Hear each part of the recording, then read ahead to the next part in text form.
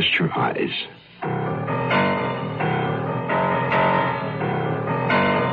Exercise your imagination. This week, Charles Larson's inside story of television murder. Someone's death.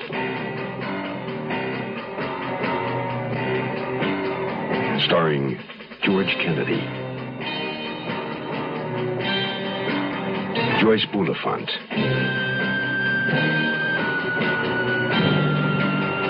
and Robert Reed.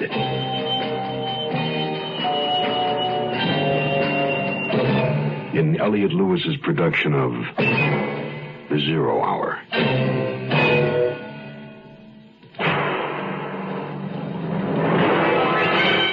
The Mutual Broadcasting System presents The Zero Hour.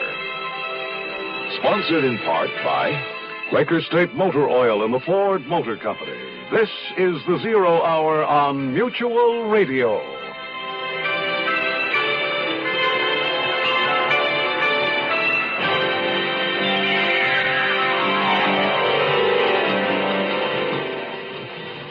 This week, our story revolves around the make-believe world of television.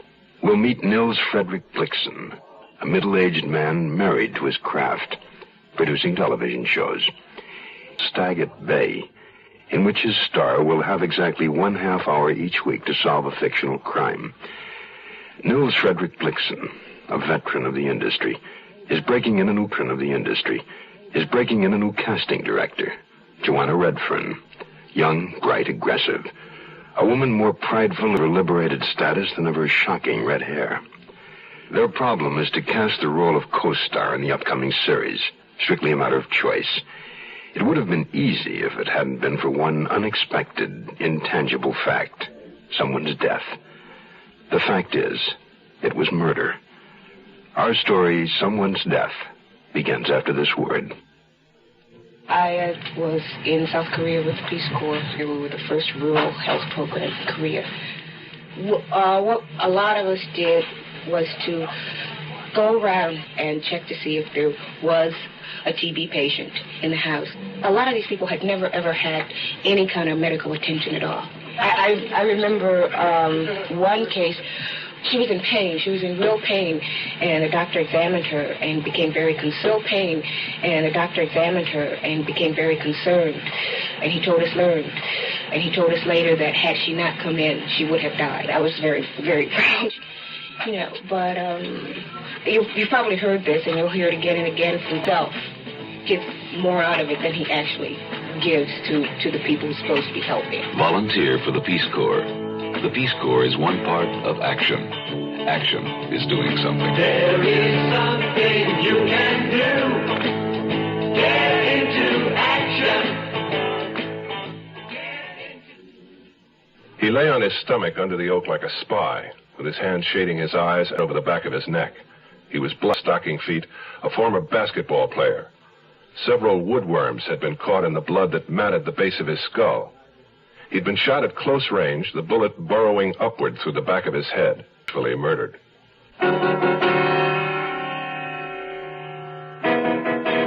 At the precise early morning hour that a young boy and girl in the hills along Mulholland Drive above Hollywood stumbled onto the body, I was in a projection room at the studio. I was still at the studio in my office, chairing an unofficial production meeting as the sun dipped into the smog and below the Los Angeles horizon. It was the 22nd of May.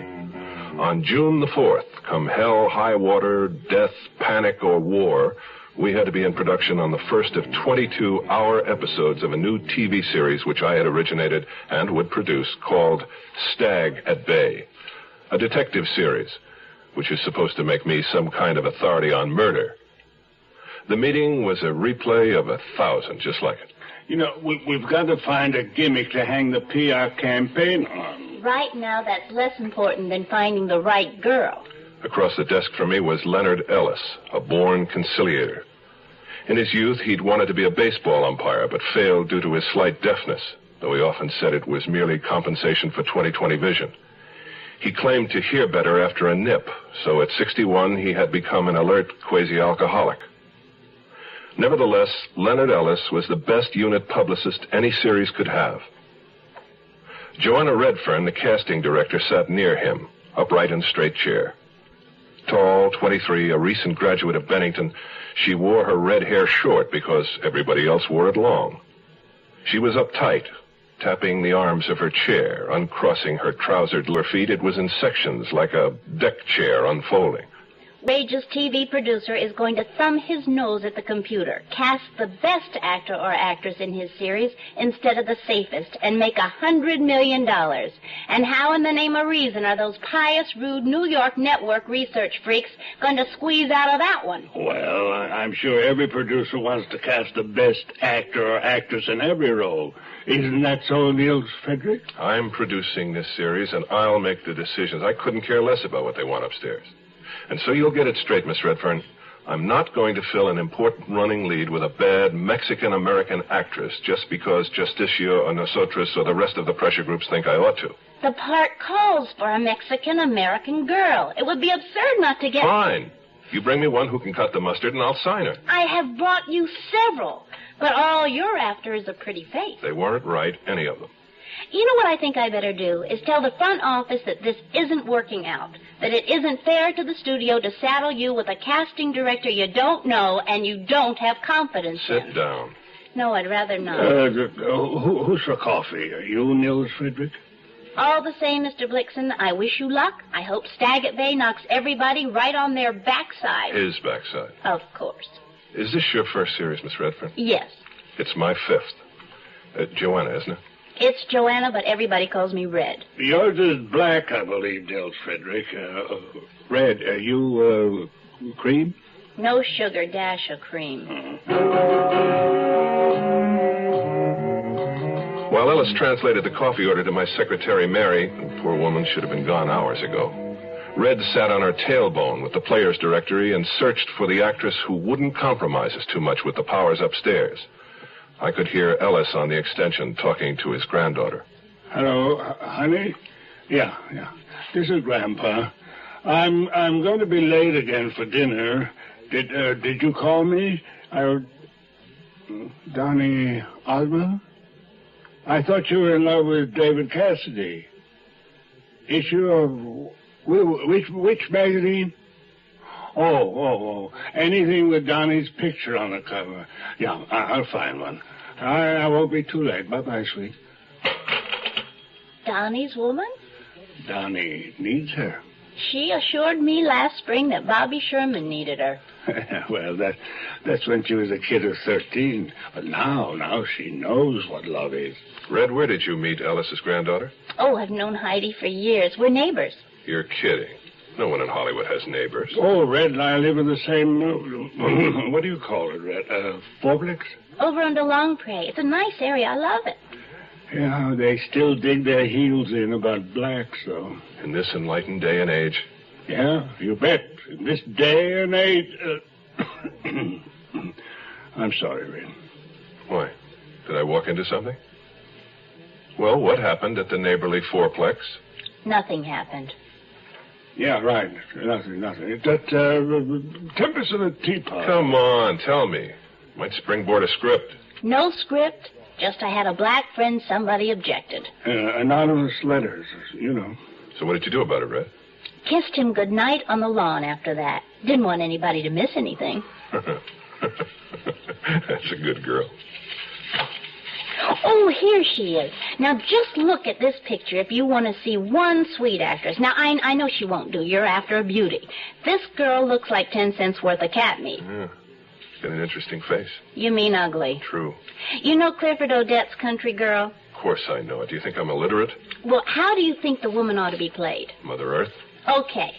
I saw Isabel Chavez do Country Girl in Spanish in East L.A. a month ago, and I thought I'd die. This was a woman you could believe anything about. When the husband tells the director she was Miss Mexico, you believe. When he says she tried suicide, you believe that. You believe. Oh, nuts. I watched her, Joanna Redfern, Miss Clumsy of the Year, knock over a 7-foot-tall philodendron plant. While Ellis and I helped her prop it up again, she was tossing the plant's upper tendrils over the automatic fire extinguisher pipes in the ceiling, which caused her to split her shirt and dislodge an abstract of some English soccer players when she fell in exhaustion against the wall. Oh, you... Yet, like the young Hepburn, she was so secure in her ungainliness that it projected itself as a kind of high-born grace. I felt I'd never been stuck with a more aggravating girl in my life. I did all that in one take. Will you sit down, Red? Forget the plant. Just sit down. I'm sorry. I shouldn't have shouted. You certainly shouldn't have. Ellis, see if Mary fell in the coffee pot out there and drowned, will you? Yeah. Mary. Oh, dear. Oh, sorry. I didn't know you were right at the door about to knock. Here, let me help you. Joanna. Oh, me, yeah? Oh, I get so used to being called Red. Yeah. What is it, Mary? Well, I hate to interrupt, but I've got a message for Joanna. Who is it? Tell him to hold the line. We'll be through here in a minute. Well, actually, they're right outside. Look, Mary, if it's some agent... They're not agents, exactly. Well, who are they exactly? Bill collectors, men from Mars, what? No, they're policemen. Policeman, this is a private eye show. Tell them we're not casting men in blue. Right, Nils Frederick? You don't understand. They're... Well, come on, Mary. They're what? detectives. Detectives? And they want to talk to me? Yes. What about? They said it's something about a murder. There's a little town in western Pennsylvania called Oil City where they make peace of mind. They put it up in quart-sized green and white cans and ship millions of them all over the land to people who don't want to worry about their cars. This peace of mind for car owners is called Quaker State Motor Oil. The folks who make it are experts, men who really know motor oil, because that's been Quaker State's specialty for over 50 years. Quaker State starts with the finest natural petroleum the earth provides, 100% pure Pennsylvania-grade crude oil. Then they put it through step after step of refining and fortify it to fight heat and rust and dirt and wear and give your engine the protection it needs. Quaker State Motor Oil. Who says you can't buy peace of mind? Quaker State your car. You keep it running, yeah. You keep it running. We'll return to our story in a moment.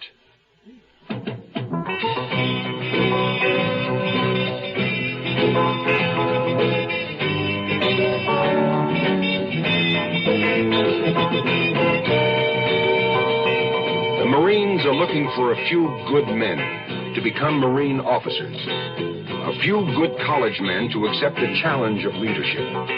Men who will command Marine ground troops. Men who will fly Marine aircraft. And a few good men to serve as lawyers in the Marine Corps. The program is Platoon Leaders Class. PLC. No campus training. Ground and air options. Available financial assistance. Even free civilian flying lessons for qualified men. Talk to the Marine officer who visits your campus. Ask about PLC Ground, PLC Air, or PLC Law.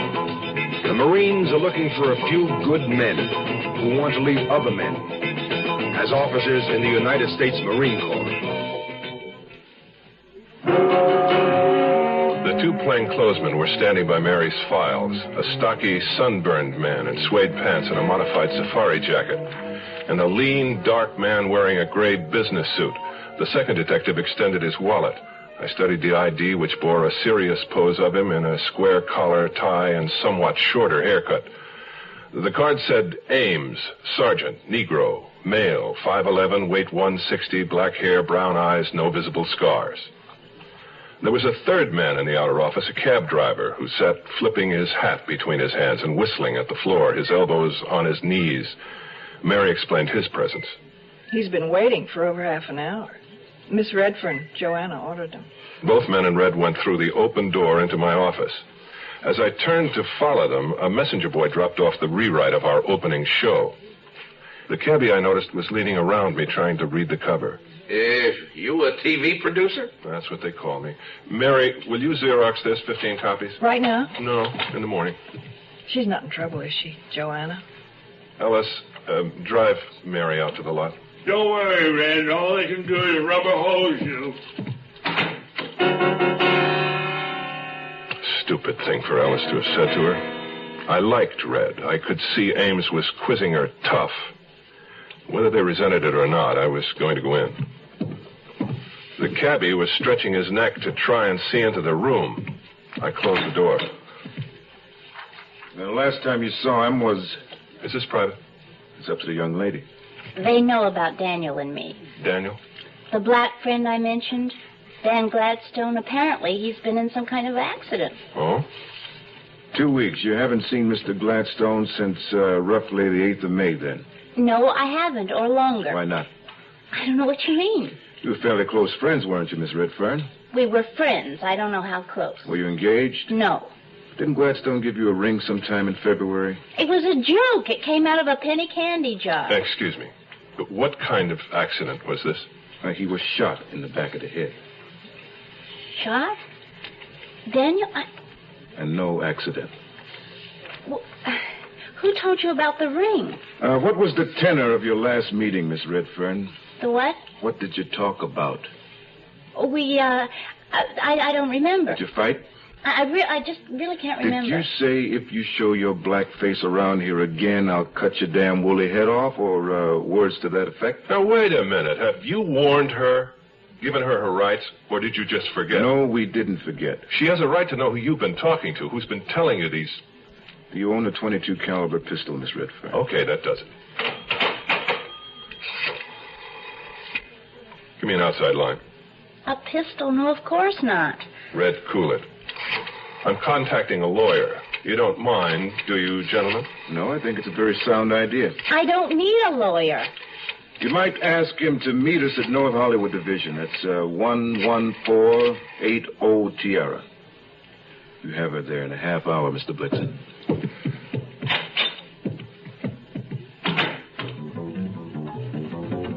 Murder on television is one thing. It's an episode. By the end of the last reel, it's solved.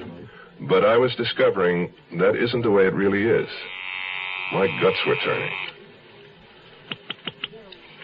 Hello? Wade? Yes. Wade, this is Nils Frederick. Nils, what's the matter? You sound like you were canceled before you started. Wade, we've got a problem here. Oh, like what? Like a suspect for murder. The all-new Ford Mustang II has been named Car of the Year by Motor Trend magazine. Look what they've done to our Mustang. They named it Car of the Year. 'Cause we changed the size, we changed the style, and you're gonna like it fine. So, look what they've done to that car. Mustang II, picked Car of the Year because it offers good gas economy. And in the words of Motor Trend, Mustang II is an outstanding concept of affordable luxury and prestige in a small package. And that makes it the right car at the right time. When you take a ride, you're gonna know that Mustang's one of a kind. So, Base sticker price for two-door hardtop is just $28.95, excluding dealer prep, destination charges, title, and taxes. At your local Ford dealer. The Zero Hour continues after this. This is Gene King for your Better Business Bureau. Don't expect your dry cleaner to work miracles. People expect him to pick out all the spots in a bundle of clothes and recognize the cause of each stain, including the invisible stains, which aren't apparent until the garment is cleaned. Keep in mind, too, that the dry cleaner's legal liability is frequently limited to the use of ordinary care in the handling of your merchandise. Remember that different classes of stains require different treatments, and some fabrics must be treated with special care. Special solvents must be used to get rid of gravy, lipstick, ink, nail polish, soup, etc. And if damage should occur through the fault of the cleaner, the value in dollars and cents is determined proportionately. So be fair with your cleaner and yourself. Tell him about those stains. Don't remove labels with dry cleaning instructions, and don't think of your cleaner as a magician. A tip from your Better Business Bureau.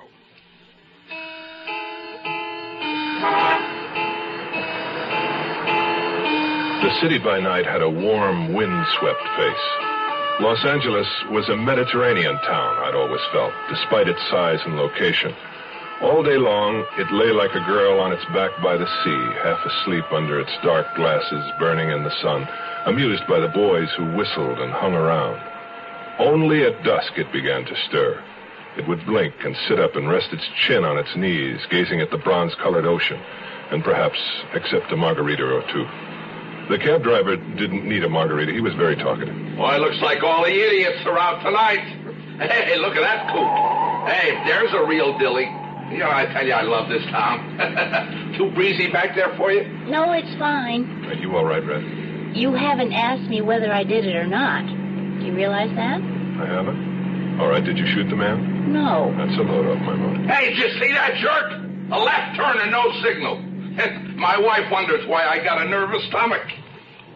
Hey, you two want to buy a free press? No, thanks. Would you mind? What is your name? Jack. I thought I told you. The young lady and I have some things to talk about. No, sure. Private is private. You think I'm not the murderous type, then? If there is a type. There's a type that goes all to pieces in a jealousy situation. The first person I was jealous of was my sister. I was 4 when she was born. I couldn't understand why my father had done that to me. Don't you blame your mother, too? She didn't count. She died when I was 8. She and my father were separated by then. He was living in Pennsylvania. She was in Hartford. With you and your sister? No, I'd already killed my sister. You what? I broke my sister's neck when she was 7 months old. When you set out to make a point, you don't fool around. It's the fact. My mother left the carriage on the front porch. I pushed it down the steps. I wasn't punished, just sent to a child psychiatrist and later to a very nice school in New Hampshire. That's what jealousy can do. My father used to come see me once in a while. He's married twice since my mother died. 3 more children. I thought you said you hadn't been punished. We rode along for a while, neither of us talking. Even the cab driver seemed more content since traffic had eased up some. I studied Red during the silence.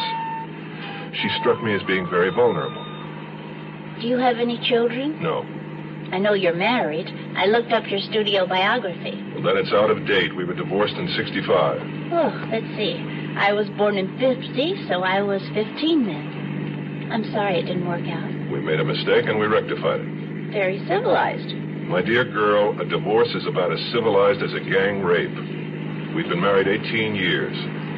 I think there must be something wrong with marriage. Not with the game, just with the players. This must be the place. Keep it running, Jack. We'll be going back into Hollywood. Hey, I'll tell you what I'll do. Why don't I grab something to eat and then I'll come back for you, huh? You don't want to buy the cab. Hey, wait a minute. What is this, a check? I'm sorry, we don't take personal checks. A voucher. I ride cabs a lot. Oh, thanks. Yeah, thanks, Mr. Blixen. Try us in about an hour. Sure.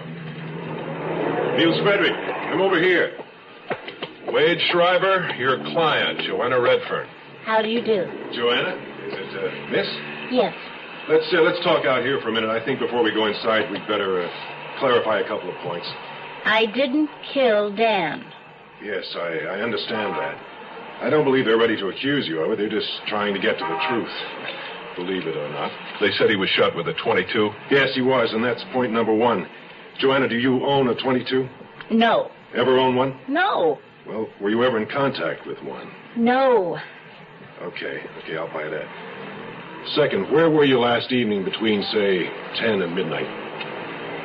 10, Grauman's Chinese. You went to a movie? Yes. Wade, you act like a cop. Oh, come on, Nils, wait a minute. Who did you go to the movie with? Alone. You often go to the movies alone? Not often. I was just walking on Hollywood Boulevard. My car's in the shop. And I just went in. Where was he killed, Wade? On the valley side of the hills. You know that area? Not too well. Well, there's a dead-end private street off Berry. It's called Ruby. Oh, I know Ruby. You would. Some kids found the corpse this morning by the side of the road. Dead about 12 hours. How do you know Ruby Avenue? Oh, Lord. All right, come on. How do you know it? Oh, we used to park up there. You in Gladstone? Once in a while. Had the body been dumped? No, his car was nearby. He was found about 20 feet from it. Hadn't been robbed, no sign of a struggle. So he knew his killer. He just strolled over under the trees, lowered his head, and somebody reached around and shot him. What's the matter, Ed? You cold? Just a chill. I'll get over it. There seems to be a witness report on file here. Witness to what? Evidently, somebody heard you threaten Dan Gladstone. Threaten him? That's ridiculous. Joanna, did you two fight at all? Well, I wouldn't say fight. Well, what would you say? Well, I'd say that, we had words. What about? Nothing important. Does it matter? It matters. Now, please, Red. It must have been fairly important if it caused you two to break up. He was a pusher, and he tried to get me hooked. I loved him, or I thought I loved him, but I told him to get lost. Did you tell him, if you show your black face around here, I'll cut your head off? Oh, God. Yes, I did. Wade, what does this do to us? Well, I don't know, Nils. Sure gives him a peach of a motive to swing on. Well, we better go in. You are listening to Mutual's presentation of The Zero Hour. When they change a plane flight, I check to see if another is just as good or better. Fred Underwood, Kansas City postal worker, probably knows as much about airline schedules as the airlines. I want to give that extra service that goes with airmail. So I move it just as fast as I can to get it out of here. And airmail is moving. Now you can almost always get next-day delivery to cities up to 600 miles away. And two-day delivery anywhere in the country. Just mail by 4 p.m., use zip code, and mail from a specially marked airmail box. When I started here, it was all propeller planes and trains. And back in the post office, mail was handled the same way it had been for years. Now there's jet planes and zip codes, and airmail's really going places. Airmail and zip codes. They speed everybody's letters. If you don't know a zip code, check your phone book or call the post office. Help us help you. Use zip code. Rest your eyes and listen here to this week's continuing study in suspense, someone's death. I'm Rod Serling, and this is The Zero Hour. This episode brought to you in part by Quaker State and Ford. This is The Zero Hour on Mutual Radio.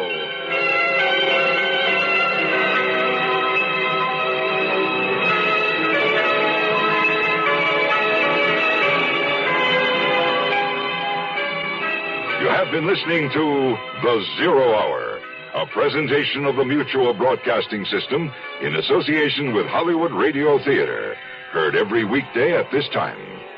Rod Serling is your host. Zero Hour is produced and directed by Elliott Lewis.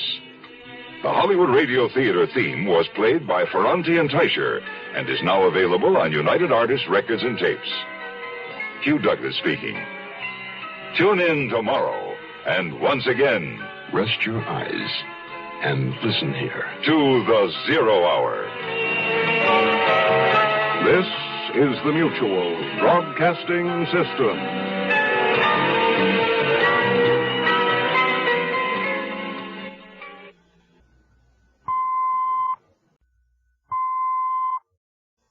I'm Rod Serling. You're listening to The Zero Hour. Rest your eyes.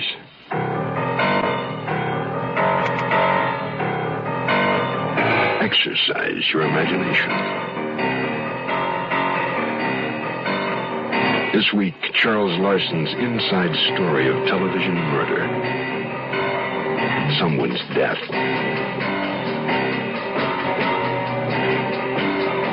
Starring George Kennedy, Joyce Bulifant, and Robert Reed.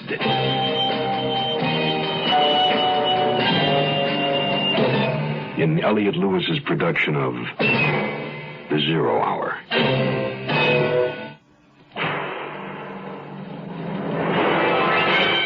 The Mutual Broadcasting System presents The Zero Hour. Sponsored in part by Metropolitan Life Insurance Company, Hallmark greeting cards, and the makers of V8 juice. This is The Zero Hour on Mutual Radio.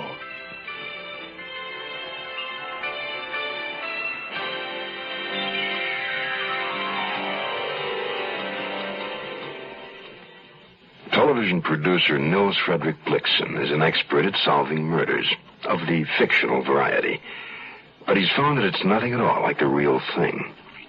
The real thing keeps you awake nights, drives you in endless circles, and cannot be solved in a half-hour time slot.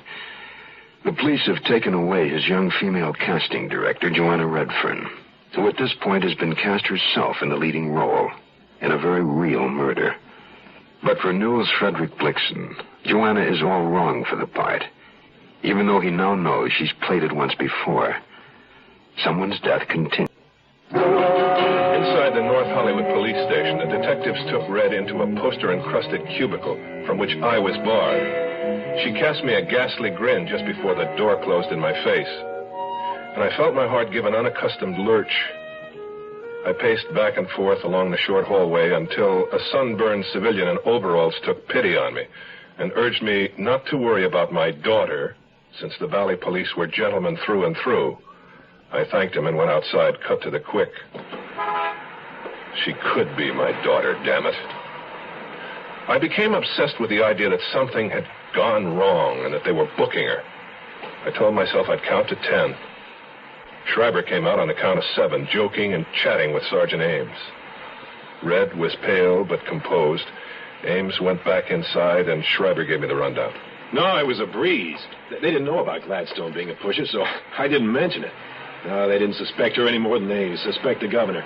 Look, come on, Red, I'll take you home. Wait a second, Wade. Don't you still live way out in West Valley? Tarzana, yeah, what's the difference? I can take Red into Hollywood and then swing over Coldwater. I wouldn't hear of it. I have ordered a cab. Oh. Okay, Nils Frederick, I get the message. Well, I'll call you tomorrow, Red. We'll have dinner one night. You doing anything Saturday? No. Good, it's a date. And, good night, buddy. Good night, buddy. Give my love to all your kids. Sweet man. My company's lawyer. We've been friends for years. Let's walk to the corner. Maybe there's a cab stand there or a bus. How old is he? 30, 31. You mentioned something about kids? He's got 4. Holy Moses. Hey, cab. Oh, Jack. Oh, Jack. Nice wife, I suppose. She's not married. She died. I'm sorry I'm late. I was hungrier than I thought. Hey, you're a producer. Any chance of getting studio work? Transportation? You'd have to check with the union. Forget it. Maybe I'll go back to school. Landscape architecture. I used to work for a Japanese nursery up in Montrose. Boy, that really turns me on, Japanese gardens. You know what I mean? You know what a haiku is? Japanese poem. 3 lines, 17 syllables. Quote, white cherry blossoms, colder than snow when I call, and you are not there. Oh, son of a gun. That's your own composition? Birthday present from an ex-friend of mine. Very dark friend. I'll make a right turn onto Longpre, Jack. Hey, Miss Redfern, the secretary told me you didn't have a car. You get off work around the same time every night. I'm usually someplace near the studio. I could pick you up on a regular basis, you know? Well, I have a car. It's just in the garage now, but thanks. How about picking me up? I don't have a car. I'll write you a free haiku every 5th trip. The heck with the haikus. I do it for the money alone. What time? 6. Oh, right here. The big brown fourplex on the left. Now, wait for me. I won't be long. Oh, no, I can't. My wife will kill me. Look, I'll take another voucher. That's $3.10. Pick you up tomorrow at 6, Mr. Blixen. I was glad for the opportunity to be alone with her. We stood on the sidewalk a moment while she gave me a rundown on the tenants in the building, pointed out where she lived, on the 2nd floor. Downstairs right was where Leonard Ellis and his granddaughter Heidi lived. Odd little girl. How odd? She never blinks, for one thing. She's 14 going on 45. I spent age 14 in tears. Maybe that's why I distrust her so much. She doesn't cry. Never needs comforting. What happened to her parents? They were both in the Army. Killed themselves. It was horrible. Ellis had to take over. He adopted her. I hinted to him once he ought to send her to an analyst. He almost hit the ceiling. She lives on comic books. Got them piled in the garage so high you can't get a car in. She's very spiritual around her grandfather. But twice now I caught her burning grasshoppers to death with a magnifying glass. She sounds like a charmer. Could Heidi have heard your argument? Was she at home that night? She's always home. She's always around. I followed Red up toward the fourplex. It was a house that only could have felt comfortable in Southern California. Curved red Spanish tiles lay on the flat roof like a matador's hat on an Iowa woman. There was a moving blur on the porch swing. She was an unmemorable girl, Heidi, half hidden behind long flaxen hair that fell to her bosom. At odd moments, she'd nudge some of the hair away from the left side of her face. I never saw the right. She wore jeans, a checkered shirt that hung out, covering her thick waistline, and painted toenails. Hi. Aren't you in bed? Oh, this is my boss, Mr. Blixen. This is Heidi. Oh, Heidi. I knew your grandfather. He works for me. Do you know Donny Osmond? No, I'm afraid I don't. I know the Lone Ranger, though. He's a fine man. You know why the Lone Ranger and Tonto broke up? No, why? He found out what Kimosabe really meant. That's a joke, son. It's a real thigh slapper.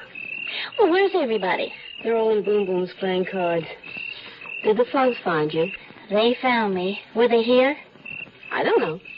Of course you know. You talked to them. They said you killed Dan Gladstone. Did you know Peter Lorre? Heidi, what's the trouble between you and me? Well, then, don't answer.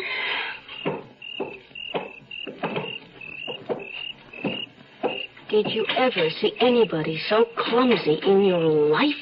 But beautiful. Red? She curdles my milk. Thinks she's the Queen of Sheba. I hate her. I really hate her. You know who she looks a lot like? Your mother. My mother? Bro, you never saw my mother. Well, there's a picture of her on your grandpa's desk in her whack uniform. What was her name? Florence. Maybe you hate Red because she reminds you of Florence. You're nuts. If she reminded me of my mother, I'd love her because I love my mother. Even after she left you. Did you tell the police about Red's and Dan's argument? Did you tell them about the ring he gave her from the candy jar? What's the difference? Well, I suppose it was the last time you saw Dan, the day of the argument. He came around one more time, about a week ago. Last Tuesday. To see Red? She was at work. Who'd he come to see then? I don't know. Nobody was home. You were home? Well, I wasn't to begin with. I got sick at school, and the nurse excused me. Came home. I really felt terrible. And Dan was here? Yeah, around the back. Well, what did you talk about? Now, it might be important, Heidi. Did you know Boris Karloff? Lon Chaney? You sure you didn't know Peter Lorre? Heidi, think about what I said about the resemblance.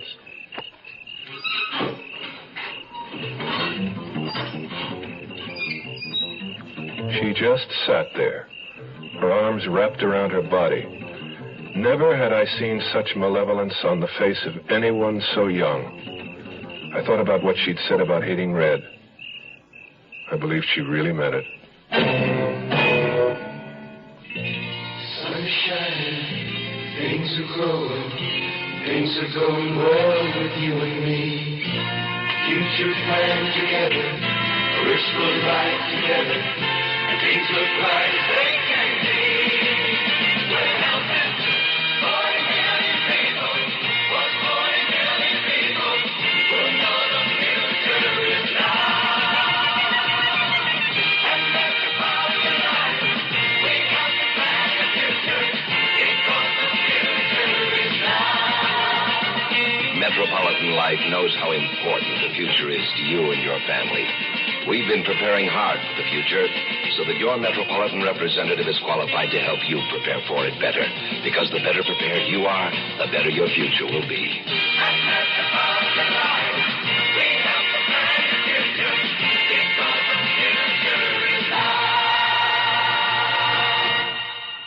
We'll return to our story in a moment. At 19, Jill Kinmont was one of America's top women skiers, till an accident on an icy slope left her paralyzed. Now, 17 years later, she's a teacher, a good teacher. I guess you can say I've overcome my handicap, but I couldn't have done it alone. I had family, friends, people who accepted me, believed in me, and helped me believe in myself. Yet there are millions of handicapped people in this country who aren't getting the acceptance they deserve because some people think that a handicapped person can't hold down a job, can't pay the rent, can't learn, can't be a human being. Well, unless you recognize that we are human beings with feelings, with skills, with a sense of responsibility, then you're adding a handicap we can't overcome. This public service message brought to you on behalf of the Department of Health, Education, and Welfare and the Advertising Council. As Heidi said, everyone was in Boom Boom's apartment. Of course, it was a little tough getting in because the Hayworths, Boom Boom and her husband, Fred, leery of burglars, had put a new safety catch on the flimsy door earlier in the evening. And for a while, none of the people inside could work it. And while we waited for them to figure it out, Red gave me a rundown on whom I would meet. Boom Boom owns the building. She lives in this flat with her fifth husband, Fred, and her ex-lover, Preston Andrade. It sounds like a comfortable arrangement. They're all in their 60s now. It's more like two brothers and a sister. Then there's Phil, Boom Boom's nephew. He dropped out of high school. His father kicked him out. She took him in. A school kid. Prime customer for a pusher. Incidentally, where did you meet Dan Gladstone? Arcadia Playhouse. I saw him in a play. He was good. You'll be crazy about Boom Boom. She used to dance naked on a drum in Paris. That's how she got her name and lost her hearing. Oh, sorry, folks. Come on in. Everybody, meet my boss. Fred Hayworth, the master mechanic, was a tall, bald man in undershirt and gray pants who kept scratching nervously and had kindly, bloodshot eyes. When he offered me a cigar and I took it, he seemed startled. And all the time I was there, he didn't say a word. He left the conversation to his wife's ex-lover, Andrade, who knew me from Warner Brothers, he said, worked in wardrobe, which I should have spotted on sight from the way he dressed. Italian shoes, tight pants, a silk shirt, and a thick black toupee, gray at the temples. Phil, the nephew, was a quiet kid whose yellow hair burst from his head like the flame of a newly lighted match. Worked in a drugstore, he told me. When I asked Phil if he liked his job better than music, Andrade answered for him. Andrade seemed to answer for everyone. How did you know about Phil's music? The guitar, right? Uh-huh. His fingertips, the calluses. Add the guitar case in the corner, and I come on like an instant Sherlock Holmes. Or Saul Stagg. Who's Saul Stagg? That's his new detective. Starts on network television in the fall. Oh, Murphy's playing that. The voice came from behind me. There were two of them. Red introduced them as René Ortiz and his friend Bobby. René was a frail, heavy-headed Frenchman who powder-coated his blue chin. His friend Bobby was a lot younger, higher-strung, covered with little gifts, rings on both hands, a silver bracelet, St. Christopher's medal on a thin golden chain around his neck. Bobby, you said you knew my star, Murph Smith. Where from? Oh, around here and there, parties. The Arcadia Playhouse? Mm-hmm. But you're an actor, then? Well, theoretically. Renee doesn't like me to work. I understand Dan Gladstone belonged to the Arcadia. Oh, did he? Yes, I believe he did. I think I do remember Gladstone there. Of course, there were so many of us. I knew Danny casually. Renee spit one word out, casually, turned and whipped into the kitchen. I felt Renee's jealousy bordered on violence. Red smiled at me, took my arm, and guided me in to meet Boom Boom. And I, Nils Frederick Blixen, got drunk on Boom Boom Hayworth that night in Hollywood and never recovered. It was love at first sight. She had never been a beautiful woman, and now at 60-odd, she was big-hipped, rattled-looking, and quite deaf. But there was enough left in her violet eyes and the seductive way she used her hands to effectively tongue-tie a stronger man than I. She wore a green gambler's eye shade over her dyed jet-black hair.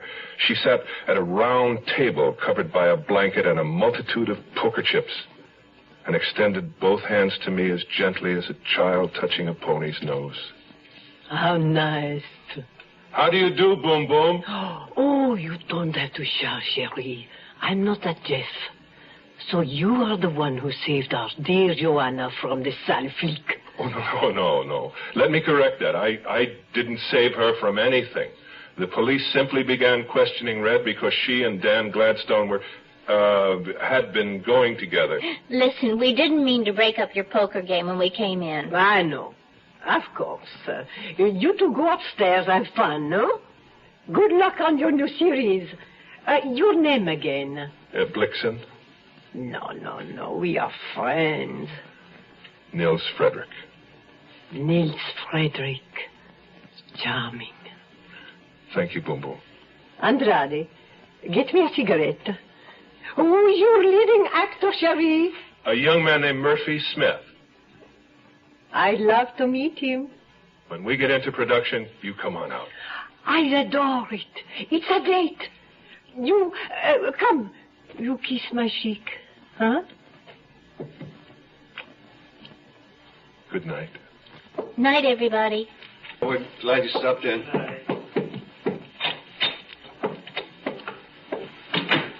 Well, what'd you think? I think that Phil could have a motive if he's deeply involved with narcotics. No, I meant what did you think about Boom Boom? Oh, fantastic.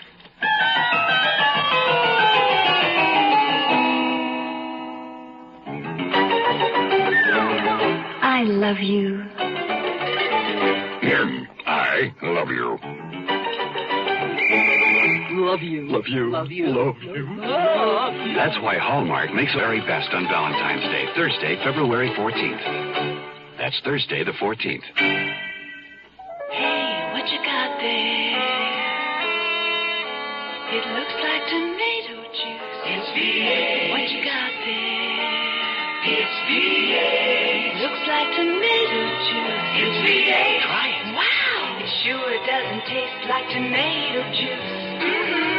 It tastes like V8. A great natural blend of 8 garden vegetables. V8 Cut 8. The Zero Hour continues after this. Hi, everybody. This is Tony Butala of The Letterman. Medical care for veterans. Who is eligible to receive it? If you're a veteran or related to a veteran, this information may help you look ahead to the day when you can use VA medical care.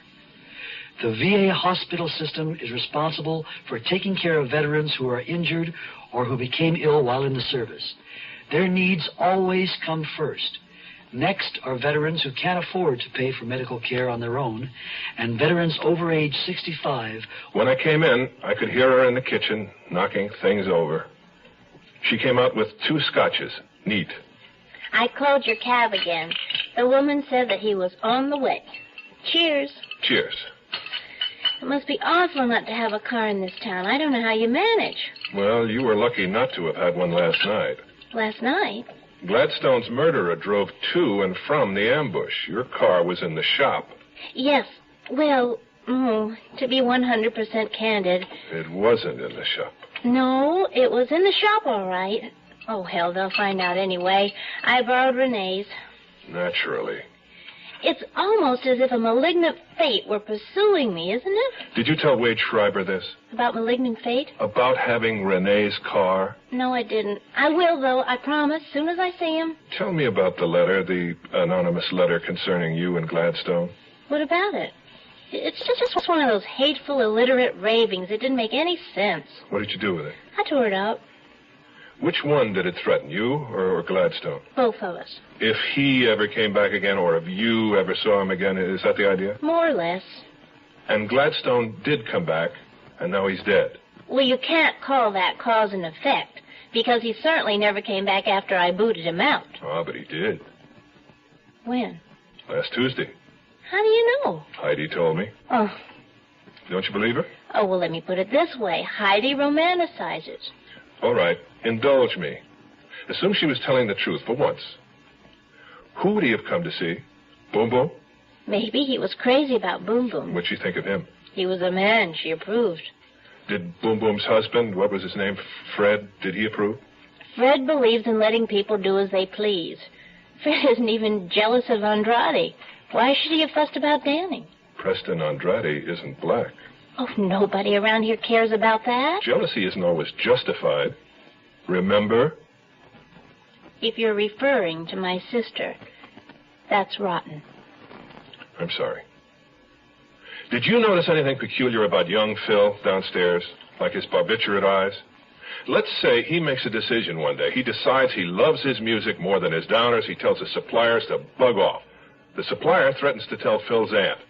Phil tries to scare him away with a letter. It doesn't work.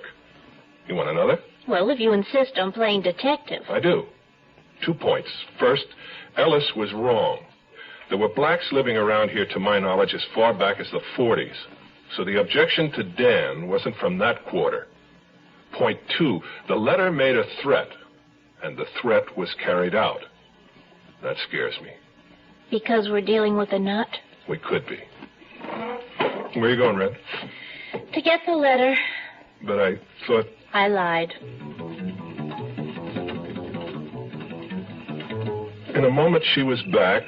She dropped the letter into my hand. It was wrinkled and dirty. Someone, Red presumably, had crumpled it at one time into a ball and then smoothed it out again.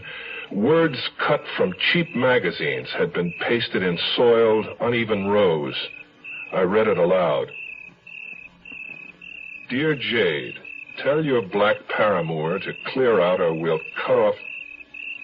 It's a gruesome threat. Interesting words, though. The ones you mm'd over? No. Paramour and Jade. Red, this letter threatens your life, and you didn't ever think of showing it to the police? Who all handled this letter? Well, everybody. Dan, me, Boom Boom, Fred, Andrade, Renee, everybody in this house. What are you thinking about, fingerprints? No, not much need to hurry on that now. I'd like to borrow it, may I? Sure. Good night. Good night, Niels Frederick. She moved forward, trod on my toe, and kissed me softly on the cheek. But as I went down the stairs, I couldn't drive from my mind the distressing realization that she had lied to the police about not having a car last night. She had lied to me about the threatening letter. And what else had she lied about? The image of her pushing her baby sister's carriage down the steps blotted everything else out. You are listening to Mutual's presentation of The Zero Hour. USO? Gee, I guess there must be one around here someplace. Yeah, let me think. Hold on. I'll go over here and ask, okay? For longer than we care to remember, people have been taking the USO for granted. Sure, it's a place for servicemen and women, a place they can feel at home.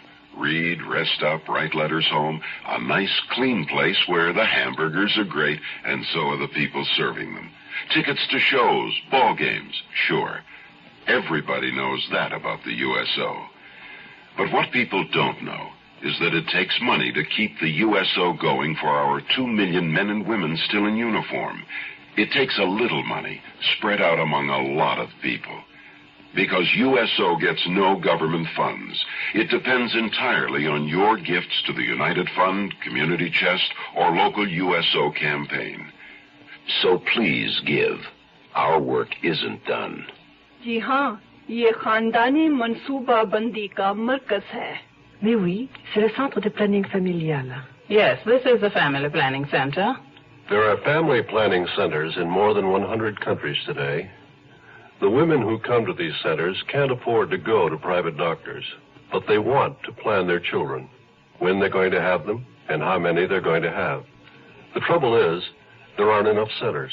Just in the United States, there are nearly 5 million women who have no way of getting modern family planning help. And that's nothing compared with the world problem. Some countries don't have enough family planning centers. Some don't have any at all. This year, again, many women will have babies not because they want to, but because they have no choice. Sad for them. Sad for the world.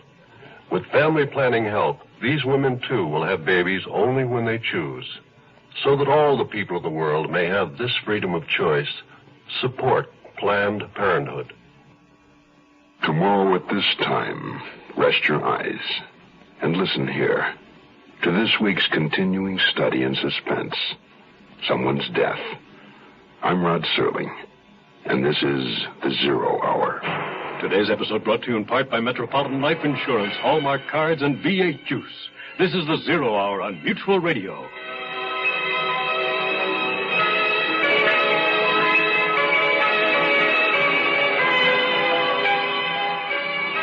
You have been listening to The Zero Hour, a presentation of the Mutual Broadcasting System in association with Hollywood Radio Theater. Heard every weekday at this time. Rod Serling is your host. Zero Hour is produced and directed by Elliott Lewis. The Hollywood Radio Theater theme was played by Ferranti and Teicher and is now available on United Artists Records and Tapes. Hugh Douglas speaking. This is the Mutual Broadcasting System.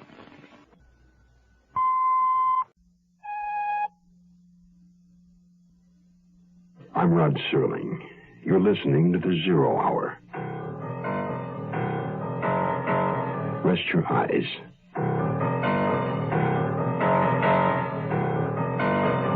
Exercise your imagination. This week, Charles Larson's inside story of television murder. Someone's death. Starring George Kennedy,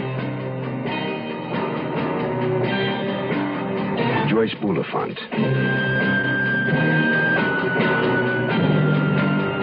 and Robert Reed.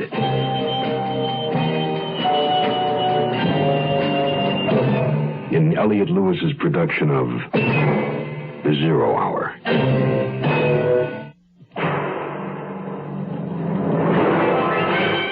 The Mutual Broadcasting System presents The Zero Hour. Sponsored in part by Ford Motor Company and Metropolitan Life Insurance Company. This is the Zero Hour on Mutual Radio.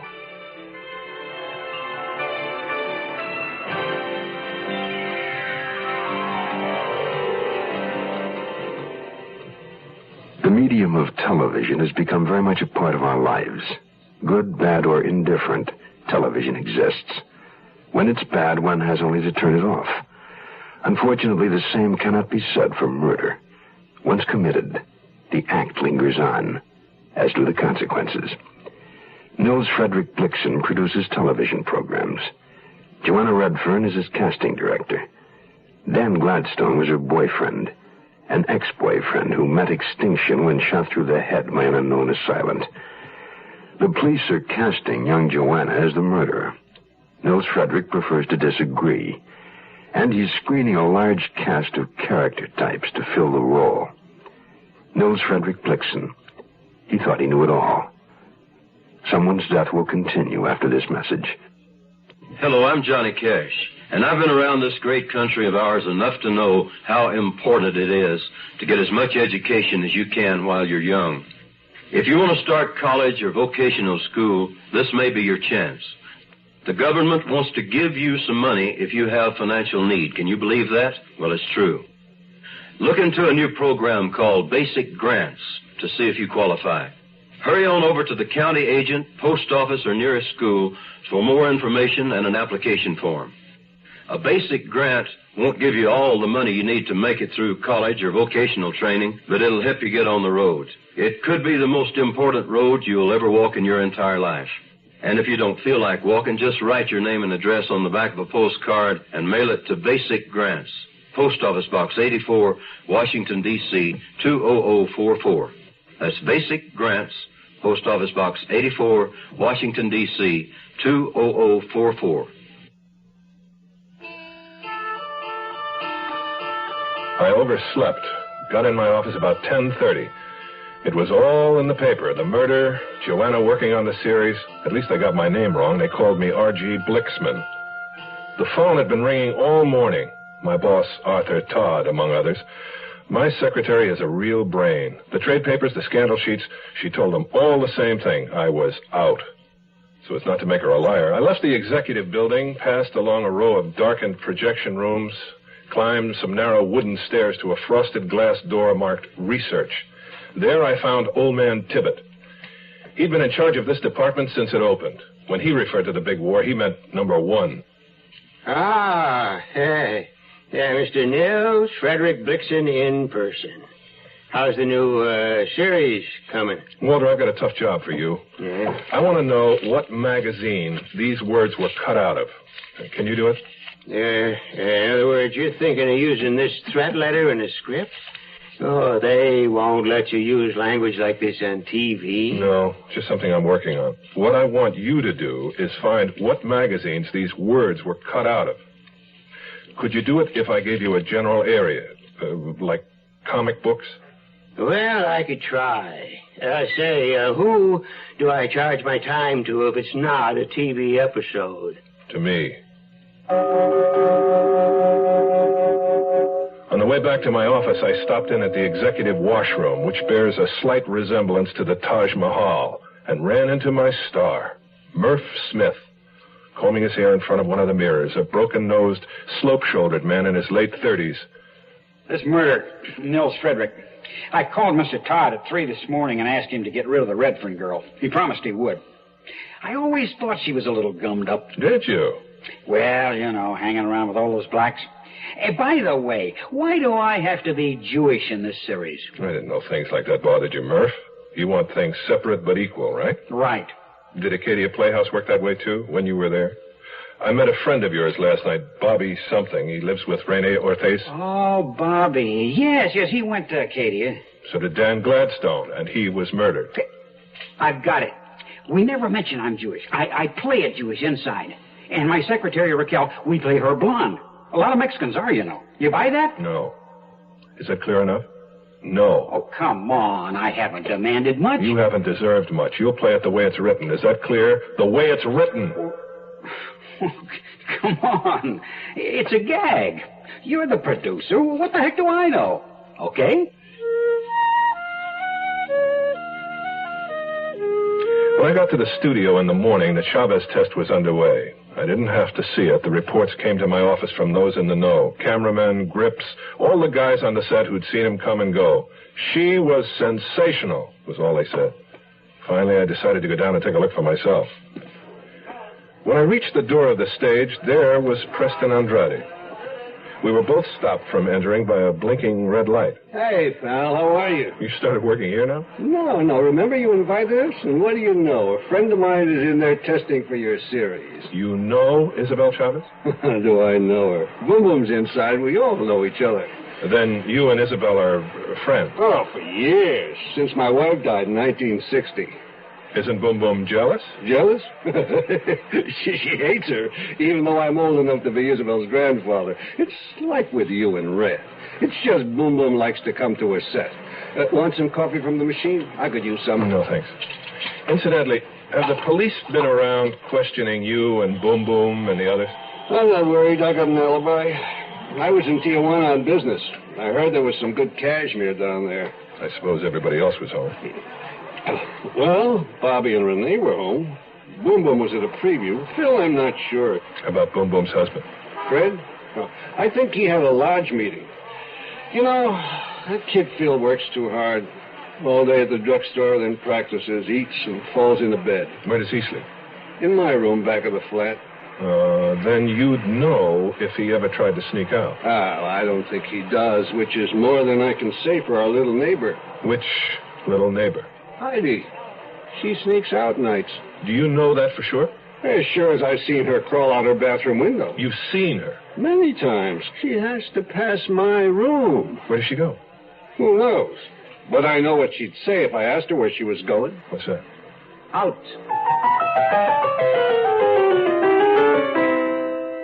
Hello, this is Hugh Downs. Recently, I participated in a Ford LTD fuel economy run from Phoenix to Los Angeles, where the average for 5 cars was 18.8 miles per gallon, with standard 351 E8 engines. The high was 20.3, and I averaged 19.7. My first reaction was surprise, because I think you'll agree the numbers sound a little high. So I'd like to stress that gas mileage depends on many factors. Things like total weight, maintenance, road and driving conditions, and you might not get the same results. But probably most important of all are your personal driving habits, how you behave when you drive. And one of the things we did in the test was to make a point of never exceeding 50 miles an hour. I think all of us who participated would agree that driving reasonably is a very modest price to pay for something else you can get from a Ford LTD. The good feeling of riding in a solid, well-made automobile. The quiet riding Ford. The closer you look, the better we look. We'll return to our story in a moment. In this life, one thing counts. In the bank, large amounts. I'm afraid these don't grow on trees. You got to pick a pocket or two. You got to pick a pocket or two. Hello, my dears. This is Fagin calling, otherwise known as Ron Moody. You got to pick a pocket or two. The music you're hearing is from the score of our show, Oliver. Great things happened in those years, and great things are still happening today in many fields. One of these is the field of art research. New methods are being found to prevent and treat the art diseases, and that means longer, healthier lives for all of us. Please support this life-saving work with a gift to the Art Fund this month. It takes all of us working together. Remember, you got to pick a pocket or two now and again if you want to help. We have to pick a pocket.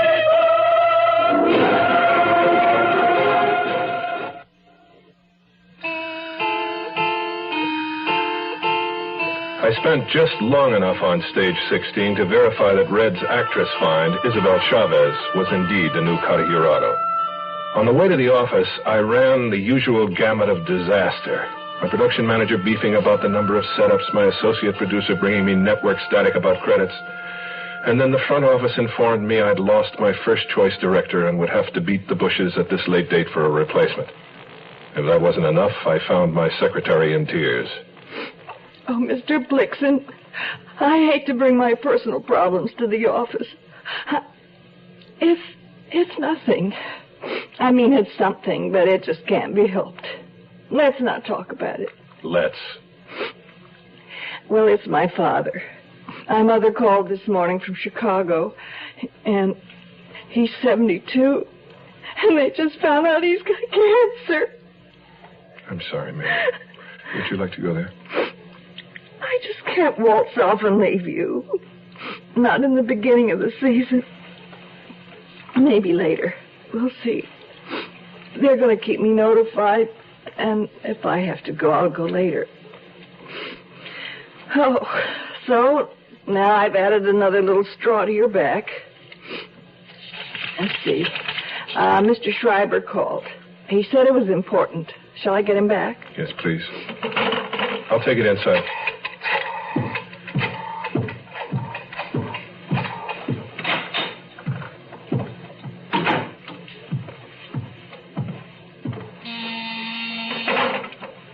Yes, Wade.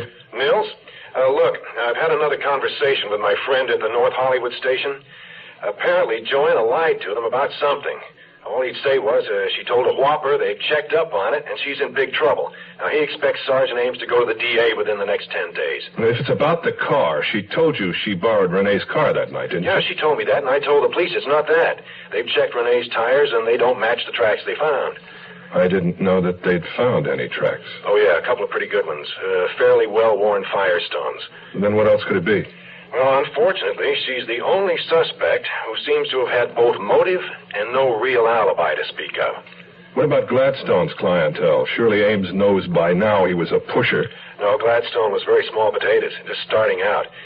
His suppliers in Tijuana, but informers haven't turned up a thing. Wade, you still have a couple of private operatives on the payroll? Yeah? Listen, if you got an angle, tell me. Preston Andrade. He said he was in Tijuana the night of the murder buying cashmere. Now, there's nothing easier to check out. So, what's your point? I don't know. I'm fishing. But people have a tendency to project their own attitudes. Maybe Andrade's the jealous, possessive one. You saying that Boom Boom and Dan Gladstone were playing around? Why not? Well, Nils, she's old enough to What's age got to do with it? To hear you people talk, you'd think that everybody went off into a cocoon or something at the age of... Nils, look, I'm sorry, all right? I'll write it down. Preston Andrade, Tijuana, jealous, okay? Anything else? Andrade's wife died in 1960. I want to know how.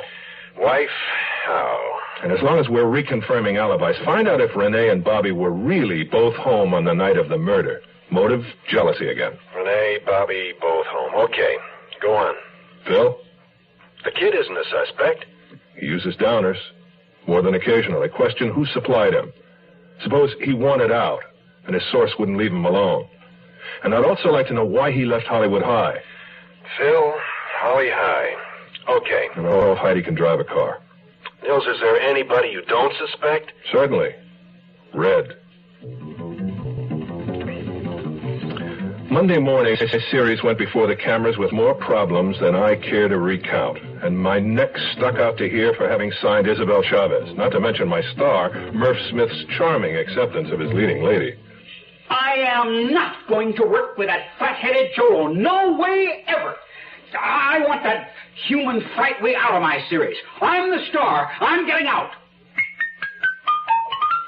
He was an overpaid employee of NFB Productions, and he'd honor his commitment or answer in court, and that's what I told him. We were only half a day behind schedule at the end of the first day's shooting, and I was badly in need of a drink. Mary was not in the office. She's probably down in the ladies' room. She'd been doing a lot of crying lately. So I had to look for the whiskey myself. I found it where she'd filed it, under W. And I was walking into my office in search of a glass. Wade Schreiber was stretched out on my couch, his arm over his face. I made that 2 glasses. Might as well give me the bad news. I can read it all over you. Well, if there's one rule a lawyer's trained to live by, it's never get personally involved with a client. Red's in trouble. Nothing a miracle wouldn't cure. Well, if you're going to tell me, tell me. All right, Nils. Brace yourself. You know the .22 that was used to kill Gladstone? They found it? Not yet. But they found out where it was purchased. And a gun dealer says he sold it to a young woman. Let me guess. The woman was a redhead. There'll probably be a warrant out for Red by tonight. Warrant for murder? You betcha. Murder 1. Sun's shining, things are growing, things are going well with you and me. Future planned together, a wishful life together, and things look bright as they can be. With help and 40 million people, 40 million people, will know the future is life. And that's the power of life. We have to plan the future, because the future is life. Metropolitan Life knows how important the future is to you and your family. We've been preparing hard for the future so that your Metropolitan representative is qualified to help you prepare for it better. Because the better prepared you are, the better your future will be. And that's the power of life. We have to plan the future, because the future is life. The Zero Hour continues after this. Here's a tip from your Better Business Bureau. Properly cooked vegetables add interest and enjoyment as well as nutrition to a meal. Cooking only long enough to make the vegetable tender tends to preserve more flavor and better texture than prolonged cooking. And when you buy vegetables, demand freshness. Check the characteristic signs of freshness, such as bright, lively color and crispness. Handle produce carefully. Someone must pay for vegetables lost by rough handling, and in the long run, it'll probably be you. Incidentally, don't buy just because of low price. It doesn't pay to buy more vegetables than you can properly store in your refrigerator, or you can use without waste. Most vegetables can be stored for 2 to 5 days, and it's really penny foolish to buy fresh vegetables affected by decay. Because even if you do trim off the decayed area, rapid deterioration is likely to spread to the salvaged area. A few cents extra for vegetables in good condition is a good investment. Wade Schreiber straight-lined the information. A clerk in a pawn shop in Fraser, a little town in the Imperial Valley, remembered his boss selling a .22 to a young lady from Los Angeles on the 5th or the 6th of May. That was the weekend Joanna and Gladstone had had their big fight. The 6th was also the Sunday Joanna had told the police, when she just got into her car and drove through the Imperial Valley. Yeah, if the guy can identify Joanna's picture, they'll have her. They won't have anything except a girl who bought a gun in a moment of fear and panic, probably to defend herself with. Yeah, that's what I like about you, Nils, an unbiased opinion. Have you told Joanna? I would if I could find her, but I can't. I think she's run out. Well, the police know where she is. She's their chief suspect. They must have a tail on her. Your TV detective would have a tail on her. A real policeman can't afford those luxuries. Well, she's got to be around. Maybe she went to the beach. What, in this weather? Come on, Nils. Doesn't Boom Boom know where she is? No, and no sign of Boom Boom either. No sign of anybody, except Ella's granddaughter. Heidi? Andrade tells me that Heidi's been sneaking out of the house at night. Heidi hates Red with a blind passion. Red reminds her of her mother. Suggesting what? That she's trying to get even for the dirty trick her mother pulled on her? Nils, this is a child we're talking about. Children hate and sometimes kill. Where would you expect to see the word paramour in print? Well, I don't know. Victorian novel? And this word was cut out from a magazine. Cheap ink, semi-pulp stock, some letters in color, some hand-lettered. Who are today's Victorians, today's adolescents? And what do adolescents read? Comic books. There were comic books piled to the ceiling in that garage, but anybody in the fourplex could have gotten to them. And you can't be absolutely positive the words were cut out of those comic books. Well, I'm working on it.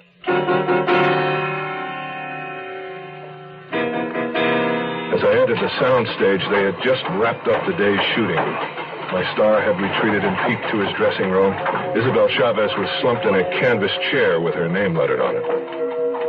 He's a real thinker, isn't he? He's a talented child who expected us to cast a starlet he could dominate, not an actress that he'd have to compete with.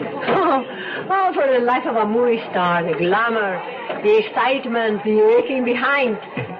You're doing great. Oh, one thing, Isabel, before you go. Yes? I just heard about a deal on 4 new tires. I can't use them. Wondered if you or maybe Andrade... Not me. I'm in good shape, and Andrade just bought some. Oh, really? When? Well, 2 weeks, I think. I don't suppose you'd remember what they were. Sure, the same as he turned in Firestones. Hasta luego, patrón.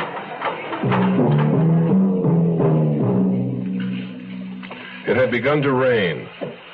Ellis was coming toward me across the lot. He was drunk, weaving drunk, as though he'd been wandering, not sure of where he was.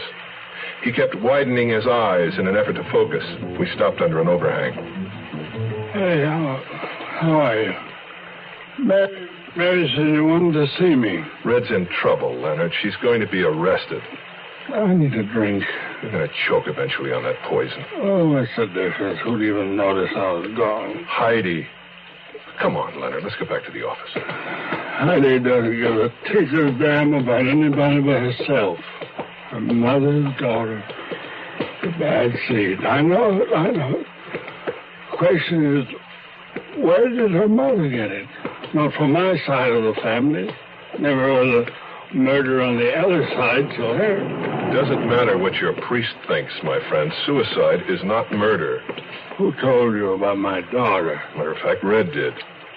She tell you she killed herself? She said that Florence and her husband were a double suicide.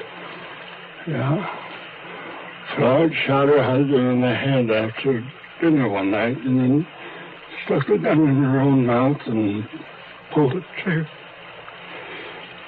Her birthday was June the 3rd. She would have been 38 years old. yesterday. Oh. Now you know why the old sot started drinking last night and kept it up and up and up.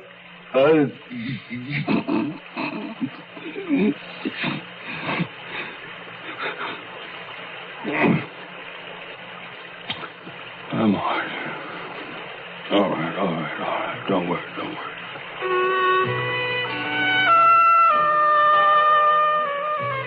The rain had increased.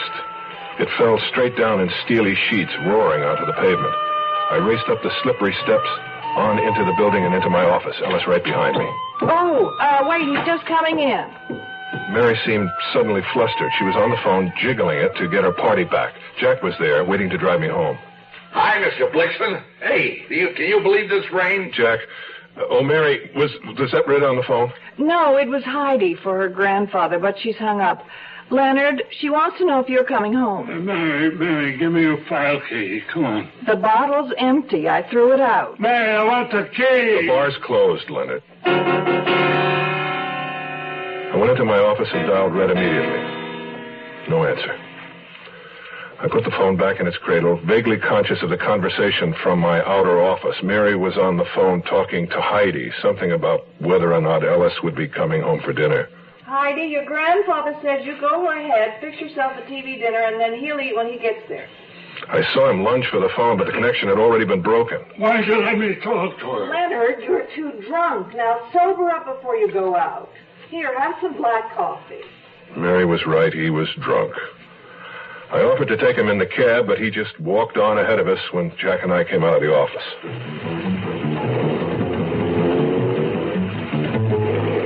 I told Jack to take me to Red's apartment. The only thing I could hope for was that I'd find her there. I wasn't in the mood for conversation. Hey, I made one up for her. A haiku for Miss Redfern. You want to hear it? Listen to this. Snowman on the hill, melting in the springtime sun. That's me when you smile. That's nice, Jack. Nice. You kidding? It's lousy. No, not at all. Not lousy at all. I know exactly what you mean. Exactly.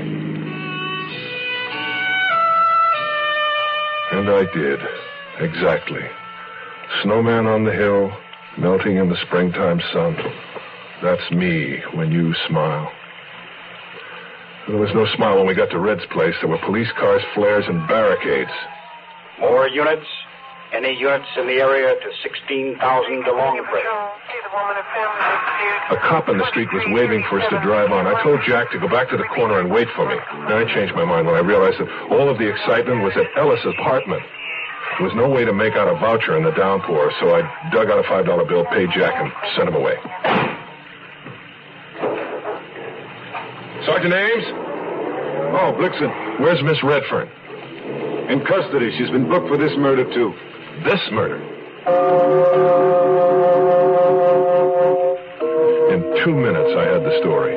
Detectives Ames and Griswold had been second and third to see the body. Red was first. They found her standing over it. Heidi Ellis was dead. Murdered. And Heidi's blood was all over Red's hands.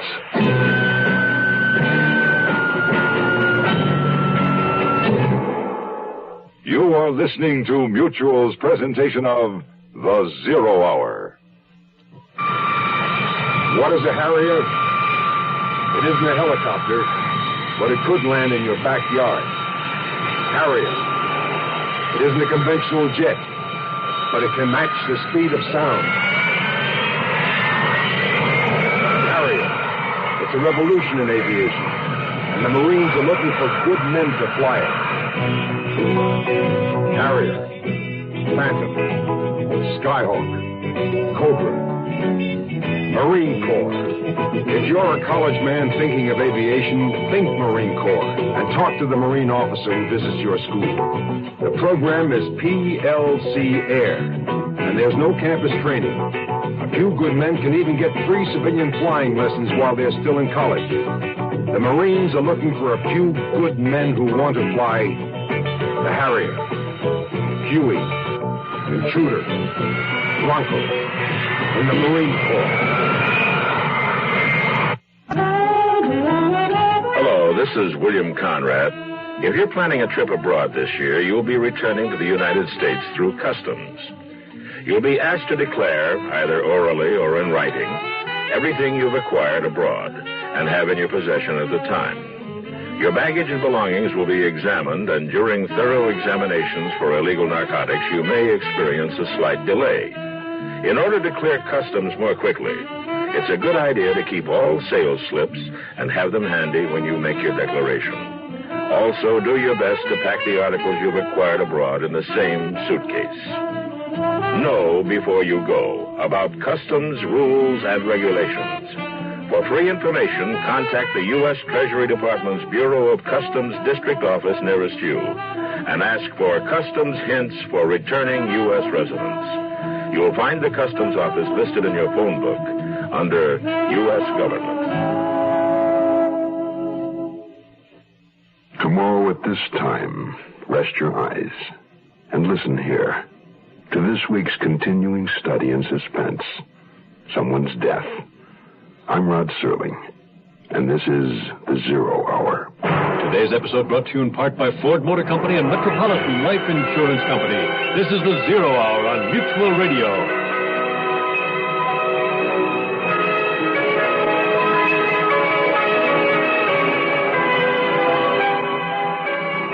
You have been listening to The Zero Hour, a presentation of the Mutual Broadcasting System in association with Hollywood Radio Theater, heard every weekday at this time. Rod Serling is your host. Zero Hour is produced and directed by Elliott Lewis. The Hollywood Radio Theater theme was played by Ferranti and Teicher and is now available on United Artists Records and Tapes. Hugh Douglas speaking. This is the Mutual Radio Network.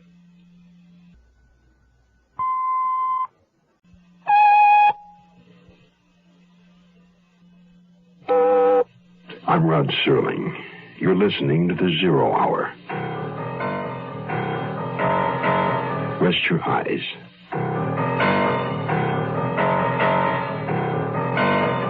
Exercise your imagination. This week, Charles Larson's inside story of television murder. Someone's death.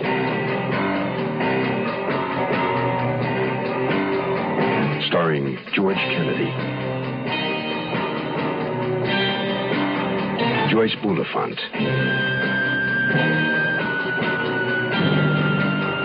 and Robert Reed.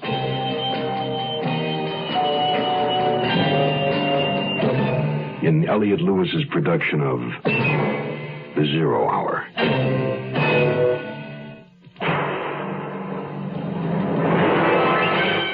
The Mutual Broadcasting System presents The Zero Hour.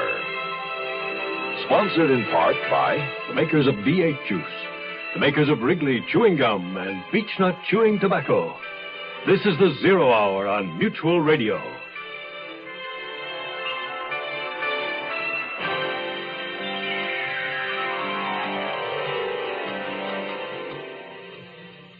Just when we are safest, there's a sunset touch, a fancy from a flower bell, someone's death, a chorus ending from Euripides.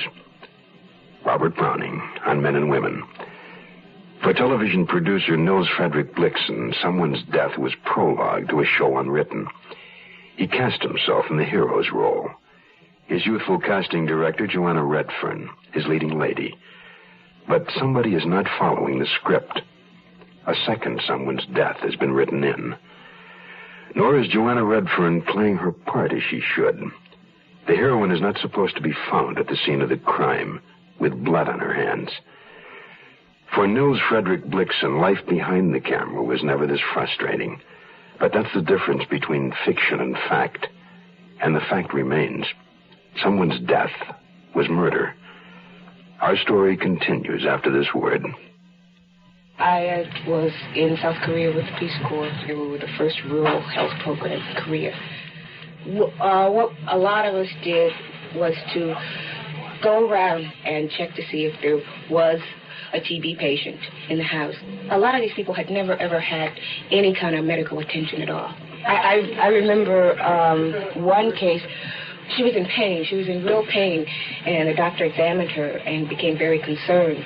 And he told us later that had she not come in, she would have died. I was very, very proud, But you've probably heard this, and you'll hear it again and again from volunteers. The volunteer himself gets more out of it than he actually gives to the people who's supposed to be helping. Volunteer for the Peace Corps. The Peace Corps is one part of action. Action is doing something. There is something you can do. Get into action.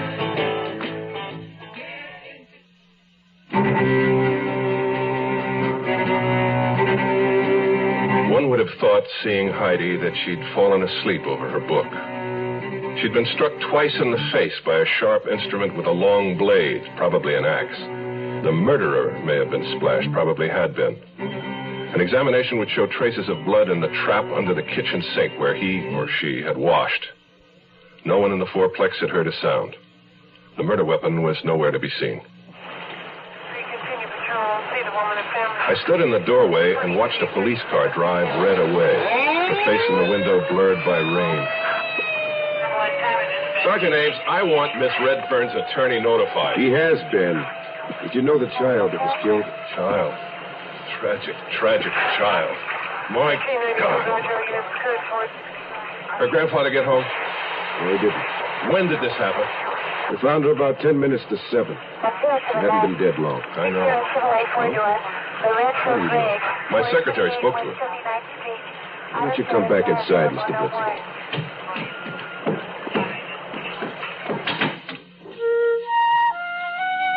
In Red's apartment, Detective Ames took a statement from a pale, perspiring Rene Ortiz, who protested he knew nothing. He'd come home with a severe headache, he'd taken 3 aspirins, and he'd been awakened by the police at 7. I believe you have a roommate, Mr. Ortiz, Mr. Leeds. Oui. Bobby Leeds, oui. Where is Mr. Leeds now? I am sorry. I cannot tell you. He is no longer living at my place. We had a little disagreement. Where does he work? No. Bobby does not work. He is a lily of the field. Occasionally, he acts. You might say he is a mimic, a female impressionist. Okay. Thank you, Mr. Ortiz. You may go. Oh, and send up the boy, Phil Waters, will you? Oui. Incidentally, Mr. Blixen, you said the little girl called your office tonight. At what time was that? About 6:30, I should guess. I had looked at my watch at 6:25, and my secretary said Heidi had called a little before that, and then she phoned back about 6:30. And you spoke to the child at that time? My secretary spoke to her. Your secretary's name and address, Mr. Blixen? Miss Mary McGrath, 400 Willow Way, and that's in Glendale. Uh-huh. Would Miss McGrath be familiar with the little girl's voice? Absolutely. They'd spoken to each other many times. On the telephone, On and off the telephone. There's no way she could be fooled, not even by a professional mimic like a female impersonator? Well, my secretary certainly didn't say anything. It was Heidi's voice as far as she was concerned. And that's all I can go on. May I ask one question? Certainly. Do you have the murder weapon? Nope. Then why have you arrested Miss Redfern? Well, Miss Redfern stated she arrived home at approximately 6:45. She said she noticed the Ellis door open slightly, called to Heidi, got no answer, and walked in. Now, we came along a few minutes later, heard someone cry out. Miss Redfern was standing over the body with blood on her hands. Schreiber picked me up the next morning to go see Red where they were holding her at the Sybil Brand Facility for Women. Oh, in my opinion, Nils, they would have been better to concentrate on tying her to the Gladstone murder. Now they have to show a connection between Gladstone and Heidi, and I don't think they're going to be able to do that. Is that your good news for the day? Well, it's a try. What are you dragging your heels about? Get her off the Gladstone murder. She bought a gun. Well, let him do a ballistics test on it. Nils Frederick, I'm afraid there's a bit of a hitch there. What do you mean? You see, the other day when your boss Todd had Red fired, She went home, got in her newly repaired car, drove down to the pier, and took the boat trip to Catalina. And threw the gun overboard. Yes, that's right. It's at the bottom of the ocean. Nobody will ever find it. Hey, what you got there? It looks like tomato juice. It's V8. What you got there? It's V8. Looks like tomato juice. It's V8. Try it. Wow. It sure doesn't taste like tomato juice. Mm-hmm. It tastes like V8. A great natural blend of 8 garden vegetables. V8 cocktail vegetable juice. V8. Carry it with you. Bring Swimmers gum. The big fresh flavor. Bring Swimmers gum. Carry it with you. Bring Swimmers gum. The big fresh flavor. Bring Swimmers. Carry the big fresh flavor wherever you go, whatever you do. It's the finest spearmint flavor. The great biggy taste, delicious to chew. Swimmers gum. Carry it with you. Swimmers gum. The big fresh flavor. Swimmers gum. Carry it with you. Swimmers gum. The big fresh flavor. Swimmers gum. Carry it with you. We'll return to our story in a moment. Absolutely lovely dress. Oh, thank you. Good old Harry. What a host. When Harry throws a party, nobody goes thirsty. Here, let me freshen up that drink. Good old Harry is such a great host. How come Bill and Jean had such a terrible fight? I want to go home right now. Oh, it's a great I don't care. Such a drink. No, I want to go home right now. Now How come Bob had a little trouble driving home? And how come everybody who felt so good last night feels so bad this morning? Maybe good old Harry is not such a great host after all. Maybe good old Harry is a pusher, a neighborhood pusher. Harry pushes alcohol. So if you serve alcohol, please, don't be a pusher. And if you're a guest, don't let good old Harry or anyone else push you into drinking more than you want. A public service message from this station and the National Institute on Alcohol Abuse and Alcoholism. When I saw Red come into the visiting room, she seemed to have grown smaller. Behind her, the police matron who brought her in stood and gazed like a cat at a remote distance. There was a glass wall between us, and Red's voice came to me through a phone. Like my outfit? How are they treating you? Do you need anything? Could you send me the trades? Oh, sure. They'll be lucky if Schreiber doesn't sue for false arrest before it's over. Don't tell me you two hamburgers still think I'm innocent. As the day is long. There's never a Kleenex around when you want one. How's Leonard Ellis? Leonard, I don't know. The police tell me he's been hospitalized. They found him in some bar. Told him about Heidi, and he began to get severe chest pains. The poor guy. All right, I'll check into it. Red, did you notice anything out of the ordinary before you went into Ellis' apartment last night? Just the door was open. Was that usual? Well, it was never open. They're all burglar freaks. They hear them every night. There are enough locks and chains and bolts to outfit a dungeon on every door. Our time was up. The matron was approaching. I told Red I'd be back. She put her hand on the glass, palm flat, and I rested my palm on the other side against hers as though we were touching. I left the building. By the time I got back to the studio, I didn't think anything was worth too much. There was a strange secretary in my office. It took me a moment or two to remember that last night at the office, just before Jack and I had stepped out into the rain, Mary had told me she was flying out in the morning to Chicago to see her sick father. I smiled at the new secretary. She had the heat turned up and her coat over her shoulders, but none of it seemed to warm her in the least. I picked up all my messages from her desk, including one from Tiverton Research. It read, "The threatening letter, the words were cut out of Star Eyes Comics, April 15th, 1972 issue. Good man, Tibbet." I spent the next 10 minutes on the phone. Good Samaritan Hospital to check on Leonard Ellis. Learned nothing, except that he was in intensive care. Hung up and got a call from Ames. Nixon? Yes. I wanted to talk to your secretary, Mary McGrath, but I got somebody else. Thought I had the wrong office. Where is Miss McGrath? In Chicago. Her father's sick, didn't I tell you? No, you gave me her address in Glendale, but there's no one there. Oh, I'm sorry. I was pretty shook up last night. I've got the number right here. Just a minute. 427-3099. I don't remember the area code. I'll get it, thanks. I spent the day at my desk going over all of the scripts that were ready to shoot. It was 5 o'clock when I got another call from Sergeant Ames. We called the number you gave us in Chicago for your secretary, Miss McGrath. She wasn't there. Well, her father's very ill. She might have been at the hospital. Nope. Called a couple of her friends as well. No sign of her. So we went to the airline at L.A. here. She never got on the plane. Hey, Mr. Blixen? I'm here. I'm trying to find an explanation. She was very close to her father. She told me he was dying. Well, he passed away at noon, Chicago time. Well, I'd better notify missing persons. I hung up and sat thinking about Mary and the two deaths that had already occurred. Mary? How could she be involved? Was I losing my sanity? Was there a straight line through Dan Gladstone, Heidi, Mary? Where would it end? And with whom? My daddy was a mighty fine man. He taught me a thing or two. A woman can hurt, so you stay on your guard. And beech nuts the tobacco you chew. Them times we'd go fishing, my daddy and me.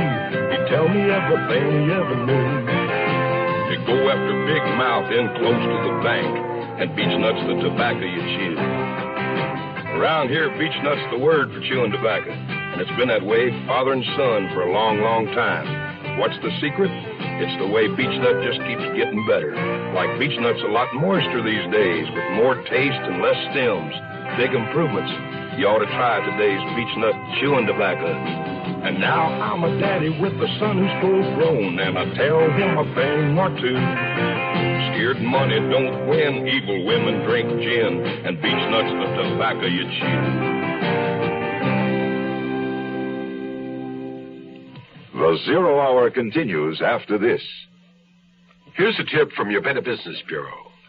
With more and more people eating poultry these days, it might be a good idea to review some basic facts on how to buy and serve poultry. First of all, remember to look for the grade shield. The highest quality is U.S. Grade A. Grade A birds are fully fleshed, meaty, and attractive in appearance. But when you bring it home, remember that all poultry is perishable. Care and cleanliness should be used in the preparation, cooking, and serving of all poultry products. Keep frozen poultry hard frozen until time to thaw, and cook it promptly after thawing. Use fresh chilled poultry within 1 to 2 days. Completely cook poultry at one time.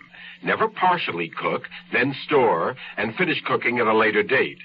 Leftover cooked poultry, broth, stuffing, and gravy should be separated, covered, and refrigerated. Then you'd better use it within 1 or 2 days. A consumer tip from your Better Business Bureau.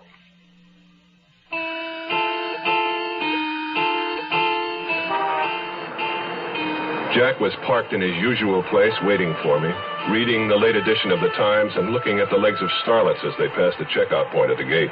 Hi, Mr. Blixen. Hey, what do you hear from our girl? I saw her this morning. She'll make it.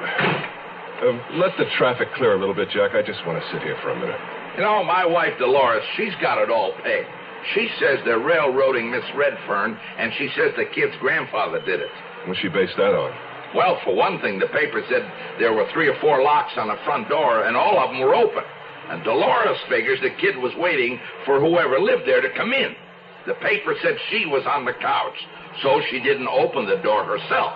The locks were off, and the guy came right in. Unless he picked the locks first.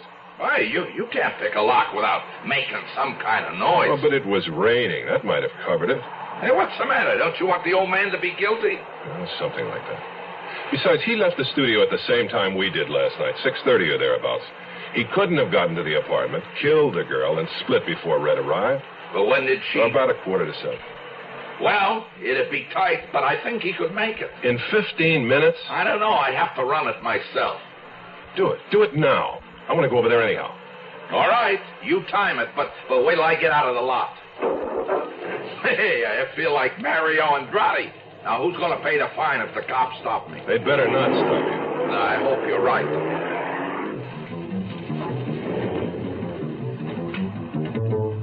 We crossed Santa Monica, turned right onto a congested alley, left a narrow street, and east again toward Vine.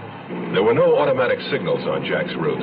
At the boulevard stops, he paused and nosed at once into honking traffic.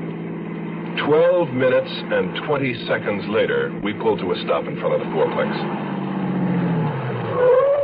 Okay, how about that? You're a professional driver, and you barely made it. Ellis was drunk. The streets were wet. No, I can't buy it. It's out of reason, all out of reason. Leonard Ellis was the only one in the whole house who couldn't have done it. Except, of course, Miss Redfern, maybe? Yeah, that's true. You better not wait, Jack. I want to pick up something from the garage, and have no idea how long I'll be. I'll see you tomorrow. Yeah, right. On the walk, Boom Boom, wearing shapeless coveralls and a pith helmet, was using a small hand hoe to replant one of the rain-shattered rose bushes. Ah, dear Frederick. You see, Sherry, it is foolish to try to raise anything beautiful in this violent city. I loathe that little girl, that Heidi, but she was part of the house, part of the fun. And now she's gone. Joanna's in jail. Poor Leonard is in the hospital. Bobby's left. Nothing is the same. Bobby's left? Do you know where he's gone? He called. Want to know about the funeral. He's living with another boy in La Cañada. I want to ask you a favor. I understand Heidi kept a number of magazines, comic books, in the garage. Oh, too many. I was going to call the trash man. Well, before you do, I'd like to go through them, if I may. Bon chance then, Sherry. As I walked along the root buckle driveway, I could hear Phil practicing. He was home. I paused under the ground floor window to listen. It's not bad, huh? It was Boom Boom's husband, Fred, pushing through the screened back door, coming down the warp steps with a glass of wine in each hand. He looked curiously clownish in wide, baggy pants, a gray undershirt, and loose carpet slippers. And that's how I pegged him, a quiet clown. Compliments to the house, Mr. Blixen. Thank you, Mr. Hayworth. I didn't want either of you to go to any trouble. It's Fred, and you're a guest. And guests are no trouble to Boom Boom. They're the breath of life. Drink it. She makes it. That's very good. Boom Boom says you want to look through the comic books in the garage, huh? Come on, I'll help you. The garage was ramshackle and unfinished, built for the thinner, taller cars of the 20s. It wasn't true that the comic books were piled to the roof, but there must have literally been thousands. Stacked along both side walls and the rear, some loose, some tied in uneven bundles, some torn and old, some recent. Which one you looking for? Star Eyes, April 15th, 1972. Star Eyes. We tackled it from opposite sides, restacking as we went. Halfway through the first pile, I thought I heard footsteps outside. It sounded like someone paused outside the garage near the heavy raised door, perhaps to watch and listen. Fred, engrossed in the search, hadn't noticed. I swallowed the last of the wine, and I drifted toward the entrance. I looked casually down the drive and into the rear yard and along the porch. There was no one there. And the guitar practicing had ceased. I'm up to March. April 1st, 8th, April 15th. Here it is. Good. Let me see it. Fred, you see these holes in the pages? Now, I say that Heidi cut the words out of this magazine for the threatening letter she sent to Red. But the writer threatened to kill Dan Gladstone. I know Heidi was a weirdo, but she wouldn't have killed nobody. She could drive. She could have been out of the house that night. Mr. Blixen, if you tell the police all this, you know what they're going to think? No, what? Well, if Red figured out that Heidi killed her great love, and if she came out here and found the magazine and put two and two together like you just did, couldn't the police say that was enough motive for her to kill Heidi? Fred Hayworth wasn't the clown. I was. There was no answer I could give him. I just walked away. At 4:30 in the morning, I gave up the idea of sleep, and I stepped onto my balcony to wait for sunrise. At 8:30, I was in Walter Tibbetts' office in research, seated at the chrome desk under the cobwebs, comparing my mutilated copy of Star Eyes with the whole one that he had. So, what do you expect to accomplish with this thing now that I, run it down for you? I'm not sure. I was playing detective. I hoped that I'd be able to help my casting director. You mean that nice kid they arrested, Joanna Redfern? Yes. Help her. How? Oh, that's too complicated. Just believe me when I say it didn't work. Wait a minute there. What was that? What was what? Let me see your copy. Walter, what are you doing? Pages 17 and 18 are missing from your copy. And they weren't part of the original cutout? No, because I showed you those parts. Peter Lorre and the Bug-Eyed Monsters. What does that mean? And on page 18 as well, continuation of same story. Oh, sure. They're a rock music group. And stills of the real Peter Lorre on the back. You remember M? Oh, yeah, beautiful. That was a gorgeous performance. Scared the hell out of me. It's been so long. Wasn't M a kidnapper? No, he's a child molester. Most despicable criminal in Berlin. Remember the police couldn't find him? Well, finally the underworld took over. They captured him, executed him, I think. Yeah, they talk about the movie here, in your copy. Well, what's the connection? This wasn't part of the threatening letter that you showed me. No, unless there was another letter. Wait a minute. There's some other places cut out. Let me see it. I'll compare them. Write this down. Go to the $300 cash each and every month for life. I will pay or... That's O-A-R. O-A-R. O-A-R. Police. That's it. Well, no, wait, that's plain enough. Pay $300 cash each and every month for life, or I will go to the police. You want to know something? A person could get killed sending letters like that. A person did. I walked back to my office in a daze. My substitute secretary hadn't come in yet, but my phone was ringing.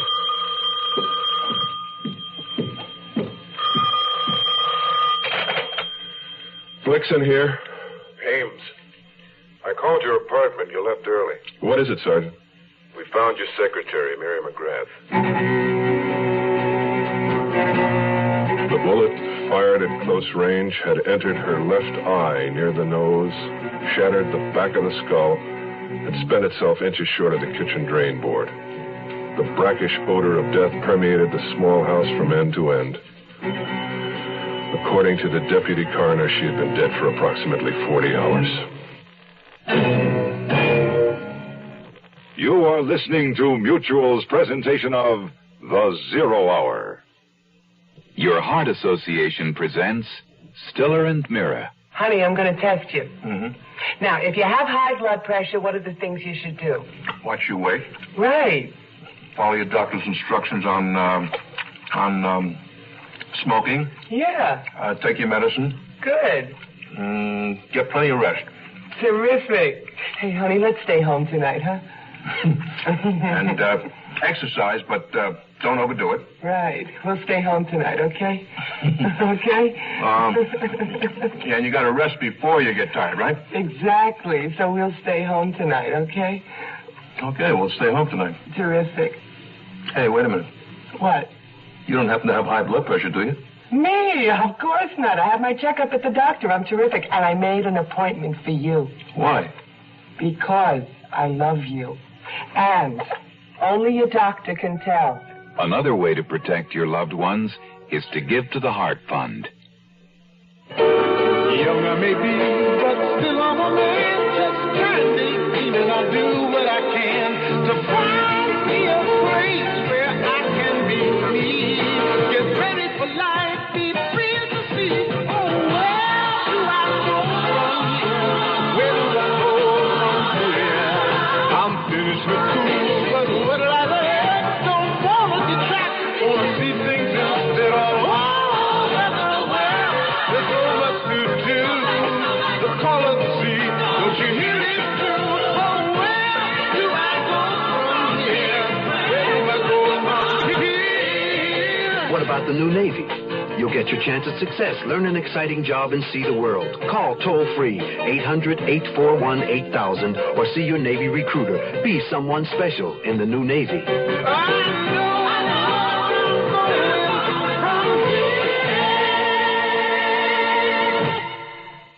Tomorrow at this time, rest your eyes and listen here to this week's continuing study in suspense, someone's death. I'm Rod Serling, and this is The Zero Hour. Today's episode brought to you in part by V8 Chews, Wrigley Chewing Gum, and Beats Nut Chewing Tobacco. This is The Zero Hour on Mutual Radio.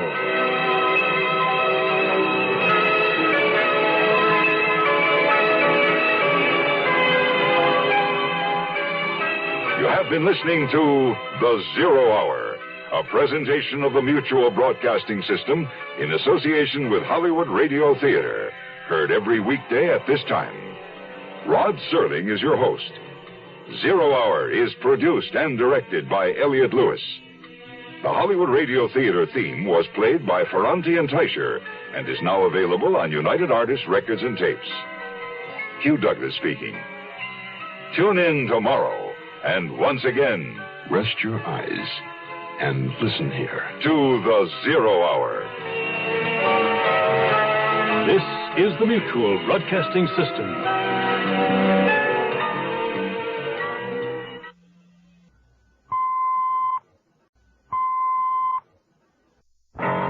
Rest your eyes.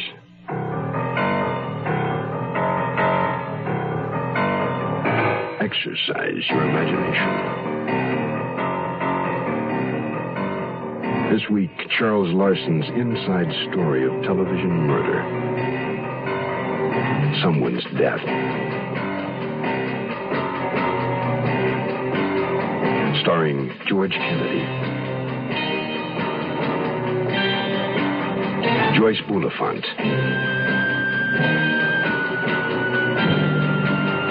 and Robert Reed.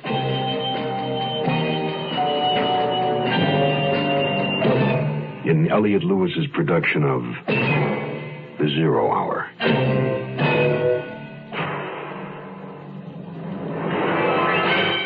The Mutual Broadcasting System presents The Zero Hour. Sponsored in part by Ford Motor Company, Quaker State Motor Oil, and the makers of V8 Juice.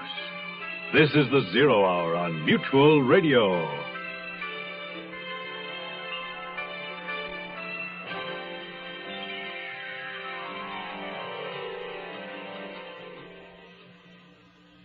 As a producer of TV murder mysteries, Nils Frederick Blixen is cognizant of a formula. It goes something like this. A murder is committed and someone innocent accused. The viewer is introduced to several suspects and fed a steady diet of red herrings. One by one, the suspects are eliminated through lack of motive or a substantiated alibi. Finally, the real killer is exposed, and everyone lives happily ever after until next week. But Nils Frederick Blixen has found himself in the middle of a mystery he's been unable to predict, let alone solve. 3 murders, a host of suspects, a jumble of clues, but no killer. If it were only a bad script, only make-believe. But it's not. It's all too terrifying and real. But somehow, from his working experience, Nils Frederick Blixen knows somewhere in his mind that the simple truth is right in front of him. The only question is, can he recognize it before it's too late? The conclusion of someone's death follows after this word. Young I may be, but still I'm a man. Just turned 18 and I'll do what I can to find me a place where I can be me. Get ready for life, be free as the sea. Oh, where do I go from here? Oh, where do I go from here? I'm finished with school, but what lies ahead? Don't wanna get trapped, wanna feel free instead. All over the world, there's so much to do. The call of the sea, don't you hear it too? Oh, where do I go from here? Oh, where do I go from here? What about the new Navy? You'll get your chance at success, learn an exciting job, and see the world. Call toll-free 800-841-8000 or see your Navy recruiter. Be someone special in the new Navy. I know where I'm going from here.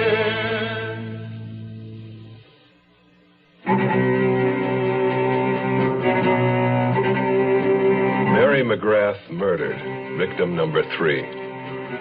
In the bedroom of her small home, the police found a partially packed red and black suitcase, a round-trip airplane ticket to Chicago, and 10 $20 traveler's checks, but no murder weapon.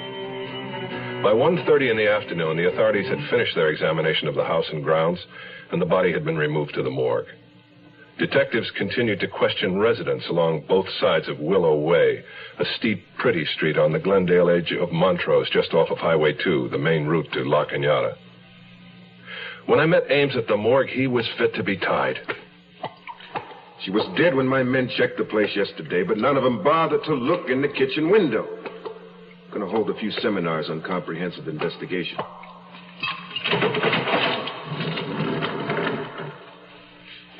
All right, Mr. Blixen? Yes. Yes, that's Mary. Senseless. It's absolutely senseless. My mind really fights this. I know she's dead. I just can't accept it. This was a woman who didn't have an enemy in the world. I'd like to get some air.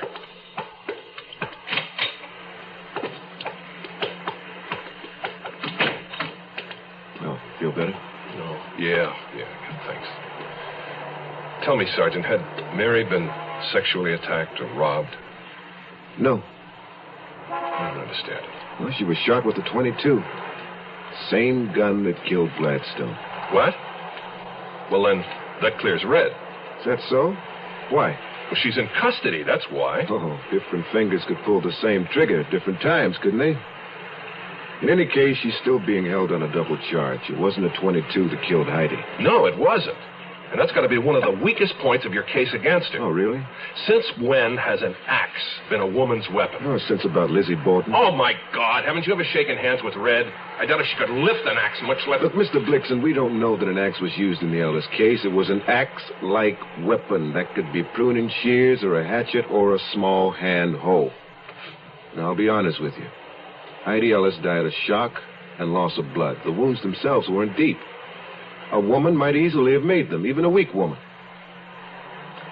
Incidentally, your attorney, Mr. Schreiber, is in the building. He said he'd drive you home if you needed a lift. Yes, home, please. And thank you. Yeah. I could scarcely breathe. Hand hoe. Where had I seen a hand hoe recently? I was barely aware of getting into the car with Wade Schreiber. Homebound traffic had begun to clog the freeways. Wade wanted to take the surface streets. I said anything was okay with me. Anything. You look beat, Nils. It's been one of those days. Listen, did you ever see Peter Lorre in M? What's Peter Lorre have to do with anything? M was the story of a child molester. Well, Heidi was a child. You think somebody was trying to... Heidi told me that she'd seen Dan Gladstone about a week before his death. She'd left school in the middle of the afternoon, not feeling well. And Gladstone, she wouldn't tell me what he wanted or what he did. But it was clear from her attitude that something strange had happened. Well, Gladstone has a record, but molesting children wasn't part of it. Well, there's always a first time. Now, if Gladstone did try something funny, what have we got? Well, we've got a new case, a motive for murder on Heidi's part. Especially if Gladstone tried it a second time. Heidi may have thought first of blackmail, then changed her mind. Yes, but who killed Heidi then? Who would want to kill Mary? Where does her death fit in all this? I don't know. Wade. I'm lost. Red was innocent, I knew it. But there were 3 people dead. What were we missing? Hello, this is Hugh Downs. Recently, I participated in a Ford LTD fuel economy run from Phoenix to Los Angeles, where the average for 5 cars was 18.8 miles per gallon, with standard 351 V8 engines. The high was 20.3, and I averaged 19.7. My first reaction was surprise, because I think you'll agree the numbers sound a little high. So I'd like to stress that gas mileage depends on many factors. Things like total weight, maintenance, road and driving conditions, and you might not get the same results. But probably most important of all are your personal driving habits, how you behave when you drive. And one of the things we did in the test was to make a point of never exceeding 50 miles an hour. I think all of us who participated would agree that driving reasonably is a very modest price to pay for something else you can get from a Ford LTD. The good feeling of riding in a solid, well-made automobile. The quiet riding Ford. The closer you look, the better we look. We'll return to our story in a moment. Provide for their college the safe and easy way. It's sure with payroll savings. Yeah, join that plan today. So always remember, it's a proud way to save. Take stock in America. Buy U.S. savings bonds.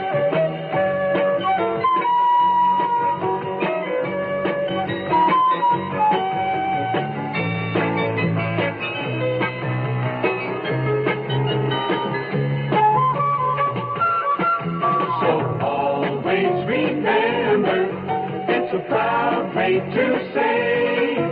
Take stock in America. Buy U.S. savings bonds.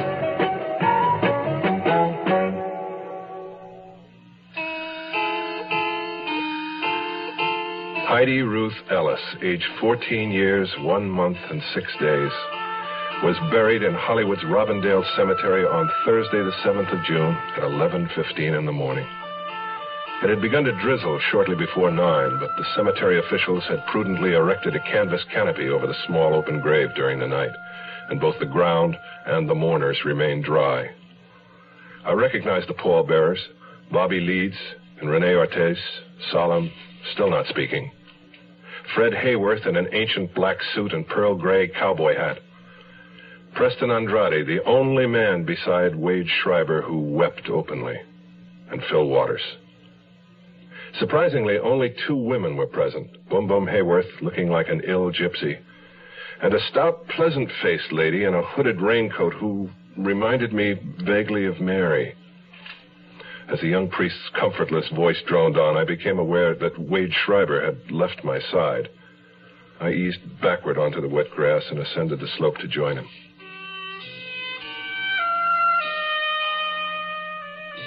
Oh, how sweet of you to come, Sherry. In fact, you're just the man we want to see. We need advice. Of course, Boom Boom. Anything I can do. You see, Phil lost his job at the drugstore. So I thought, Sherry, with all the musicians the studio needs, perhaps you could put in a good word, no? Why don't you have him come out to the studio? I'll send him to Derek Kirk, the head of music. Oh, fine. This afternoon, Phil can drive us. All right. This afternoon. Say 5 o'clock. We'll be there. Merci bien, Sherry. Wait. Who is that lady just getting into her car? The one who stood with you at the services? The lady? Oh, that is Miss Tufeld, Etta. Is she a neighbor? I don't believe I've... No. She's the nurse, the school nurse. Miss Etta Tufeld. Lovely. Au revoir, chérie.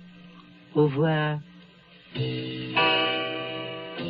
It was past 2 by the time I got to the studio. To fulfill the obligation to Phil and Boom Boom, I made a call to the music department, and I set up the appointment. Then I just went out, and I walked a lot. Mr. Blixen? Niels? Oh, hello, Tibbet. Thanks again for your good work on those comic books. Yeah, well, I sure hope it helps you. Well, say, you produce mysteries. Surely you have an idea who done it. I don't mean to be frivolous. As a matter of fact, Tibbet, I have the oddest feeling I've known the answer all along, that someone told it to me, but I couldn't translate it. As though you sort of peeked at the back of the book, and then there was the solution. Only you had to read the whole thing to be sure. Yeah, exactly. Yes. Someone said something, or did something, and it was all wrong. But I can't remember the circumstance. Well, perhaps you're trying too hard. Probably. What were we just talking about, the funeral? Uh-huh. What does the word funeral suggest to you? Hillsides. And hillsides? It was as though a camera shutter had clicked in my mind. There was the hill and the headstones, and Schreiber under his wide black umbrella. And down the hill, dry beneath a canvas canopy, were Boom Boom and Miss Tufeld and the priest. Let's see. Phil and Andrade, Hayworth and Renee, and there was Bobby. And as suddenly as that, I had it. As clearly as a subliminal flash held too long, certain and complete and shadowless. I knew the killer. Sickened, I closed my eyes and thought, no, my God, no.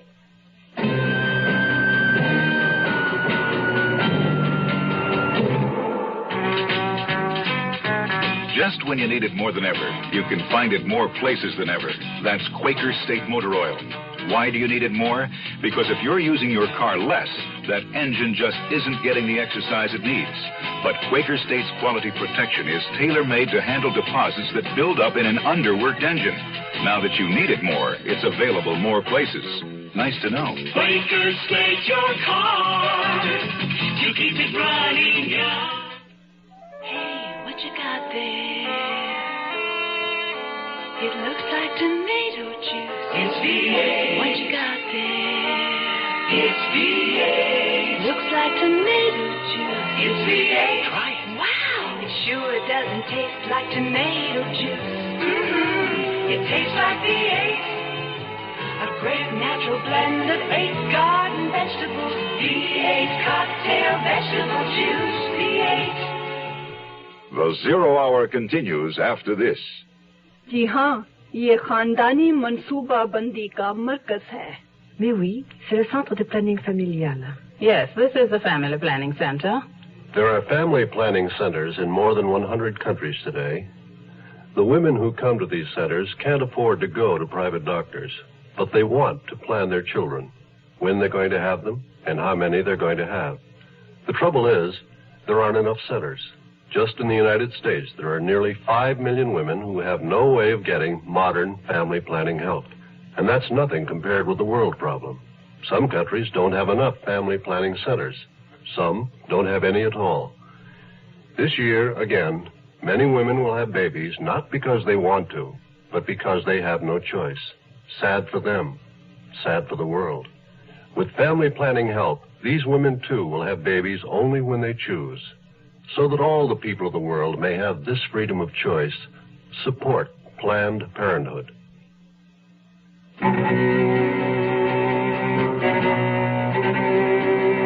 I didn't know whether I said goodbye to Tibbet or not.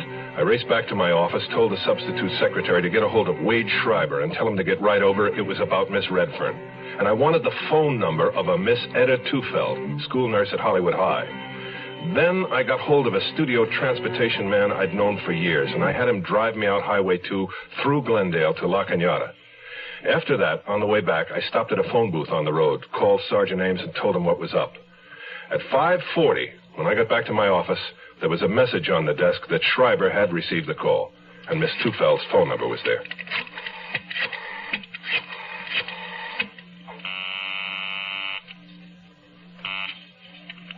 Hello? Miss Tufeld, this is Nils Frederick Blixen. You probably don't know my name. Oh, indeed I do, Mr. Blixen. You were at the cemetery today. Mrs. Hayworth pointed you out to me. Miss Tufeld, I need some information about Heidi Ellis's movements last May 15th. Now, that was a school day, a Tuesday. Heidi told me she'd reported sick to you and that you'd sent her home. Tuesday, yes. Yes, I remember. I certainly did send her home. At about what time? Do you recall? Yes. That would have been about 1:30. I thanked her. I made one more phone call to a drugstore. I asked one more question and hung up. And then just sat there, idly moving a herd of ceramic hippos around my desk. Then I involuntarily got up, walked to the door, and opened it. In my outer office, Boom and Fred, still in their funeral finery, were on the couch reading the trade papers while their nephew Phil stood braced sadly against the hall jamb like an abandoned dress dummy. They had come by to report on Phil's job interview with the music department. I invited them in and scrounged up soft drinks without ice. Mon chéri, you are fidgety. Why is this? Miss Redfern's going to be released. She's innocent. Oh, the police suspect someone else then? They do now. Of which murder? Of all three. The same person committed all three. And you know who it is? I know. You see, the thing that threw everybody off was that Gladstone was killed first. That was a mistake. Heidi was the threat. Sherry, the little girl. Think back to the 15th of May. Heidi got sick, came home from school. Nobody was home, right? Then Heidi said Dan Gladstone came by. But she didn't tell anyone about a third person who was at the house that afternoon, a child molester. No. Gladstone was in the back somewhere, probably near the garage. He may have heard Heidi call out. In any event, he came around front and possibly saw what was going on. It's a sure thing the molester saw him and ran. Heidi knew the man? She knew him. And she knew how to make him bleed.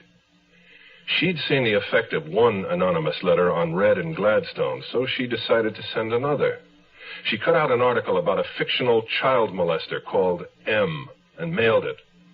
When the man got the letter, he assumed Gladstone had sent it.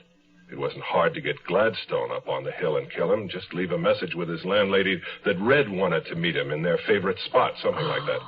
And then a gun, one shot, and M was safe. Except a day later, another anonymous letter arrived.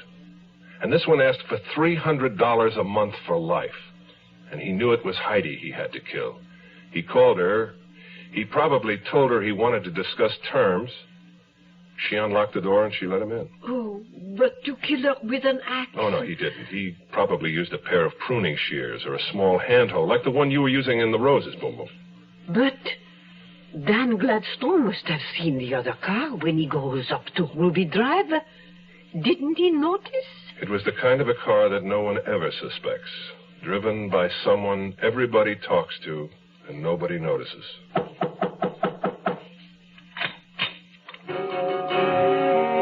The scene in my outer office, except for Wade Schreiber thumbing through a magazine, might have been a replay of an earlier scene. There were Detectives Ames and Griswold talking by the files, and there was the Sunset cab driver on the couch, flipping his cap absently between his knees. Hi, Mr. Blixen. Take your time. I'm a little early. Wade, if the police withdraw their charges against Red tonight, can she be released immediately? It's in the works, Mr. Blixen. You found the proof then, Sergeant? One of my men just phoned. Found the bloody pants, the shirt, and the gun. The gun? You found the gun that killed Gladstone? Yep, and Mary McGrath. Oh? Where? In your garage. And Firestone tires on your cab. Hey, what is this, a joke? All Sunset cabs use Firestones. You're under arrest, Mr. Bartholomew. You have the right to remain silent and the right to consult an attorney. If you... Hey, wait a minute. What is this, some kind of gag? Tell him it's a gag, Mr. Blixen. It's no gag, Jack. I drove out to Glendale this afternoon, up Highway 2 to Montrose, and I found the Japanese nursery you used to work in. The owner told me you went to jail for a year for child molesting. That's why you lost your job there. On Tuesday, May 15th, you answered a call for a cab at Hollywood High, placed by the school nurse. It's on the record. You drove Heidi Ellis home, you walked her to the house, and you attacked her. The next time you saw Heidi, you killed her, last Monday at around 6 o'clock. They'll probably find the shears or whatever you used stuck away in your gardening equipment. 6 o'clock? Mr. Blixen, you're my witness. I was here at 6 to pick you up. No. You got to the studio at 6:15, Jack. Baloney. I got here at 6. 6:15. At 6 o'clock, it hadn't started raining yet. I know it. And that's why I'm sure I'm in the clear. Remember when the cat ran under your car? That's what really started unwinding this thing for me. I went to a funeral this morning, and a canopy over the grave had kept the ground dry. Your cab should have kept your parking place dry, but it was wet. You got there after the rain had started, after 6:15. You killed Dan Gladstone when you thought he was blackmailing you about the attack on Heidi. Then you had to kill Heidi when you discovered it was she, not Dan, who had sent the letter. And to cover it all up, you had to kill Mary McGrath.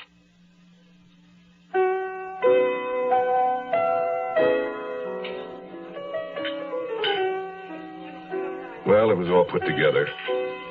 I was in a bar with Schreiber having a much-needed double on the rocks. I could see him in the phone booth talking fast and furious. And when he hung up, there was a smile on his face. Well, you're reinstated with the network.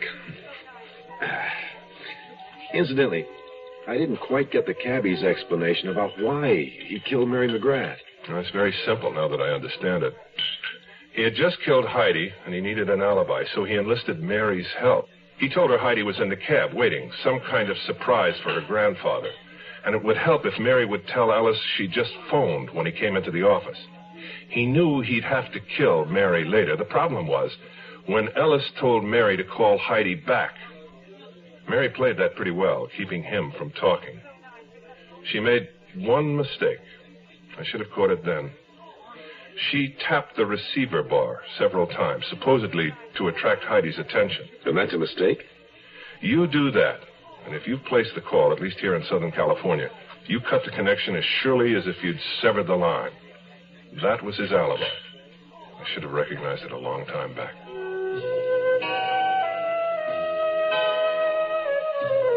Joanna Redfern was released from custody the 8th of June.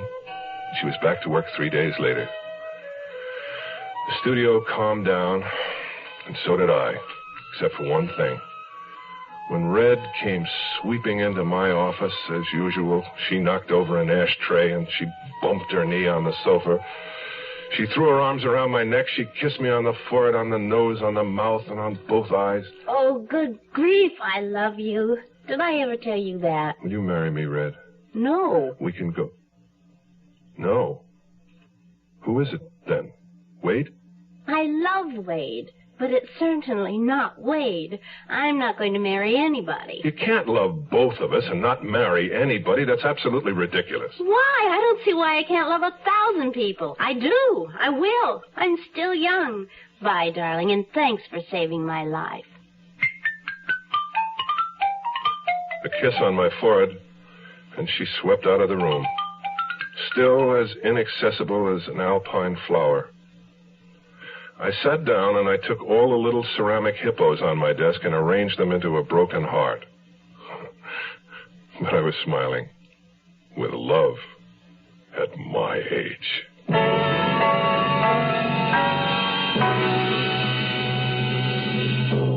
You are listening to Mutual's presentation of The Zero Hour.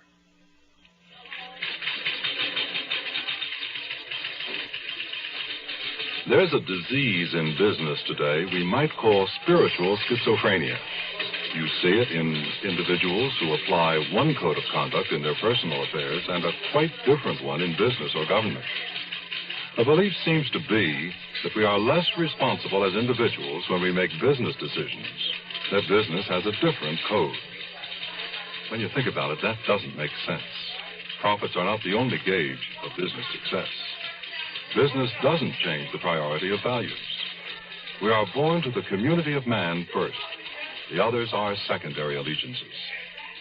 Make your personal morality work where you work and see the difference. The community of man, God's club. Be an active member.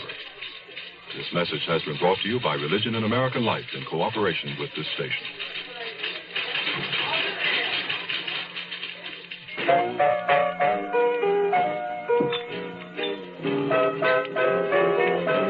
Sometimes a 24-hour pass can pass very slowly. Very, very slowly indeed. With no place to go, nothing much to do. The answer for millions of servicemen and women around the world has been the USO. For over 30 years, a place to come in, read, write letters home, listen to music, dance, have a hamburger and a shake. Most of all, a place to feel welcome. But there might not always be a USO, even though there are still 2 million servicemen and women who need it more than ever. There might not be a USO because there's not enough money to go around. USO gets no government funds. It depends entirely on your gifts to the United Fund, Community Chest, or local USO campaign. So please give. Our work isn't done. That concludes this week's production of The Zero Hour. Charles Larson's Someone's Death. Next week, we'll begin another exciting dramatization of a tale of mystery and suspense. We'll tell our story in 5 days, at the same time Monday through Friday. So on Monday, rest your eyes and listen here to The Zero Hour. Today's episode brought to you in part by Ford Motor Company, Quaker State Motor Oil, and V8 Juice. This is The Zero Hour on Mutual Radio.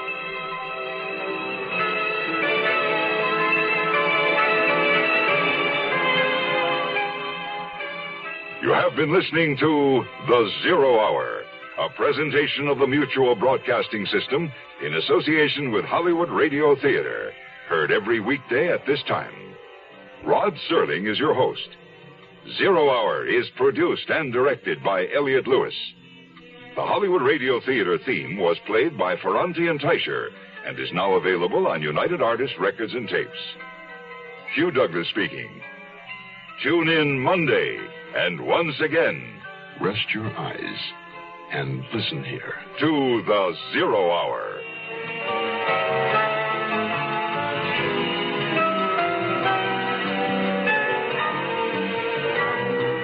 This is the Mutual Broadcasting System.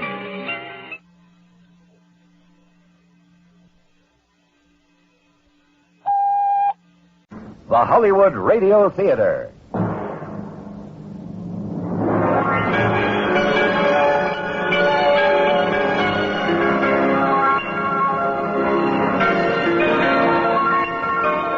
Every day at this time, Monday through Friday, a J.M. Colas Enterprises production, the Hollywood Radio Theater presents an unusual tale of mystery and suspense. Every week, Monday through Friday, the Hollywood Radio Theater presents... I'm Rod Serling. You're listening to The Zero Hour. Rest your eyes.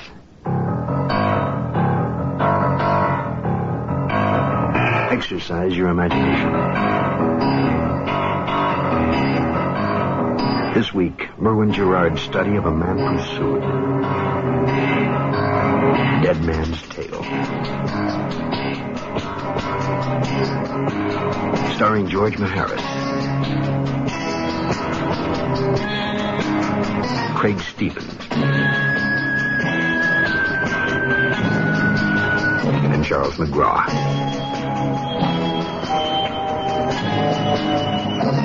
In Elliott Lewis's production of The Zero Hour.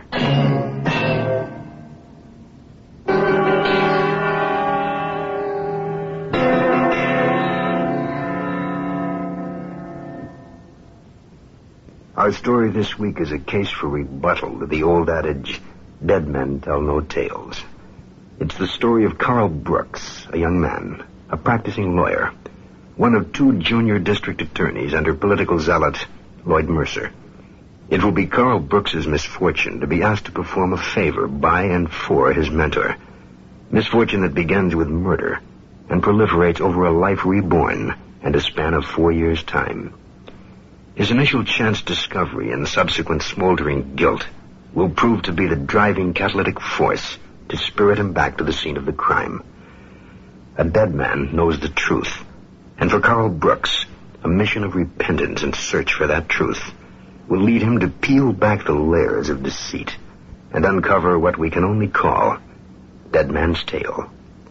Our story begins after this word.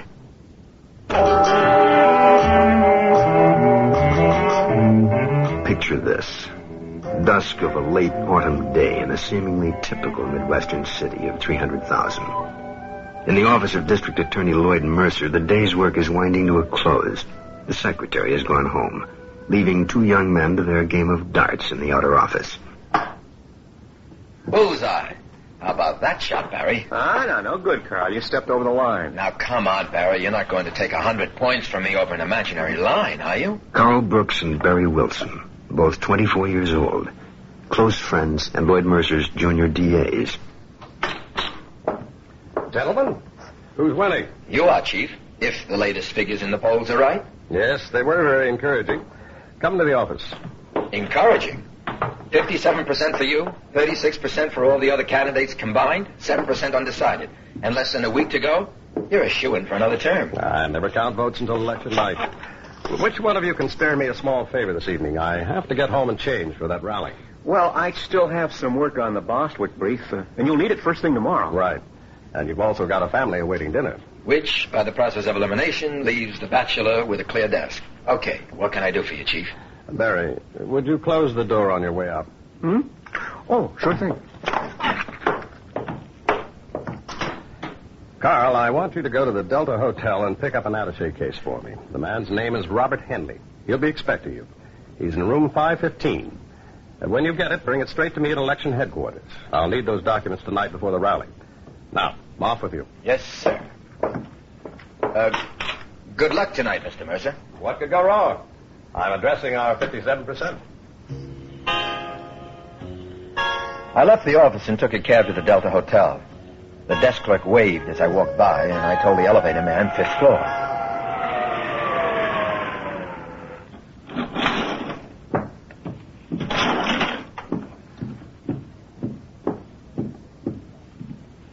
The door to room 515 was oddly not quite closed. Mr. Henley? It's Carl Brooks from Lloyd Mercer's office. Mr. Henley. Mr. Henley, Mr. Henley. Hey. What? Oh, my God.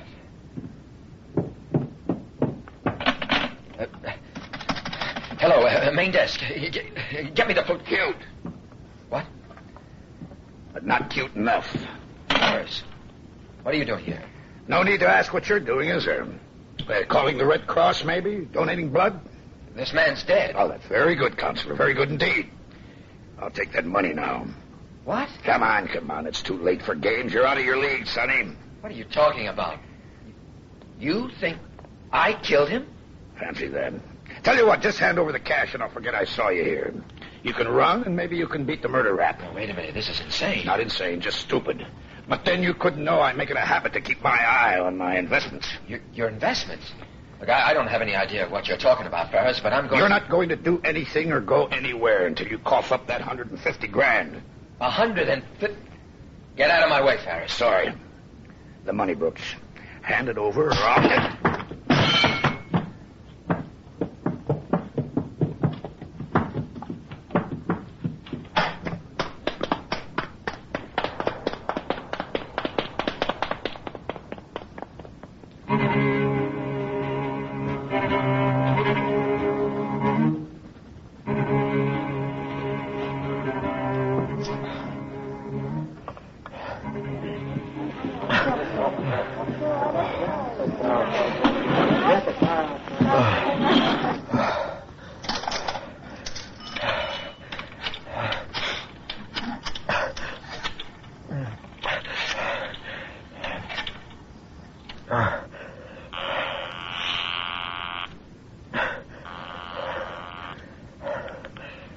Mercer Election Headquarters. Lloyd Mercer, please. It's urgent. Carl? Sir? You're lucky I'm still here, boy. Where are you? What's the matter? Everything's the matter. Robert Henley is dead. What? I'm sorry, Carl. I couldn't hear you. What did you say? Robert Henley. He's dead. What? I went up to his room and found him on the floor. His throat. It was cut from ear to ear. What about the attaché case? Well, it was still handcuffed to his wrist, but it was broken open and it was empty. Empty? There's all $150,000 worth of documents. Mr. D.A., are you there? You'd better get over here right away, Carl. Joe Ferris was there. He saw me in the room. He thinks I killed Henley. Oh, that's the most ridiculous thing I've ever heard. He said there was money involved. Where is he now? Well, Ferris? He's still up there. I don't know. I don't plan to be around when he comes to. I had to hit him to get out. Come over to headquarters. I have to see you. Well, everyone else has. Ferris, the desk clerk, the elevator man, my fingerprints. They're all over that room. Carl, I'll explain, but not over the phone. Well, just explain two things to me. $150,000 and one dead man. You get over here, Brooks. Now. Right now. Mercer? Mercer!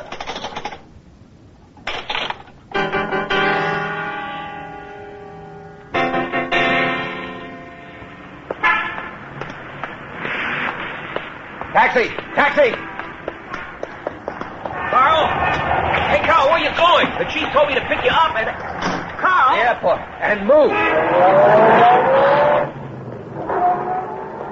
Carl!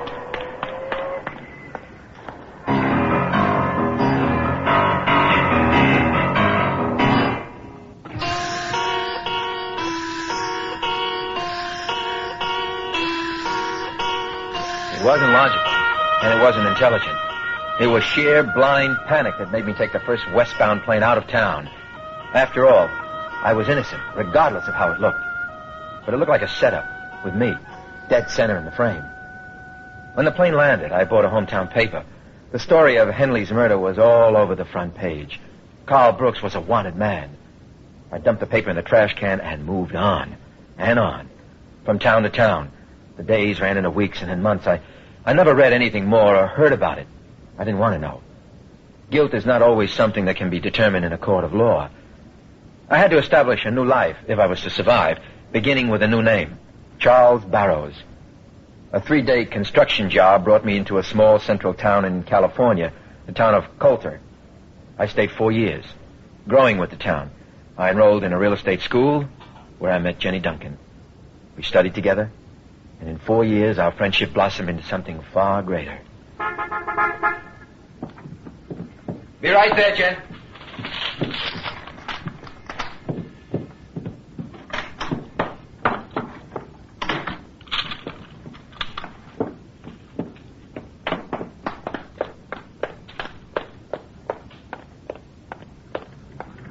How's my land baron doing today?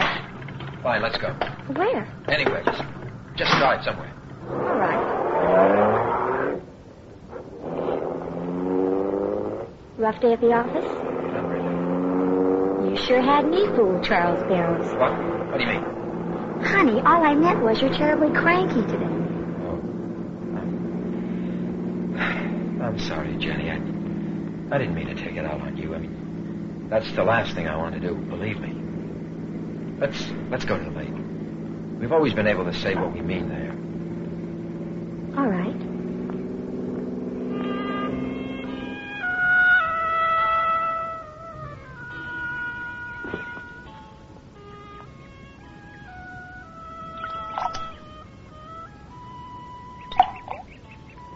See the circle the pebble makes in the water? I bet you can't throw one inside it. I thought we came here to say what we meant. What is it, Charles? Oh. Well, a man came in today. He was interested in a piece of property over by Golden Valley. I was showing him the brochure when he said he thought he'd seen me somewhere before.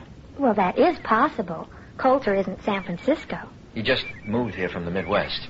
He probably thought you were someone else. Like Carl Brooks. Who? Charles, what are you not telling me? Jenny, do you know how much I love you? I mean, how much you mean to me? 4 years ago, a man was killed in the town I grew up in. Carl Brooks worked for the district attorney at the time. He found the body, but that's all he did. But it was somehow made to look like he was a suspect, the prime suspect. What happened to him? Well, he disappeared. And you have the same color hair, right? We're one and the same. I don't believe it. Well, it's true. And if it weren't, well, I'd have proposed marriage a long time ago. Charles... My conscience wouldn't allow me to ask. I mean, I'd give up anything for you, Jenny. I would. And I will. What does it all mean? Well, I've decided to give myself up. I'm going back, Jenny. Clear myself. Clear my name. What happens to us? I love you, whoever you are. I'm going with you. No, you mustn't. Please, Jenny. I mean, it's painful as it is. But what if you said you were innocent? Oh, I was weak then. I was a coward. I couldn't have fought the law even though they were wrong. But it's different now. I have something to fight for. And that's exactly what I plan to do.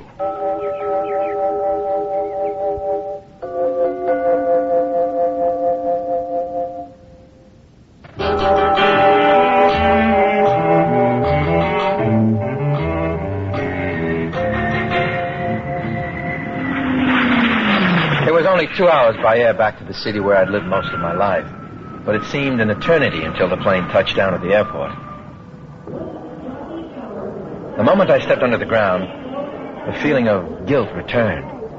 Hundreds of people in that city knew me by sight. And if I was picked up before I had the chance to turn myself in, it would be impossible to prove I came back to give myself up.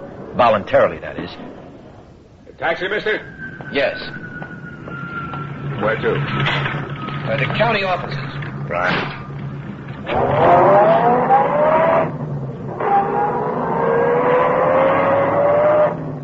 Driver, would you happen to know, is Lloyd Mercer still the district attorney? Not since the election last month. We got a new one, named Jameson. Oh, I see. Then Mercer won a second term and was defeated this year. No, Mercer didn't run for DA this year.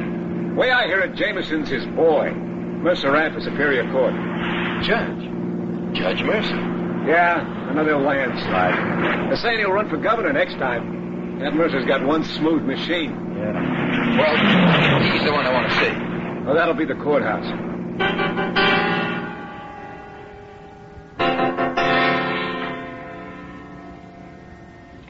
Good afternoon, Judge Mercer's chambers. Just a moment, please. Your Honor, there's a Mr. Alan Bledsoe calling. On line 1, sir.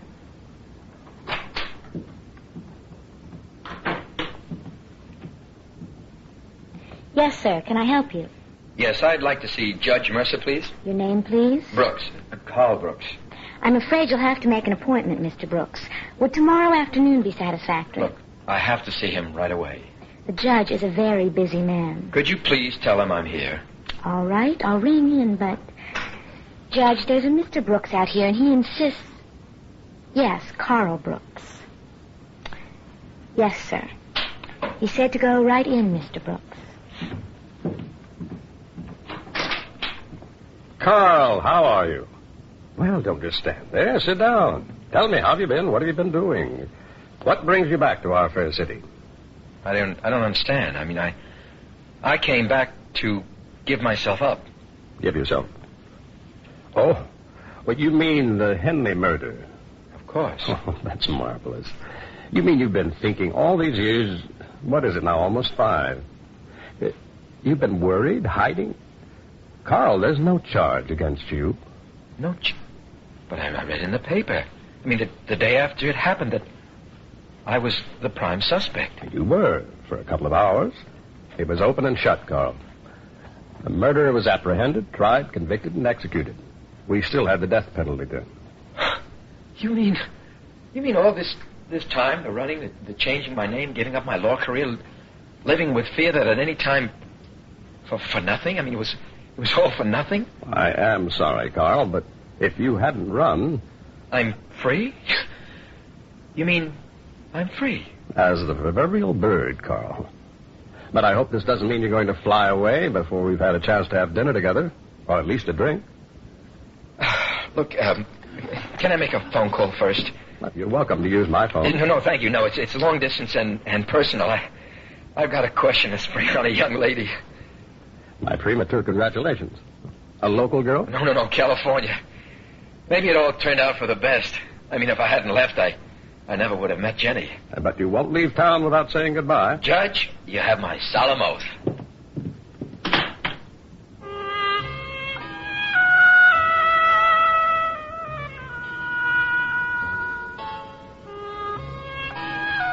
You're sure, darling? Absolutely sure. That's what the man said. Look, I'll be on my way now, but there just isn't a plane leaving for the coast until tomorrow. I'll come there if you like. No. Don't you dare. I'm coming home. For life. Oh, Carl. I have to get used to calling you Carl. Look, I'm going to check into a hotel, and then I'll pick up some of my things and, well, maybe have a drink with Mercer or whoever before I leave. Mrs. Carl Brooks. Jennifer Brooks. I like the sound of it. You're not listening. Oh, yes, I am. You're coming home. See you tomorrow, love. Goodbye. Bye.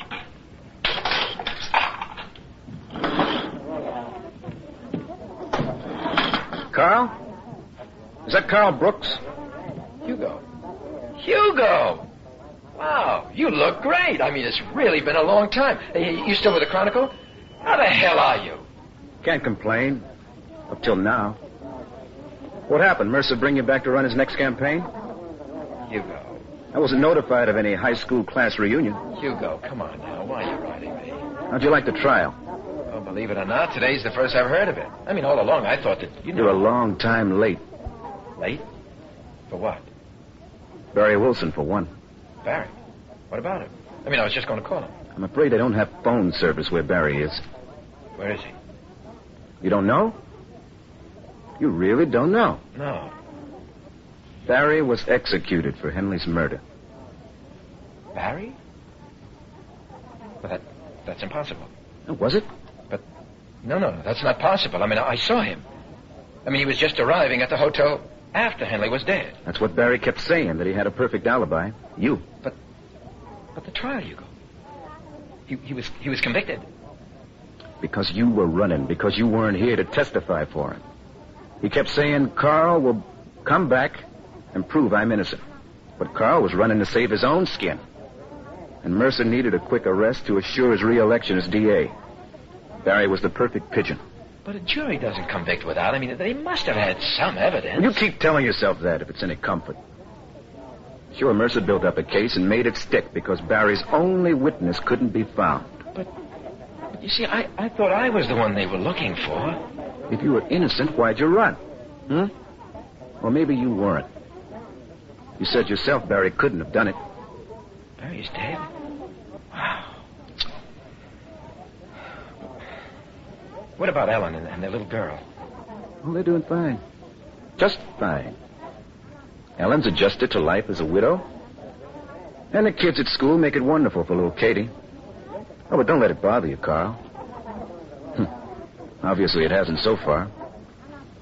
Send him a card after you leave. Goodbye, Carl.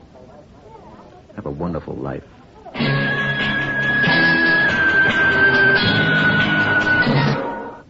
Tomorrow at this time, rest your eyes and listen here to this week's continuing study in suspense, Dead Man's Tale. I'm Rod Serling, and this is the 0 Hour.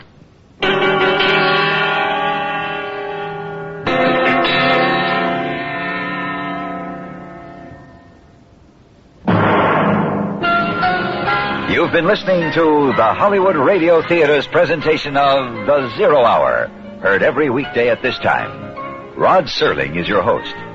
Dead Man's Tale was written by Mervyn Gerard and Kim Weiskopf. George Maharis is Carl, Craig Stevens is Mercer, and Charles McGraw is Ferris. Featured in the cast are Byron Kane, Ann Marshall, Catherine Grody, and Herbert Jefferson Jr. 0 Hour is produced and directed by Elliot Lewis. Jack Myers is executive producer, Rochelle Sherman, associate producer, and Kim Weiskopf, story editor.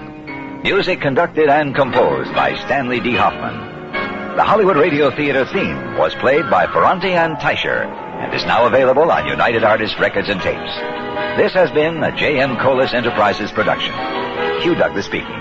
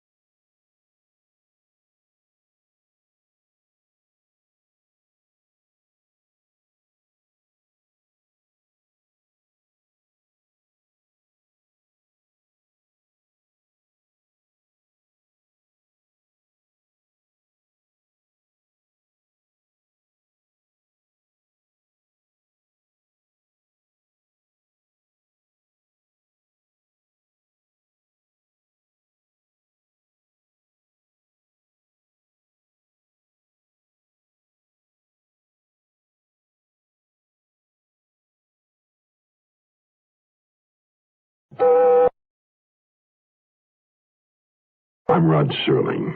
You're listening to the Zero Hour. Rest your eyes.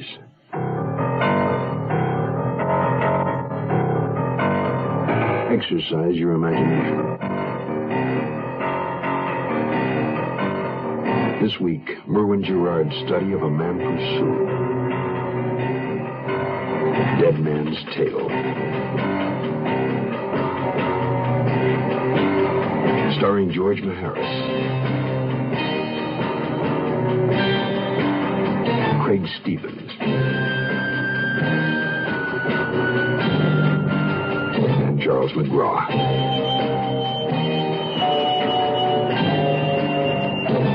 In Elliot Lewis's production of The Zero Hour.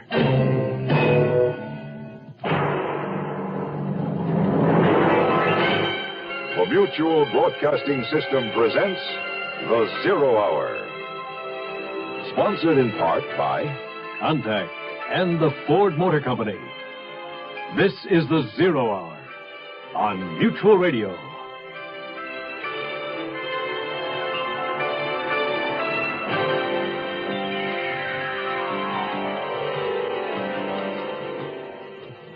Carl Brooks was a man in the wrong place at the wrong time.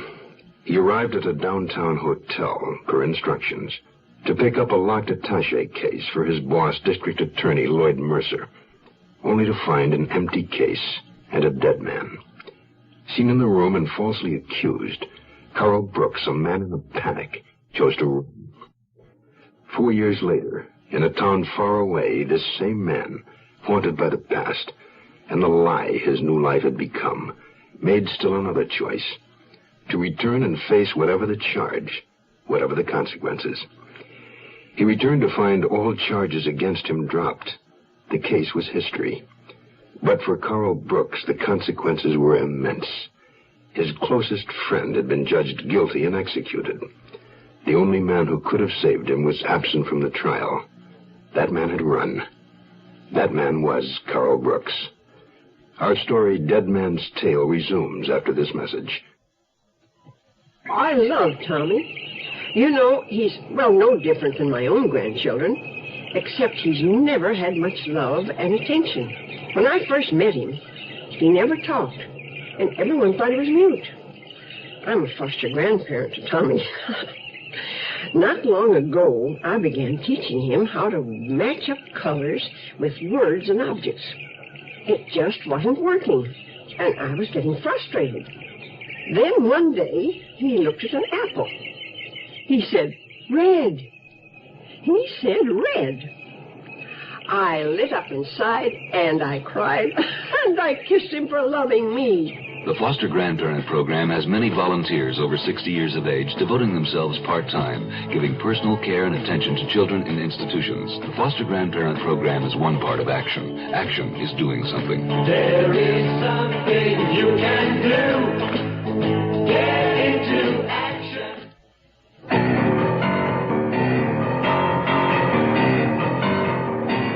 Hugo left me standing in the hotel lobby like I was nailed to the floor.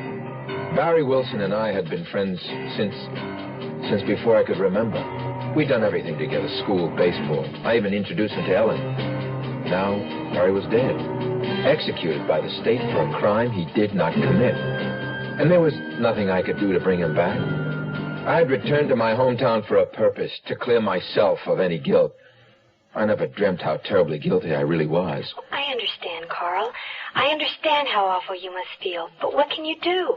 I'm not sure, Jenny. I only know there's Ellen and her little girl, and they don't pay widow's benefits to the wife of a man convicted of a capital crime. I've got to do something for them I should have done 4 years ago. Prove Barry's innocence. It's the least I can do. All right, but Carl, you sound as if you feel guilty. I am. No, you're not. You didn't kill anybody. Neither did Barry. Oh, Carl, don't do this to yourself. What happened is unfair, and I'm not asking you to do nothing about righting a wrong, but... Jenny, please, just give me a little time.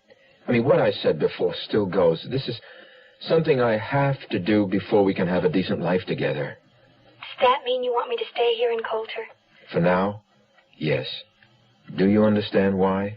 I'm trying to. All any of us can do is try. Goodbye, darling. Goodbye, darling.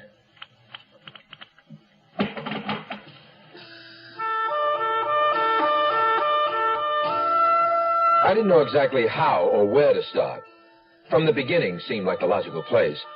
I checked into the Delta Hotel, and then I arranged to meet Lloyd Mercer at the Skylight Lounge. Well, Carl, what's it going to be? Dinner or just a quick drink? I've canceled my reservation. Oh? I thought you had a young lady breathlessly awaiting your return. Well, that was before I found out what happened to Barry Wilson. I'd hope you spare you that. Terribly unfortunate, unpleasant all around, but what's it got to do with your changing your plan? Barry was innocent. He had a jury trial, Carl. He was convicted. But who prosecuted the case? It was my job. Not a happy one under the circumstances, but I had no choice but to prosecute without fear or favor. Well, did he tell you I saw him at the Delta Hotel, that he was arriving 5 minutes after I found the body? So he claimed. Well, it's true. Well, since we couldn't find you, I weighed the possibility that it might have been true. You didn't believe him? It gave me pause. But then I realized he could have come back to the hotel after killing Henley so that you could see him just arriving to be his alibi if he needed one. As matters developed, I'm certain that was the case. But he shouted to me as I was running for a taxi that you had asked him to meet me there. Yes, he made that allegation at the trial. Untrue, of course. Why would I do that? I don't know. All I heard him say was that the chief sent him. Not much of a defense. I guess not. Just one man's word against another. Don't be petty, Carl. It doesn't suit you. Look, was there any hard evidence against Barry? I could let you have the transcript if you like. But briefly, motive. He was rather deeply in debt. An opportunity? He obviously listened on the inner office intercom to my instructions to you about picking up the attaché case from Henley. And we both know that he left the office considerably ahead of you. Yes, but he was going home. I mean, Judge, you knew Barry. Naturally, he claimed that he'd never heard of Henley, so we'll never know. Were there any fingerprints? Only yours and Henley's. A murderer would have been more careful. Barry couldn't account for his movements just prior to or during the time of the murder. He had $500 in cash he couldn't explain, and then the bald-faced lie about my sending him to the hotel. Wasn't there anything else? It's all in the transcript, if you're that interested. But why are we retrying the case now, Carl? Your Honor, I don't think Barry Wilson killed Robert Henley. Really? Well, perhaps you should have been public defender, champion of the lost cause. Look, I'm serious, Judge. I mean, let's assume Barry did listen in. A fair assumption. Maybe he didn't go straight home. And went instead to the Delta Hotel. Or he could have gone almost anywhere. Why not here, for a cocktail? Because he went straight to the Delta Hotel, room 515, and murdered Robert Henley. But why? I mean, motive, he had Carl, no reason motive. to... The man needed money. No motive, Judge. I mean, it was documents I was sent there for. There was never any mention of money. I suggest you read the transcript. Look, was there any money? I was never clear on that. None that was ever recovered, nor were the documents, for that matter. Could have cost me the election. Barry was guilty. Take my word for it. You can go back to your new life with a clear conscience. It was good seeing you again, Carl. I see. Case dismissed. Goodbye, Carl. I was just leaving.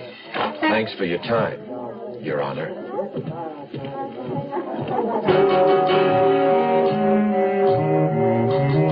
Lloyd Mercer had offered little in the way of information about the trial. That was to be expected. Motive. That was the fatal flaw in the case for the prosecution. A man was murdered for something he was carrying in an attaché case, documents or money or both. And in 4 years, there had been no trace of either. Barry was railroaded. But by whom? And had that been the master plan from the beginning? More likely, Barry was merely a convenient second choice, a substitute for me.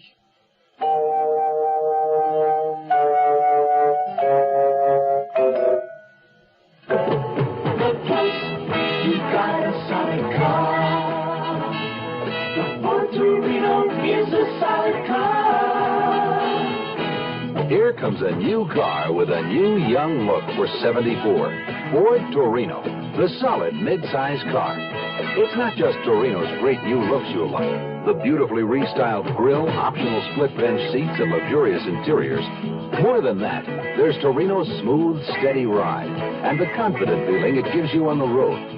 Solid Torino 74 for looks, comfort, confidence. Take a close look at Torino at your Ford dealers now. Riding down the road in style, smooth and quiet by the mile. The Pulse, you've got a solid car. The solid mid-size Ford Torino for 74. The closer you look, the better we look. You've got a solid car.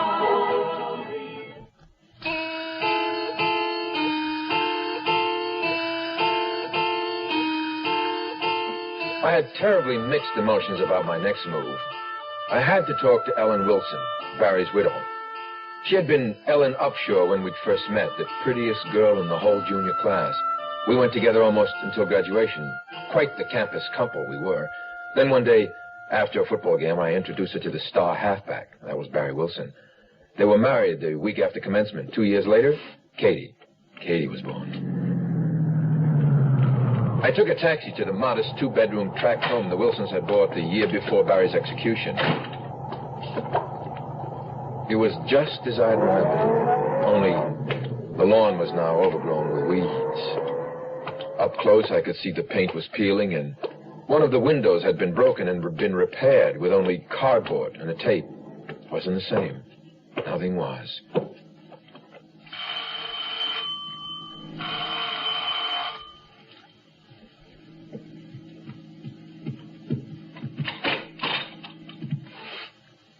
Don't believe it. Hello, Ellen. What do you want here? Can we talk? Now? 4 years later, you want to talk? Ellen, it's important. May I come in? All right. Thank you.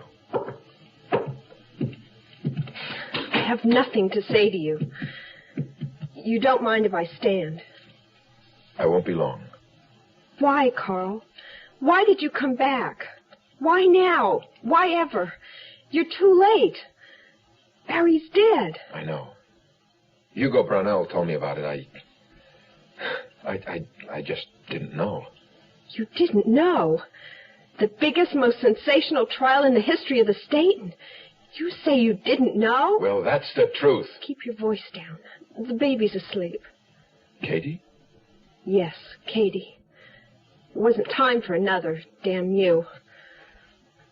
She's really not a baby anymore. No, she must be 8 years old. Yes.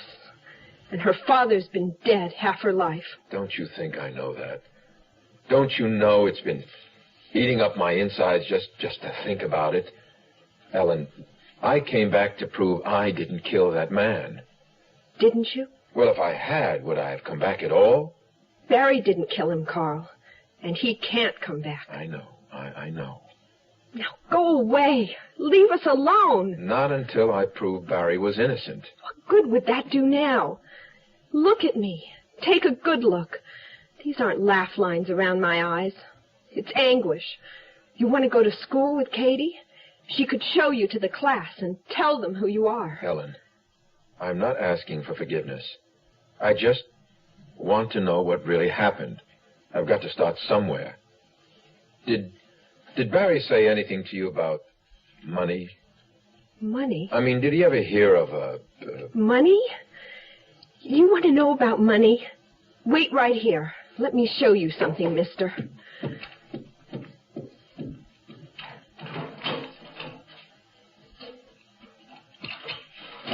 Go back to bed, honey. Mommy will be right in. Here. Take a look at that. Cashier's check for $100. I get one every month, without fail. Who sends it? I don't know. Who makes deposits into my bank account? Every time my balance falls below $50, another $50 is deposited automatically and anonymously. Haven't you tried to find out? Oh, yes. At first. And got nowhere. Then I thought, what if asking too many questions should shut it off? How would I pay all the extras the little money I was earning didn't cover? Then I lost my job. Now it's 2 days' work here, an afternoon there. Nothing for weeks on end. Ellen, this means that somebody... this is obviously conscience money. Blood money. And who pays Dr. Irwin for me? 2 operations in the past 3 years. Hospital bills. Katie's tonsils. Ellen, I think there's a real chance that I can clear Barry's name. You mean you can stir things up? Get it all in the newspapers and on television again. Ruin what little we have left. But if I could force them to reopen the case... And if they don't find the guilty party... Well, I have to do something. Don't you think you've done enough? Leave it alone. Oh, Carl, I thought I knew you so well. I never really knew you at all. Go. Go back where you came from. Leave us alone.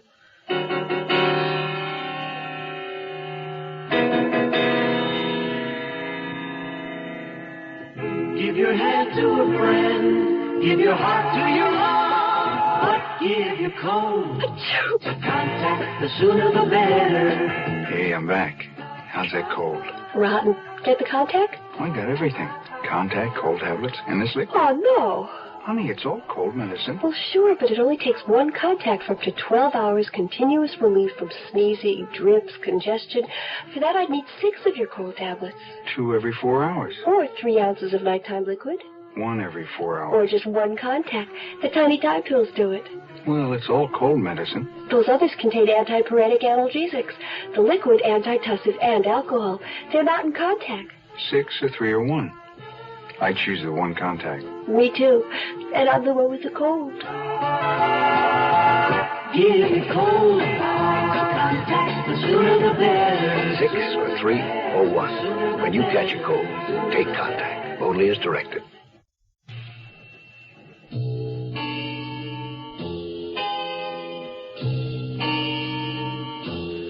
Ellen was right, of course, about what would happen if I succeeded in bringing it all to public attention again. On the other hand, if I could gather information, get some answers of my own, and then come forward with the facts, I might accomplish a great deal for Ellen and Katie, at least in terms of security. But how much of it would be for her, and how much for myself, to soothe my own conscience? 3 unsolved M's: money, motive, and murder. According to the learned judge, Barry was in debt. That was something I hadn't known and didn't think it proper to ask Ellen about. Gambling is illegal in the state, but everyone knows it goes on, appropriately disguised. I took a taxi back to town to pay a visit to just such an establishment. And an old acquaintance I had last seen at the Hotel Delta sprawled on the floor. If anybody would know about money, he would. Well, there it is, just up ahead. The one with all the lights flashing? Well, that's where I want to go. You sure?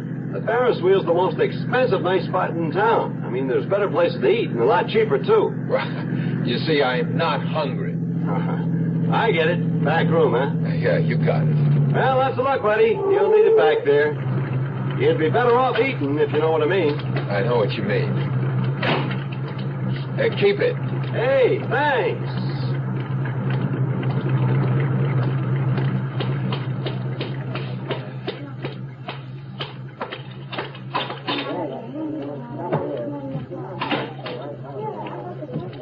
Good evening, sir. Do you have a reservation?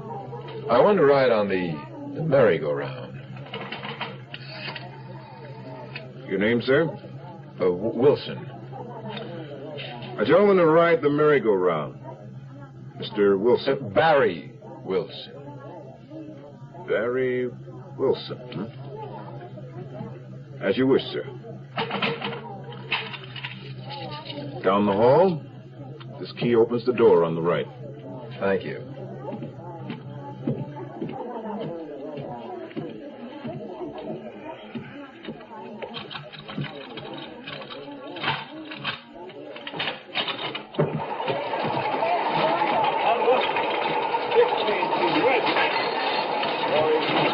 Always the lemon, isn't it? You can do better at craps or roulette. I'm not really a gambling man, Cyrus. Oh, I thought you were. Can we talk in private? My office private enough?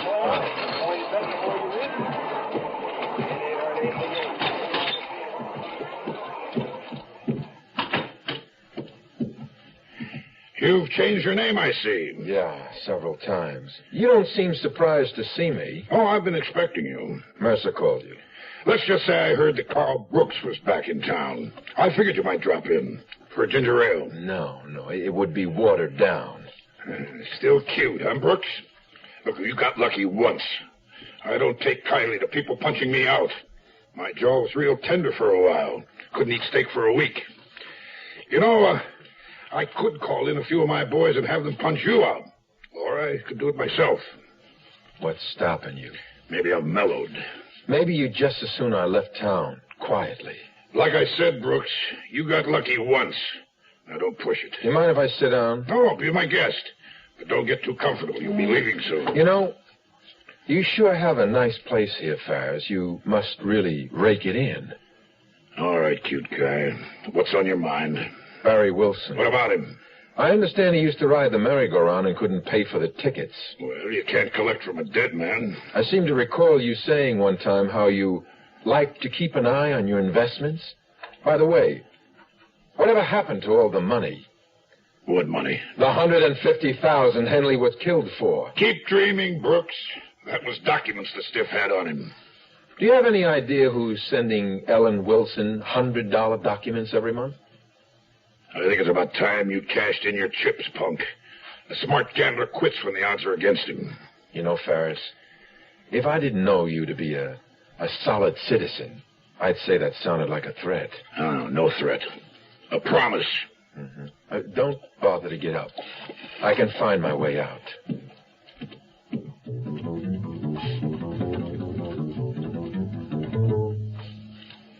Ferris was lying. Of that I was sure. There was money, all right. The night of the murder, Ferris had been in the room the same time I was, but I didn't hear him come in.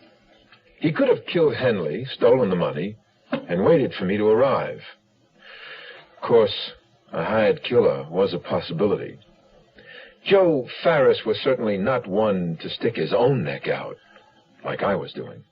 But what really puzzled me was the money Ellen was getting. I couldn't see Ferris giving money away for any reason, and Lloyd Mercer? Well, I was sure convinced he had no conscience at all. I had nothing to go on but a hunch, and I needed help. I headed straight for the red and white neon lights of the Chronicle building. The heavy glass doors were locked. I could see a uniformed guard inside.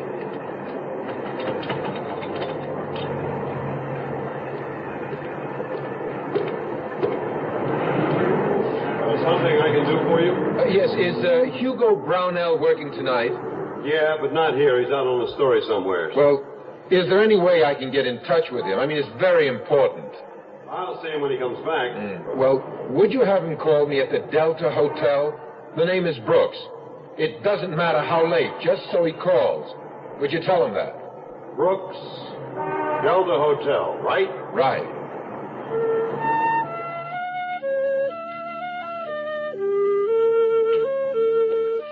I took a sandwich mealy up to the room at the hotel so I wouldn't miss Hugo's call. I ate slowly to make the time go faster. Then thoughts of Jenny swept over me like a veil of stardust, and I began to wonder if what I was doing was really worth it.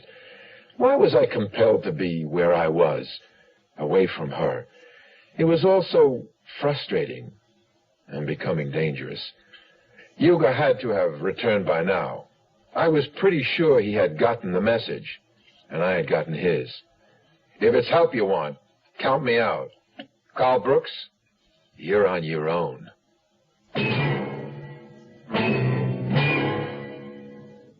You are listening to Mutual's presentation of The Zero Hour. Lots of people think that a ham is just a ham. You get fresh, cured and smoked. You got butt, shank, steak and canned. You got cooked, country, picnic, slices. You got canned perishable, which you do have to refrigerate, and canned non-perishable, which you don't have to refrigerate. unless you open the can. Then you have to refrigerate both. Now, that sounds like a lot to remember, which it is, so forget it, and just remember this. When you're buying ham, read the label. If the label says fully cooked, then you don't have to cook the ham, okay? But if the label does not say fully cooked, then please cook it. Not the label, the ham. The U.S. Department of Agriculture has more free information on ham. Just write ham, U.S. Department of Agriculture, Washington, D.C., 20250.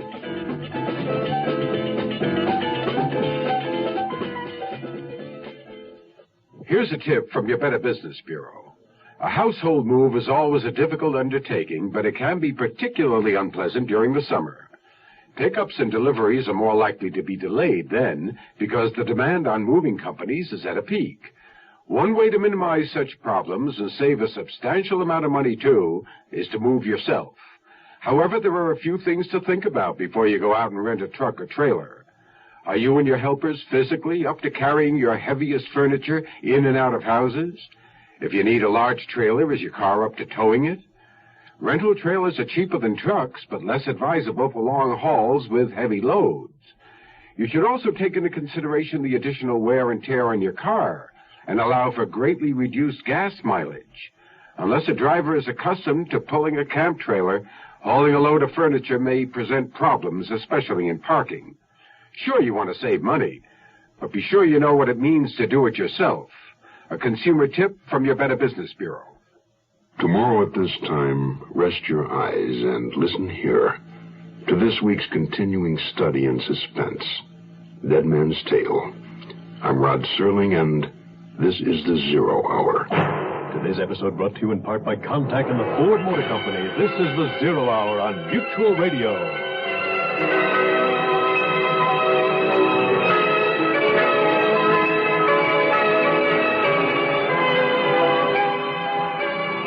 You have been listening to The Zero Hour, a presentation of the Mutual Broadcasting System in association with Hollywood Radio Theater, heard every weekday at this time.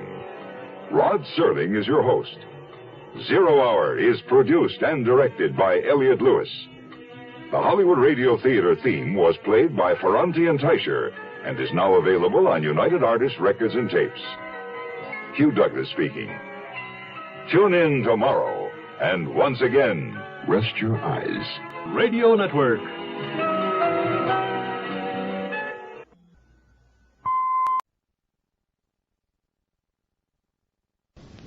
The Hollywood Radio Theater.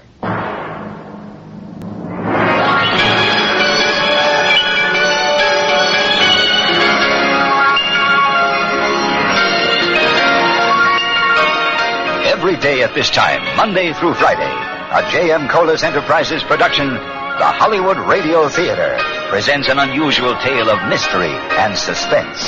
Every week, Monday through Friday, the Hollywood Radio Theater presents... I'm Rod Serling. You're listening to the Zero Hour. Your eyes.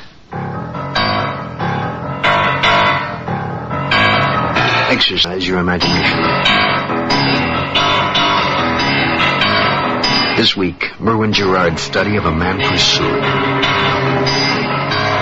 Dead Man's Tale. Starring George Maharis, Craig Stevens, and Charles McGraw.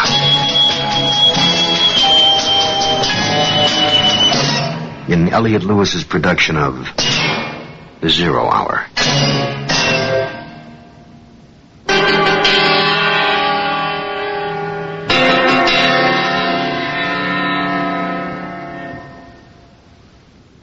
Guilt is not something that can always be determined in a court of law.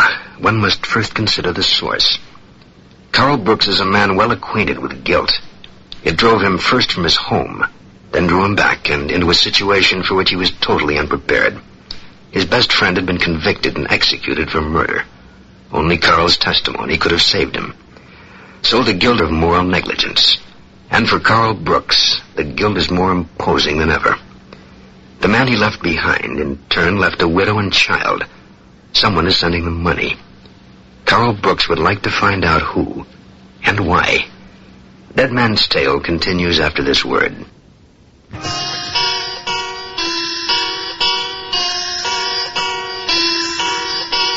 I watched the sun come up over the city from my hotel window. The first light of day peeked over the eastern horizon at 5 o'clock, then fanned out over the stockyards, the industrial section, and crept into downtown. By 5:30, skyscrapers. The street lamps shut off. The morning edition hit the newsstands. City buses rolled down the avenues, from dark to dawn to day. Hadn't shut my eyes or my mind all night. If I was to accomplish anything this day, I'd chest mirror. Oh, come on. Can't believe it.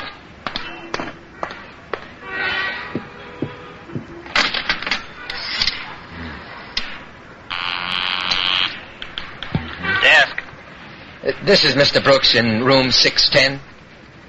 What happened to the water? Or doesn't that come with the price of the room? I'm terribly sorry, sir. We've had some trouble with the boilers, and we've temporarily shut off all the water in the east wing.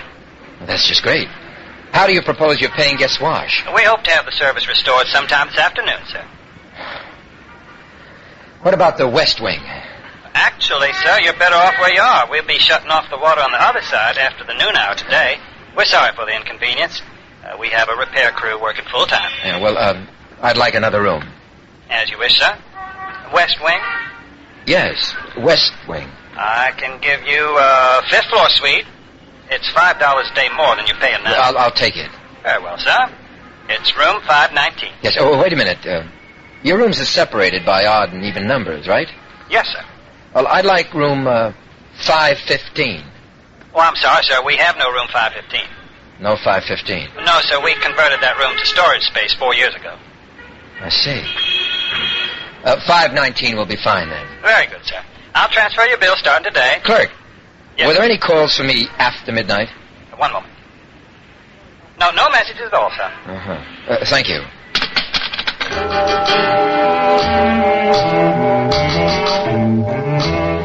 I took the elevator down to the lobby and exchanged the keys. So 515 was only used for storage now. That had been for 4 years. Very strange coincidence. A man is killed in the room, another man is condemned for murder and rushed off to meet his maker, and suddenly the scene of the crime no longer exists.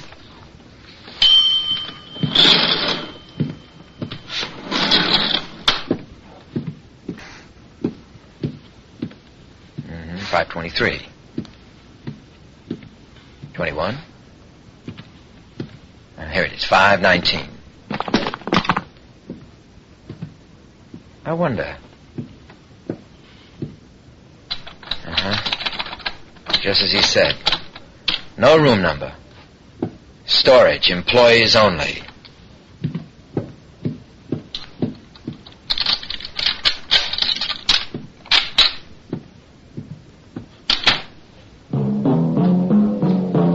I showered, shaved, and had a light breakfast in the coffee shop before leaving the hotel. I needed mobility for the errands I had to run, so I rented a late model sedan from an auto agency. I phoned the Chronicle and tried to reach Hugo again. But he was out on still another story. Either that, or his secretary was told to say he was. Since financial status was foremost in my mind, nameless donations and free medical care. Dr. Frank Irwin might be able to shed some light on the subject, I thought. I drove to County General Hospital to find him.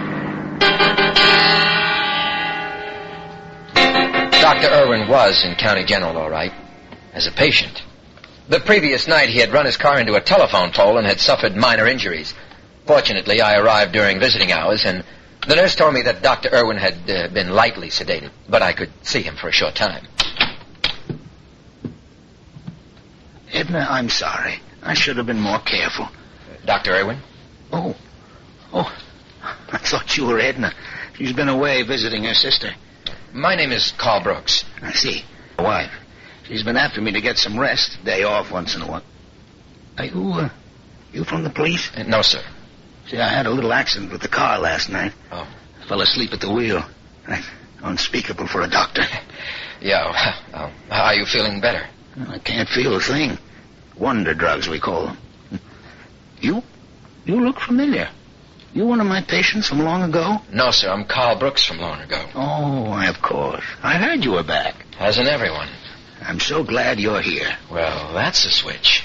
I'm afraid I don't understand. You are the man who's helping Ellen Wilson, aren't you? Well, I'm a friend of her. I know all about you, Mr. Brooks. Oh? I want to do all I can to help you. Say, would you mind bringing me that pitcher of water right there? Oh. Can't seem to work up a spit. Yeah. Thank you. I don't want to dry up before I say what has to be said. Doctor, Ellen Wilson is one of your patients, isn't she? Has been, ever since she first moved here. Must have been, near 10, 15 years ago. When she got married and had the baby, I became what we used to call a family doctor. Have you been sending Ellen Wilson money? Money? No, that must be one of the others. Others? What others? Well, I don't know who they are. I think the man who runs the big gambling club in town is one of them. Joe Farris. Yeah, that's who I mean, Joe Farris. He's a horrible man. Doctor, I don't want to sound like a lawyer. I mean, I've given that up, but if you don't know who the others are, would you know why anyone is sending Ellen Wilson money? I'm a doctor, Mr. Brooks. It's my sworn duty, my sacred obligation to save lives. I committed a breach of honor 4 years ago in a court of law. Because I was afraid of the disgrace, I did nothing to prevent the execution of an innocent man. Barry Wilson. That's right. Could you have saved him? Well, perhaps. No. The point is, I didn't even try. Oh, that's fine. Well, what could you have done or said? Well, I don't know why I ever got involved. Edna begged me not to. She's always right about that sort of thing. Very sound thinker, my wife. Doctor, what was this involvement? Oh, ambition, pride, vanity. I wanted to be Commissioner of Health. And I consoled myself that everybody did it. Did what? Paid for political favors. There was this Farris and myself and 2 others. I have no idea who they are. But we each contributed a large sum of cash to a special fund for the re-election of Lloyd Mercer.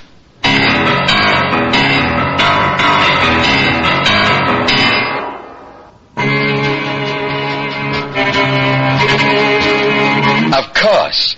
It was so obvious it never occurred to me. That was why Mercer never admitted to there being money in the attaché case. It would have blown his legal eagle image sky high. The fact that I had been a very real part of his political machine turned my stomach. So, you see, Mr. Brooks, I isolated the hypocrite in Hippocrates.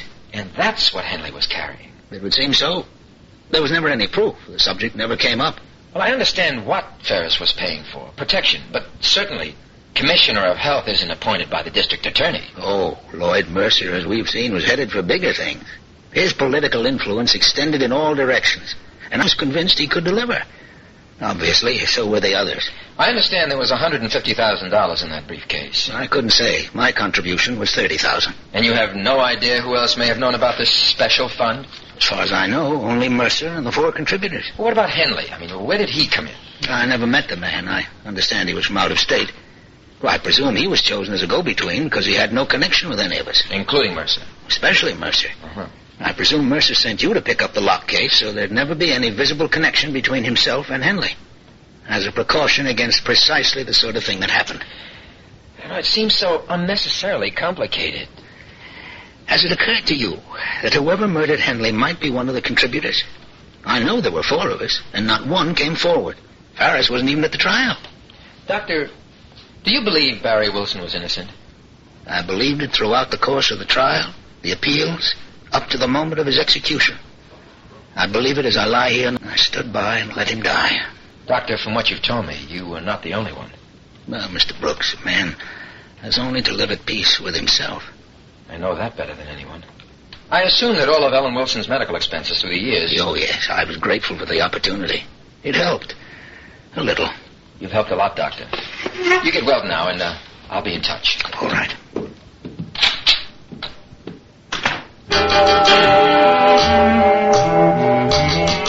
I left the hospital and headed for the National City.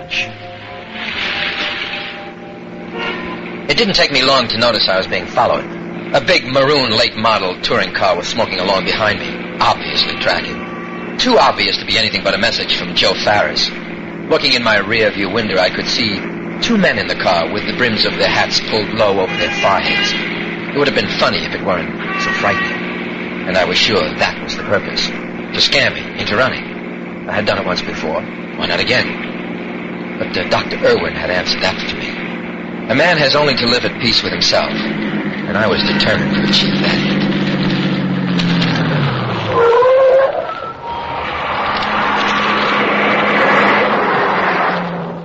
I stopped in front of the bank. Ferris's thugs drove on. They knew where I was going and who I wanted to see. We were all beginning to understand each other all too well. I began to feel the need for some protection of a different kind. Dead men tell no tales. It was time to leak some information to the press.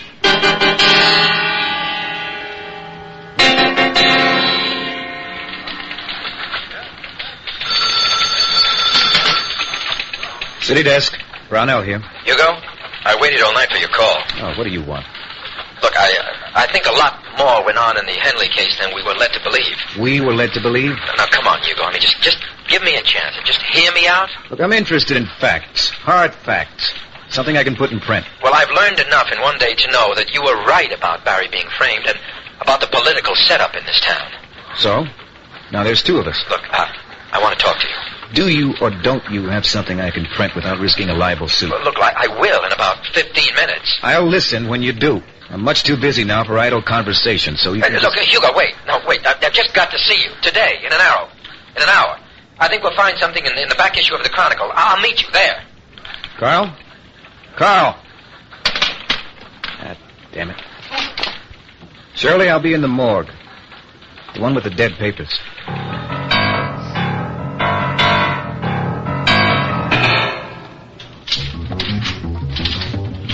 May I be of service, sir? Yes. I'd like to speak to the branch manager. Well? Go ahead. I'm waiting. I'm Joanne Price, branch manager. What can I do for you? Well, I'm sorry. I didn't... You didn't think a woman could ever achieve a position of responsibility, especially in such a stuffy field as money management. Believe me, I felt the same way. It's been a struggle. A depositor of yours, Mrs. Ellen Wilson, has been receiving cashier's checks drawn on this bank in the amount of $100 each month for the past 4 years. I'd like to know who's been sending them. Won't she tell you? She doesn't know either. Does she object? Mrs. Can't you just tell me who's sending those checks? No, I'd like to. You have such an honest face. But I'm afraid even if I had that information, it would be confidential. Besides, I'm really only the hired help. I wouldn't have the authority to give it to you. Well, who would? The bank president, Mr. Lacey. Well, may I talk to him? I don't think it'll do you any good. Why not? Mr. Lacey's a Scrooge, the tightest man on earth, with money and with words. Look, could you ask him if he'd see me, please? Don't hold your breath.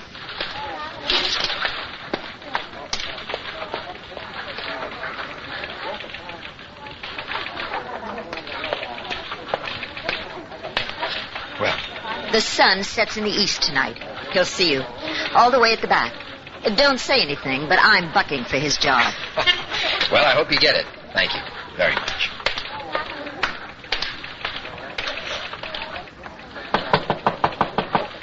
Come in and close the door behind you. Mr. Lacey?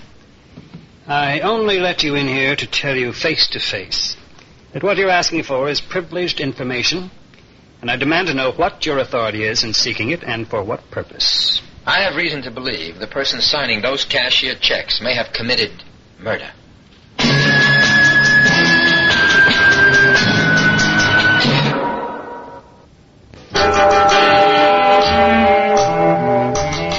Are you from the police? No. Certainly murder would be a matter for them. All right, Mr. Lacey, if you'd rather I take what I already know to the police... You're Carl Brooks. That's correct. Well,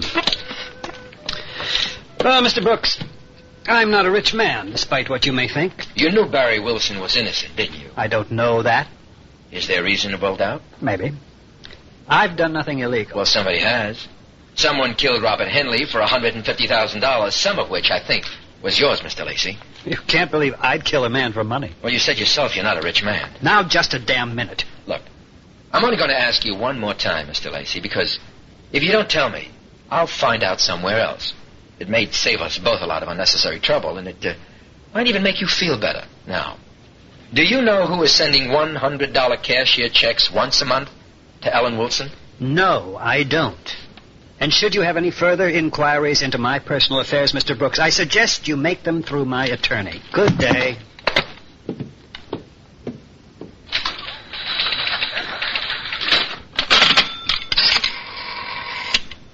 Get me Judge Mercer's chambers, immediately.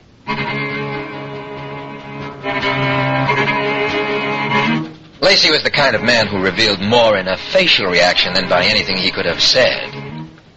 He was undoubtedly the third donor. Farris, Dr. Irwin, and Lacey. But who was the fourth? I left the bank and walked to my rented car. The tires were flat, all of them, slashed. I looked up and down the street. There was no sign of the big maroon car, but the meaning was clear. So I had to get to the Chronicle building right away. I had to get to Hugo Brownell.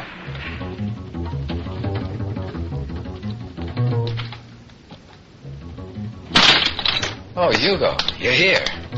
Don't ask me why. I guess I'm just a sucker for nostalgia. Well, I wasn't sure if I'd make it. Word is out on me. What do you mean? Farris had his boys cut up my tires on the car. I hitchhiked over here. Never thought you'd come. Look, Carl, you're raving. Come on, you got me down here for a reason. Let's have it. Hugo, what do you know about a special campaign contribution fund to get Lloyd Mercer elected to a second term as DA? Maybe I should ask what you know. Well, there was one. $150,000. And that's what Henley was carrying the night he was murdered. Can you prove it? Not only that, but I think I can prove who killed Henley. Who? Do you know? Well, I'm hoping you can remember. You've seen him. You may even know him. You lost me. Look, 4 people contributed to Mercer's special fund. It was Farris and Dr. Irwin, the president of the National City Bank, a man named Lacey. Mm-hmm. First name Clarence. A big man in contract financing, bit on the shady side. That's only 3. Well, there should be the name or a picture of the 4th somewhere in these files. Well, that could take days to find. Well, not if you can remember. Remember what? Well, someone who was at Barry's trial, someone who was there every day.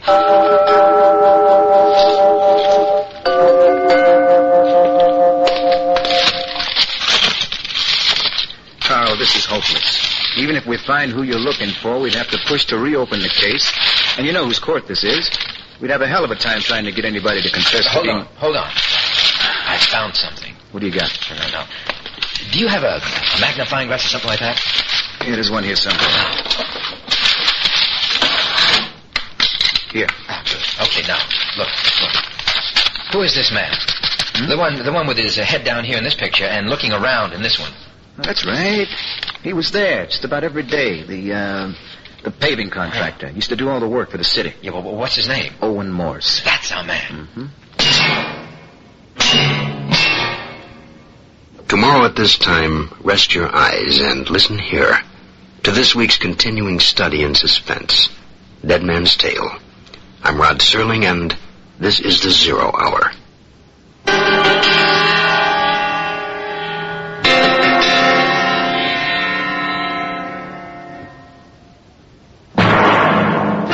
You've been listening to the Hollywood Radio Theater's presentation of The 0 Hour, heard every weekday at this time. Rod Serling is your host. Dead Man's Tale was written by Merwin Gerard and Kim Weiskopf. George Maharis is Carl, Craig Stevens is Mercer, and Charles McGraw is Farris. Featured in the cast are Jack Manning, Harold Gould, Herbert Jefferson Jr., and Shirley Mitchell. 0 Hour is produced and directed by Elliot Lewis. Jack Myers is executive producer, Rochelle Sherman associate producer, and Kim Weiskopf story editor. Music conducted and composed by Stanley D. Hoffman. The Hollywood Radio Theater theme was played by Ferranti and Teicher and is now available on United Artists Records and Tapes. This has been a J.M. Colas Enterprises production. Hugh Doctor speaking. Tune in tomorrow, and once again, rest your eyes and listen here to the 0 Hour.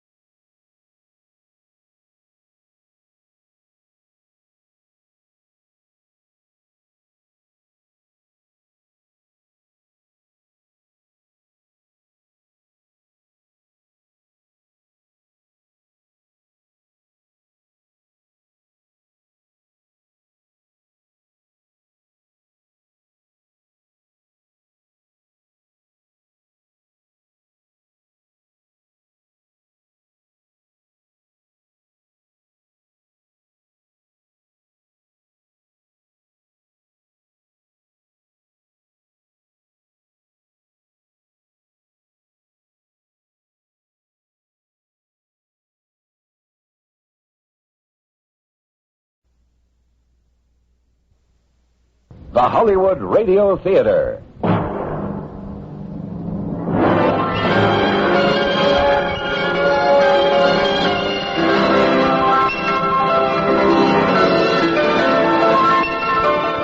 Every day at this time, Monday through Friday, a J.M. Colas Enterprises production, the Hollywood Radio Theater presents an unusual tale of mystery and suspense. Every week, Monday through Friday, the Hollywood Radio Theater presents... I'm Rod Serling. You're listening to the 0 Hour. Rest your eyes.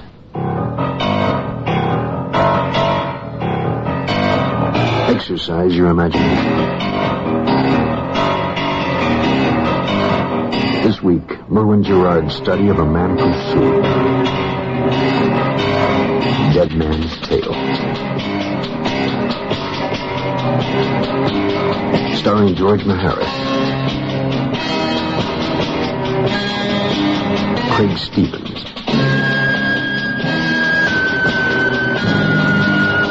And Charles McGraw.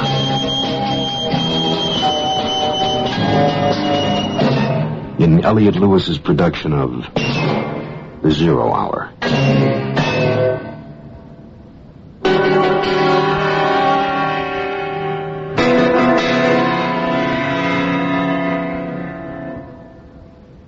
What was it that brought Carl Brooks back to his hometown? The gnawing guilt of having run from trouble? The love for a girl that he had but couldn't give with shadows on his conscience? Was it fate? In any case, he got more than he bargained for. His colleague and closest friend was dead, executed for a murder he could not have committed.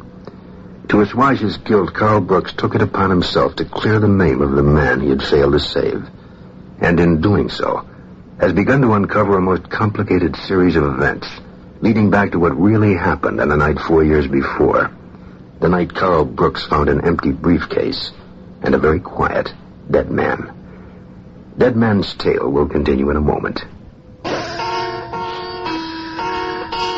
If Owen Morse was difficult to identify, locating him was next to impossible. His company was no longer in business, and his family had moved out of town. Hugo, a friend indeed, lent me his car and promised to have some repairs made on my rented one. It was dusk by the time I found Owen Morse's new home address. It was way out on Briar Street, next to the edge of town. A run-down old house converted into a triplex. He lived on the ground floor. For a man I suspected had once contributed many thousands of dollars for some kind of political sway, Owen Morse was living somewhat less than modestly.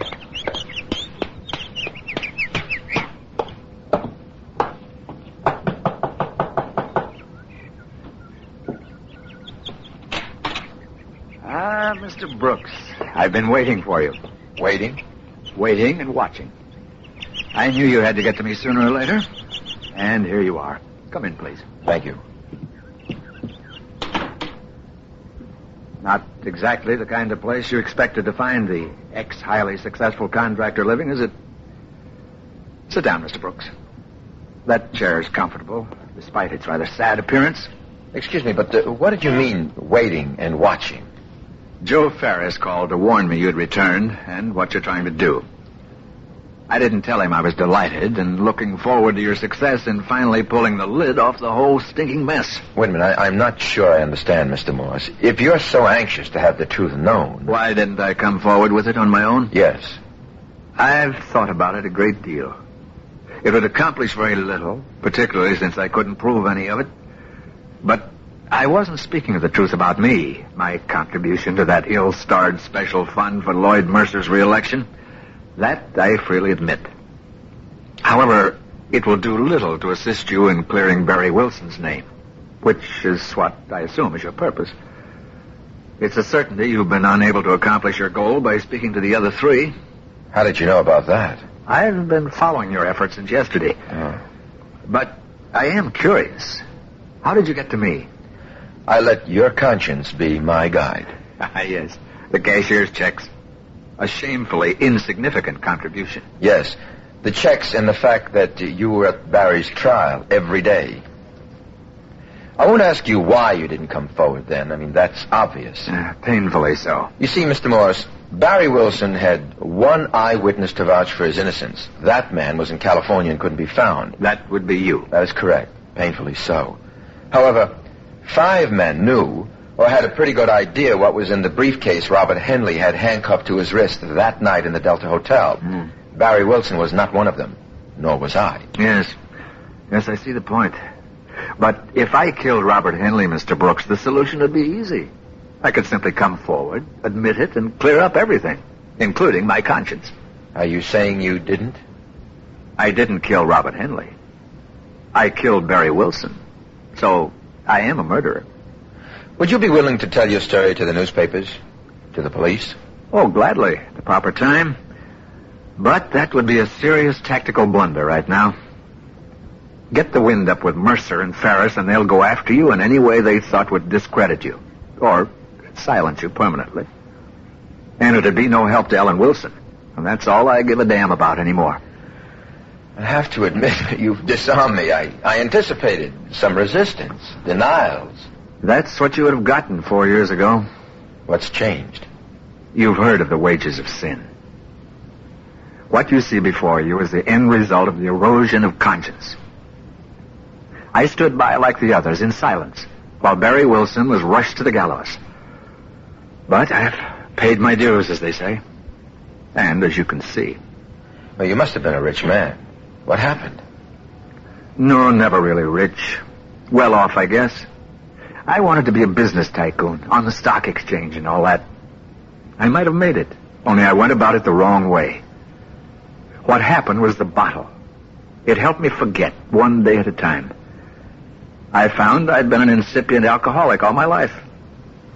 A year of steady drinking, lost weekends, and then lost weeks and months can quickly destroy even a sound business. The downhill slide is swift and accelerating. First my business and then my family. But the guilt doesn't go away. On the contrary, it grows. It grows until the reason for it is rectified. Mr. Morse, who killed Robert Henley? I have no idea. I have nothing. My whole life is an utter waste of time. Then why go on? You know, you sound like you could drink yourself to death if you tried. Mr. Brooks, you see before you a gutless, impotent man. I've been on the wagon for 2 years now, so I could hold down a job to make just enough to stay alive and send a few dollars to the woman I made a widow. Mr. Morse, there seems to be more than enough guilt to go around for all of us. Speaking for myself, I'm willing to risk all to clear the slate, but I'm going to need your help. You can count on me, Mr. Brooks. You can count on me.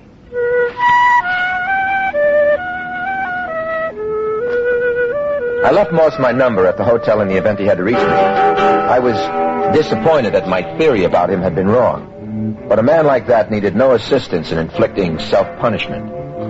Hugo wasn't at the office when I called, so I left a message for him not to print anything yet and that I'd be in touch.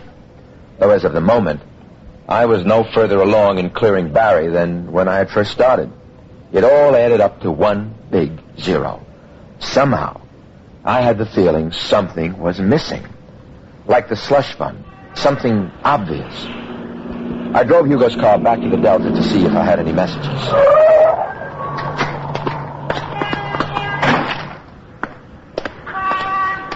It was a misty night, but not cool. I looked up into the sky, and the moon was barely a sliver. The stars, invisible. I tried to locate my room from the street below by counting it from the corner. I counted again. No mistake. That was my room with the lights on and the curtains popped out the open window. I ran to the lobby. The desk clerk was nowhere in sight. I got out on the 4th floor and took the stairs up one flight.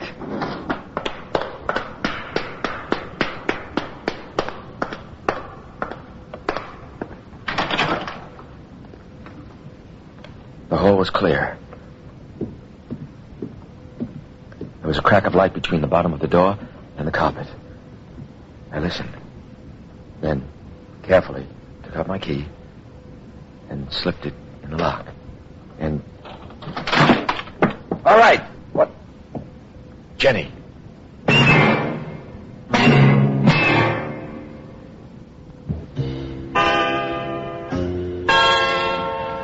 It was a toss-up as to who scared who more. Seeing Jenny there in my room was both a relief and an obstacle. I hadn't realized how much I had missed her, and yet she could only make matters more difficult by being so close. But I hid my ambivalence as best I could, and we spent the night together. In the morning, we had room service and a breakfast. It was then that I explained the situation. So that's about how it stands at this point, Jen. Come home, Carl, please. You've done what you came for. You're a free man. If it was only so simple. Jenny, you have no idea what effect this has had on the lives of so many people. All right, but what about us, our lives? Suppose you do find out who killed that man. Then what? Well, that's most of what I have to do. There's more? Carl, you're driving yourself... Barry's dead, but his family lives on. You mean his wife and child, don't you? Ellen, isn't that her name? Just some kind of benefits. I mean, a fund for Katie. Something. Carl, are you telling me everything? I don't know everything. I mean about Ellen. What does she want from you? Well, I suppose at this point she probably wants me to die or disappear. She's bitter, Jenny, and I don't blame her. She and I were close once. We were just kids. I was best man at her wedding. Oh, Carl, it hurts me to see you like this. I came here to comfort you, to be with you. I know you didn't want me here, but I had to see you. Look, I'll go back to Coulter today if it's really what you want. If I had a choice, Jenny, if I was really free... Oh, please, don't say anything. I'll call the airport. I'll get it. No, don't. Hello? Oh, yes, he's here. Hello. Hello, Judge. I'm just fine. How are you these days? Oh, you'd like to reconvene our discussion from the other night? Or just say when? In your chambers? Very good, Judge. I'll be there. Carl, what's wrong? Why didn't you want me to answer the phone? Are you in trouble? Look, I have to meet with Judge Mercer about some dirty laundry. I'll be back this afternoon. We'll grab a bite, and then I'll drive you to the airport. All right? Don't worry, Jenny. Remember, I love you. See you later. Carl, please be careful.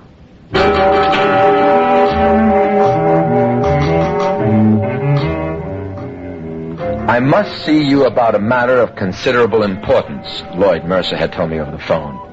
The wheels were turning, and I was botching up the mechanism. There wasn't much doubt as to what Mercer wanted to talk about. It was the particulars that aroused my curiosity. He was waiting for me in his chambers, all decked out in official garb. Come in, Carl. Good of you to drop by. You look very spiffy in your robes, Mr. Mercer. Judge. Sit down, Carl. Can I get you something? No, thank you. I only drink socially.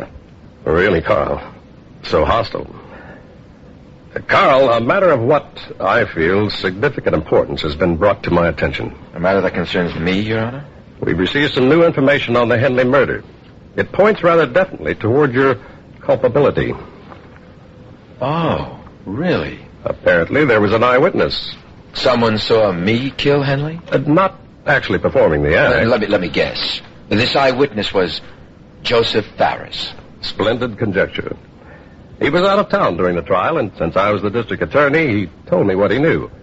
Still, I couldn't believe that you'd killed Henley, and I told him so. Your faith in me is nothing short of overwhelming, but what suddenly changed your mind? Carl, you were a fugitive. A cogent fact relating to your guilt if, of course, the case is reopened. If? Well, it's impossible to prosecute a man who can't be found. You know that as well as the next fugitive. What if I stay? Well, you could try to save yourself. Discrediting you would be ridiculously easy, and very likely prove to be a political bonanza for me. Anyone knows a man accused of murder is liable to say anything to save your skin. And the voters have a ready sympathy for public servants unjustly attacked. Same old song, just different lyrics. I'd love to vocalize, Your Honor, but... I thought you were smarter than that, Carl. I'm a much older hand at this sort of thing than you. A point well taken. I have a full calendar today, so I'm afraid you must be going. In parting, let me say, if you're still in the jurisdiction of this state tomorrow morning, be prepared to remain here, behind bars, for the rest of your life.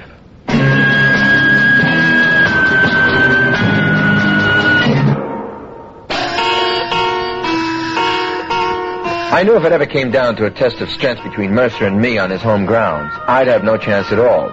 Knowing Mercer, he could make a pretty good case for complicity between Barry and me to rob and murder Henley. Again, Mercer would come up smelling like a rose, and he had the savvy and muscle to make it stick. I still had that nagging suspicion of something right in front of my eyes that I wasn't seeing. But first, there was another fish to fry. As it was, the skillet was hot and greased and ready for me. To catch the fish was the real problem. That and bait. Carl, that's crazy. That's suicide. Either way, it gives you something to print. An expose or an obituary. Baiting Ferris like that is just asking for it. He digged the river to throw your body in, lead shoes and all. It's my funeral. Look, you go. Ferris killed Henley, or had him killed. Setting yourself up this way isn't going to prove anything, Carl. It will if he tries it again and misses, and somebody's there to see him, like a reporter. Sorry, I don't want any part of this scheme. Hugo, Mercer's trying to chase me out. He thinks I know too much. Don't go after Mercer, Carl. That's really suicide. All I'm after is the truth. I want to be able to sleep at night. Keep this up and you'll sleep forever. Look, I'm going through with it, Hugo. I'll ask you again when the time comes. Carl? You got your car keys. Yeah. Forgot. Thanks. Unlike most night spots, the Ferris wheel looked plush even by day. Joe Ferris was finishing a late lunch on his private patio upstairs when I arrived. How about a spot of coffee, Brooks? No, thanks. I can't believe you dropped in just to say goodbye. Who's leaving? Yeah, I figured you'd be dumb enough to stick around. Mercer says you'd testify against me in court, but I have my doubts. The sword cuts two ways, and you know it. You gotta be the cutest guy in town, Brooks. If you saw me in Henley's room, I saw you. The next obvious question would have to be, what were you doing there? I will have a lawyer, of course, and there has to be a complete trial even in this state. With Mercer in my corner, I'd take my chances. I don't think you're going to let it come to that. I've got everything just about together now. All the details of who contributed to that fund for Mercer and what each of you were buying. You're bluffing. Am I? How did the names Clarence Lacey, Owen Morse, and Frank Irwin grab you? You have been busy. But all they can supply is talk, no proof. Enough talk to blow your sweet setup in this town sky high. And when I complete the angle I'm working on, I'll have enough evidence to pin Henley's murder on you and make it stick. You're cute, all right, Brooks, but not very bright. Maybe not. But I suggest you talk to the judge and tell him your eyesight isn't what it used to be. I'd think about it if I were you, Ferris, or... Or what, punk? I'll see you in court. Now the hook was baited. I just had to hope that the fish wouldn't strike before I was ready. I drove back to the hotel to get Jenny. I had to put her on a plane before the fireworks started. I parked the car and walked along the same sidewalk as the night before. As I looked up towards my window again, I practically fell over a group of workmen sitting along the side of the building. You better watch where you're going, buddy. You might hurt yourself. Sorry. I'm sorry. At the desk, I stopped to see if I had any messages. There were two. One that Dr. Irwin phoned and left his number for me to call back. And the other was a note from Jenny. Dear Carl, I didn't want to make things harder for you than they already are, so I'm saying goodbye to you this way. I've taken a taxi to the airport, and we'll be in Coulter sometime tonight. Don't worry about anything, darling. I understand what you have to do here. I'll be waiting for you when you come home. Love, Jenny.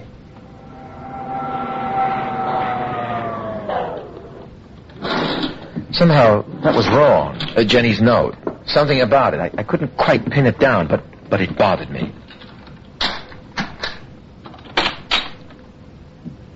What was it about this whole thing I wasn't seeing? Henley's room, for one.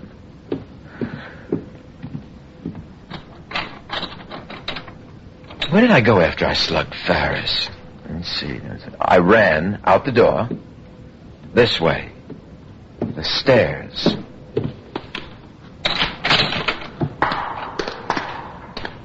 let's see. I ran down the stairs to here. Then, see, I turned this way, but if I'd gone straight... Hey, here comes the bird watcher. What's this? Where am I? You want I should get you a map? This is the boiler room. You took another wrong turn, buddy. Can't let you out this way.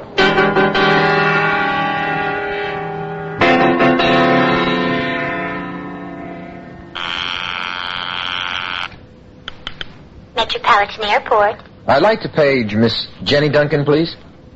Paging Jenny Duncan. Miss, when's the next flight to San Francisco? 9:15, sir. Tonight. 9:15 tomorrow morning. Well, when did the last flight leave? 9:15. There's only that one flight daily, sir. They've got Jenny.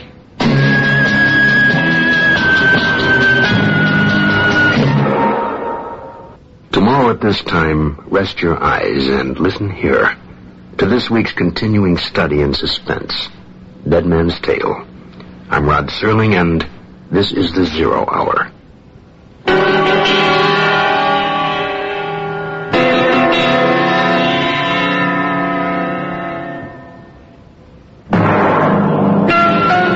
You've been listening to the Hollywood Radio Theater's presentation of The Zero Hour, heard every weekday at this time. Rod Serling is your host. Dead Man's Tale was written by Merwin Gerard and Kim Weisskopf. George Maharis is Carl, Craig Stevens is Mercer, and Charles McGraw is Ferris. Featured in the cast are Olin Soleil, Ann Marshall, and Herbert Jefferson Jr. Zero Hour is produced and directed by Elliot Lewis. Jack Myers is executive producer, Rochelle Sherman associate producer, and Kim Weisskopf story editor. Music conducted and composed by Stanley D. Hoffman. The Hollywood Radio Theater theme was Records and Tapes.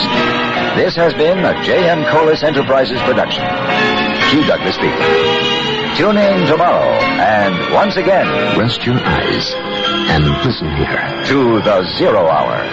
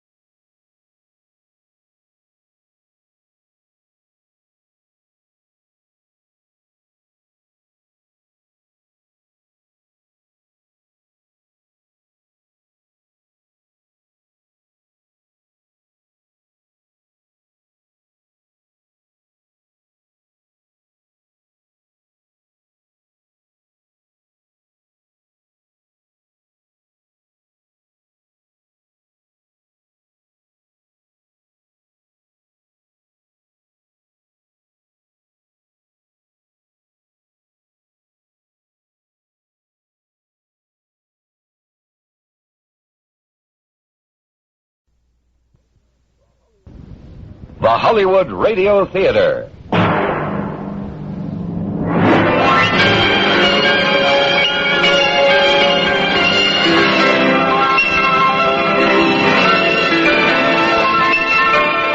Every day at this time, Monday through Friday, a J.M. Colas Enterprises production, the Hollywood Radio Theater presents an unusual tale of mystery and suspense. Every week, Monday through Friday, the Hollywood Radio Theater presents... I'm Rod Serling. You're listening to the Zero Hour. Rest your eyes.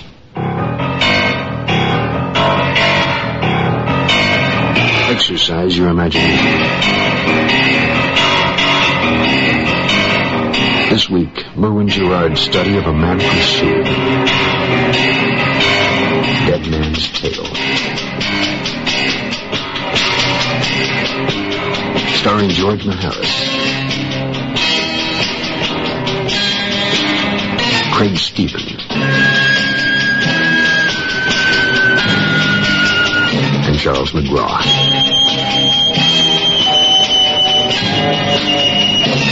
In Elliot Lewis's production of The Zero Hour.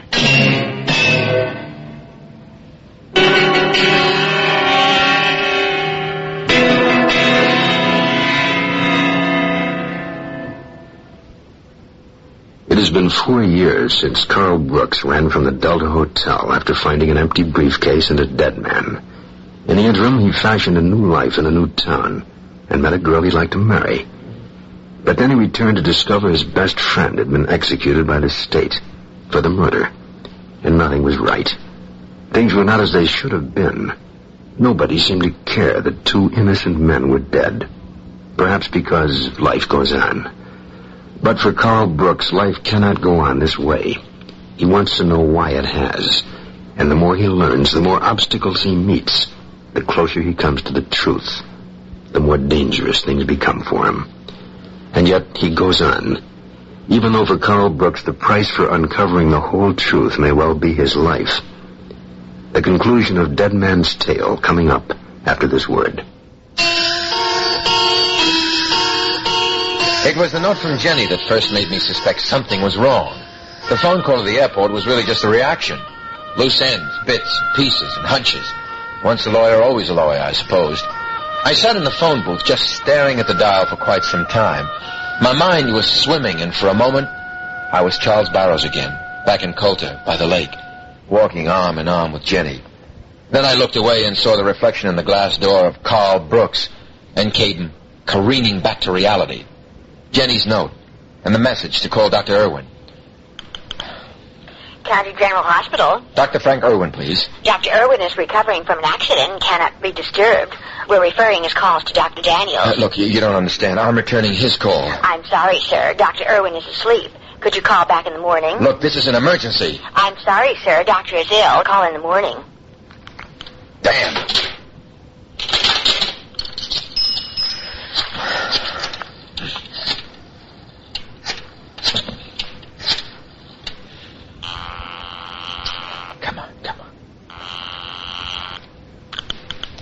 City desk, Brownell. Hugo. Carl, where are you? They've snatched Jenny. Who? Jenny. Who's Jenny? Didn't I tell you? Jenny's the girl I met in California. Hugo, she's why I came back. I mean, she's my new life.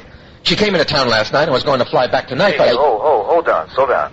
You lost me. Well, but they know she's here. I'm sure it's a ploy to get rid of me before... Carl, will you calm down? All right. Now, what I can make of your babbling, you think Ferris kidnapped Jenny in order to flush you out, right? Right, that's right. Wrong. And I'll tell you why. If Ferris had her, I'd know about it. I've got every informer in town reporting in on the hour, and no one said a word about a woman. This is the first I've heard of it. Believe me, Carl, you've got enough real troubles without making up others. She's around. She'll show up. And if I were you, I'd stay put. Mercer and Ferris are in conference right now. But I have to get to County General. What's up? I don't know, but I have a feeling the whole ball game's on the line. Well, you better get going. It's the bottom of the ninth. If I was ever going to run, now would be the time. I tried to believe what Hugo said about Jenny, but I couldn't shake her disappearance from my mind. I left word at the desk to reroute any calls to meet at the Chronicle city desk. I got as far as the corridor in the hospital before a nurse stopped me. Just where do you think you're going? I have to see Dr. Irwin. Keep your voice down. People are sleeping. Visiting hours are over. Look, a man's life is at stake. I'm sorry. Hospital regulations. But Dr. Irwin, what are you doing out of bed? I want to see that man. But, Doctor... I take full responsibility, nurse. Well, I guess it's all right. But please get back into bed. Hey, Mr. Brooks, come on in. Thank you, nurse. Mr. Brooks. Mr. Brooks, I'm a troubled man. Well, what is it, Doctor? Well, it's about Ellen Wilson. Go on. Ellen's been like a daughter to Edna and me. We were never blessed with children of our own. Well, I worry about her, you know. Like a father worries about his little girl. And Katie, well, she's my little sugar plum. She tells me how she wishes I were her grandpa. You see, Ellen's parents are, well, they're not the nicest people. Well, to get to the point, Mr. Brooks, I called Ellen this morning to see how she was feeling. She said she was very upset about the trouble you were making for them, and she was sending Katie away to stay with her parents for a while. Now, Mr. Brooks, I'm afraid what I have to tell you now may cause me to break another oath. The confidence between physician and patient. What Dr. Irwin told me not only broke an oath, but broke the ice around my frozen memory. I was so close to feeling free once and for all, but there were still things to check out, and one very important locked door yet to be opened.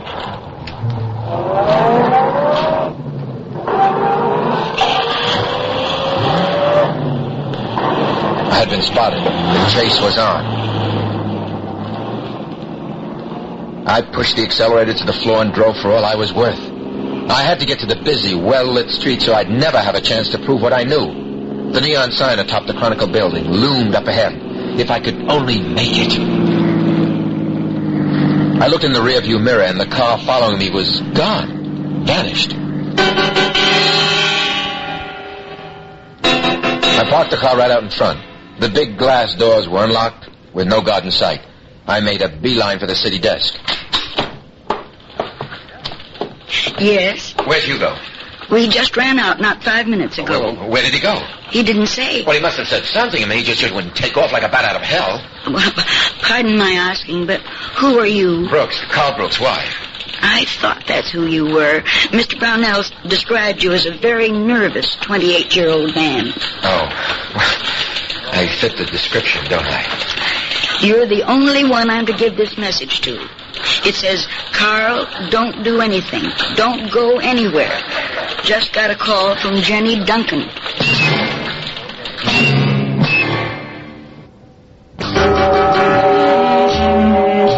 It seemed like every time I tied off a loose end, it knotted up. There was a question mark at the end of each answer. One more hunch. Faint recollection needed satisfaction. I had to get into the newspaper morgue just once more. Surely the woman at the city desk was most cordial, but had no access to the files. Nobody on the night shift could get them but Hugo, and Hugo was gone, ostensibly to locate Jenny. His cryptic message did nothing to make me any less nervous, but he may have had a reason, to prevent me from leaving the safety of the building. He knew I'd follow if I knew where he'd gone. I took it all to mean that the summit conference between Mercer and Farris was over, and war had been declared on Carl Brooks. I couldn't bring myself to sit it out. I was wearing out the linoleum in the city room when Shirley put down her magazine. Would you like some coffee, Mr. Brooks? No, thanks. I could send out for a sandwich from the diner. Look, I'm really not hungry. Or would you like to look at a magazine? Oh, I know. There's a stack of old newspapers behind Mr. Brownell's desk that you might enjoy reading. What did you say? I said there's a stack of old newspapers behind Mr. Brownell's... But this is it. This is what I came for. That's what I thought. I just wasn't sure. Did you find something, Mr. Brooks? Shirley, I wonder if you'd do me a favor? Certainly. Lend me your car for just 1 hour. The guard was at his station by the glass doors downstairs. We exchanged bewildered looks as I left. If I was followed to the Delta Hotel, someone did a good job of keeping out of sight. I slipped through the crowded lobby into the elevator and rode up. To the 5th floor. Down the corridor, to the door to my room, and beyond, until I got to the locked door outside what used to be room 515. If only I could get inside.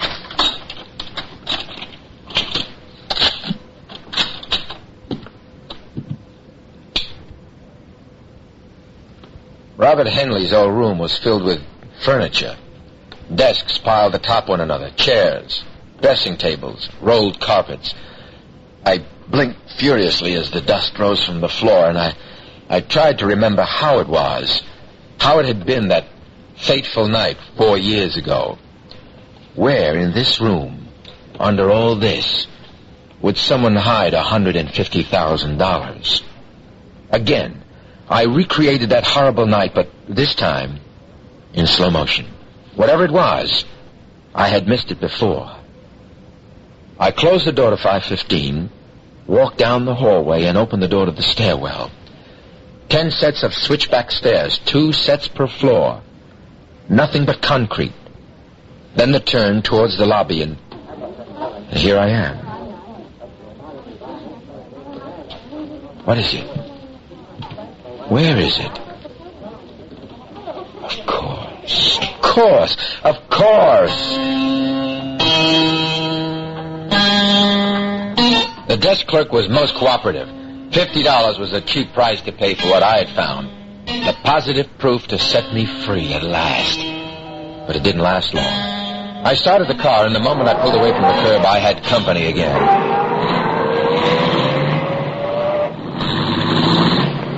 I got a good look this time. There was a pickup truck with a single hatless man inside.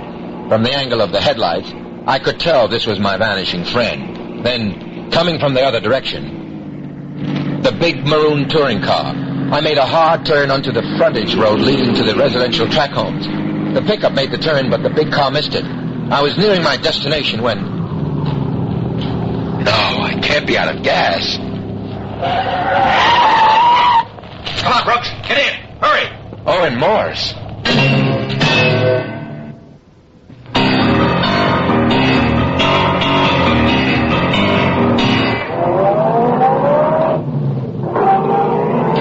Morse, what the hell are you doing out here? I said you can count on me, remember? Tonight? At the hospital? At the first time you saw me? You mean you've been following me? Most of 2 days. Uh-oh, you better tell me where we're going. We're not the only ones on the road. Barnsdale Lane. You know where it is? Ought to. I paved the road. Hang on. Helen Wilson's, right? Right. That's it, the one with the tall grass. This is going to be close. Pull in. We've got to get to the house.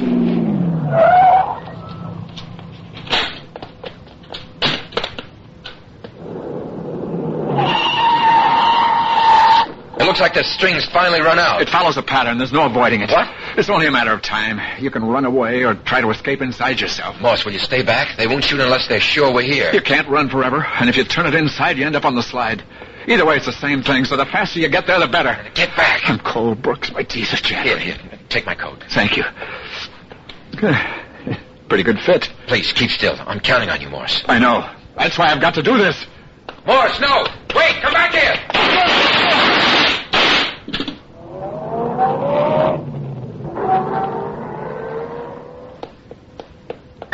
Carl! It had to come to this. I saw the whole thing. You'll never get away with it. Who is this man? Jenny, I was worried sick. Carl. That's Owen Morse. They thought...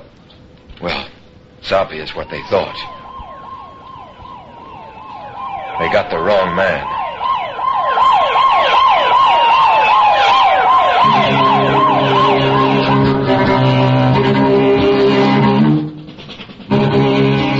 Does it? And this killer struck once too often. Forgive me for lying to you, Carl. I had to speak to Ellen about us. I tried to reach you. Sorry it took me so long to get here. Yeah, where were you? I got a flat tire. Came right off the rim.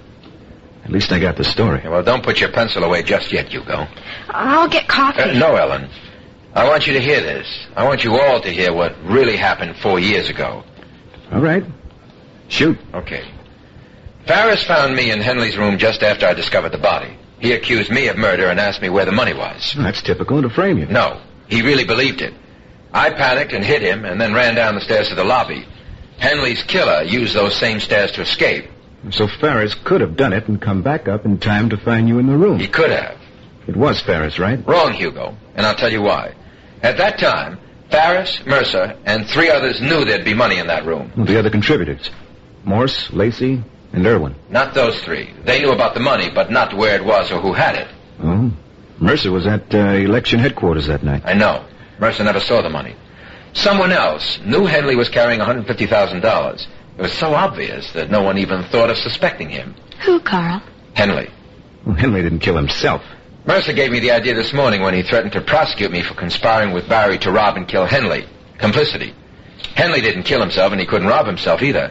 He had to have told someone he knew. Henley was from out of state. He was chosen for the job because he had no connections with anyone. No visible connections with anyone. That's what made it so hard to figure out, even though it's obvious who it was. Who was it? Barry Wilson. Are you saying Barry did kill Henley? The killer was still in the building the whole time I was, on the same stairs I ran down on my way to the lobby. You mean you went right by him? No, the stairs go further.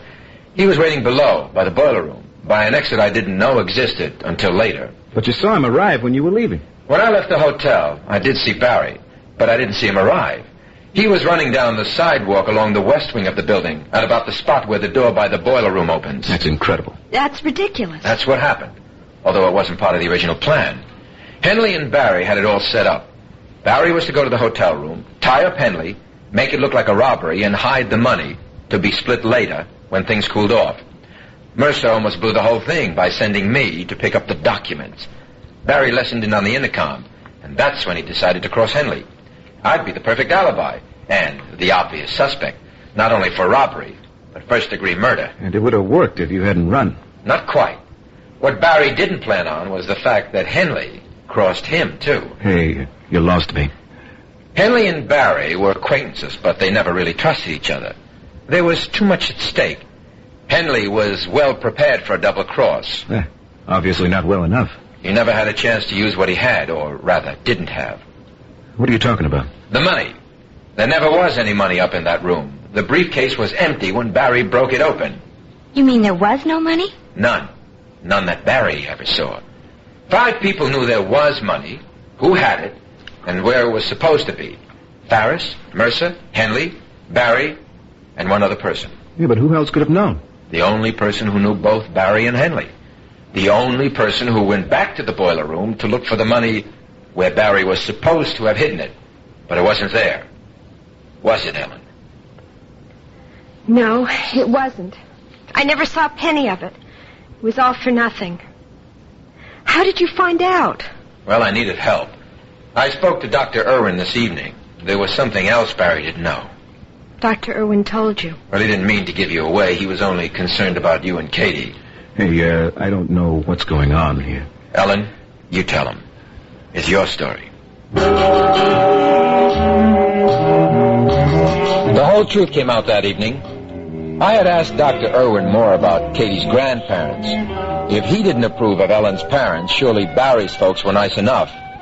That was when the doctor revealed to me what even Barry didn't know. Since Barry's death, Ellen had refused to allow Katie to visit the Wilsons. When I asked the doctor why, he told me there was no way Barry could have been Katie's father. He was sterile. That led me back to the newspaper accounts on the trial. While looking through the files with Hugo for the 4th contributor, I read something about Henley's hometown, a small hamlet in Indiana. It hadn't occurred to me that it was the same town where Ellen Upshur had come from years ago, and the very same town where Barry and Ellen used to go on vacations before Katie was born. It just took a little while to make the connection. Then, the final proof, the money. And that was the most obvious thing of all. Where would someone in a hotel keep $150,000 in cash? The $50 I'd laid on the desk clerk brought me access to the hotel safe, where I found a 4-year-old package and a notarized letter that was, in effect, a man's will. It read, "If this package is not claimed within 30 days, the contents shall be used to establish a fund to be dispersed on the 21st birthday of my daughter, Catherine Wilson. It was signed Robert L. Henley.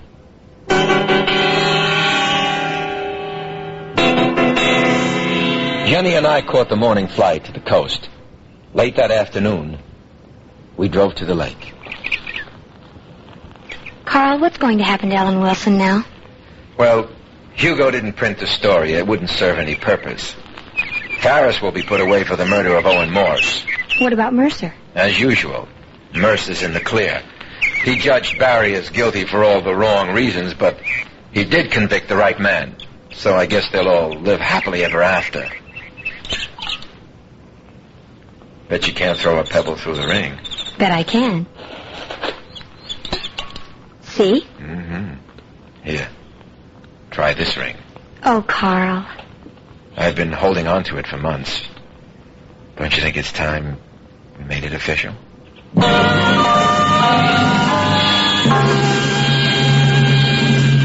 Hello, this is Susan Strasberg. I'll be here next week on the Hollywood Radio Theater's new zero-hour mystery with Peter Marshall, Andrew Duggan, Mary Wicks, and Kent Smith. He's been getting a series of poison pen letters ever since his wife left him last January. Hate mail? Uh-huh. I heard Mrs. Wharton just disappeared. Nobody knows where she is. Yeah, you want to read it? You may think you can get away with your wife's murder, Rudolph Wharton, but you can't. Remember to listen next week when the Zero Hour presents A Die in the Country. Thank you.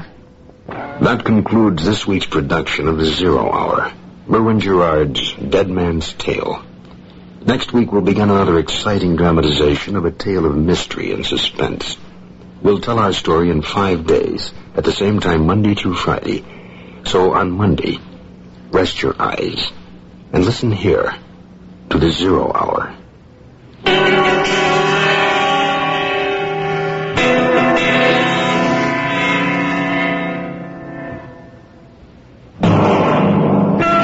You've been listening to the Hollywood Radio Theater's presentation of The Zero Hour, heard every weekday at this time. Rod Serling is your host. Dead Man's Tale was written by Merwin Gerard and Kim Weisgart. George Maharis was Carl, Craig Stevens was Mercer, and Charles McGraw was Ferris. Featured in the cast were Sandra Gould, Herbert Jefferson Jr., Harold Gould, Barbara Luddy, Olin Soleil, Ann Marshall, and Angela Cartwright. Zero Hour is produced and directed by Elliot Lewis. Jack Myers is executive producer, Rochelle Sherman associate producer, and Kim Weiskopf story editor. Music conducted and composed by Stanley D. Hoffman. The Hollywood Radio Theater theme was played by Ferranti and Teicher and is now available on United Artists Records and Tapes. This has been a J.M. Colas Enterprises production. Hugh Douglas speaking. Tune in Monday and once again, rest your eyes and listen here to the Zero Hour.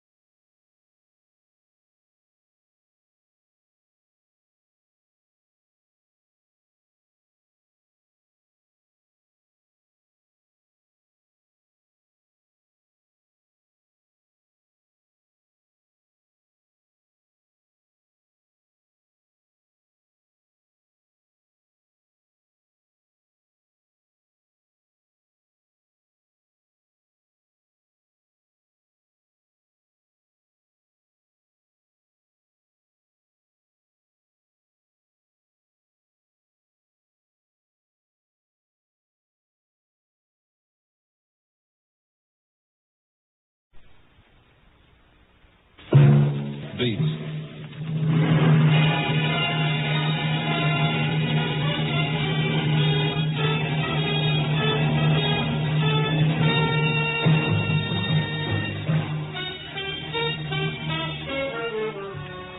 Hi, this is Randy Stone.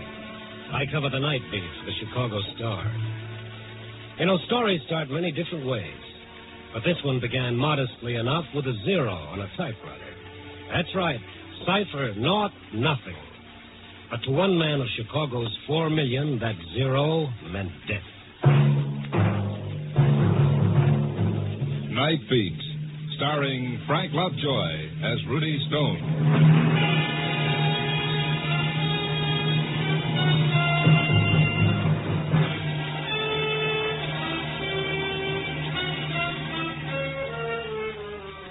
Mine is a funny kind of a job. When that evening sun goes down, I start walking through the dark city, peering into bleak alleys, wandering through the bright neon, listening to the sounds of the city at night, the whisper of footsteps, the shattering roar of an L train, the sob of an ambulance siren. I wander up the boulevards, down the back streets, searching for something in the dark city. And what exactly is it that I seek? Brother, it's something more elusive than the farthest star. I seek the city's heart.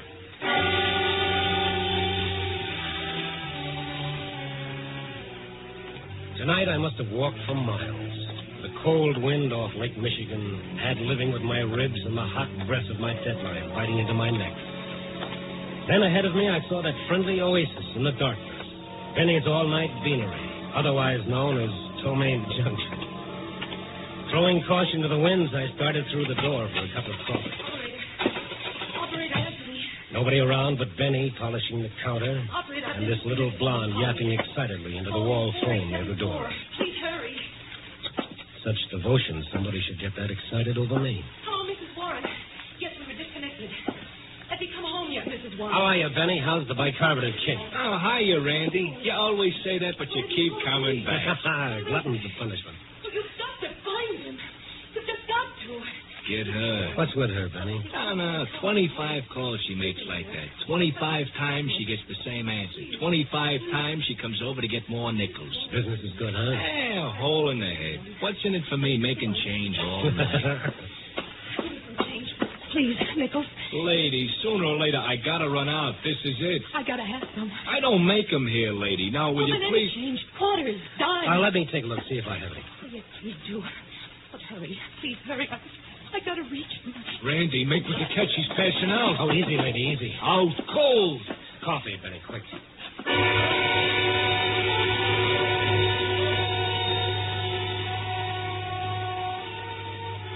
One thing I'll say.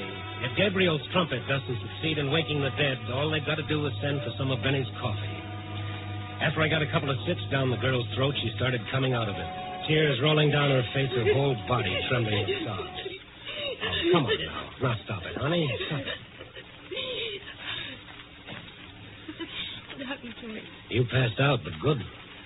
What time is it? Oh, it's 9:45. I've got to find him. I've just got to. Oh, now, take it easy. You're still shaky. Now, come on. Have a few more sips of this so-called coffee. Oh, no. Well, if you think Benny's coffee is bad, you ought to try his hamburgers. I've just got to find him. Who have you got to find? The man. What man? The man I killed.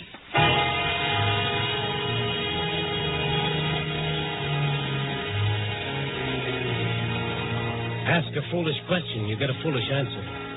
Only before I could ask any more questions, the little lady was on her way out of the place. I looked at Benny just to make sure he'd heard the same thing I had. He'd heard.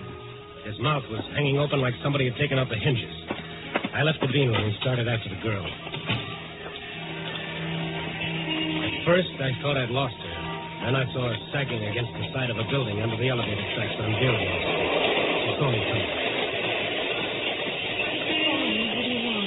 Oh, I'm just an old busybody. I don't know what to do. I'm going crazy. I should call Mrs. Warren again. Maybe he came home. Who? That man. The man you killed, huh? Well, that makes sense. Now, listen, Oh, lady. you don't understand. You just don't understand. This you can be sure of. I've got to find him. I've just got to. You killed him, but you've got to find him. Yeah. I must go. Please let me go. I'm not holding you, kid. I don't know where to turn. You don't want to go anyplace, do you?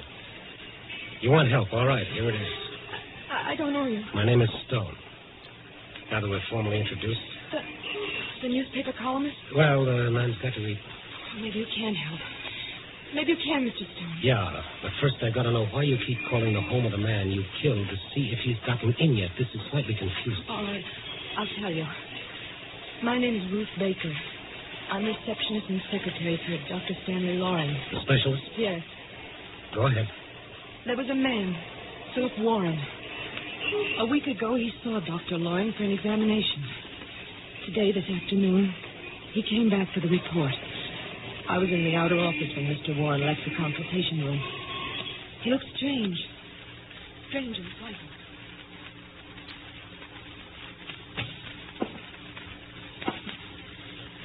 Will you give me a cigarette, Miss Baker? Oh, certainly, Mr. Warren. Here. There's a lighter on the table. Never mind. I don't want a cigarette. Is there anything wrong? Hey, what time have you got? 3:15. You're a minute slow. All that? But a minute is important. Very important. If you're going to catch a train. No, it's always important. Well, yes, I suppose it is. Oh, yes. You know, I've lived all my life that way. Paying attention to time. Being punctual. My wife considers it a nuisance. Do you? Oh, I'm afraid I hadn't thought You of it. should. Everyone should. Time. Have you thought how many different ways one tells time? It can whisper in an hourglass, or tinkle in a tiny little clock, or it can roar, or... Yes? All my life it's been important to me. Now he won't tell me when. All he says is sometime. That's not fair, Miss Baker. It's not right. Oh, look, Mr. Warren, perhaps you'd better lie down. Oh, no. I've got several things to do. Many things, in fact. I see. You don't. But that doesn't matter at all. You know, in my office I can hear the chimes of the clock in the tower above me. I've always listened to them. I like them because time is important. But I never heard them chime midnight. Midnight? I guess midnight is a special time. It's either tomorrow or today. It's in between. Tells a man that the day is over. Another one's going to begin. It's like standing on the edge. Goodbye, Miss Baker. Goodbye, Miss Baker. Yes, Doctor. Miss Baker, will you come in, please? Right away. Warren gone, Miss Baker? Yes, he just left, Dr. Loring. Yeah, that was certainly unexpected. I was almost certain it wasn't that serious. Well, put his examination report back, will you? Yes, sir. The closed file, Miss Baker. The closed? Yes. Oh, I'm sorry. What was it? An inoperable condition? Oh, now I see. See what, Miss Baker? Why he acted so strangely. Oh, don't worry. He'll go home, think about it. When the first shock wears off, he'll accept it. What else can he do? What else can anyone do?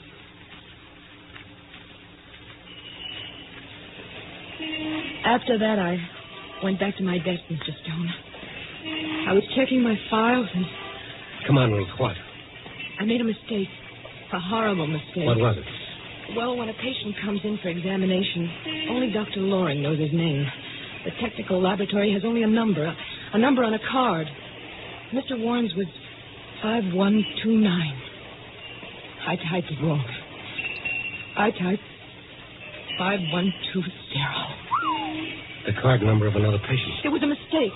I put Mr. Warren's name under the wrong laboratory number. A number of a man who is going to die. Certainly Dr. Loring would be able to tell if Warren... Just a routine checkup would indicate symptoms. It took actual laboratory work to make certain. Oh, I see. He'll kill himself. He's that kind of a man. And if he does, I've killed him, murdered him. And if... I don't want to live. I'll kill myself. Oh, now, come on. Now, there's no time for that. Does Dr. Loring know? I told him right away. And he tried to reach Warren? Oh, I've been trying since this afternoon. At his home? Everywhere. He He must have gone home first because he left his wife a note. Suicide note? Yes. Ruthie, come on, let's go. Well, where? Warren's home. And if he's not there, well, Chicago's a big city. It'll be tough finding one man among 4 million people. But we can try.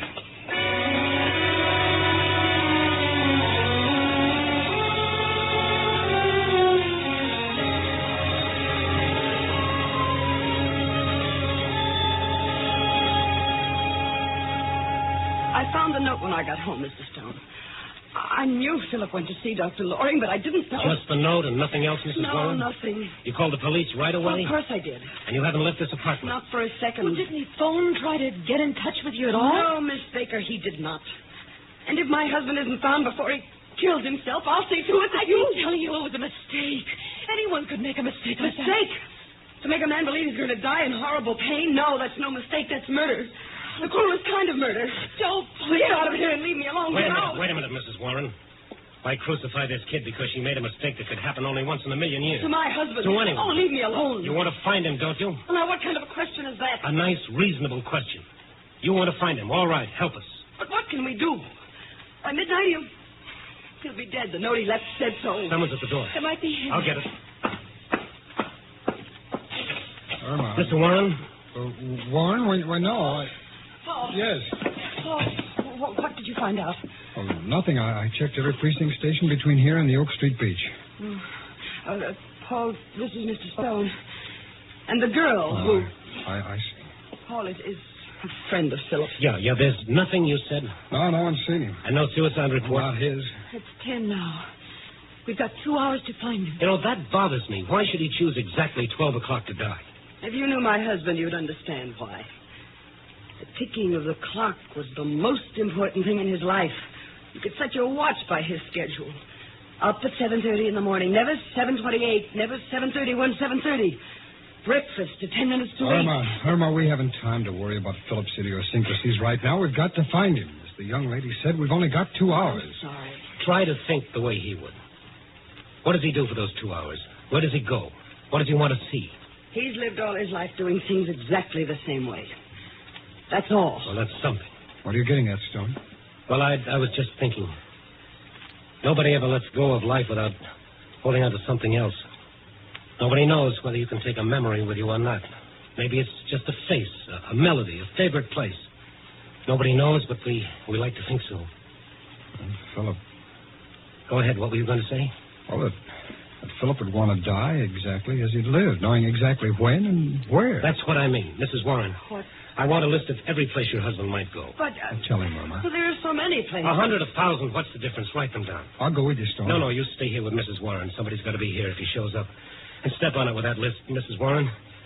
Got a lot of places to cover by midnight. If we haven't found him then, we can cut our list down to one place. The county morgue.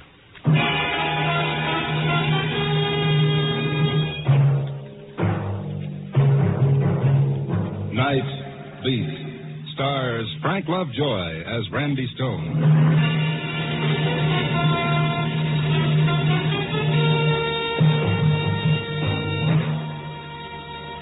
Find one man out of 4 million people. Find one place out of 1,000 square miles of city and do it in 2 hours, 120 minutes.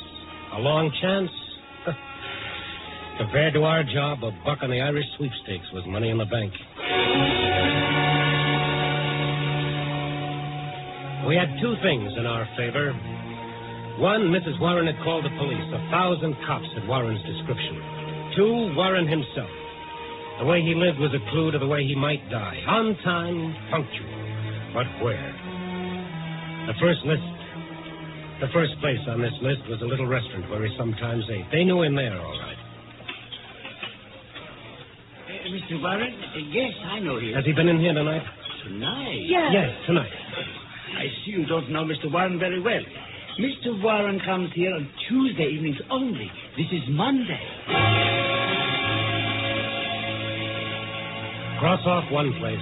Go to the next. Yes, they knew Mr. Warren. No, he hasn't been in tonight. This is Monday. He comes here only on Fridays. Grab a cab and hurry on. Watching the minutes go by. Watching Ruthie die a minute at a time. Telling her no matter how bad we were doing, the cops would find him for sure. The cigar store, where he stopped for cigarettes, missed him by an hour. The Newsreel Theater. Sure, an old customer, but he comes on Wednesday for the new weekly show. Ruthie wanted to call Mrs. Warren again to see if the police had found him yet, but no time. 40 minutes gone, an hour lost, going down the list. Hey, kid. No, not right now. Listen to me. Every night a man stops by here. His name is Warren. Oh, I know. What about him? Oh, has he been here tonight? Sure. Hey, what gives with that guy? What do you mean? Well, any other night he's by here 6 o'clock sharp. Tonight he comes past after 10. Buys a paper, a late edition. He's never done that before. In fact, I never seen him after 6. Which way did he go? Did he say anything to you? Nothing. All he does is buy the paper, walk away, and then he throws the paper away like he don't want it in the first place. Which way did he go? Straight up Michigan, that way. You got to admit it's unusual. Yes, I admit it. Thank you. Come on, Tabby, move.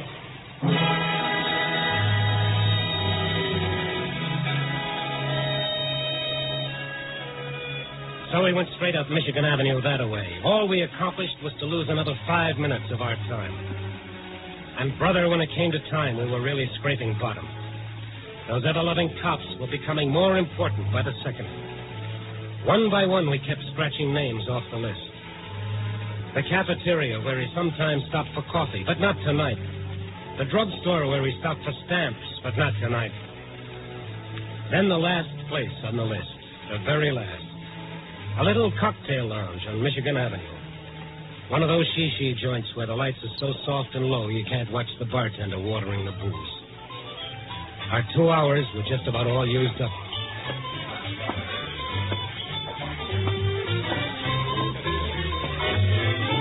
Help you, sir? Oh, pal, if you can. Nobody else can. I beg your pardon? I'm looking for a man named Philip Warren. You know him? Oh, yeah, quite well. I consider Mr. Warren one of my special customers. Was he here tonight?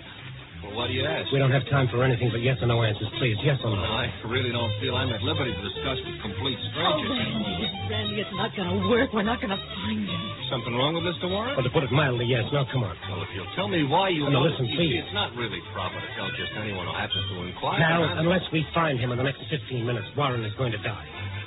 You're joking. Look at this girl here. If Warren dies, she'll... Never mind. Look at her face and tell me I'm joking. Oh. All right. I didn't know. Mr. Warren's a good customer. You know, two strangers asking... Was he in here and how long ago? Well, he came in a little while ago. I thought it was strange, you know, because he's late. It always comes in promptly at 5:35. Never mind the details. How long ago? About 10 minutes ago. He sat at the usual place, but then he didn't drink his sherry. You know where he went? No, I don't. Did you see him go? Oh, yeah, I saw him leave. All right, now think. Has he ever said anything about going anywhere from here? No. He was always very quiet. Oh, but I think his office is near here. What makes you think that? Well, he mentioned once he always leaves it at 5:30. And he always... Thank you. Where's the phone? Near the entrance. Come on, Ruth. Thank you. What is it, Mr. Stone? What did you think of? You got his home phone number? Oh, yeah. I've written down here. Thank you.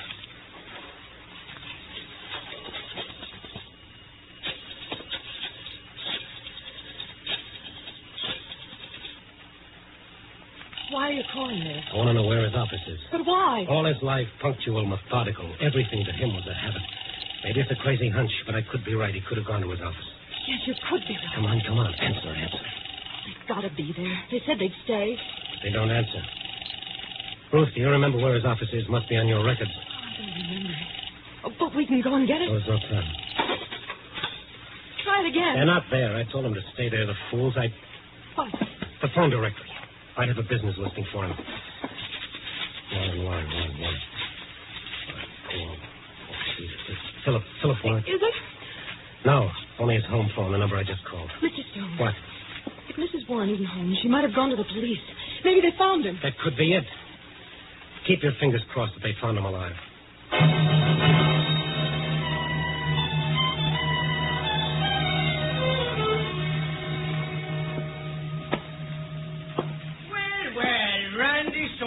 Around this precinct for stories? I've got one, Mac. So? Listen, I'm in a hurry. You've got to tell me something. Why, sure, Randy. What? There's a general call-out for a man named Philip Warren. Have you got anything on it? I'll take a look. Warren? Philip Warren? That's right. Yes. Oh, Mac, come on. No, nothing here on that name, Randy. Nothing. Mac, you're crazy. The call went out this afternoon. Every precinct has got it. Well, there's just one of them, but there ain't a thing here. Take a look for yourself. Here's the sheet. No, I'll take your word for it, Mac. Listen, put out a call right away. He's got to be picked up. He killed somebody? He'll kill himself. You hear that, Mac? He'll kill himself if he's not found before midnight. Before midnight? But that's just 15 minutes. Yes, I know.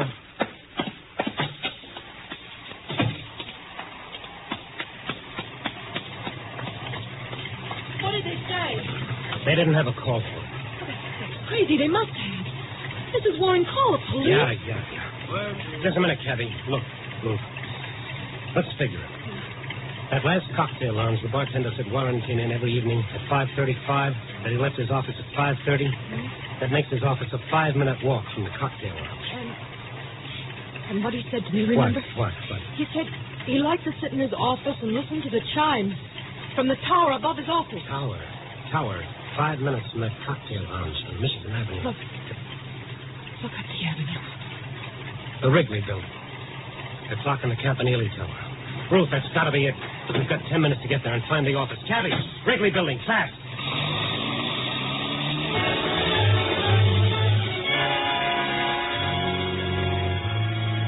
The red on the traffic lights didn't mean a thing, but it still took us 3 minutes to get to the Wrigley building. When we got there, the hands of the clock in the Campanile Tower pointed to 7 of 12. And as we looked up, the larger hand crossed out another minute of Warren's life. One more went by before the night watchman heard me pounding at the doors. And then he opened them. Hey, what's all the fuss? Look, my name is Stone. Chicago Star. Yeah, will that give you the right to pound on doors? No, please, just listen. Does a man named Philip Warren have an office in this building? No, he ain't got no office. Are you sure? Sure, of course I'm sure. Man named Warren works here. Philip Warren? Sure, works for Western Research. Did he come in tonight? Why? Stop asking questions, please. We've got to find him or he'll be dead. But he was all right when he walked in. All right, take us up to him. Hey, you've got to sign the in and out sheet just like everybody else. All right. We'll sign it. Just take us up. Yeah, okay. Now, to use the freight elevator, though. Regular ones don't run at night, not this side. I don't care which one we use. Just get us up to Warren.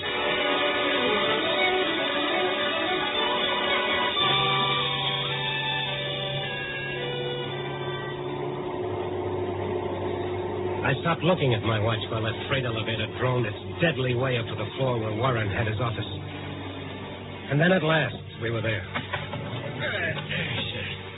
Western Research Office is right down that way. You'll call the police. Huh? Call the police. Tell them you're calling for me to get here as soon as they can. Oh, sure, okay. Thank you. Come on, Ruth.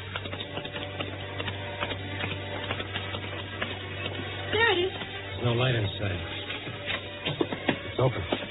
There's no one here. Find the light switch. Yes. I can't. All right, never mind. I'll light a match. What's the matter? I thought I saw someone at the desk when you lighted that match. All right. Follow me. Look. Mrs. Warren. What are you doing here? Well, I thought of the same thing you did, and I... Irma, you still here? Yes, Paul. Mr. Stone is here, too. Stone? Yes. Turn on the light, Paul. Why wasn't the light on in the first place? Well, we thought if Philip came here and saw a light, he wouldn't come in. That's right, Stone. We called the police. They had nothing yet, so we came here. We thought... You called the police? We just couldn't stay home and do nothing. The police didn't tell you anything, huh? No, everyone's looking for Philip. I'll ask you nice, Paul. Where is he? I don't understand. Let's stop playing patty cake. Where is he? I tell you, we don't know. Sure you do. Well, you're one of his best friends. Where is he? Come on, give. Well, we don't know where he is. We came here for the same reason You you never did. called the police about your husband like you said. You didn't want them to find him. You're insane, both of you. Come on, Paul, boy. Tell me where he is. I tell you, I don't know. Now, let's try it again. Come on. Stone, you're... Never mind me. Let's stick to the subject of the moment. Where is he? I told you. Where is he? All very neat and clean, wasn't it? Let the old boy kill himself. Just don't do a thing about it. Stop it, Stone, stop You it. tell me when, Paul. How much insurance was he going to leave to your lady friend? You sure it isn't one of those non-cancelable policies, Paul? You know some of them don't pay off on suicide. Tell me where he is. Tell me. Stop it. He's on the tower. Top of the building. I saw him. He's got a jump. Here's your boyfriend, Mrs. Warren. Catch! The tower, Ruth. Come on. The elevator. No time. Tower's only 2 flights up. Come on, I'll need you.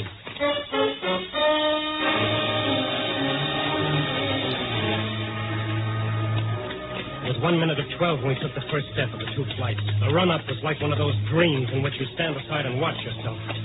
There was a queer, impersonal detachment about it that made the horror even more real. And then we were out on the roof. Do you see him? No, not yet. What's that? Where? Look, on the tower. Warren! Warren, wait! Warren! Yes, I'll wait. It's not quite time. I got to finish those stains. You've got to listen to me. You're not going to die. Do you hear me? He said I was, but he wouldn't say when. He wouldn't tell me when. But I know, I can tell you. It's not quite 12, but when it is. Warren, look here.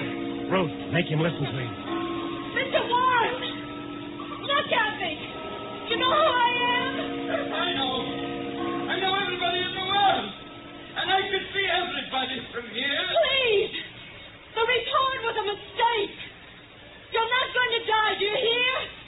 It was a mistake. Please, listen to me. You're lying. You're all lying. Everybody lied to me all my life. You want me to suffer. I can't. I tell you I can't. And I know when I'm going to die. But you're not. It was a mistake. My mistake, not the doctor's. I swear it. We're not lying to you. I swear it. Randy, wait. Oh, was there in there? Get your boys ready, Mac. They're all set. But him? What about him? Keep talking, Ruth. He's watching you. Keep talking. Mr. Warren, you're all right. Do you hear? You're not going to die. He said I was. He told me. It was a mistake. Please don't lie to me, please. It's the truth, Mr. Warren. You're not going to die. Do you believe it?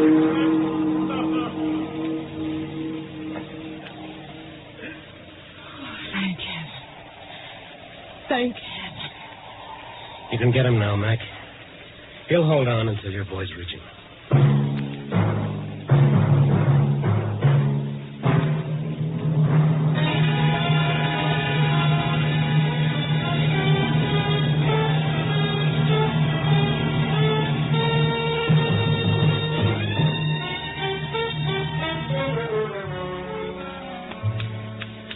So here I sit, trying to write my story for tonight. But I keep hitting that one key. 0. 0, cipher, naught, nothing. Gas. Oh, dear. Someday, a nice, peaceful story is going to be written about a flock of happy little birds leisurely circling a burned-out world, wondering whatever happened to all those crazy two-legged characters who spent their lives knocking each other's brains out. What a nice thing to read that'd be. Yeah, but wait a second. Who'd write it? All right, you broken-down two-bit philosopher. The makeup editor's got to go home, too. So let's get going. Hello? Give me a rewrite.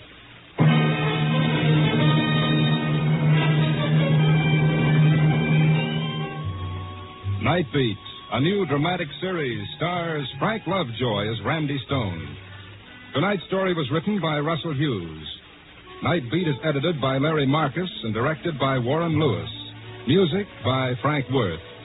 Others in tonight's cast were Peter Leeds, Gene Bates, Larry Dobkin, Joan Banks, Stacey Harris, Wilms Herbert, and Junius Matthews. Frank Lovejoy will next be seen in Milton Sperling's production Rock Bottom, released by Warner Brothers.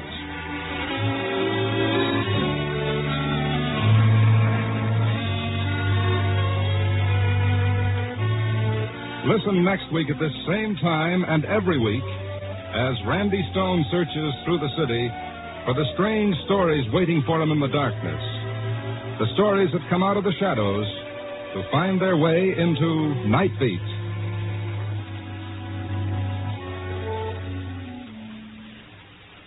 At the end of every year, an organization known as the National Safety Council adds up a tragic row of numbers. These are the figures of America's traffic accidents, an appalling list of death and misery. Last year's Black Edge total showed 32,000 dead. So whether you're a driver or a pedestrian, recognize the danger, drive and walk safely. You're tuned for the stars on NBC.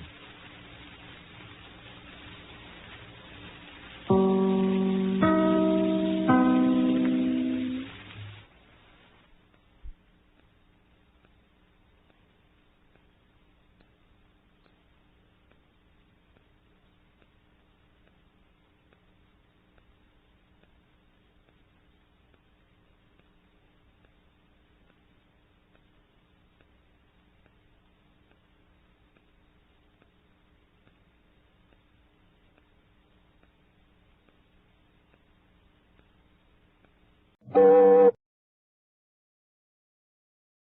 Rod Serling. You're listening to the Zero Hour. Rest your eyes.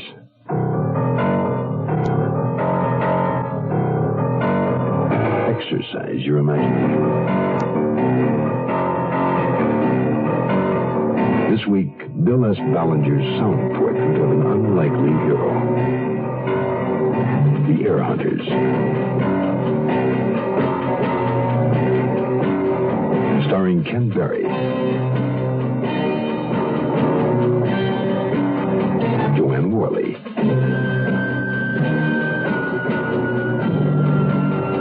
And Edgar Bergen.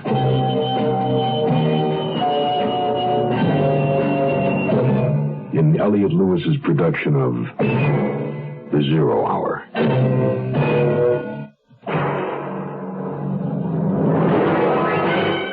The Mutual Broadcasting System presents The Zero Hour. Sponsored in part by Quaker State Motor Oil, State Farm Insurance, and the makers of V8 Juice.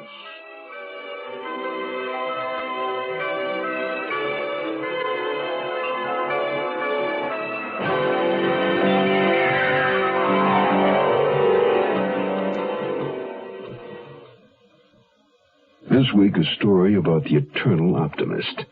Someone who always wakes up on the right side of the bed, even if the right side happens to be against a wall.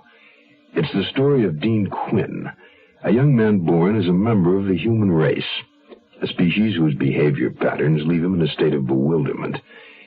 It's a world perhaps gone mad that's best treated as a joke, one continuous stream of one-line gags. And the funny thing of it is, Dean Quinn gets along fine. Fine until he awakens one evening in a most peculiar waterbed, and awakens to the realization that he himself has been playing straight man in a bad joke. The punchline is murder. Our story this week, The Air Hunters, begins after this word.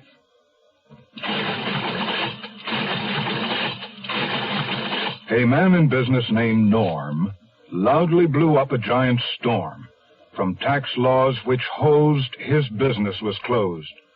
Regrettably, that's today's norm. Well, you can stop this drift to welfare and unemployment if you work to modernize and simplify the federal tax codes covering small business. With updated tax laws, small business can remain in business, expand, better serve your community, and create more jobs. There is no reason to continue under 35-year-old tax laws. Laws can be passed by Congress to equalize small business taxes.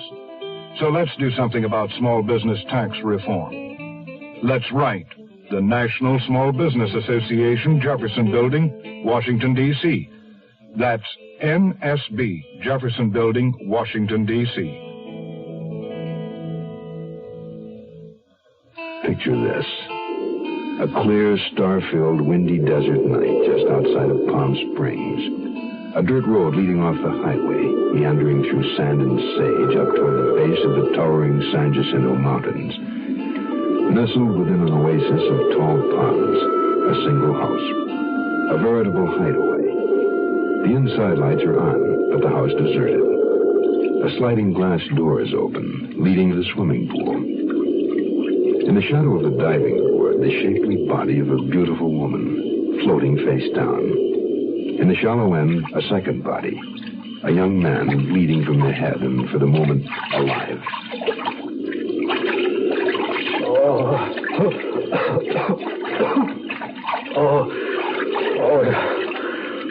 Where am I? What am I doing here? Ow. Must have got zapped in the head. How did a nice young fella like me get into a spot like this? I mean, my God, she's dead. And I'm supposed to be. What happened? What started it? I was in New York, okay? And I got sick with pneumonia, right? And my friendly physician said, go west to the warmth, okay? So I leave the Big Apple, and I stick out my thumb, and I head for the land of sunshine and movie stars. I arrive with a grand total of $3.68 to my name. My name, Dean Quinn. Yeah, it's all coming back. Boy, oh, think. You needed money. The superb printing company in Hollywood is a box-like brick building hiding beneath a coat of peeling pink plaster. There was a sign in the window. Bill passer wanted. Well, I didn't know the first thing about passing bills, but I was willing to learn. I went in. It smelled exactly like a printing plant should. Ink, type cleaner, and hot metal. A fat guy was running around a small flatbed press, all hot and sweaty with ink smeared on his big horn-rimmed glasses. The press was churning out handbills printed on vivid green paper. The fat guy was looking over his Coke bottle lenses at me. Are you the boss? Yeah. Malop. Mr. Malop, my name's Dean Quinn. Not Malop. Malap. Malcolm Lapp. Oh, sorry. It's sort of hard to hear in here. You need a guy to pass out handbills? Ever stuffed them before? Oh, I'm an old stuffer from way back. What's the pay? $4 1,000. But if I find place has been skipped, I don't pay. I don't blame you. Hey, you got a bag? Like a newspaper carrier? No. Well, I'll rent you one. $1 deposit. Now just step over here. Right here. Hey, see this wall map? Yeah. Along here. You see, this is your area. I was really hustling. Didn't even have a place to stay, and I already had a job. It takes a gross amount of walking to stuff a lousy 1,000 handbills. I just about finished the last of my supply when I came to a dingy little bungalow court called the El Cairo. Nothing Egyptian about it. It just might have been built about the same time as the pyramids. I padded right into the courtyard, surrounded on 3 sides by grimy white-frame bungalows. Cracked walls, brown walks, dead bushes, and a bird bath no self-respecting sparrow would use. I stuffed, crammed, and pushed a bill into every tiny mailbox on each of the little stoops. On the door of the last bungalow was a card which said manager. I had just left one of my green specials and started for the street when I heard her. Wait a minute. Well, who, me? Are you talking to me, lady? Come here, I want to talk to you. I just stood there for a minute with a big, stupid grin on my face, staring at this girl. And I mean a big girl. 6'1" in her stocking feet. And she was barefooted. I don't mean fat. I mean she's just big. Big all over, but in proportion. Nice features, just larger than life. And really neato kind of red hair she was wearing up, but it kept falling down. And very nice legs. Great gams. And displaying outstanding size up top. She was pretty. About my age, too, but I had the feeling she needed a man more like something off Mount Rushmore. Hello, girl. You can't be making much passing these things out. Yeah, it's lowly, but honest. Better than selling violets or making charcoal. Well, how'd you like to make a few extra dollars? Dollars? I presume they're a form of currency unknown to me at the present time. Got a minute? Come inside.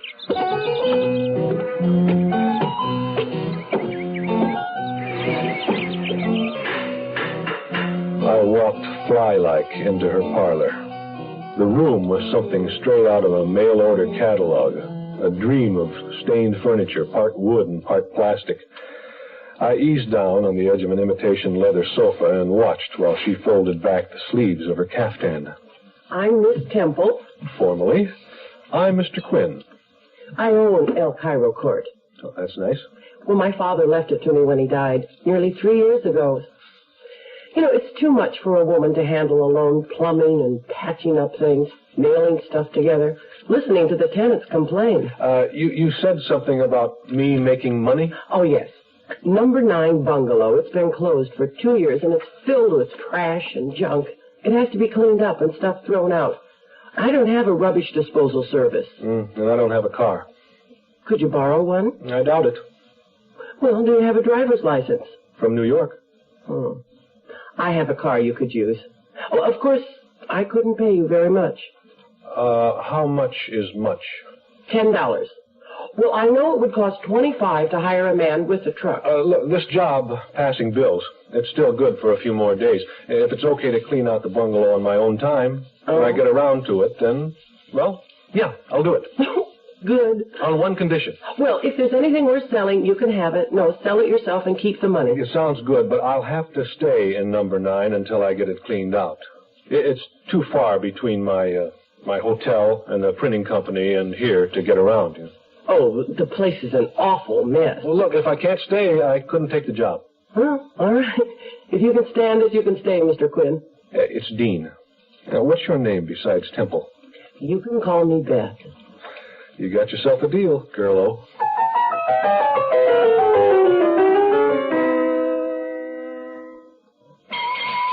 Morning, Mr. Thompson. Sure is cold this morning. Cold? It must be 94 in the shade. I mean, it's cold inside your car's engine. Well, why didn't you say so? You didn't ask. Well, just tell me how my engine can be cold on a sweltering day. Glad you asked. When you start a car first thing in the morning, your engine is cold. Well, that's true, but so what? A cold engine does a bad job of burning gas. It can make soot, dirt, and acids form in your motor oil, and they can sure damage an engine. What can I do about it? Glad you asked. Instead of asking for my cheapest oil, you can start using a quality motor oil, Quaker State. Nothing finer than Quaker State. It's made scientific to neutralize acids and to hold solids suspended, so they don't gouge out your engine. Well, thanks for telling me, Caleb. Down a quart, Mr. Thompson. Quaker State? Well, yes. Why didn't you give me Quaker State before? You didn't ask. Quaker State your car. Keep it running young. I finished delivering the handbills, then made it up to Griffith Park and got my knapsack out from under the water pipe where I'd left it. Back at El Cairo Court, Bungalow 9, the heavy work began. Man, you never flashed anything like it.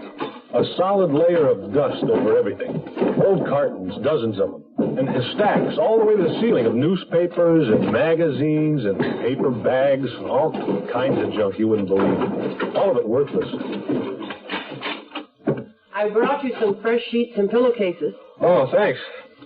Who was living here? A tribe of Turkoman sheep herders? An old man, Edgar Rhine. He died. He sure didn't take it with him. Anyone ever go through this stuff before? Oh, I guess so. Well, after Mr. Rhine passed away 2 years ago, some man came out from the tax assessor's office. He looked through it and then went away. You didn't run away screaming?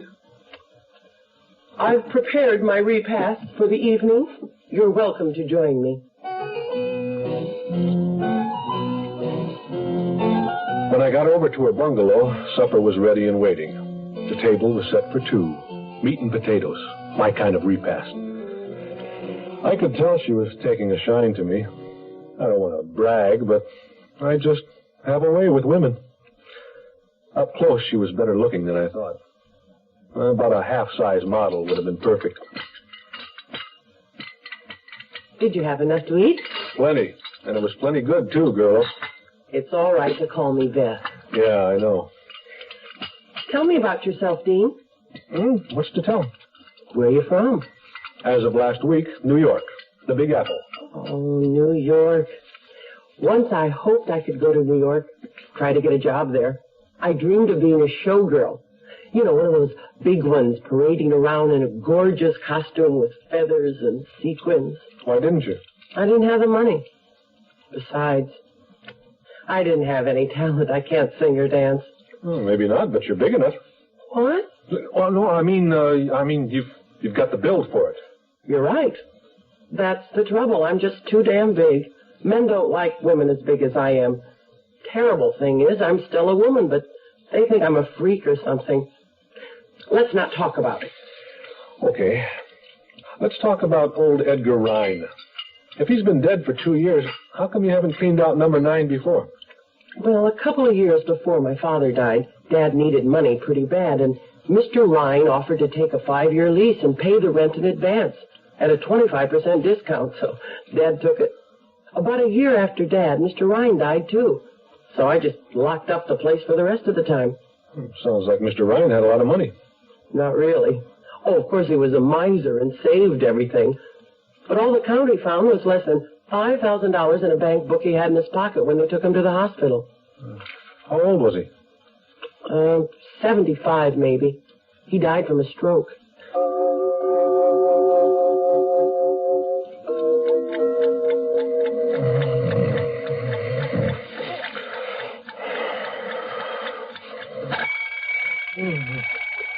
Oh, yeah. All right. Oh, yeah, all right already. I'm up. Oh, my back. What a mattress. No wonder. Look at that lump. Oh, that'd be great if there was money in there.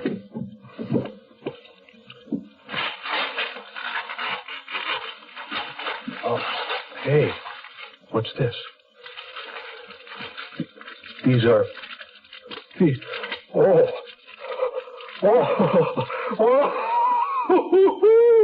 These are bank books. Look at those beautiful decimal points. $10,000. 10,000 and another. And boy, oh, your ship has come in.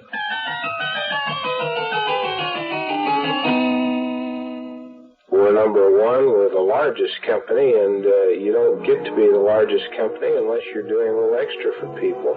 State Farm agent Bill Rich talks about car insurance value. You know that if a consumer feels State Farm is number one, it's got to be on two things, service and price. We only got there because we were as competitive as anyone and because we're there to serve.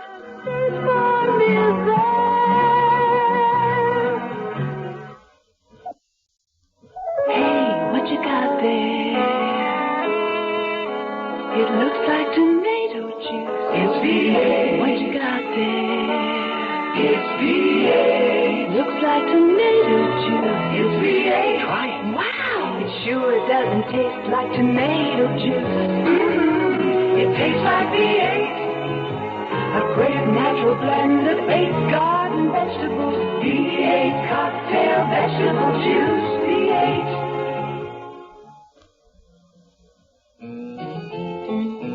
I sat on the bed in that miserable little room, laughing and having a great time thumbing through my latest find. Each book was credited with a deposit of $10,000, a total of $100,000. But not in the name of Edgar Ryan. They all had similar initials. Edward A. Rankin, Elmer B. Raymond, Elgin C. Reed, and so on. And there was only one savings book to a bank, 10 different banks. I looked inside the plastic envelope again, and I found a brittle yellow newspaper clipping. It said, Mrs. Etta Ryan Martin, 28, of 119 Turner Street, died yesterday after a long illness. She is survived by her husband, Charles K. Martin, and her daughter, Helen. Services will be held at 2 p.m. Thursday at the Willow Chapel Funeral Home. The clipping had no date and no town where it had been published. I turned it over, and on the back was the name of a store from a corner of an ad, Sabin's. Although I realized it was sort of a lousy thing to do, I decided not to tell Beth. I'm as honest as the next guy, but I figured this was a special case. Besides, she'd said anything I found cleaning out the bungalow I could keep. So at least for now, I'd keep the discovery to myself.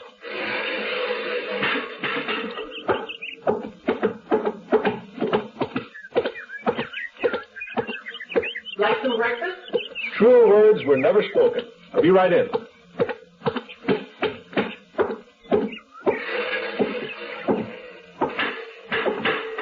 Coffee's ready. Help yourself to orange juice and toast. Oh, good grits, pretty lady. You know, Beth, you look great in the morning. Oh, Dean, you're making me blush. Can I borrow your car today? Aren't you going to work? Sure, later. Then why do you need the car? Oh, you know, I thought maybe I'd start the day right by unloading some more of that old man's trash. But it isn't dark. You're liable to get in trouble. I'll be careful. All right, take it. Thanks. Incidentally, do you know if Edgar Rhine left a will? I don't think so. That's what the assessor was looking for and didn't find. Did the old boy ever have any visitors or relatives? I can't remember anyone. After he died, didn't anyone ever come to ask for him, make any inquiries about him? Not that I know of. Seems to me you're asking an awful lot of questions about him.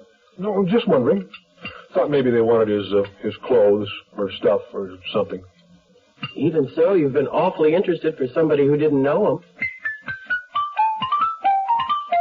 Just to make it look good in case Beth was watching, I tossed a few bundles of magazines into the car. Old Man Ryan's golden geese were tucked securely in my inside coat pocket. My heart was beating against them. Then I took off for the superb printing company and my separation pay. I dumped the magazines in a big green bin out behind the brick building and went in. Get them all delivered, kid? You bet. Here's my bag back. I won't need it anymore. Too tough for you, huh? It's my feet. I wear orthopedic shoes. Can I have my money? Here. Don't spend it all in one place. Wait, this is only $2.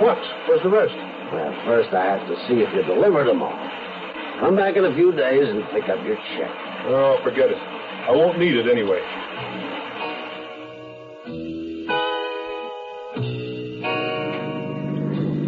I converted the $2 to gasoline and drove Beth's old crate to Universal City.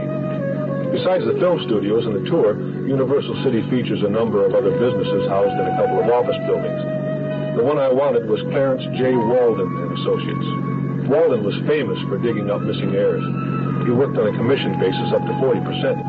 I figured since this was my first time, I'd work for less. It was a large office with half a dozen desks and secretaries. Walden himself had a private office. His personal secretary, a nice gal named Nora, showed me in. Walden was a nervous, fidgety, middle-aged man, slightly bald, and he wore glasses. There were rows of playing cards spread out on his desk. He played solitaire all through my introduction. Red King, if I could just free this pile. What can I do for you, Mr. Quinn? Mr. Walden, these are my credentials. Photostats, of course. I don't want you to think I'm some nut off the street. B.A., Free Law, University of Wisconsin. Honorable Discharge, U.S. Army, Fort Dix, New Jersey. Yes, Judge Advocate General's Corps, because of my slight legal background. I spent my hitch doing just, ordinary investigations. Well, what's this student ID card? Columbia University. 1 year to go in law school. I had to drop out this semester, but I'll be back next year to graduate. Now, why I'm here?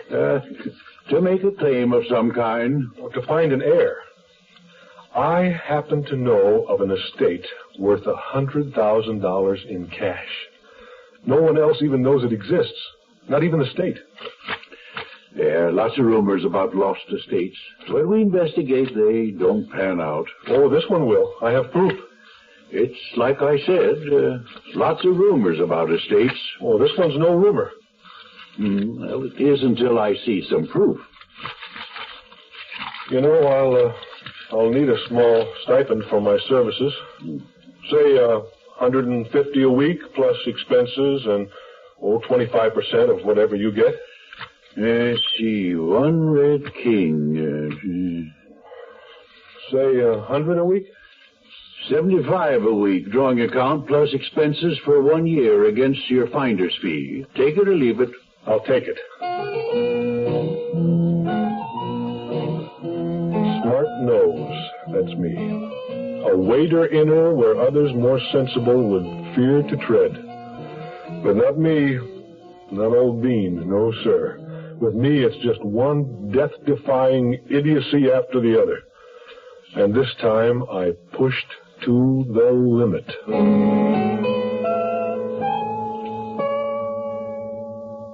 You are listening to Mutual's presentation of The Zero Hour. Tomorrow at this time, rest your eyes and listen here to this week's continuing study in suspense, The Ear Hunters. I'm Rod Serling, and this is The Zero Hour.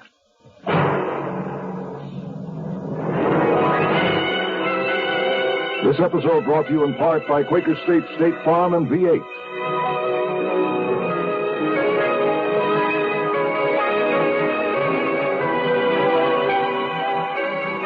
You have been listening to The Zero Hour, a presentation of the Mutual Broadcasting System in association with Hollywood Radio Theater, heard every weekday at this time. Rod Serling is your host. Zero Hour is produced and directed by Elliott Lewis. The Hollywood Radio Theater theme was played by Ferranti and Teicher and is now available on United Artists Records and Tapes. Hugh Douglas speaking. Tune in tomorrow, and once again, rest your eyes and listen here to The Zero Hour. This is the Mutual Broadcasting System. I'm Rod Serling. You're listening to The Zero Hour. Rest your eyes.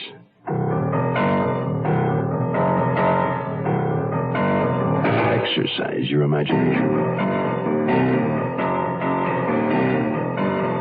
This week, Bill S. Ballinger's sound portrait of an unlikely hero. The Ear Hunters.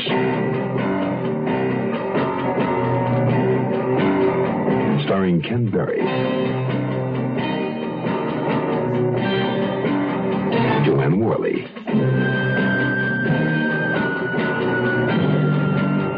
and Edgar Bergen.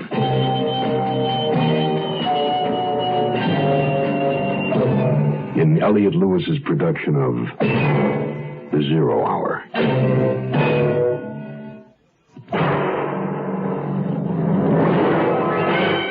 The Mutual Broadcasting System presents The Zero Hour. Sponsored in part by makers of Wrigley Gum, the Colgate-Palmolive Company, makers of Cold Power, and the Chevrolet division of General Motors. This is The Zero Hour on Mutual Radio.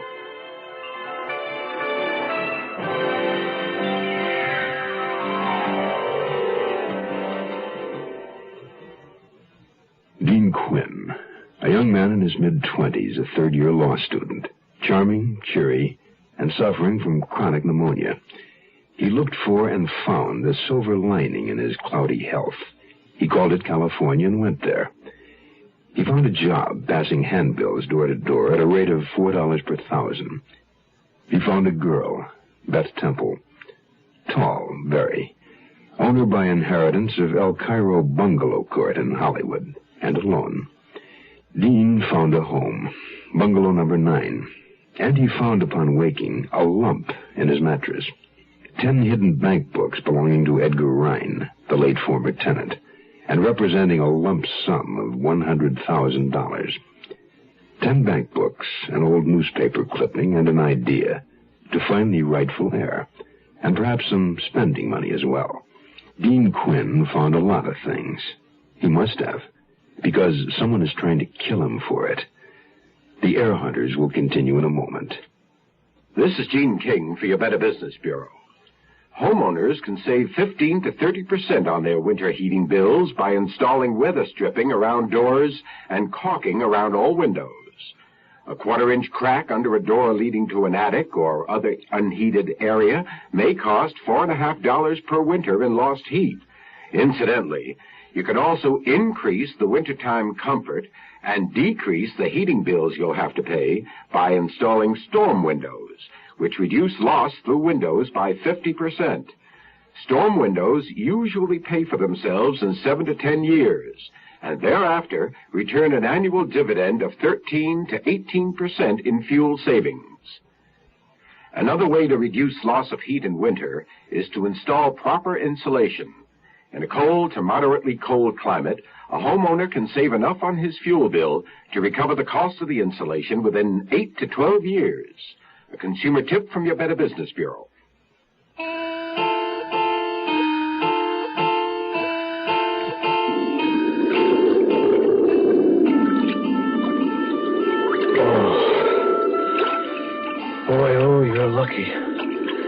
if you'd fallen into the deep end, that where there isn't a step to keep you from sinking, you'd be as dead as she is. But how? Walden. I remember going to see Clarence Walden. Now, why had I done that? Oh, yeah. Yeah, Edgar Rhine's bank books. I had to find the missing heir. Clarence Walden's offer of a drawing account plus expenses was one I couldn't refuse. My lightning-quick mathematical mind calculated I stood to make $10,000 if Edgar Rhine's rightful heir could be located. I showed Walden what we had to go on for openers. Yeah. What do you make of that? Helen Martin, Sabin Store, Willow Chapel Funeral Home. Any idea what year this was published or in what city? Not yet, but I intend to find out. Well, you did investigative work in the Army, so go ahead. I'll leave you pretty much on your own. But there are a couple of shortcuts in this business that are handy to know. Yeah, like what? Well, when you question anyone, forget the lost heir sort of thing. Best approach is to represent yourself from an insurance company. You got some money to pay out on a policy. Here, take these business cards. Yeah. Clarence J. Walden and Associates, insurance representatives. Claims paid promptly. Well, I do have a small agency. The cards are legitimate. When do you want to start? Right away. All right. Pick up your first advance on Friday.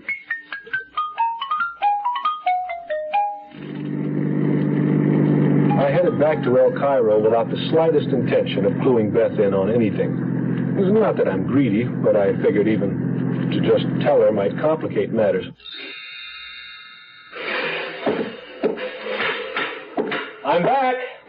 I'm in here, taking a bath. Anything new? I found a job.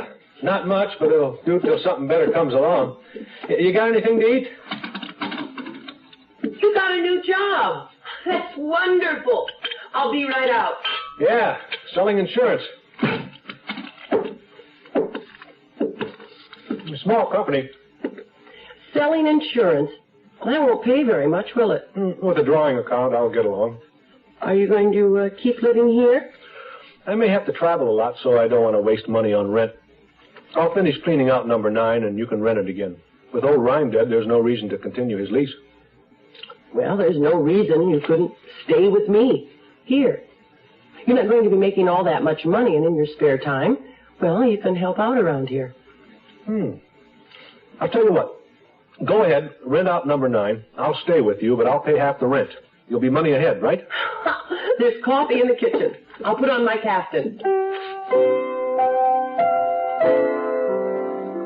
I rapped with Beth over the coffee, bringing the conversation around to Edgar Rhine. The first time she'd ever met old Edgar was when she came down to Los Angeles for her dad's funeral. Naturally, she was more definite about her own family when I asked. My folks were married in San Francisco and were living there when I was born. Dad wasn't a very good businessman. Finally, they just gave up. Dad moved down here and Mother stayed in San Francisco. I lived with her. Well, she worked until she died. By then, I was 18. What was your mother's maiden name before she married your father? Josephine. Oh, Tully. Everybody called her Josie. Why? No reason. You got anything else to eat besides fruit?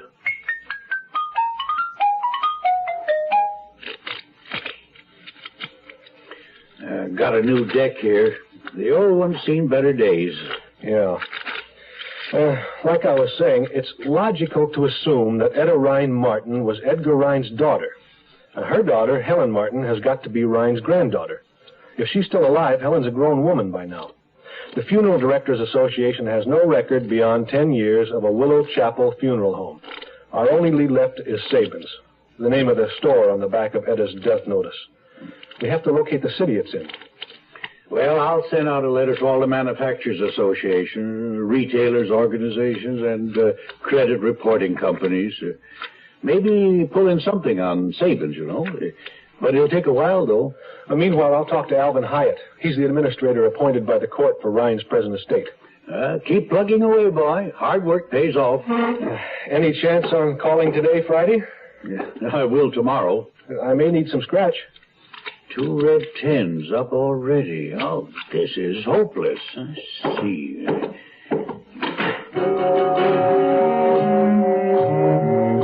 Alvin Hyatt was an attorney with offices in a bank building on Broadway, downtown Los Angeles. The tax assessor had turned over to him all of Ryan's possessions and papers to put through probate. Mr. Hyatt, my card. Oh, how you do, Mr. Quinn? Please be seated. After you phoned, I dug up the file on Edgar Ryan in this folder. Oh, thanks. M.E.'s death certificate. Cause of death, stroke. Hey, a driver's license. Expired 1916. Yeah, but it gives his birthday. February 17th, 1897. He wasn't married. Well, it doesn't mean he was never married. He might have been divorced or a widower. Oh, sure, you're right. State of Washington license. Seattle address. Thank you, Mr. Hyatt. Oh, Mr. Quinn? Yes? The folder?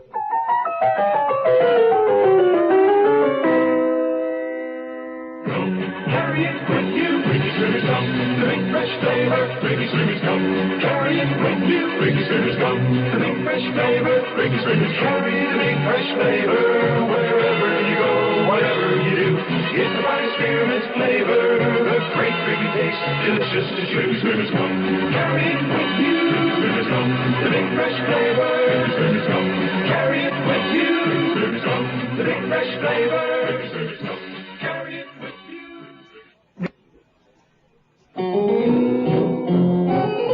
I dropped the car off at El Cairo. Beth wasn't around, so I left the keys in her mailbox. Then I took a cab to the airport. Walden got pretty hot over the telephone when the airlines called to see if my expense account covered a flight to Seattle, but he said okay. I had copied the address off Ryan's old driver's license and had to follow it up. I took a taxi from the Seattle airport. Ryan had lived in an old 1890 vintage big brown frame house. 3 stories. Each needed paint badly. Yellow and purple stained glass panel in the front door. Really grotesque.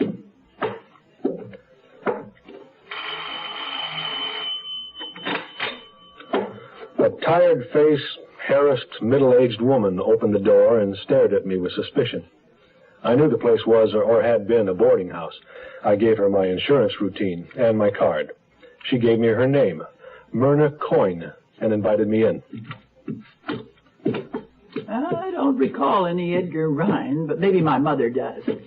She's real old, but she's smart as a jaybird. Reads her Bible all day and doesn't forget much of anything, even though she's 87. My mother, Mrs. Daly. Ma likes to make up riddles about the Holy Book. Ma, you got a visitor. Wants to know, maybe you remember a boarder from 15, 20 years back? Yes, Mrs. Daly. His name is Edgar Ryan. There's nothing wrong with my hearing. Oh, sorry. Young man, who was the straightest man in the Bible? Who was the straightest man in the Bible? Oh, you stumped me, Mrs. Daly. Joseph, because Pharaoh made a ruler out of him. Oh. Genesis 41, 42, 3. Oh, golly, that's a good one, Mrs. Daly. You're really a panic. Did you ever tell Edgar Ryan any of those? Young man, I've talked about the good book to all our boarders. Do you remember Edgar Ryan? Well, I can't say as I do right off. So many boarders come and gone. Well, he would have been in his 50s then. He moved to California. Oh, the old sea captain. Sure, he lived here. We've got a pretty nice insurance settlement for his next of kin. Well, he kept pretty much to himself. But I remember one thing for sure. His name wasn't Ryan. It was Rankin. Edward A. Rankin. So Ryan might have been a merchant marine. Big deal. That's a lot of expense money you spent to find out nothing. Well, what I didn't find out is important. Before I left Seattle, I stopped at the library, went through the city directories. Don't tell me. No Turner Street Martins, no Willow Chapel, no Sabins. Correct. Also another stop, Maritime Union Local. Edgar Rhine didn't belong to it either. I need this aggravation. Here, I brought you a present. Oh, well, where'd you get these cards? These are dirty pictures. Wait till you get a load of the Queen of Spades. I hitched back to El Cairo to rest up. This air hunting was tiring business. A few days later, in the morning... Hello? Yes, he's here. Just a minute, please. It's for you. Good thing I got this long cord. Hello? Quinn, Walden here. We got something on those letters I sent out. Oh, yeah? Yeah, there used to be a Sabins, a small chain of sporting goods stores in Chicago. Chicago? Folded sometime in the 50s. Who is it, Dean? I made a plane reservation for you. Can you get to the airport by noon? Oh, wait a minute. Beth, can you run me to the airport? I guess so. Oh, thanks, Gerlo. I won't be gone long. Quinn? Yes, Mr. Walden, I've got a ride. What airlines? Got a pencil and paper? Okay, lay it on me. Anaconda Airlines, flight number 2 to Salt Lake City.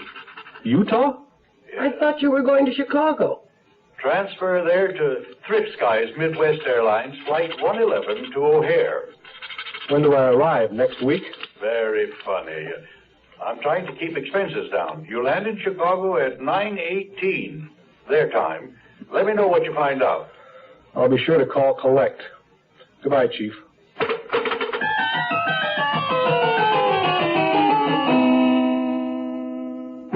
One, two, three. You will see. The Nova 6 makes sense today. 2, 3, 4. Count the doors of the Chevy Nova 6. 2. The Chevy Nova 6 two-door coupe, the young happy one, with stripes if you order them, and that practical 6-cylinder engine. 3. The Chevy Nova 6 hatchback, a door on the left, one on the right, and a big hatch in back. Flip the back seat down, and you've got a Nova 6 that thinks it's a station wagon. 4. The Chevy Nova 6 four-door sedan, sincere from the start. The attractive arithmetic of four-door comfort and convenience, plus 6-cylinder economy. Can you hear? The numbers say the Nova 6 makes sense today. Hey! Chevrolet makes sense for America.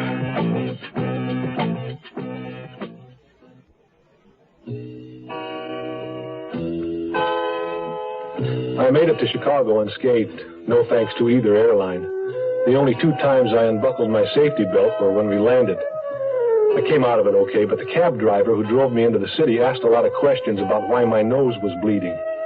I had a headache, too, but it was too cold to notice. The wind whipping off Lake Michigan reminded me how stupid I was to leave my heavy coat in California. The house at 119 Turner Street had 4 apartments, 2 up, 2 down. No name of Martin on the mailboxes, so I tried the first door. The little card in the door had just one word printed on it. Pazek.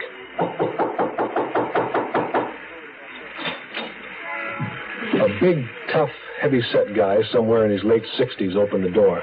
He hitched up his baggy trousers and gave me the evil eye. I handed him my card. I don't want no insurance. Oh, I'm not here to sell you any, but I'll give some money to Helen Martin if I find her. No family named Martin live here. Well, they did, years ago. Who owns this place? Me. Ignace Pazek.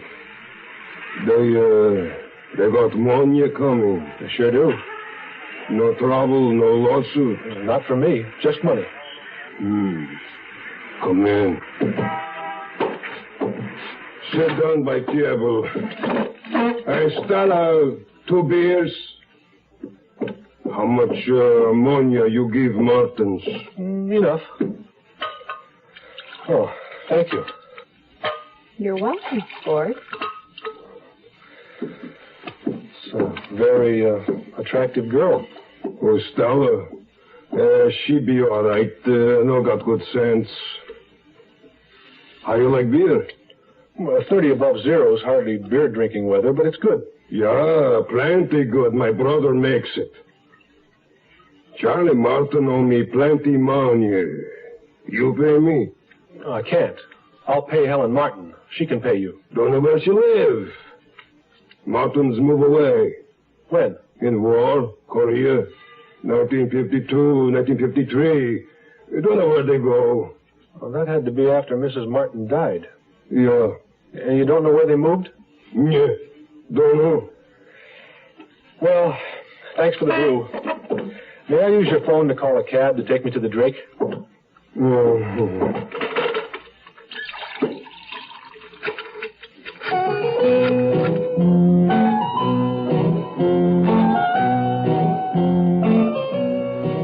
the way to the hotel, I asked the cab driver if he could run me by the Willow Chapel funeral home. There wasn't much to it.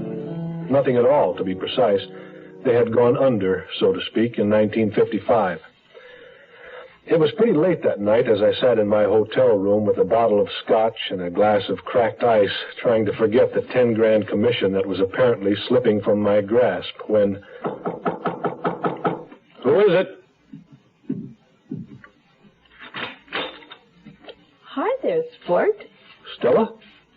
Yeah, I'm colder than hell. Let me in. Here, take my coat. I didn't have a chance to get all dolled up. Grandpa would have suspected something. Osek? Your grandfather? Sure. How about offering me a drink, Sport? How'd you know where to find me? Heard you call a taxi. Thank you. I'd love a drink. Don't stand out there in the hall. Come on in. Hey, what are you doing? I'm lying on the bed. What does it look like? It looks like you're lying on the bed. Why did you come here, anyway? Pour me one? How old are you, Stella? Old enough. What do I owe this visit? My personal charm, or what? Here's your drink. You sure took long enough. Maybe I like you, Sport. Also, maybe we can help each other. That's two maybes. Today, Grandpa didn't tell you all he knew about Charlie. Well, what do you mean? Now, you're going back to Hollywood, right? You take me with you. Boy, oh, you didn't hear that. Stella, let me put it to you this way. You're an attractive girl, but you don't stand a chance out there. I don't want to be a movie star. I'll find a job, anything, just so I can get out of here, away from Grandpa. All I want is money for a bus ticket, and I'll tell you what you want to know. Well, fair is fair. And you let me stay here till I go. That's not fair. Okay. Try to find out for yourself about Etta Martin and Charlie and Helen Martin. Where's my coat? No, wait a minute. I can't let you stay. If your grandpa and your father find you here, they'll tear me apart. I'm very breakable. I asked for my coat. Oh, look, Stella. In California, you're going to be on your own. I'll get you there, but that's all. A real gentleman doesn't keep a lady waiting for her coat. All right. You can stay here till bus time in the morning. Now, about your grandpa and what he didn't say about Charlie Martin. You understand, my grandpa didn't tell me this. But when my mama was alive, sometimes I'd hear her talking with my old man about Charlie Martin. Yeah, go ahead. When Grandpa Pasek was young, he was always chasing women. He liked pretty girls even after he was married. In those days, he had a good job on the railroad. So did Charlie Martin. The two of them were very, very good friends, so Grandpa rented Charlie and his wife an apartment upstairs. Charlie was younger and even bigger than Grandpa, and Mrs. Martin was very pretty, and Ignace, the old lech, had his eye on her. Yeah, I get the picture. Well, maybe Etta was a good woman and didn't give in. Maybe not. Who knows? Yeah, keep going. Well, the Martins had a baby, a little girl they called Helen. Then Mrs. Martin got sick and died. Everybody was quite surprised because she was such a young woman. There was a big funeral at the Willow Chapel Funeral Home. Are you going to keep on interrupting, or can I go on? I'm sorry. All right, so Charlie Martin came back to the apartment after the funeral and went out in the garage and beat the hell out of Grandpa. Nearly killed him. Remember that big scar? I remember. How about a refill? Finish first. So Grandpa had to go to the hospital. When he got out, he came looking for Charlie. He wanted to get even, have him arrested, sue him or something. But he couldn't find him. Charlie was gone. Where did he go? Joined the Army. Where's Charlie Martin now? Still in Korea, but he ain't coming back. Why not? Charlie Martin is dead.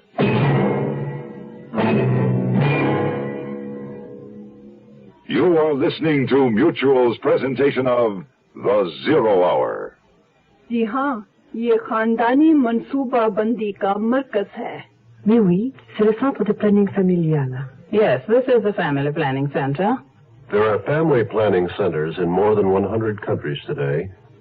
The women who come to these centers can't afford to go to private doctors, but they want to plan their children, when they're going to have them, and how many they're going to have. The trouble is, there aren't enough centers.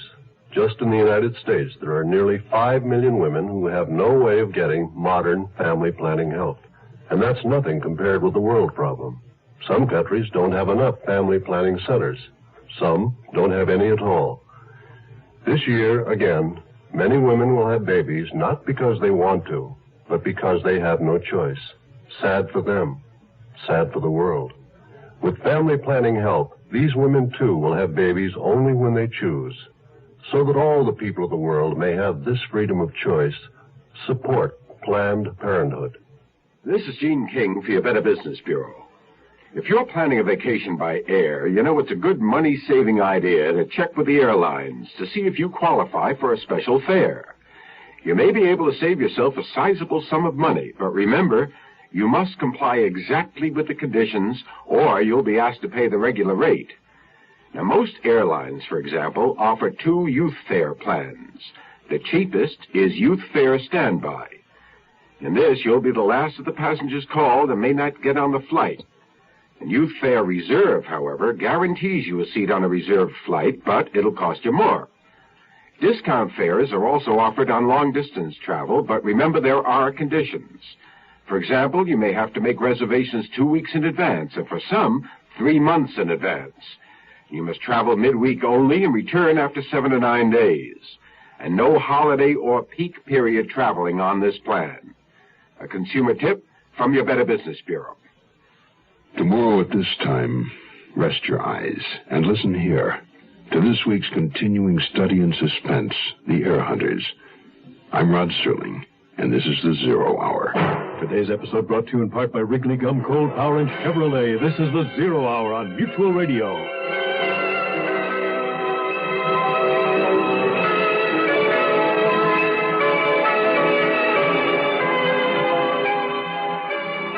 You have been listening to The Zero Hour, a presentation of the Mutual Broadcasting System in association with Hollywood Radio Theater, heard every weekday at this time.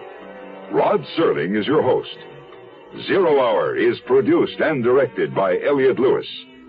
The Hollywood Radio Theater theme was played by Ferranti and Teicher and is now available on United Artists Records and Tapes. Hugh Douglas speaking. Tune in tomorrow. And once again, rest your eyes and listen here to the Zero Hour. This is the Mutual Radio Network.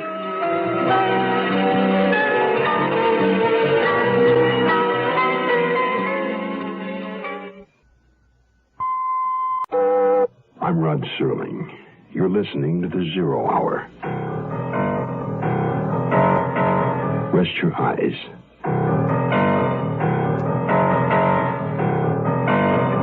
Exercise your imagination. This week, Bill S. Ballinger's sound portrait of an unlikely hero. The Air Hunters.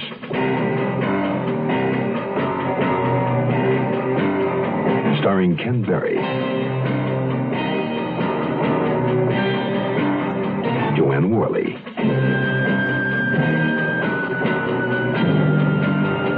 and Edgar Bergen.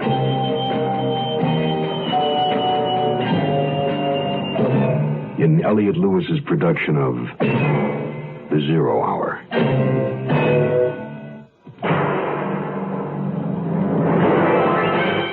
The Mutual Broadcasting System presents The Zero Hour. Sponsored in part by Holiday Inns, Quaker State Motor Oil, and the Ford Motor Company. This is the Zero Hour on Mutual Radio.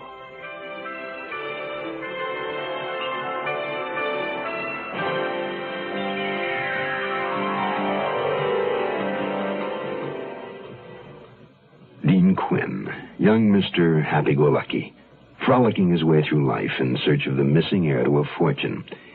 He enlists the financial assistance of Clarence J. Walden, a professional heir hunter, in return for his services. The search leads Dean Quinn first to Seattle and a dead end, then to Chicago to an address listed in the old newspaper clipping, to the apartment house owned by Ignaz Pasek, and face-to-face with Pasek's young granddaughter, Stella. They meet again at Dean's hotel under an odd set of circumstances. Stella wants something. Out. Bus fare to California and a place to hide overnight. Dean wants no part of it, but he does want to find the missing heir. And what he finds is that now he's looking for one last link, the end of the family line, Helen Martin.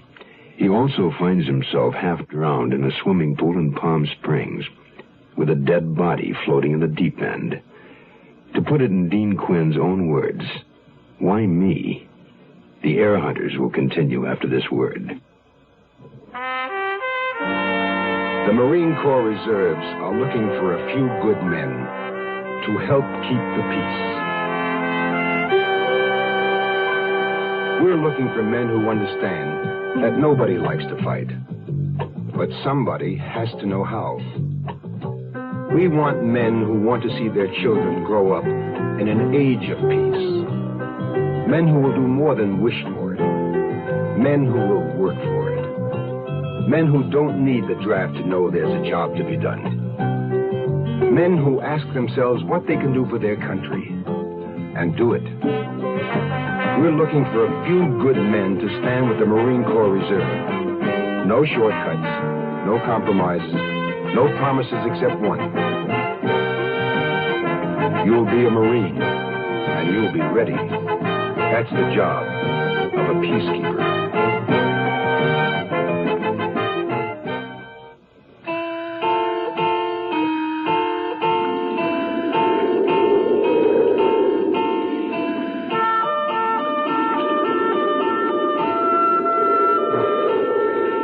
Am I drunk? I must be drunk. What happened here? Did I fall in and hit my head on the side of the pool? Or did someone, whoever killed her, did they try to frame me? Come on, Dean boy, put it together or your ticket is forever punched. Chicago. Remember Chicago? Remember Stella? Stella was in my room at the Drake Hotel in Chicago when she told me about Charlie Martin. Charlie Martin is dead. He got killed in Korea. What about the little girl, Helen? I don't know what happened to her. Can I have that drink now? Yeah, help yourself.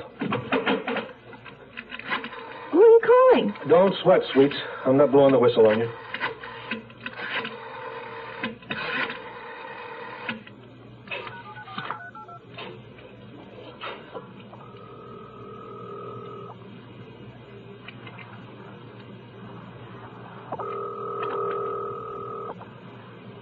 This is the voice of Clarence J. Walden, president of Clarence J. Walden and Associates Insurance Representatives, where we pride ourselves in paying our claims promptly. Boss, wait. Our office is closed for the day, but we'll be back tomorrow morning when the big hand is on the 12 and the little one is at the 9. Aren't you going to talk? Yeah, if he ever shuts up. If your call is urgent, please leave your name and number, and one of our representatives will get back to you as soon as possible. You will have exactly 10 seconds after you hear the little beep.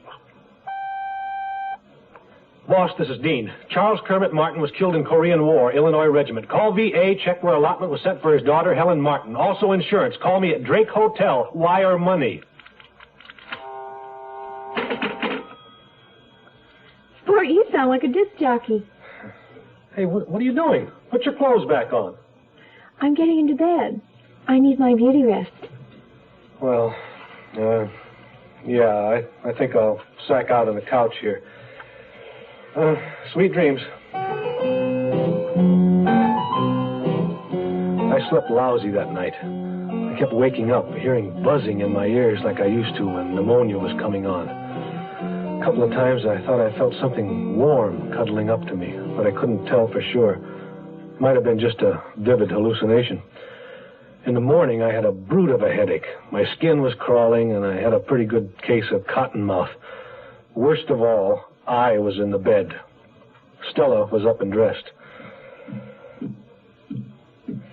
Stella, how did I get here? I mean, in the bed. I don't know. Did I get up and... I mean, we didn't... You kept kicking around saying you were cold. Well, I was. What time is it? 5 o'clock. I'm bored. 5 o'clock? You're going to fall out of bed if you keep jumping around. Oh, some guy called while you were sleeping. I wrote it down. Walden called? You don't have to yell. Lay down.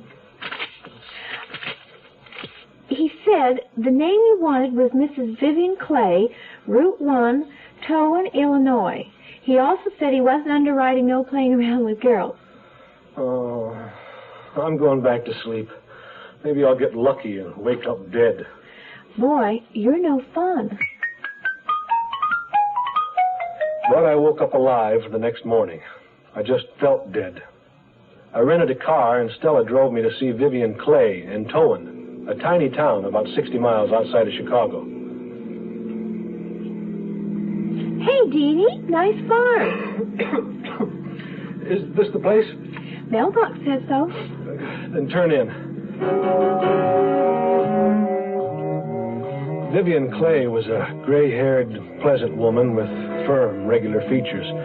She served us hot tea, which helped me listen as she explained that Helen Martin was her niece, whom she raised when her brother, Charlie Martin, died in Korea.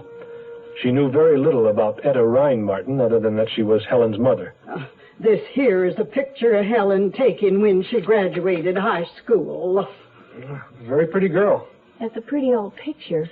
Mrs. Clay, how old is Helen now? Well, 26. Helen travels a lot. After high school, she went to Northwestern. We saved her dad's army insurance. Then she went to study art in that Paris of Rome. Later, she came back to New York and worked as one of them models. Where is she now? California. Pardon? My head's a little clogged. Did you say California? Yes, near Los Angeles. Is there any place I can write her? Why, yes. She has a post office box in that North Hollywood. I don't remember leaving Vivian Clay or her farm, or driving back to Chicago or anything. I don't even know where or when I lost Stella Pasek. I was coughing and sneezing, dizzy, totally spaced out. I just wanted to get back to Beth. Somehow I did. Beth called a doctor, and he came and did his thing for 4 days. On the 5th day, my lungs breathed air again, and I sat up in Beth's king-size bed, ready for action. How are you feeling? Like $10,000. Girl, oh, am I glad to see you. I'll get it.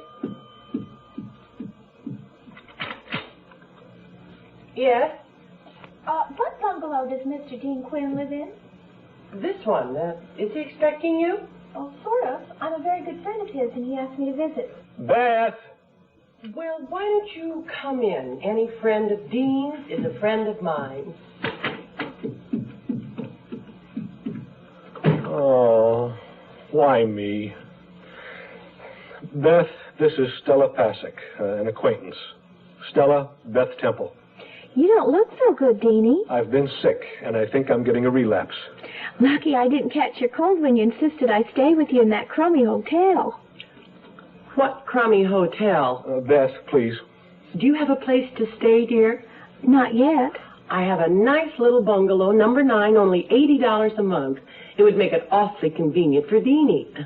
And you don't have any other friends here, and, well, we could be friends, couldn't we? Oh, yes. I feel sick. Yeah. Let's get you settled. Stella, is it?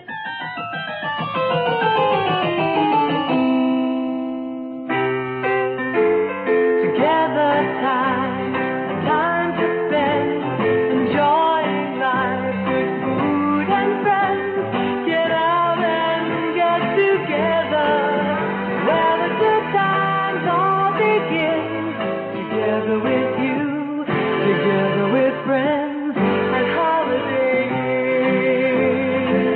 time you're dining out, get together with Holiday Inn. Good food, good friends, together. If you drive a new car, maybe you've noticed some changes in how that new engine performs. Today's emission controls are part of the reason. They do cut down pollution, but they also cause severe engine heat that may rob your motor oil of its full power to protect your engine. Today, it's imperative to use only a premium quality oil. For your peace of mind, specify Quaker State. It's refined from 100% pure Pennsylvania-grade crude oil. Quaker State your car to keep it running young.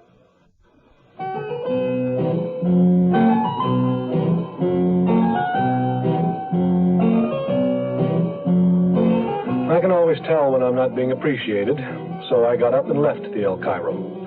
I hitched over to Universal City to see Walden and to bring him up to date. He was delighted to see me. Look at those expenses. Well, it's nothing to get uptight about, Mr. Walden. We got an address for Helen Martin. Post Office Box, North Hollywood. Post Office won't give you her home address. They don't give out that information except to the FBI or the IRS, and you aren't either of them. I know that. I wrote her a letter and I mailed it to the box number. I just need a little more time until she picks it up. All right, Quinn. You better find Helen Martin soon. I'm in business to find fortunes, not spend them. That evening when I got back to the bungalow, things had nearly returned to normal. Beth mixed up vodka martinis and brought out an old shoebox full of photographs. There were a lot of her as a small girl and some of her mother, Josie, who really was a fox, like she said. There was only one of her father, a man you couldn't pick out in a small crowd if you'd seen him 100 times. But in the hodgepodge of snapshots was a picture of Edgar Rhine. He was in a photo with two other men, all of them grinning like idiots into the camera. From their clothes, I guessed it was taken around 1925. That one, with the sailor's jacket and derby. He's Edgar Rhine? That's him. Of course, when I saw him, he didn't look much like that. Yeah, 50 years in between can change a man. Who are the two guys with him? I don't know. On the back, somebody wrote Ed, Hack, and Tony. Well, Ed's obviously Edgar Rhine. Have you any idea who Hack and Tony are? Not the slightest. Where'd the picture come from? Dad's things. I don't know how it got there, and Dad's name wasn't Hack or Tony. It was William Temple. Yeah. You ready for another drink? Don't rush. We're having a guest for dinner. Who? Stella. It seemed that the sweet, shy little country girl from the Mecca of the corn country had done right well for herself. Stella was now a cigarette girl at the Yodel-A-Go-Go, a rock joint on the Sunset Strip. It was enough to make a man give up smoking. Beth, hello. Stella, darling. Oh, hello, Dean. You here? Beth, isn't my job simply wonderful? Just perfect. I'll get the drink so we can toast to your success. Well, will it make me sicky? I never had a drink till I met Dean. Hope I can hold it. I don't believe it. Be back in a minute. Dean, will you come over to my place later? What do you hear from Chicago, kid? You'll be sorry. Where are you going? Just to the door for some air.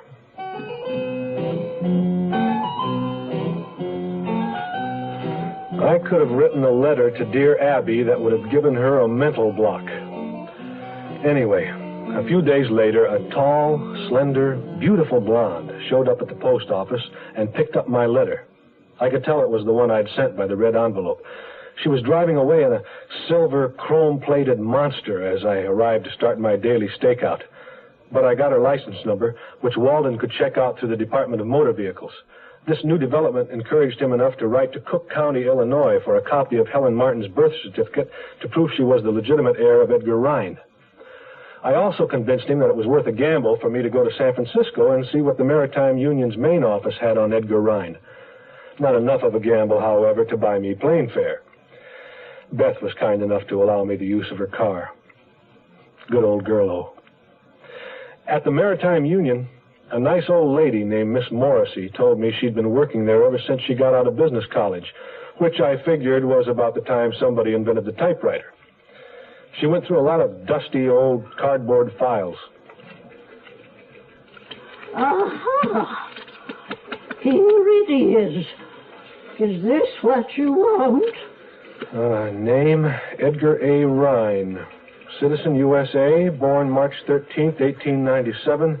Place of birth, Morro Bay, California. Married? No. I'm guessing he was divorced. No, it would say if he was a divorced man. Oh, there must be some mistake. I know for a fact that Edgar Rhine was a family man.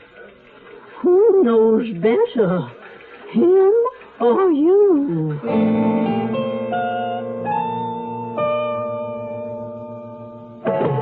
Look close, you've got a solid car.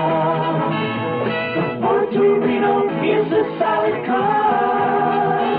To the mountains, to the sea, for transportation to exciting places. Look close. It's the solid Ford Torino for $74. This is the spirited mid-size car, restyled with a new front end, opera windows, and luxurious new interiors. So get in, slam the door, and go. This is the solid mid-size car that says excitement for $74. Look close, you've got a solid car. The Ford Torino is a solid car. Riding down the road in style, smooth and quiet by the mile. Look close, you've got a solid car. The solid mid-size Ford Torino for $74. The closer you look, the better we look. So with Miss Morrissey's information, the bottom fell out again. If old Edgar Rhine had never married, he couldn't have any direct heirs. This had come up before, so I brushed it off and kept looking for Helen Martin. There had to be a connection. There were just too many unexplained coincidences otherwise. After I left the union office, I went over to the Daily Tribune. I placed a classified ad under personals. It read, Edgar A. Rhine, reward. Anyone having known him, write to Mr. Dean Quinn, care of Clarence J. Walden and Associates, Universal City, California.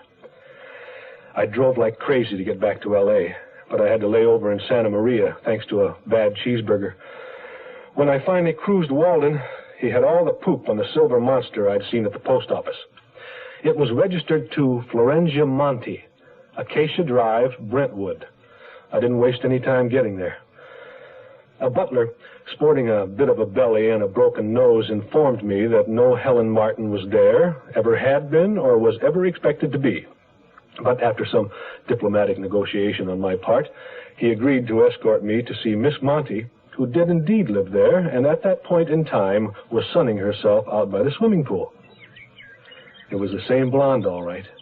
She was stretched out on the diving board, wearing a sliver of a bikini, tanning herself, head cradled in her arms. I couldn't see her face. Without moving her head, she said, What do you want? Are you Helen Martin? No. You are Florentia Monti? Zia, please. You know Helen Martin? Yes.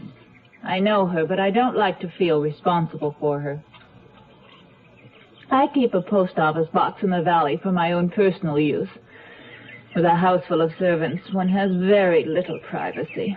Yeah, I know what you mean. Every letter that comes, all my own special little secrets. Anyway, I gave Helen permission to use my post office box. Don't you forward her mail? Yes, certainly, whenever she writes to tell me where she is. I haven't heard from her in over a year. Last time, where from?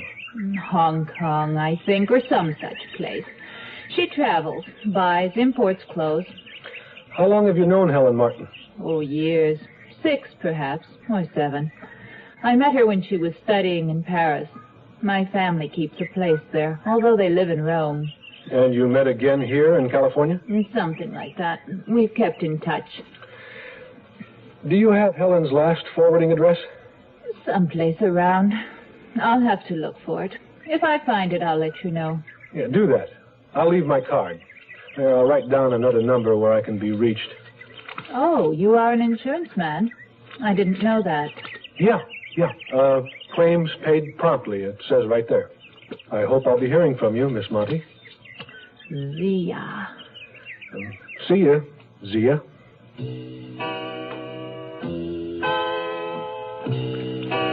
After meeting with Florenzia Monti, I paid a visit to the bank where Walden did his business. I asked Tilford Jones, one of the vice presidents, to give me a Dun & Bradstreet report on Florenzia Monti. He told me that she was AAA1, top credit rating, which came as no surprise after I'd peeped her palace. Jones also gave me the lowdown on her personal background when I asked for it. Zia Monti was a legal representative with power of attorney for Roma Fiducia, an Italian holding company under a Swiss charter. Jones explained that the company was primarily an investment house and did very little trading in stocks and bonds, all of which meant nothing to me. Zia was working here under the supervision of her home office, and she was very likely a blood relative of one of the company's high executives. A lot of the old European firms still did business in the old-fashioned way, keeping it in the family. I thanked Jones for the information, and while I still had use of Beth's car, drove back to Universal City to see if Walden had anything further for me. So what's the skinny on the Mountie woman? Well, she's above board, boss, but she's not Helen Martin. Didn't expect she would be. No, don't worry, Mr. Walden. Something has to break soon. I think Helen Martin is in China. China? Why don't you take a break, Quinn? Go home. Go back to law school. Oh, Rome wasn't built in a day, you know. What's that got to do with Helen Martin? Well, I don't know. She studied there. Quinn, you're a nice kid. I like you.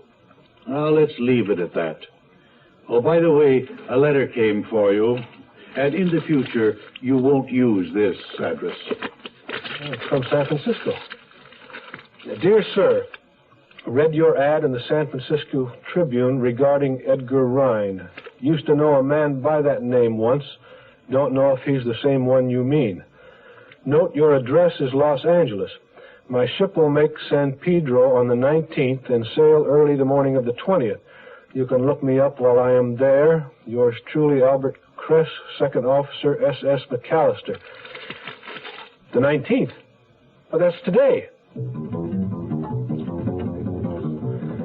Finally, your dumbness will kill you if you're not careful, because you'll go charging off one last time into someone with a cannon in his fist who's waiting just for you. Had I but known.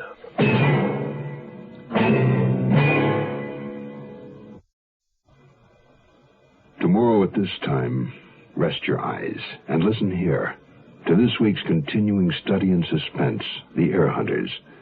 I'm Rod Serling, and this is the Zero Hour. Today's episode brought to you in part by Holiday Inns, Quaker State Motor Oil, and Ford Motor Company. This is the Zero Hour on Mutual Radio.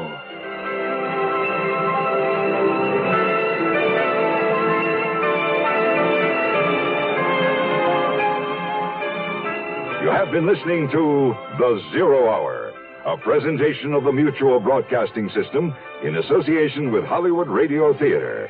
Heard every weekday at this time. Rod Serling is your host. Zero Hour is produced and directed by Elliott Lewis.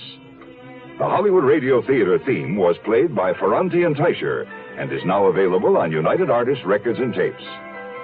Hugh Douglas speaking. Tune in tomorrow, and once again, rest your eyes and listen here to The Zero Hour.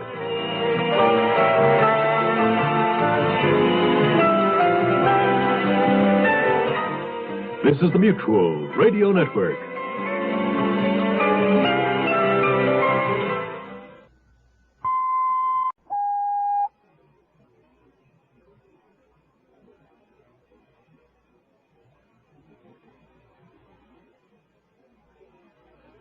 I'm Rod Serling. You're listening to the Zero Hour. Rest your eyes.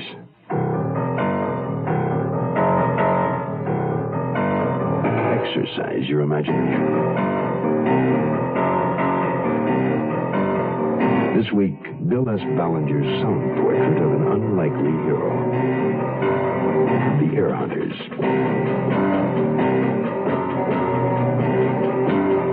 Starring Ken Berry, Joanne Worley,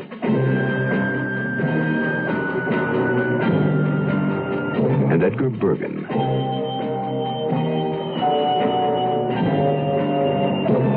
in Elliot Lewis's production of The 0 Hour.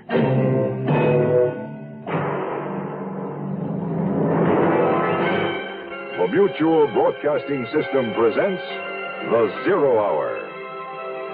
Sponsored in part by Metropolitan Life Insurance Company, the makers of Delco batteries and Bear aspirin. This is The 0 Hour on Mutual Radio.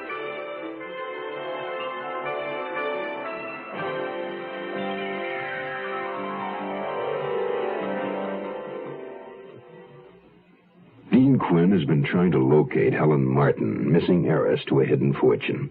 He's been fishing for clues, but to this point has caught only a good case of pneumonia. He meets Virginia Clay, Helen Martin's aunt, who sends him back to California into a post office box. Dean Quinn back in California, back to his girl, Beth Temple, and into the fire, brought upon by the arrival of the irrepressible Stella Pasek from Chicago.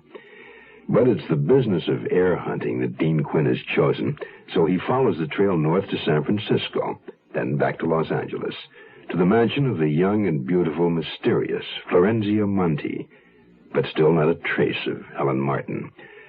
He has no idea where or even who she is, nor for that matter does he know exactly how he got to where he is, in a swimming pool, half-drowned and bleeding, and not alone.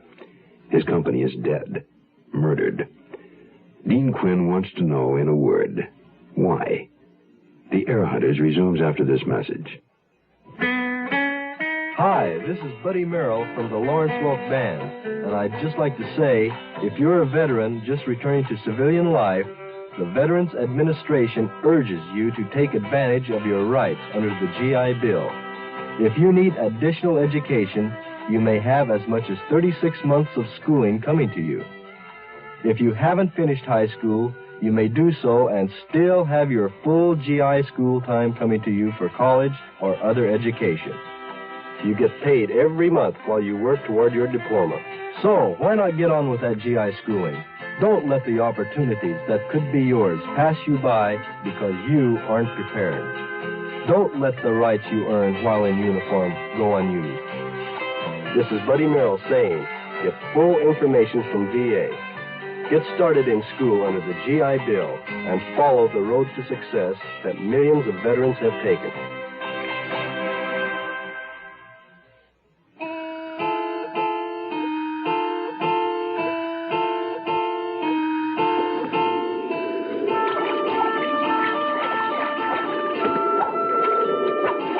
I pulled myself out of the pool and staggered into the living room. It was a mess. A disaster area. It looked worse than my head felt. Whoever had bopped me and killed her. Come on, boyo. Remember it all or they'll get you for sure. Water. The harbor. Water. What am I thinking of? The McAllister. I went to the pier to talk to Albert Kress about Edgar Rhine. Sure, I knew Edgar Rhine. Often wondered what happened to him. Last saw him maybe 15 years ago. He was second engineer aboard the Sulu Seas, a tanker older than Noah's Ark. I was on her, too, as an A.B. Hey, more coffee? No thanks, Mr. Kress. Well, we picked up a cargo of crude in the Persian Gulf, sailed up to the Red Sea to the Med, and played over in Istanbul a couple of days, and sailed back to the States. We got held up at customs when we berthed in Jersey. Ship was swarming with treasury men. They'd been tipped off that we'd picked up some junk in Turkey. Point I'm making, Ryan left a ship there in Jersey. Well, what was odd was he'd signed on from the West Coast. You mean he deserted? No, he just drew his pay and walked off. Didn't say goodbye or go to hell. I drove back to face Walden again. I thought maybe what Kress had told me might perk him up a little. So what? Well, I don't think old Ryan was in on the smuggling from the start, but he knew that engine room and everything in it.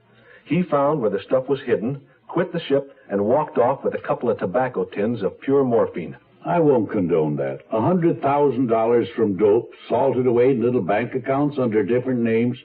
The government will attach those accounts when they're revealed in probate. No, they won't. They'd only be guessing. There's absolutely no proof.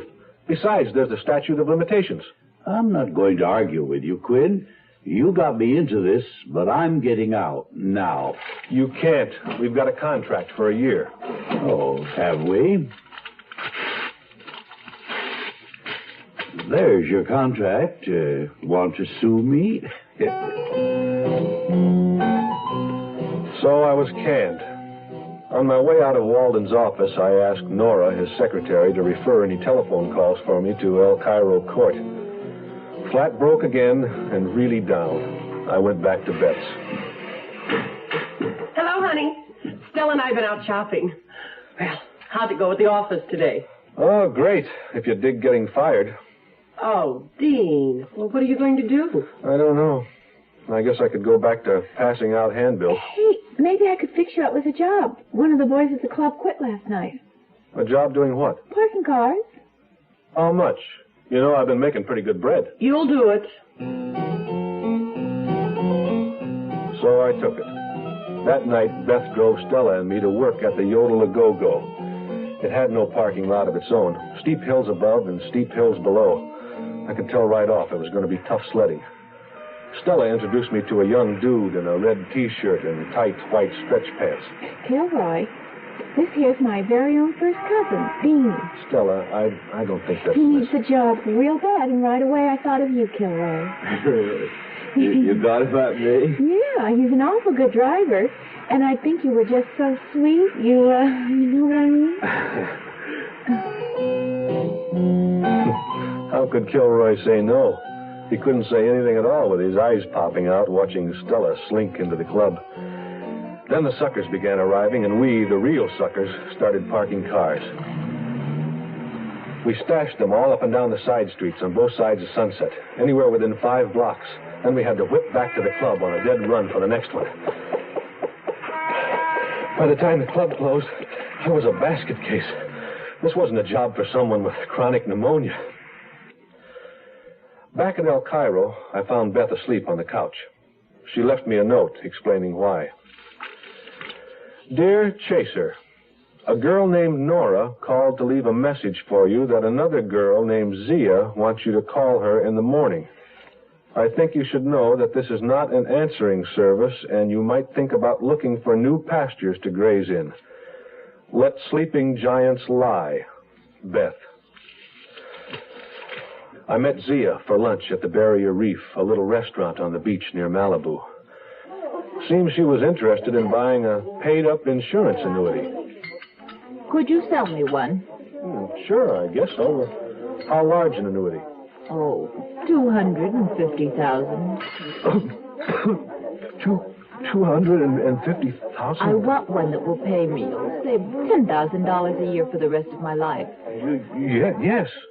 Sure, of course. Well, I'll work out the details. Sun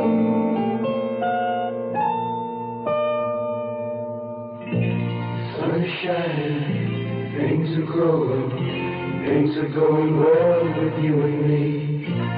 Future planned together, a rich good life together, and things look bright as they can be.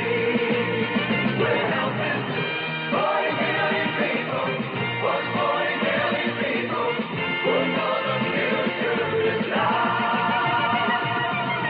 And Metropolitan Life, we help to plan the future, because the future is light. Metropolitan Life knows how important the future is to you and your family. We've been preparing hard for the future so that your Metropolitan representative is qualified to help you prepare for it better. Because the better prepared you are, the better your future will be. At Metropolitan Life, we help to plan the future, because the future is light.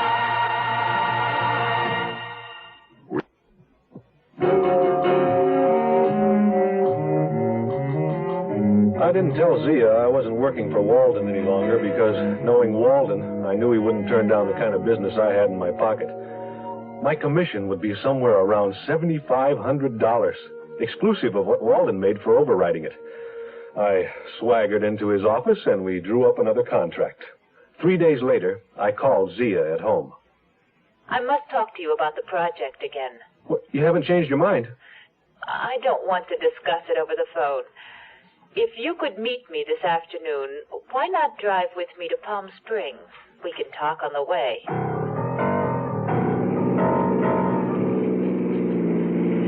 Boy, oh, this is the way to do business. I've never been out this way before. About that annuity, Dean. I want it in the name of Constance Niles. I thought it was for you. Of course it's for me. I simply want it in another name. Is it so wicked to want to save taxes? No, but I doubt the insurance company will issue to a false name. And Internal Revenue has laws, too. All right. But I think I can convince you. If not, perhaps I'll have to cancel the policy. Just checking out the way Zia was built, I didn't need much coaxing. The hideaway was several miles outside of Palm Springs. A sprawling desert adobe, the same color as the sand surrounding it. The place was closed up. No servants were there or anybody. The small cottage, as she called it, was actually a vast ranch house, complete with air conditioning. Zia opened a bottle of champagne and another of brandy and mixed French 75s. We sat on the patio beside the swimming pool, watching the mysterious blue desert night come down.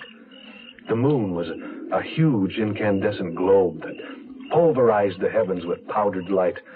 The whole scene was totally surreal. I couldn't believe what was happening. Boy, oh, she was really some tomato. By the time we left Palm Springs for Los Angeles the next day, Zia had me convinced. Convinced that if I didn't change the name on the annuity to Constance Niles, I'd lose the sale and never see her again. And I didn't intend to do either.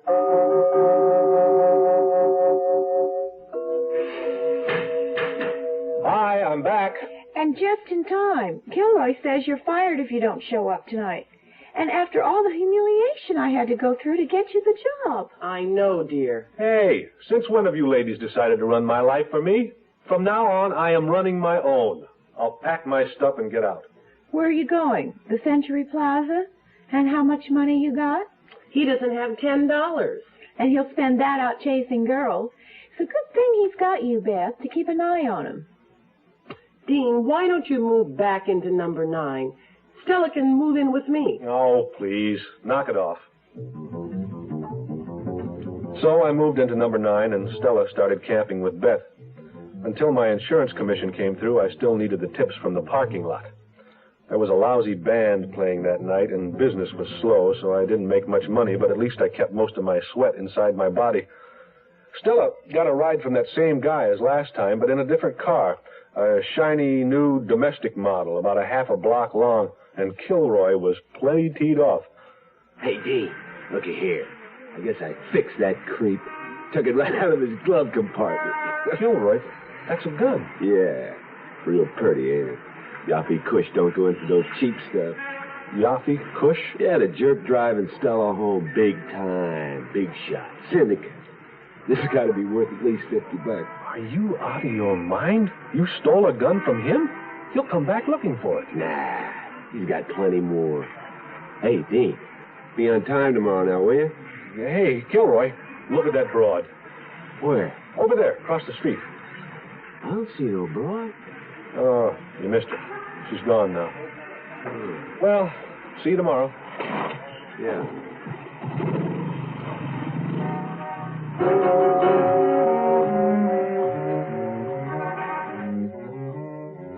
I couldn't let Kilroy keep that gun. He was an all right guy, and I didn't want to see him getting snuffed for something so dumb. So while he was looking across the street, I lifted the gun from his saddlebag. After he was gone, I put it in a paper bag, and I hid it in the bushes by the club. Let's see, that was Friday night. I called in sick on Saturday, and Sunday the club's closed. I was in Bungalow 9 about 10:30 Sunday night, washing out my drip-dry shirt when... Yeah? Hi, Sport. Stella? Out. Out! Gee, it's nice to be alone at last. Beth's gone to a movie. Stella, go back to Beth's place. You know what she'd think if she found you here. Oh, Pooh, I wouldn't want to hurt Beth. We're dear friends, but you did break up with her, didn't you? Do you have anything cooking on the stove? No. Why? Well, in that case, Beth's bungalow is on fire. Maybe all you know about batteries is that they're necessary to start your car. And you want one that will start and start and start your car. That's just what the Delco Energizer was designed to do. It supplies a super burst of power instantaneously to start a car in almost any weather. Get a Delco battery for your car. Look for the red, white, and blue Delco sign. Well, the more you know, the more you want Delco. The more you know, the more you want Delco. There was a time when people thought there really was a fountain of youth, and that it was possible to turn iron into gold, the thing some people used to believe. Even today, there are people who still think all aspirin is alike, but the fact is all aspirin is not alike. Bayer tested its aspirin against every leading brand. The test showed for quality, Bayer is superior. Remember, as with all medicines, read and follow label directions carefully. When you get a headache, get Bayer, the better quality aspirin. I guess it was the most excitement they'd had in the neighborhood for some time. All those sirens and flashing red lights brought people together who hadn't seen each other in years. Actually, the fire wasn't that bad. The cops seemed to think the blaze was a cover-up for something else, maybe robbery. They noted that the furniture was smashed and the drawers emptied out. As far as Stella and I could see, nothing was missing, so they wrote it up as a stock case of teenage vandalism. After they'd gone, does Yaffe Kush know you live here? Of course not. Then how have you been getting home? On a magic carpet? For your information, Mr. Cush is a gentleman, which is more than I can say for you. He calls me a cab whenever I want to come home. It never occurred to you he might own the cab company? Mr. Cush is in the machine business, Mr. Smarty. Sure he is. Slot machines, vending machines, political machines. Oh, I hate you. Oh, hate me later. Help me clean up this mess before Beth gets home. I didn't come right out and say to Stella that I thought Yaffe Kush had been there looking for his missing gun and tried to burn the place down when he couldn't find it. The next day, I went to see Walden about any late developments in the Florenzia Monte, Constance Niles deal. Ah, Quinn, yeah, come in. Back to the old drawing board, I see. I just can't seem to give it up or beat the damn thing. You ever consider cheating? There's a letter for you. It's from Chicago. It's a photostat of Etta Rhines and Charlie Martin's marriage license. Still plugging away, eh, Quinn? Another bummer. Etta Rhine's father was Henry Rhine. So and I don't even know if I can find out, if Henry Rhine and Edgar Rhine were brothers, that would make Helen Martin, wherever she is, Edgar's grandniece, not his granddaughter. So what? We're off the Rhine case anyway. Yeah. Well, there's still my insurance commission.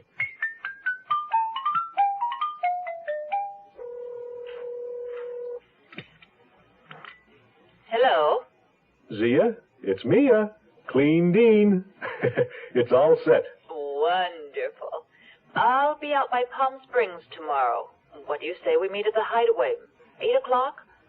We'll have a private little party in honor of the event. Boy, that sounds terrific. I'll bring the papers. I'll bring the money. $250,000 in cash. Cash? What's wrong with a cashier's check? It'll be safe. I'll keep it under lock and key in my cosmetics box in the trunk of the car. Besides, a cashier's check would involve a bank, and I don't see where it's any of their business. Do you? Well, no, I guess you're right. See you at 8. Bye now.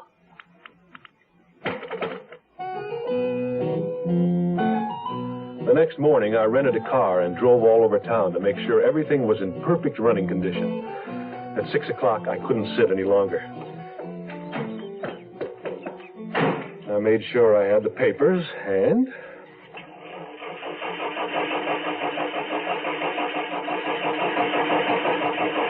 Oh, no. No, why now? Why me? Want me to start? No. Well, what are you going to do? I don't know. I can't kill myself without fumes. You can use my car. I won't need it tonight. Oh, girl, you do that for me? I was almost to the freeway when I thought of something. Bringing all that cash back with me could be dangerous. So I turned up Wilcox and headed towards Sunset in the Strip. Kilroy wasn't there yet, so nobody recognized me when I went looking in the bushes. I found the paper bag with Yoppie's gun, then headed out for Palm Springs. A bit late, but on my way. I thought I could make up some lost time out on the open road, but I made a wrong turn, and I was halfway to Indio before a gas station attendant straightened me out. It was almost 9:30 when I made the turn onto the long dirt road. I threaded my set of wheels into the 5-car garage attached to the house. The garage was empty, except for the stodgy, square, conservative coupe she had driven down in. I parked beside it and got out. As I walked past the car, I remembered the cosmetics case locked in the trunk. Pretty baby. $250,000. I'll take real good care of you.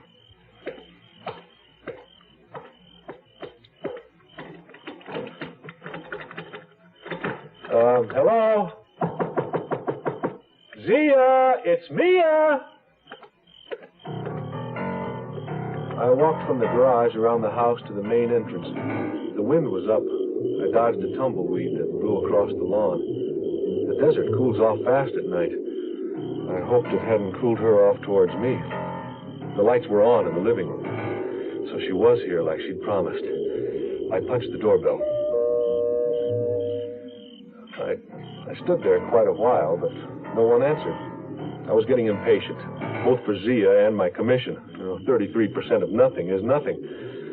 I knocked on the door, just one little rap, and it swung open. Anyone here? At ease, dry your tears. Dean's here. Hello, anyone home?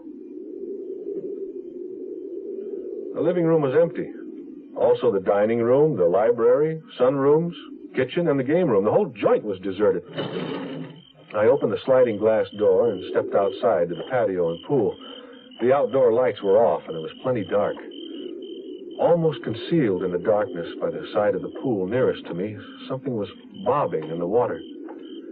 I stepped to the edge of the pool to take a better look. Oh, boy, Zia stared up at me from the water. Her eyes and her mouth were wide open, and her hair was matted to the side of her head. Except for the features of her face and the curled fingers of one outstretched hand, her body was suspended a few inches beneath the surface. I didn't have a chance to see any more because, without warning, my arms were pinned behind me and some ape had his hands around my throat. There were two of them, but I couldn't see who they were. Then I got zapped upside my head. Oh! Like I told you, if you're not careful, you can get killed.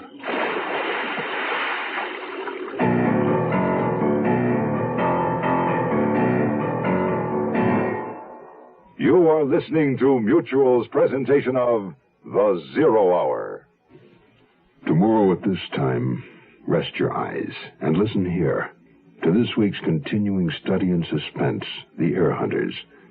I'm Rod Serling, and this is The Zero Hour. Today's episode brought to you in part by Metropolitan Life Insurance, Delco Batteries, and Bear Aspirin. This is The Zero Hour on Mutual Radio.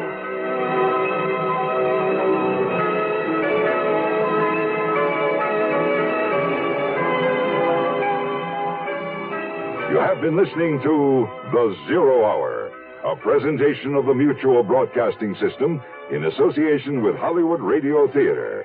Heard every weekday at this time. Rod Serling is your host. Zero Hour is produced and directed by Elliott Lewis. The Hollywood Radio Theater theme was played by Ferranti and Teicher and is now available on United Artists Records and Tapes. Hugh Douglas speaking. Tune in tomorrow, and once again, rest your eyes And listen here. To the Zero Hour.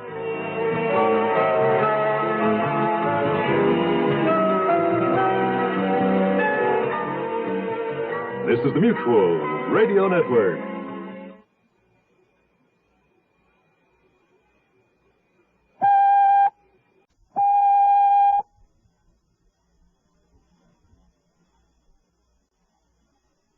I'm Rod Serling. You're listening to the Zero Hour. Rest your eyes.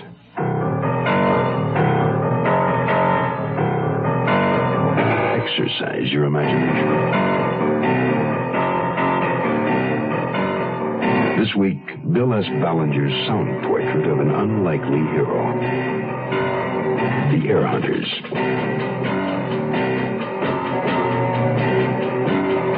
Starring Ken Berry, Joanne Worley,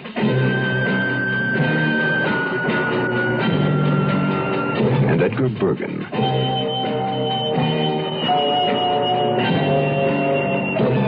In Elliot Lewis's production of The Zero Hour.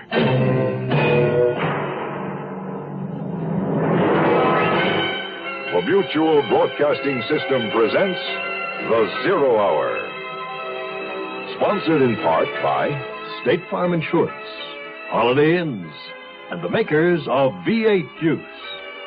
This is the Zero Hour on Mutual Radio.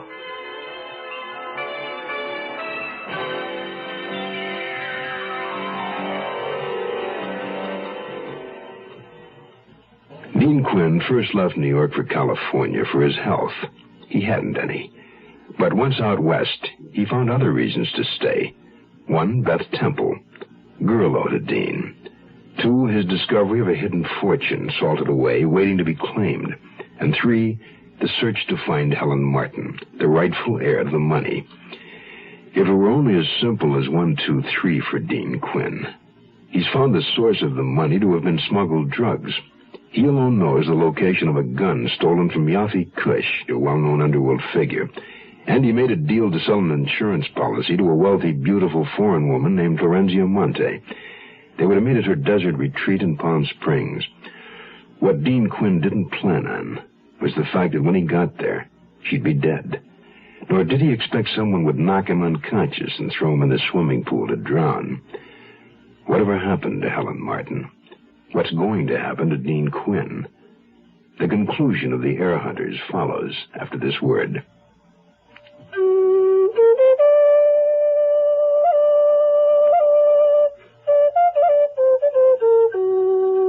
There was a time when the rivers, the earth, and the sky of America were pure. A time when the only American was the Indian. Today, America is suffering from pollution, but the problem isn't hopeless. We can protect the natural beauty of America if you get involved. Something as simple as using the fuel rated most efficient for the engine of your car, or planting trees to help purify the air and prevent soil erosion, or starting a compost heap instead of burning leaves or trash. People start pollution. People can stop it.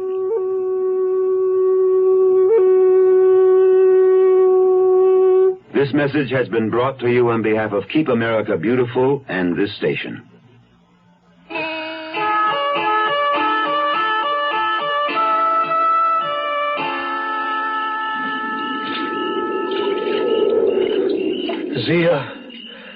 Zia, honey, speak to me.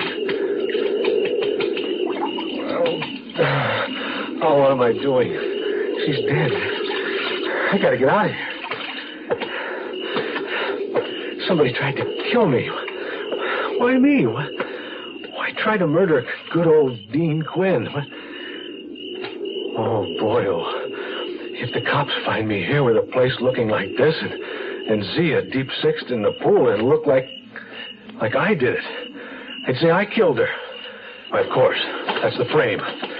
I'm supposed to have robbed her, killed her, and then fallen in and drowned. Why me? Wait a minute. Wait a minute. Am I leaving anything behind? What did I bring with me? Papers, insurance. Yeah, I got them. A little wet, but... Boy, I'll catch pneumonia for sure. There must be a rag or something in the car I can dry my hair with. Oh, no. Yappy Kush is gone. I gotta get rid of it. There. That takes care of that. I gotta get out of here. On the highway, heading back to L.A., I was swerving from side to side. I could barely see the road. But somehow I made it back to the El Cairo. I must have, because I came to, stretched out on the overstuffed sofa, covered with warm blankets and supporting an ice bag on my aching skull. Beth was watching me anxiously.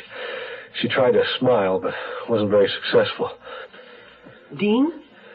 Oh, Gerlo, what time is it? Not quite 3. In the morning. How did I get here? Where's your car? Lie back. Now, I thought you'd had an accident. The car's fine. I've got to hide it. Hide it? What for? What happened? Did you run someone over with the car? Deanie, what happened to your head? You look awful. Thanks. I thought I'd change my hairstyle. Widen the part. Stella, did you see Yappy Kush at the club tonight? Was he around? No. Did he beat you up? I don't know. I'm not sure. Dean, tell me what happened with the car. I'll tell you after I move it. No, you stay put. You're in no condition to drive. I'll move it. Where do you want it? Well, see if there's a space in the bushes. Well, that's dumb. Go on, move it. Do as he says, Stella, dear. Well, all right. Did the killers take the money? I don't know. I really don't. I was too scared to even think about it. I didn't even look in her car. Are you going to the police? I guess. Tell them what I know. Oh, but first I ought to see Walden. They might go looking for him. Where'll you find him at this time of night? Yeah. Guess I'll wait till morning. You got any aspirin? Walden was pretty upset when I told him. Upset, angry, evasive, and frightened. I wash my hands of the whole thing, understand? But, Dean, try to make it as easy on me in the office, will you? I won't promise. It's my neck. Now, if the police think I'm broke, a bum, they'll give me a hard time. But if you back me up and say that I worked for you, legitimately, well, I'll be careful what I say. I'll do it. Outside Walden's office was one of those little coin boxes that sell newspapers. The late morning edition carried the headline, "Foreign Beauty Slain in Pool." Not much about Zia. The medical examiner hadn't determined as yet if she died by strangulation or drowning, but he set the time of death at approximately 8 p.m. There were signs of a fight, and an unidentified gun had been found outside the house. Nothing stolen from the house, and nothing about finding $250,000 in the car. I decided to go back to Beth's and have a drink. Hold it. He just walked in. Dean, you're wanted on the phone. Oh, great timing. Hello, this is Quinn. Who is this? Ain't important to know, but what I got to say is, you listening? Well, I'm listening. You've been lucky, but don't push it too far. Oh, who, me? I just blew into town. Oh, I know. I've been reading the papers. I see where maybe you ain't talked to anyone yet, which is a very smart thing to do, not to talk to anybody about your swimming partner.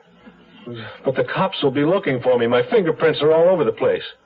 I don't want to have to do nothing drastic if I can help it. Too much of a coincidence, you know? Yes, I know. So here's what you do. You tell the cops you arrived at the house at 4 p.m. You were there just long enough to get her to sign a floater insurance policy. They already found an airplane ticket in her purse for Hawaii in points West good for next week. She needed a policy to protect her stuff on the trip. A guy named Herman Spender drove you down. I don't know any Herman Spender. You do now. Besides, another guy driving an Ace laundry truck saw you. You're out of the jam, Quinn. There's no sweat. Maybe I ought to just leave town. I don't like it here much anyway. Oh, you're stupid. You're stupid, Quinn. cops don't find you, I do. And you wouldn't want anything to happen to that big, gorgeous redhead, would you? You wouldn't.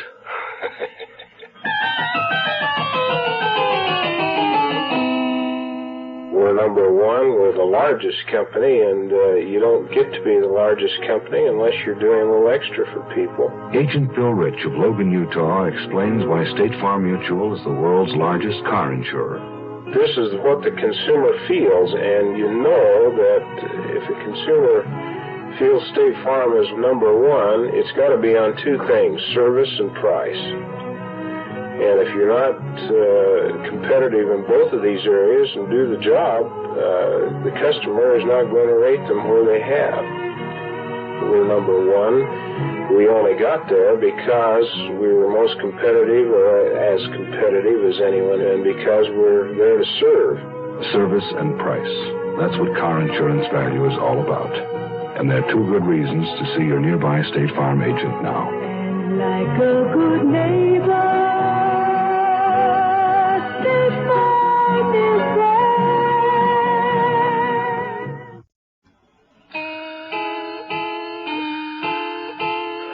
I had a strong hunch the phone call was from Yafi Kush.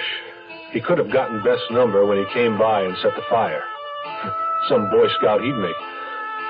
Well, if it was Kush, he could rip off Beth and me whenever he wanted. We were sitting ducks. Unless there was some way I could convince him that he needed us around. After some of her usual hemming and hawing, Stella gave me Cush's home address, an apartment on Wilshire. A houseboy let me into the Wilshire apartment. A very plush pad indeed. Yafi Kush and two men were playing gin. Well, look who's here. Mark Spitz. Mr. Kush, sir, did you phone me this morning? Me? Phone you? I think you should know that I've written out a complete report. Everything I know about Zia Monte's murder. A person you don't know will turn it over to the sheriff if anything happens to me or Beth Temple. Why, you telling me? It's none of my business.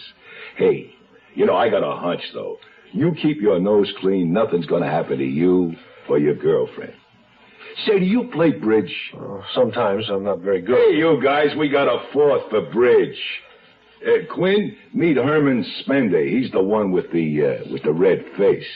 The other one is Frankie Amador. He owns Ace Laundry Company. Sit down. I'd really like to stay, but I shouldn't be here after 8 o'clock. Someone who knows where I am might start wondering. Are you bluffing? Yeah, maybe not. All right, Quinn. Beat it. I don't want to see your mug in here again.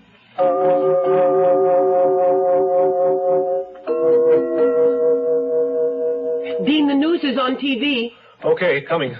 This is Ken Jones with the Late Night News. With us is Riverside County Sheriff Richard Durham, who will give us the latest developments concerning the murder of Florenzia Monte in Palm Springs.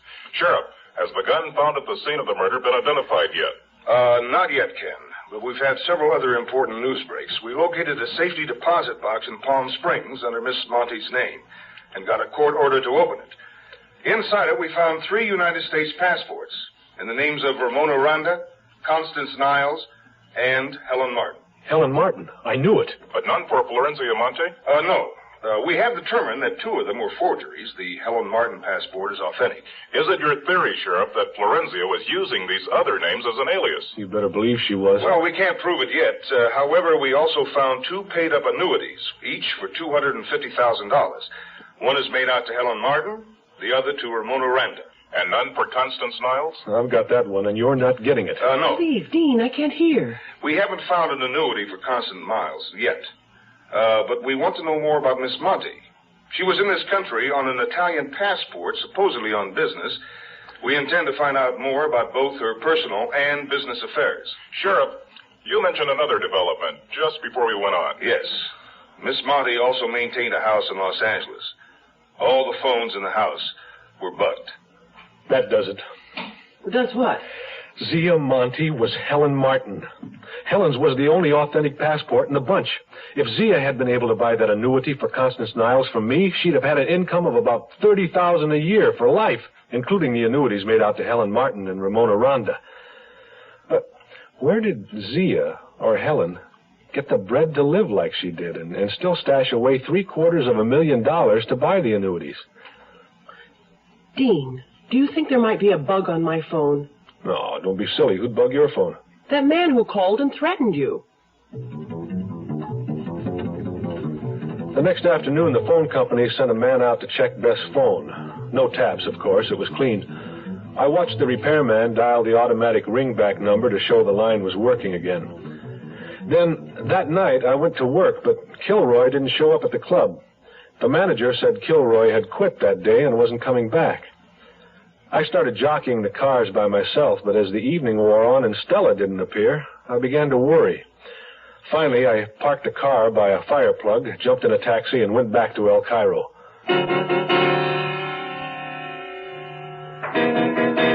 I looked around, trying to spot Yaffe's car on the street. I didn't see it. Beth's bungalow was dark, except for one lamp in the living room. I made like a scout and peeped through the window. Beth and Stella were seated in front of the television set. I heaved a sigh of relief and went in. I knocked off early. Well, say something. I'll say it for them, Quinn. Welcome home. Together,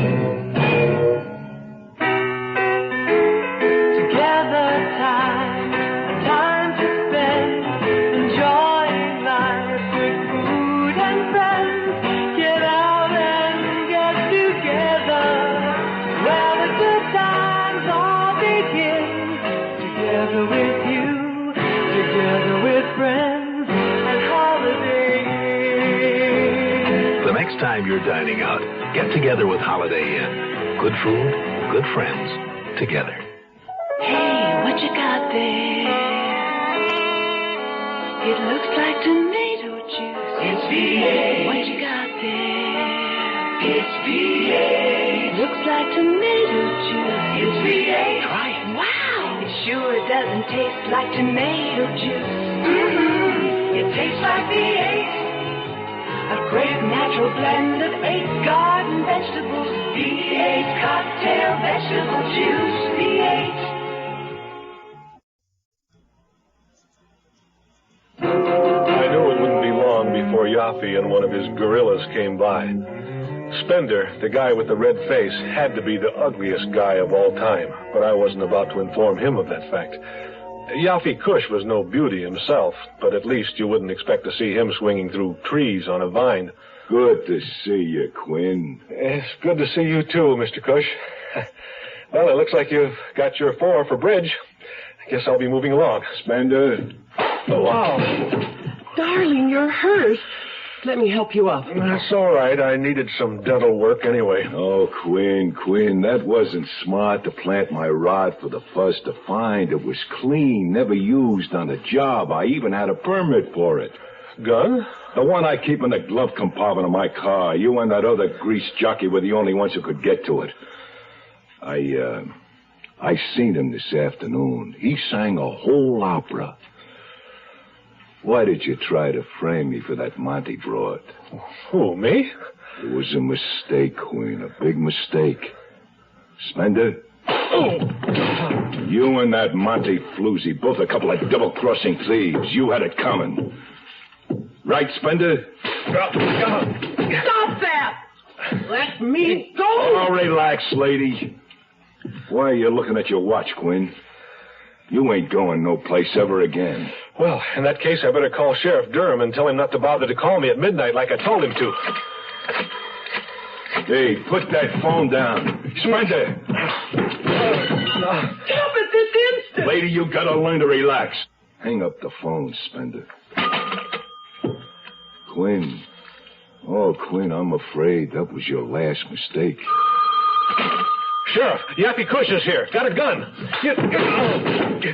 Oh, forget it, Spender. It's sour. The sheriff knows we're here. Let's get out of here.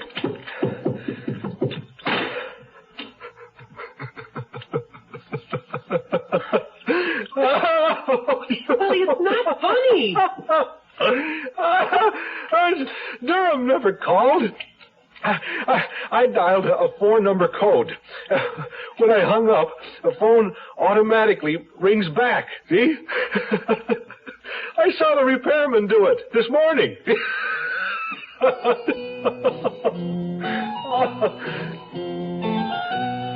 As soon as I was in condition to get up off the floor, which was early morning, I lost no time getting down to Palm Springs to see Sheriff Durham. I told him all I knew, really leveled. Well, we just got confirmation on your alibi from the gas station attendant in Indio. And don't forget, I drove out to the club to get Cush's gun, which took me about another half hour. It was nearly 9:30 when I got to Zia's place. What you've told me, Quinn, should clear you, and it fits in with what we've already pieced together. Helen Martin, a.k.a. Zia Monte. She was a courier for the mob. Really? A sweet little girl like that? Right. She met those syndicate characters in Europe when she was going to school there. They set her up as a front to invest black money. Illegal funds.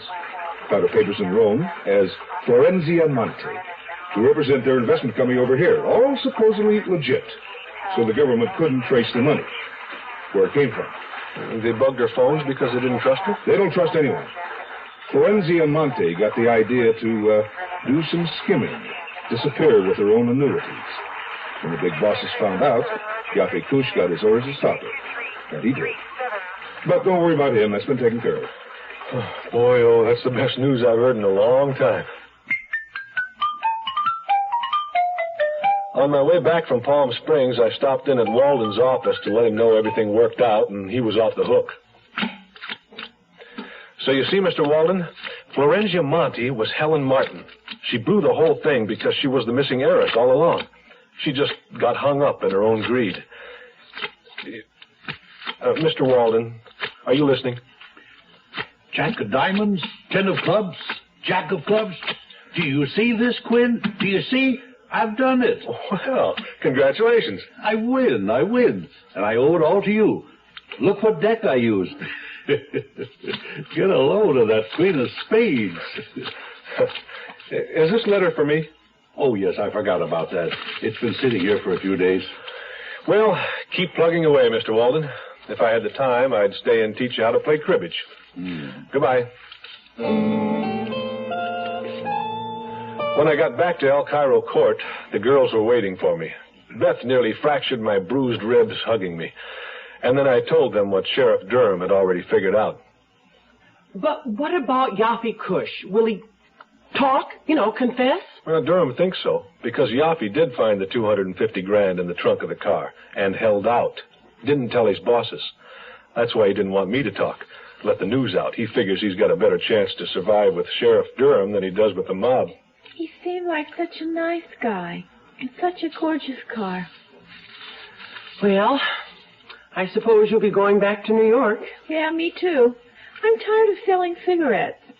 I'm going to be a social worker. Oh, and wreck what's left of the Big Apple? Well, Stella, you can have it. I don't really want to be a lawyer anyway. What will you do?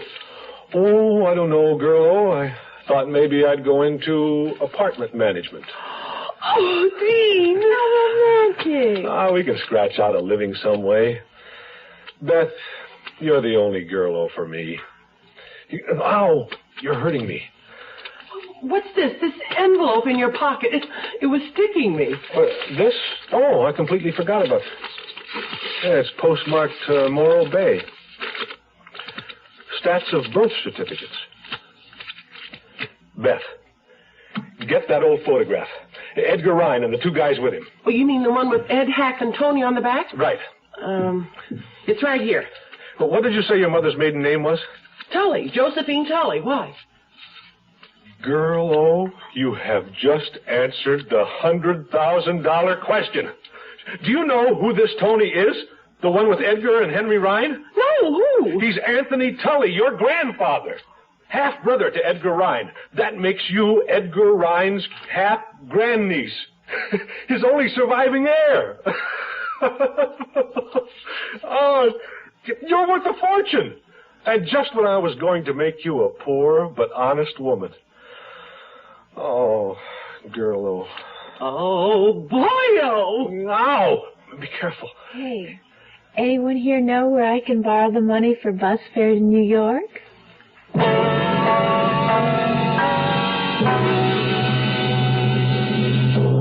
You are listening to Mutual's presentation of The Zero Hour. That concludes this week's production of The Zero Hour. Bill S. Ballinger's The Air Hunters. Next week, we'll begin another exciting dramatization of a tale of mystery and suspense. We'll tell our story in 5 days, at the same time Monday through Friday.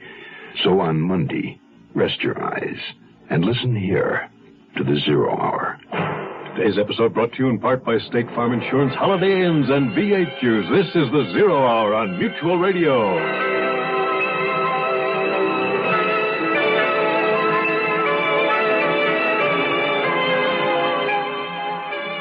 You have been listening to The Zero Hour, a presentation of the Mutual Broadcasting System in association with Hollywood Radio Theater.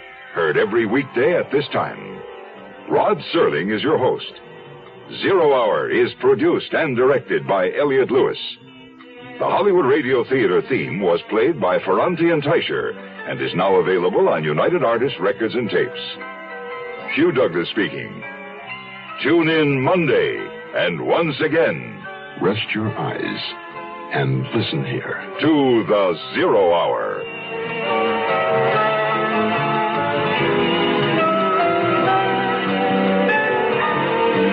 This is the Mutual Radio Network.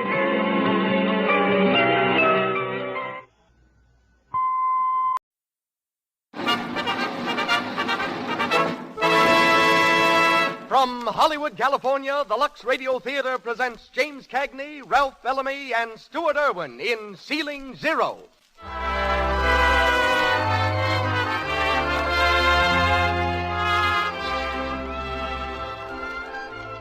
Lux presents Hollywood.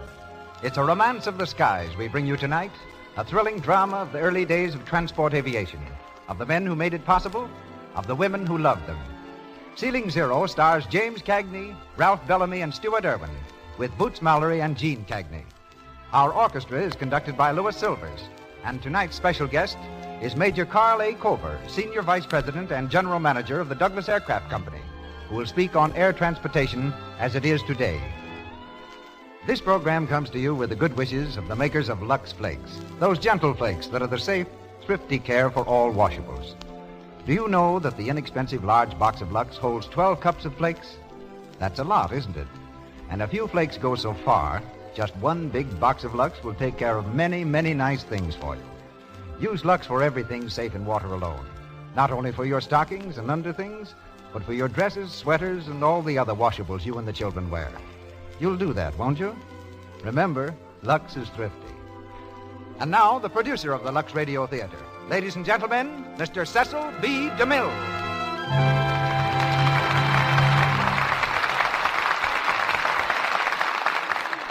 Greetings from Hollywood, ladies and gentlemen. James Cagney's career has been as checkered as it has been innocent and upright. To work his way through school, he was an office boy for the New York Sun, a page boy at the public library, a package wrapper at Wanamaker's, and a Wall Street runner.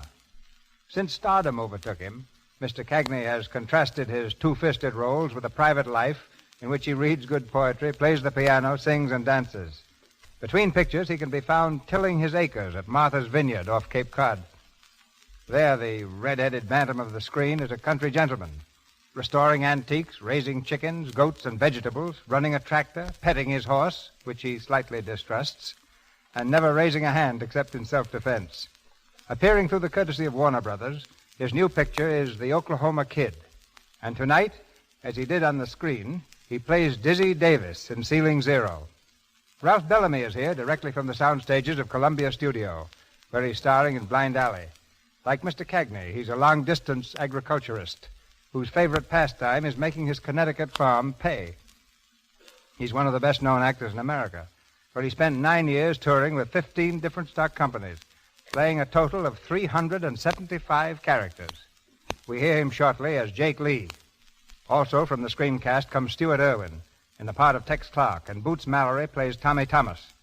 New to Hollywood is James Cagney's sister, Jean, who makes her radio bow tonight as Lou Clark. We're ready now for the takeoff, as the Lux Radio Theater presents James Cagney, Ralph Bellamy, and Stuart Irwin in Ceiling Zero.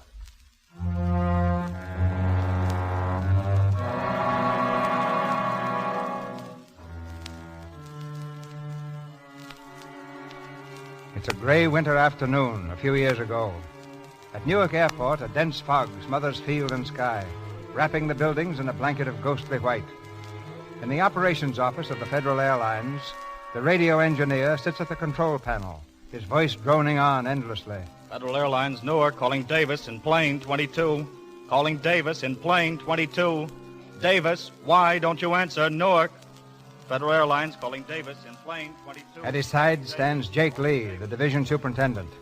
Jake Lee knows about fogs after 8,000 hours in the air, and now his face is creased with worry. Somewhere in the swirling mist, a plane is lost. Why don't you answer, Newark? You sure you're transmitting? Well, Texas Clark picked me up 5 minutes ago, and if he can hear us, Davis ought to be able to. Let me at that thing. Calling Davis. Davis, acknowledge this message. Report your position and altitude to Newark at once.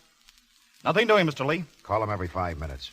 Notify the pilots in the air by radio and all eastern ground stations by teletype. Yes, sir. I hope he's not down. Don't worry about Davis. He could fly here in a balloon. Hello, Newark. This is Texas Clark in plane 4. Hang out a lantern or a couple of candles. I'm coming in. Tell him okay.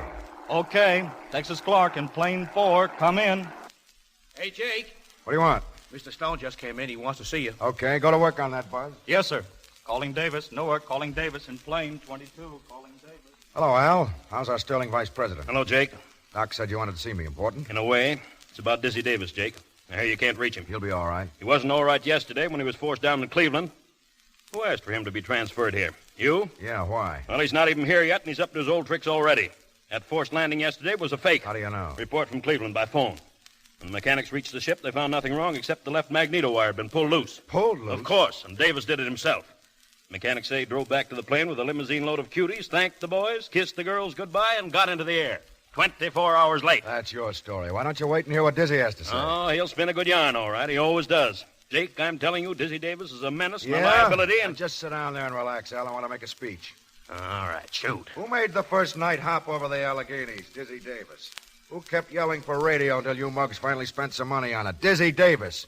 Before then, it was standard practice for an aviator to stick his head out of the window in the morning and say, "Aha, it's raining." Hop right back into bed. I know. I was one of them. I don't care how good he was 5 years ago, Jake. I'm talking about now. Hey, Jake. Come in, Tex. Hey, was that Dizzy Davis you were calling? Yeah. You mean he's coming back here? If he ever gets in. Dizzy Davis. Boy, the three of us back together again. We haven't heard from him yet. He ought to be... Hello, Newark. Dizzy Davis in plane 22. There he is. Come on. Hello, Newark. What's the matter with you guys? Look out, Buzz. Hello, Davis. Go ahead. Was that Jake? Hiya, Jake. I'm 90 miles west of Newark. Altitude 2,000, temperature 58. Visibility unlimited. Oh, how I miss you, dear old pal of mine. Hiya, Jakey, baby. Radio regulation number 3. Pilots will refrain from all personal conversation while in flight. Okay, Toots, I can read. Goodbye. Speak of the devil. Devil is right. Listen, Al. Dizzy, Tex Clark, and myself are the only old-timers left in this line. We were together during the war. I taught him to fly. That's pure sentiment, Jake. We're in business, and the wartime pilots who can't fit today's standards are through. All right, but get this. I hire and fire the pilots for this division. As long as I have a job, Dizzy Davis will have one. Okay, Jake. Only the next slip Dizzy makes, out he goes. Even if you go with him. Thanks. I'll remember that.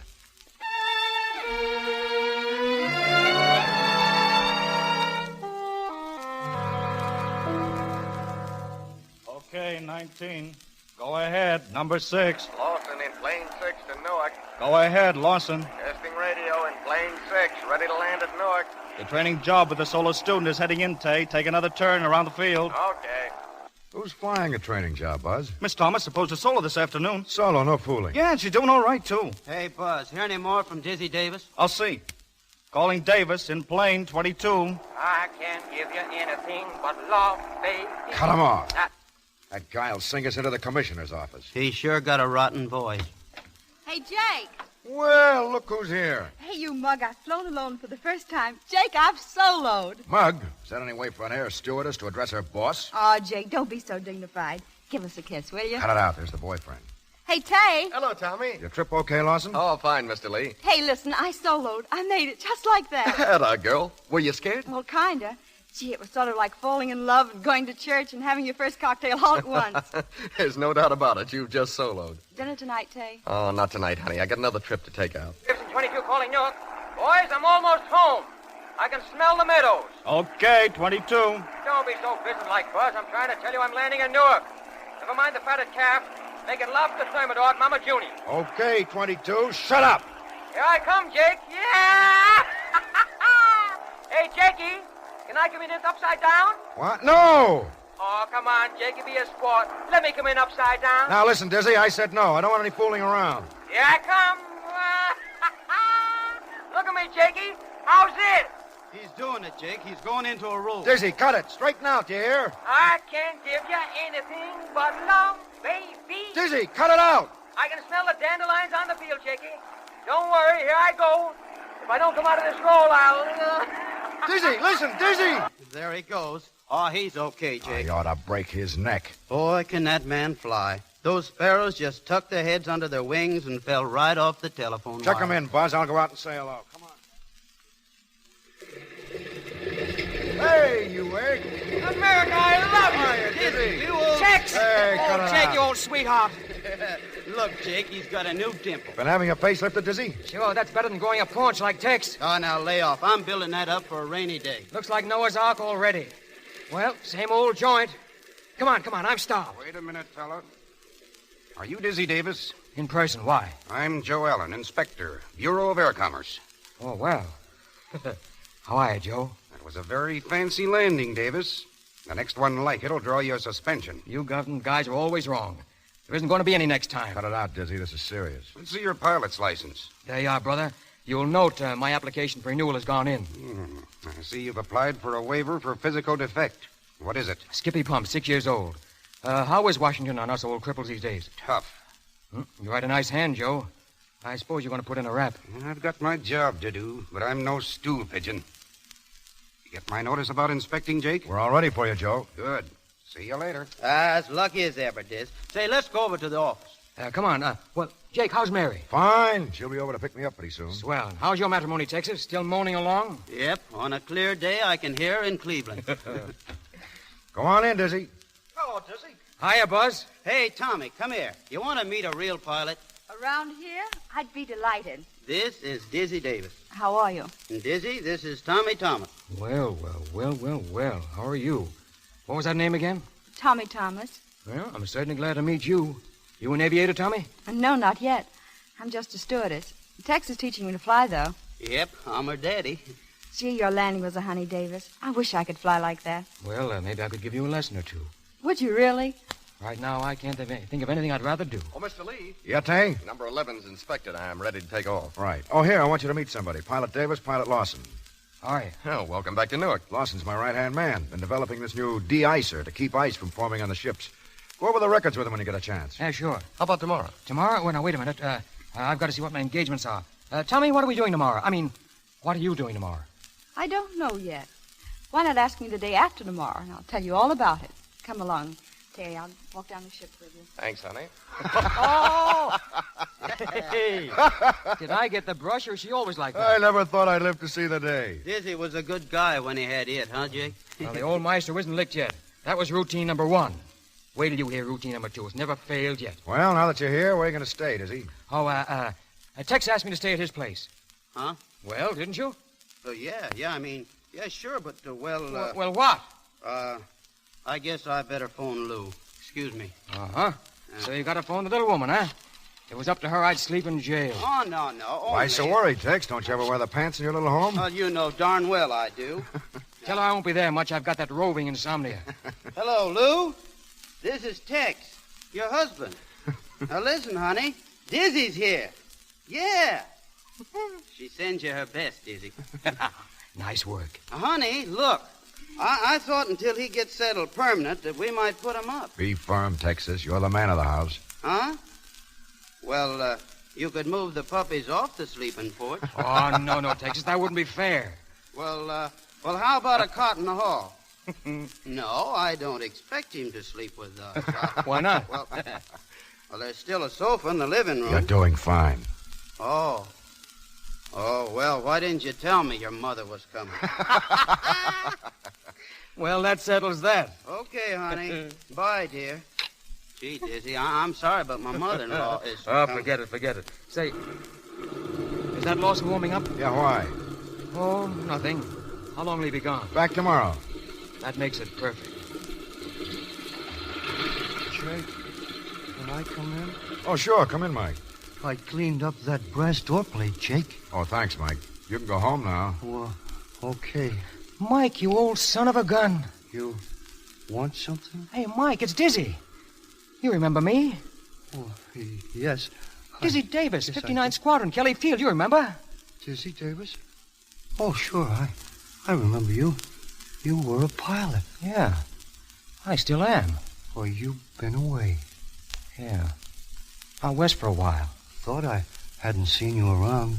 Well, drop by the house sometime. Thanks, Mike. I will. I don't fly anymore. I see. I shined that plate, Jake. It looks good. That's swell, Mike. Thanks. Jake's afraid if the front door don't look right. People won't come in. Well, good night. Oh, Jake, you can't do that. Mike's a pilot. He was a pilot. But what happened? Smacked a tree in a fog. You must have heard about it. No, never a word. Mike Owen shining spittoons. He doesn't do that very well. He's got a wife and 2 kids. We couldn't let him starve. Tex. Yeah? Tex, here's a few bucks. Have Lou get Mike's kids something, will you? Well, Jake, what do you say we go someplace for chow and a few snorts? How about Mama Jeannie's? Still open? Sure. Good. I'll be back in a minute. What's your idea? I got to see Miss Thomas. Routine number 2. It has yet to fail. Hello. Hello. I thought you'd be coming back this way. I'd like to apologize. For what? Oh, for wisecracking. You know, you really hurt me terribly. I can't begin to tell you how you wounded me. But, I guess I had it coming. All right. Let's forget it. Oh, no, I don't want to forget it. I know I got off on the wrong foot, but I'd like to start all over and show you I'm not as bad as I looked. And how are you going to do that? Well, Tex and Jake are going over to have a bite with me at Mama Jeannie's. How about joining us? Well, you've got to eat anyhow, haven't you? Well, yes. Well, come on, I'll show you that I know which knife to use. It'll be straight from Emily Post. Okay. Swell. Wait a minute. There goes Tay. Yeah, there he goes. Back tomorrow, so I hear. Ready, Miss Thomas? Thank you, Mr. Davis. Dinner is served, honey. Let's go.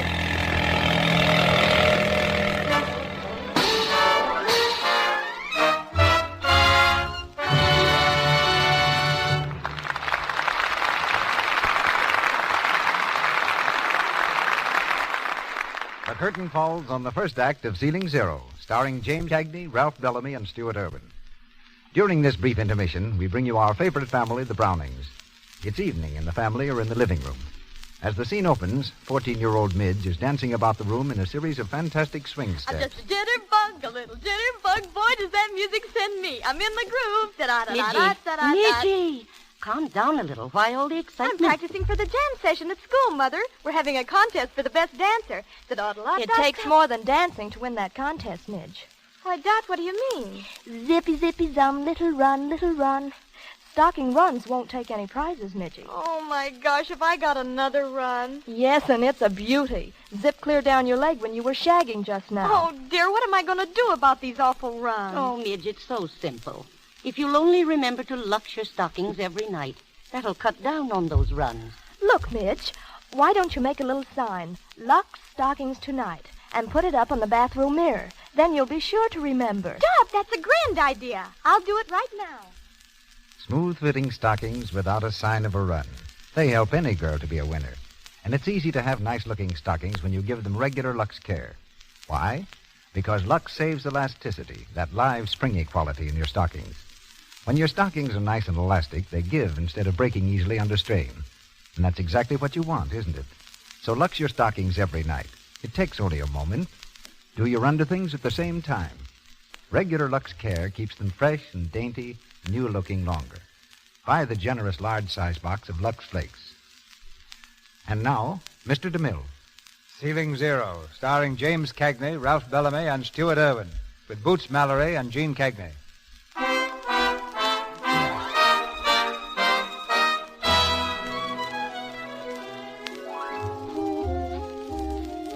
It's late the same evening, and Mama Jimmy's, a cafe near the airport, is almost deserted. On the tiny dance floor, Dizzy and Tommy move slowly to the rhythm of the four-piece orchestra. How am I doing? All right. A little close, that's all. Well, that's the way they taught me. When, in the gay 90s? Say, how old do you think I am? I'm only 34. That's an awful lot when you're only 19. But when you're 34, it's nothing. Say, you realize when you're 34, I'll only be 49? What of it? Well, if you think when I'm 49, I'm going to dance with an old hag of 34, you're crazy. Better enjoy yourself while you can. Look up here a second, will you? What's the idea? I'll show you. You're not going to kiss me in public, I hope. Sure. How was that? Not bad. Have another? Oh, I don't think I'd better, thanks. Oh, come on, just one more. Can't hurt you. 1, 2, 3, 4. What's that? My mother always told me to count 10 if I was tempted with something. Can you wait? Sure, if you can. Come on, let's count together. 1, 2, 3, 4. 4. Hey, 5. how about dancing this one with your boss? Okay, Jake. Beat it, Dizzy. You can keep Mary company. Yeah, sure. You got up at the count of 5, Tommy. That means there was no knockout. Well, stay on your feet. You may get a draw. Hiya, Mary. Sit down. Say, you better watch that husband of yours, Mary. Look at him dancing around with that nice young girl. Ought to be ashamed of himself, the old reprobate. What about you? Who, me? Well, I'm not old. Uh-huh. Look, Dizzy, I don't want to preach, but Tommy's only 19. Well, what of it? Nothing. Only when you're 19, it's so easy to fall for a dashing aviator and get your heart broken into tiny pieces. I remember reading about a case like that. Oh, you do, huh?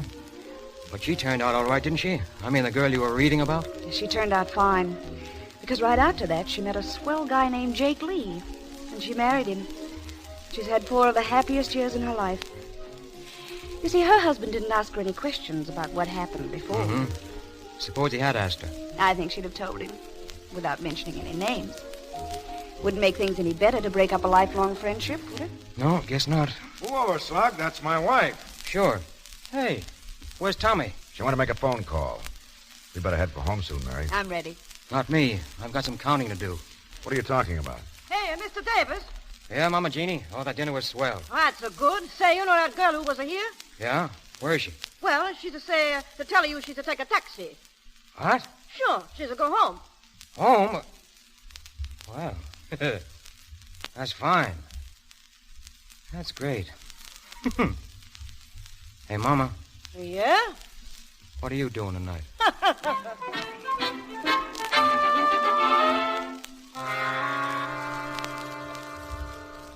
Newark, calling all Federal Airlines stations. Business dispatch. Bad weather ahead beginning this afternoon, affecting Eastern Division only.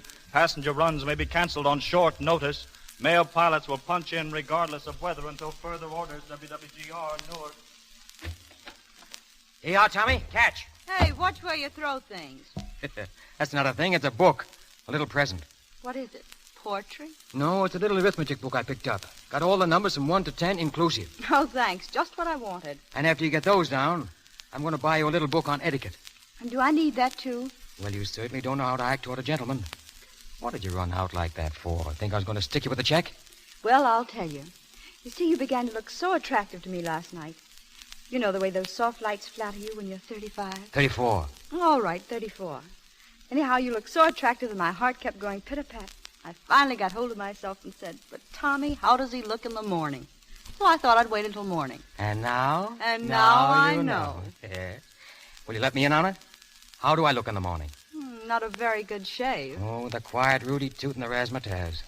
Well, how about teaching you some stunts this afternoon? Oh, gee, that'd be swell. Only one thing would be sweeter. Tonight you have dinner with me. But you're scheduled to go to Cleveland this afternoon. I can fix that. I'll get Tex to take my run. Jake won't stand for that. Now, you just leave that to me. I'll see Tex now. It's in the bag, honey. It's in the bag. Hiya, Dizzy. Hiya, Tex. How's the old... Hey, what's the matter? Dizzy, what is it? Oh, it's nothing. Huh? I'll be all right in a minute. What is it? That bum ticker of yours? Yeah. Too much last night, huh? Yeah. You're getting old and you can't take it. Yes, Tex. I guess you're right. Say, you can't go to Cleveland feeling like that. Oh, it's all right. I've done it before, and I can do it again. How would it look getting sick the minute I came? Oh, well, what do you care how it looks? Now, listen, Diz. Don't you worry about your run. I'll take it. No, And you can take mine this weekend. No, Tex. I've got no right to do that to you. Why not, now? Lou'll be sore. Yeah, I didn't think of that. Well, let her be sore. I'm taking your run tonight. Oh, gee, Tex. That's swell.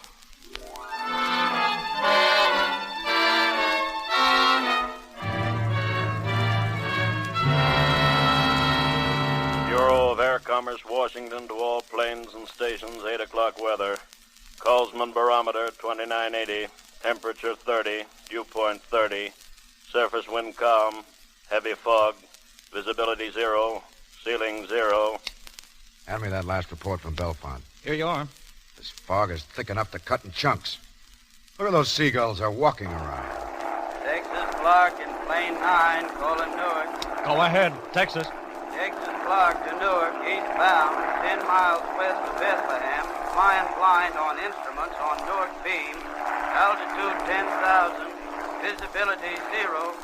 What's the ceiling at Newark? Ceiling here, still 0, Texas. Getting no better. Keep in touch.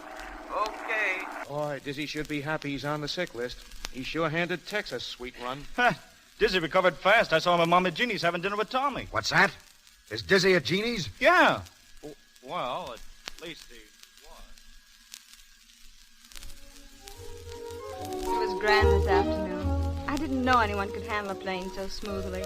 You know, for a student, you're doing all right yourself. Dizzy, what is it that makes flying so worth loving? You're the first girl I ever heard talk like that. Well, I don't know. When you're up there, it's a one-man show, and the whole world slides under your wings. There's danger and thrills and progress. And what the heck am I doing? Making a speech? Oh, I don't know what it is. All I know is I'd rather be a male pilot than king. But no passengers for mine. You should complain.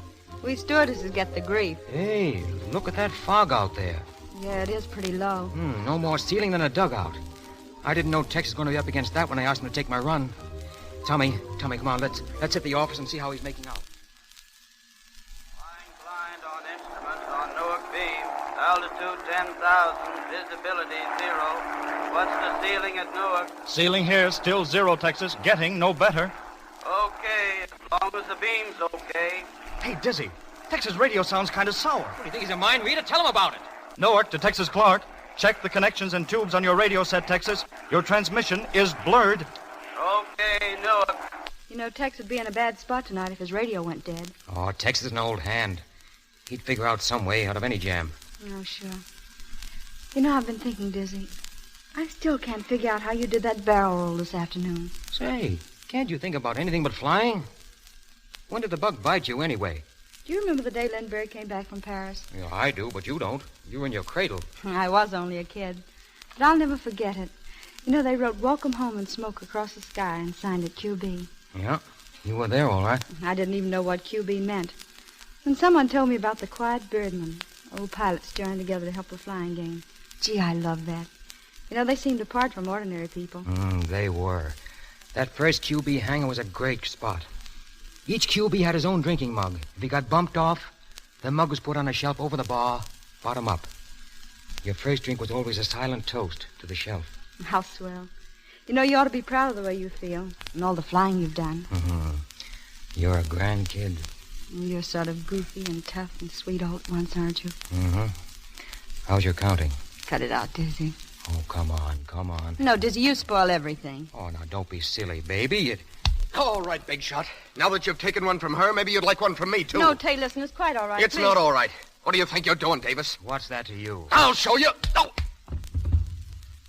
Never lead with your right, Lawson. Cut it out. Cut it out! Cut it out! What's wrong with you guys? If I catch you pulling this stuff again, you'll both get fired. The least you can do is settle your snarls away from here. I'm at your service anytime, Davis. That's fine. Remember to have my suit pressed in the morning. Go on, Tay. Tommy, you go with him. Why don't you grow up, Dizzy, and let those kids alone? Got a cigarette? She's not your kind. She's not for you. Why don't you let her decide that for herself? Newark, calling Texas Clark and number 9. We're ready to check your transmitter. Go ahead, Texas. Newark, calling Texas Clark and number 9. Go ahead, Texas. Doesn't he answer? No, sir. His last report came in garbled. I told him to check his set. Try him every couple of minutes. Notify all stations by teletype number 9 not reporting. Yes, sir. Radio must be dead. Jake, I want you to know that I didn't swap with Tex just to hand him a tough one. Forget it. Jake, is Tex in the air? And this? Yep. On his way home, Mike. It was a night like this. I was coming home. I couldn't see the ground, or the trees, or the houses, or anything. Then I hit. I stopped like a train hitting a wall. And I hurt all over. Take it easy, fella. Yes. Take it easy. I'm all right. I shined that brass plate, Jake. It looks real pretty. Forget it, Mike. Run along home. I guess I'd better. The wife might be worrying. She still thinks I'm flying. Buzz, put that outside radio transmitter on the window ledge. Yes, sir. Tex will never get in here without radio unless he finds a hole. A hole? In that mud? Solid overcast, 15,000 feet thick. No use worrying till he begins to look for the field. Yeah, then we'll pray him down. Hiya, Jake. Oh, hello, Smiley. Well, Dizzy, I heard you were back. Hiya, Smiley. What are you doing over here among us common people? I thought you'd quit the racket. Believe it or not, I'm looking for a job. Can you use a good aviator, Jake? You wouldn't want to work for us. Why not? Have to spend at least a year learning the ropes as co-pilot. Co-pilot? I'd hit the bread line before I'd start riding with some other guy at the controls. Newark, calling Texas Clark and number 9. Newark, calling Texas Clark and number 9. He still doesn't answer. Keep trying. Well, how you doing, Dizzy? And how are all your gals? I can't complain. Say, whatever happened to that slim brunette you used to chase around with? Am I supposed to know the girl from that description? You know the one I mean. You were going with her when I was testing those new transports. Oh, yeah. You mean, I know. You mean Eileen. Not that one. What was her name? Oh, stop it, will you? I've got it. Mary something. Oh, cut it out. She wasn't my girl. You remember, she lived in a little white house over in East Orange. Mary... Shut up. Was it Mary Miller? Yeah, that was it. Mary Miller. You know her, Jake? Yeah, I know her. I married her. No, not Miller. This was, Mary Dillon. That was it, Dillon. Oh, then I wouldn't know her. No, you never met this girl. Well, if there's nothing here, I might as well be going. So long. Was Mary really under your skin? Oh, now, Jake, you know the way I was, how I used to talk. It was just part of the act. Mary and I just clowned around, and then you came along and she found out what a foul ball I was. If your reputation wasn't so cockeyed, you'd be easier to believe. Oh, wait till Tex gets in here. He and I were living together, and he knows everybody I went around with. He'll smooth this out in no time. Yeah? Try Tex, Buzz. Newark, calling Texas Clark and number 9. Nope, he still doesn't answer. Say, he ought to be here any second. If he's on time. Doc, field lights. Yes, sir. Texas Clark and number 9 to Newark. There he is. Still flying blind on the Newark beam near in the field. Give me the surface wind and the Colesman barometer reading. I'm coming in. Surface wind calm, Colesman barometer 2988, ceiling 0. Newark, answer 9. I want to set my altimeter. I can't land without it. When I get on the ground, I'm going to wrap this radio around Buzz's neck. The beam's fading out. I can't hear... Newark to Texas Clark, come in. Sounded like he's sending some quit on him. I wish it was me coming here instead of Tex. Bad enough to have Tex up there. If it was you, we'd have an argument about how to get you down. All lights okay, Mr. Lee? Jake, I just heard a plane. It must be Tex. Listen. That's him. He sounds high, Jake. Yeah. Come on, fella, talk him down. This is Jake, Texas. You're approaching the field west of the office. You sound much too high. You must be 1,000 feet. You should be losing altitude very fast. Answer by radio or jazz your motor if you hear me. Come on in, baby. Why doesn't he answer? He's probably getting it, but just can't send. You're much too high, Texas. You're over the edge of the field now. You better circle back and make another approach. Come in much lower. You can't make it this time. You're sure to overshoot the field. Oh, he's going on. Didn't hear a word. He's apt to fly right on out to sea. He won't pass the coast. He knows he's somewhere near Newark. Tex will bring you in if anyone can. He isn't one of these kid pilots. Hey, Jake, sounds like he's coming back. Here he comes. Give me that mic. Hello? Newark calling Texas Clark. Newark calling Texas Clark. Go ahead, Texas. He's lower this time. You won't land on that course. Keep trying. Newark calling Texas Clark. Newark calling Texas Clark. Newark calling Texas Clark. He's passing again. You'll never get in. Tell him to climb for altitude and use his chute. Newark to Tex Clark in plane 9. Do not attempt to land. Climb for altitude and go over the side. That's orders. Acknowledge. Hey, Mr. Lee, here comes Newark Texas' to wife. Tex Clark. Climb for altitude and hit the silk. Acknowledge. Here comes Texas' wife. How did she... Jake, Come in, Lou. Jake, what is it? What's wrong? I've been at home listening in. What is it? Texas radio's dead. Don't worry. He'll get down all right. Come on, Lou. You don't want to stay here. Let's go home. Home? I've just been there. Not just tonight, but one night after another. Sitting over the radio, alone, wondering whether Tex will ever come home or not. I know, darling, but please, come along. Oh, I've been through it so often. Sitting there, going crazy, waiting for the telephone to ring. Jake, what are you going to do? Can't you do something? We tried to tell him to use his chute, Lou. Tex ought not to be flying. You'll make it all right, Lou. Don't worry. Don't touch me. I know why you got Tex to take your place. Because you had a date with Tommy, the great Dizzy Davis, out after another girl. Is that why you switched your run? Jake, listen. He's turned back for the field. You hear that? He's picked up the field lights. Newark calling Texas Clark. Newark calling Texas Clark. Jake, I'm heading in. At least I think I am. Our radio sure is sick. Haven't heard a word for an hour. You're coming into the field, Tex, toward number 1 hangar. You sound just about right. Keep her straight and settle in slow. Why don't you answer me? Are you guys shooting crap or something? You haven't reached the edge of the field yet, Tex. Your altimeter should read about 200 feet. You're headed over the hangars for the middle of the landing area. Keep her straight and steady. Here I come, feeling for the ground. Why don't you answer? It's a wonder you wouldn't help a fella. He can't hear us. He's coming in blind. You ought to be up there. You're a murderer. That's what you are. You're a murderer. You sound a little low, Texas. Lift her up about 50 feet. He's too close, Jake. And too low. He's coming right toward us. Pull her up a little, Tex. Pull her up. You sound low. You're still outside the field, heading for the hangars. Watch it. Pull her up, Tex. Pull up, Tex. Pull up. You're too low.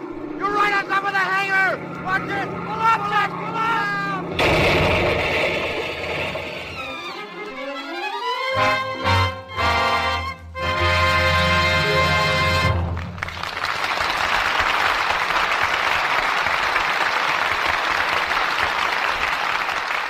We pause for station identification. This is the Columbia Broadcasting System.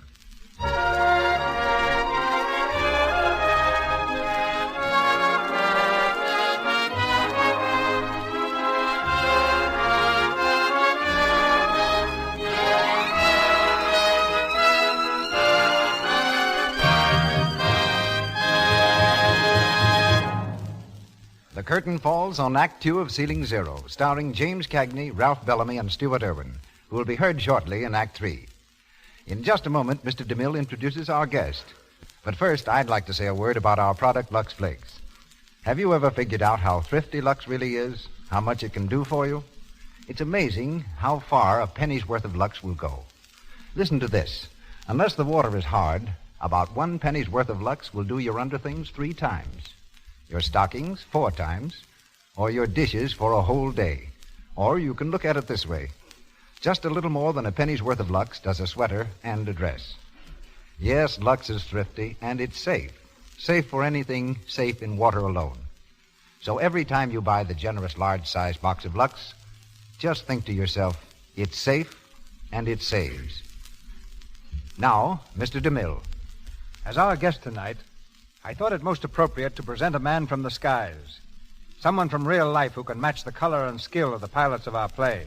But he's as different from the aviators of our play as the plane which he's flying is different.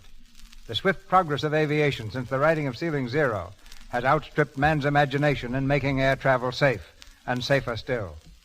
Right now, in the sky above the Lux Radio Theater, a modern transport plane is circling. At the controls is Major Carl A. Cover, Senior Vice President and General Manager of the famous Douglas Aircraft Company, makers of planes flown the world over. Major Cover trained the men who trained the pilots to fly in the World War, and has had much to do with the pursuit of safety for the past 20 years. But let's hear from Major Cova direct. Are you ready, Major? I've been accustomed, Mr. DeMille, to look up to the Lux Theater. This is the first time I've ever looked down on it. Incidentally, I'm now speaking from a regular DC transport plane, while in the course of a routine checkup flight. This plane belongs to the Royal Dutch Airlines. It will soon be delivered for operation in the longest passenger run in the world between Amsterdam and Batavia. Well, as you fly around up there, Major, what picture do you get of aviation today and in the future? Well, I believe aviation has traveled farther in less time than any invention in the world. I think you'll agree that it has made as vast strides in the brief years since the period of Ceiling Zero as it did between its inception and the first showing of tonight's play. Safety and comfort in the air develop so fast that it's almost impossible for the average person to realize the changes. It would be a full-time job to keep up with the progress being made. As a result, only a few technically minded people can appreciate just where we stand today. But doesn't such progress take all the romance and daring out of flying? If you mean romance in the terms of such heroic daredevil performance as you have in Ceiling Zero, then the answer is yes. But there's another kind of romance, the conquest over nature. A conquest made possible by such things as the radio beam, the new altimeter, the icing equipment, the automatic pilot, and the amazing reliability of modern engines. There's romance, too, in the thought that you can fly in the space of a single day from a land of ice and glaciers to the palm trees of the tropics. I'll even predict that passengers will be able to make regular scheduled flights from here to Paris and London within a very few months. I'm not much in the romance angle, but I think that comes pretty close to being the real thing. The world owes you and men like you a deep debt of gratitude for the safety you've brought about and are constantly increasing. I know that most of us in Hollywood, actors, actresses, and producers, are almost as much at home in the air as we are on the ground. We hope so, Mr. DeMille. And now I'm sure you want to get back to Ceiling Zero. As for me, I'd like to hear the rest of it, too. Good luck, sir. You've given wings to the world, Major, and to our program. Act 3 of Ceiling Zero, starring James Cagney, Ralph Bellamy, and Stuart Irwin, with Boots Mallory and Gene Cagney.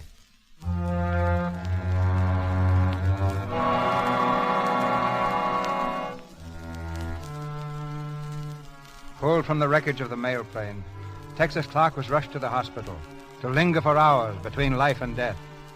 In the anteroom, Tex's wife, Lou, numb by the tragedy, waits for word from the operating room. Mary is with her, and Dizzy Davis. Lou, I know it sounds silly to say you're sorry. It's always too late.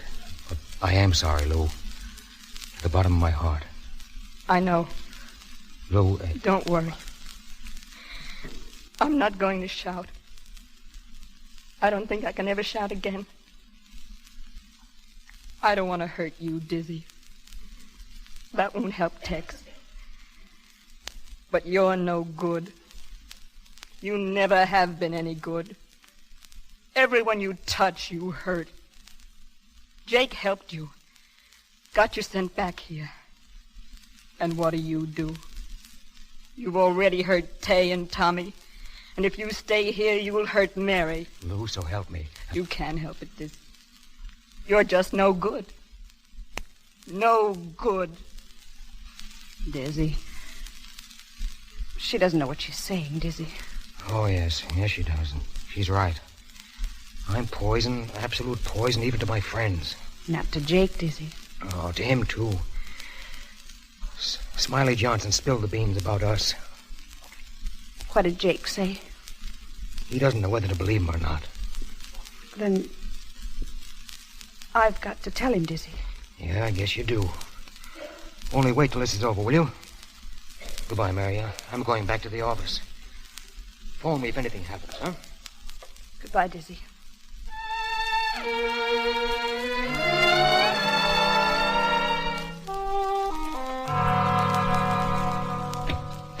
Well, any word? He's still unconscious, Jake, but a little stronger. Swell. Jake, suppose Tex should die. You weren't to blame for the crash. After Tex took the run, the show was all his. That's easy for you to say. You're not in the picture. Lou named it. It's murder. Forget it. He's going to pull through, get well. But you got to learn to play the rules, Dizzy. I know. Jake, listen. I've cut a lot of corners, but there's one guy I've always been on the level with, and that's you. Jake, I'd cut my heart out for you. Please don't be mad at me. All right, forget it. What's the latest weather report on, Buzz? 0. Ice at 3,000. Have Lawson stand by. You want to push the night mail through that ice? Probably not, but I never cancel any run in advance. We'll decide when the time comes. Number 7's rigged with those new de-icers. Be worth a crash to find out how they stand up. You want me to make the hop? Lawson's scheduled to go. That kid? He won't get from here to the edge of the field. No? Why don't you go out and tell him how? Okay, Jake. I guess you're sickened of looking at me right now. I'll see you later. Dizzy. How are you, Half-Pint? I'm pretty low. Dizzy, I feel so guilty about Tex. Only we hadn't made that silly date. Oh, don't blame yourself. It was my bright idea. Everybody knows that. Dizzy, you mustn't worry about what Lou said. Tex wouldn't want you to do that. He'd understand. Tommy, you're the only nice thing that's happened to me since I got back here. The rest has been bad news. Why don't you go home? It doesn't do any good staying here, making yourself unhappy. I don't want to be alone. I'd go screwy over there by myself. I wish I could help. You could. Could help a lot. How? Staying close and being near me. Till it goes away. Will you? Of course. Sweet. Here's the key to my apartment. 1211 Wellington Road, number 14. You go down there and wait, and I'll be along in a little while. We'll have some drinks and try to drown all this, huh? All right. If you see Tay, will you tell him goodbye for me? Please. I'll tell him with pleasure. Hey, Dizzy. Jake wants you. Right there. Go ahead, kid. Well, Jake? I got a rap for you, Dizzy. Yeah, what? Read this. It just came from Washington. Washington? For me? They turned down your physical waiver, Dizzy. They won't renew your pilot's license. They won't? Say, what is this, a gag? No, Dizzy, it's straight. Well, then I'm finished. Washed up. Take it easy. We'll find some way out.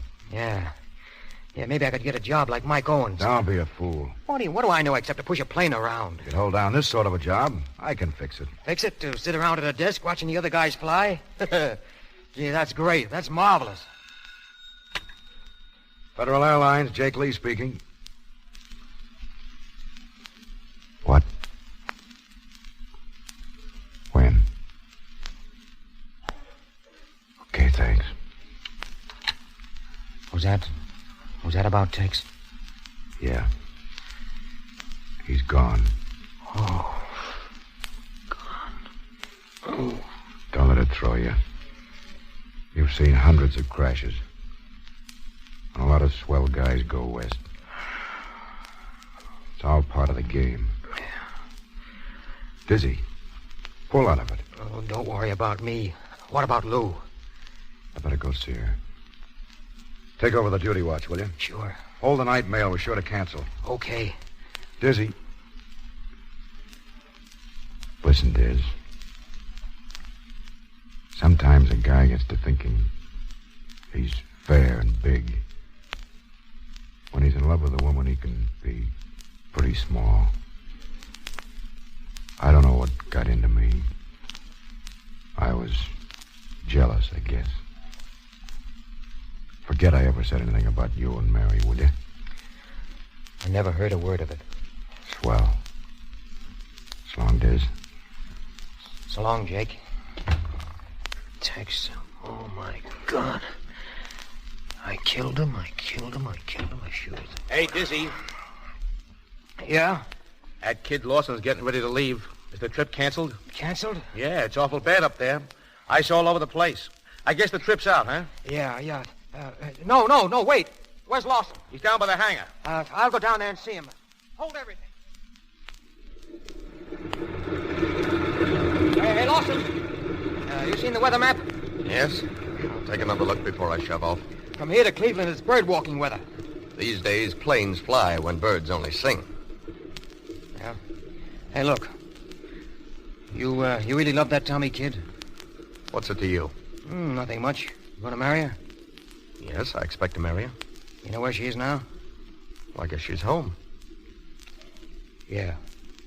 Now, what's the dope on these new de-icers? An old hand like you should know all about that. Answer my question. I'm in charge here. Well, you know how they work. We've been running wind tunnel tests. Now they're installed on 7 here, ready to try out. Suppose they don't click? If it gets too bad, I'll go over the side. Lawson, come on. Let's cut the squabbling. You're right. Tommy is swell. Too swell for me. You mean that? Yeah, sure. You kids are just getting started. Here you are. Here's all the happiness on earth. Well, thanks, Dizzy. That's darn swell of you. So long, kid. Have a good hop. Thanks. Nope.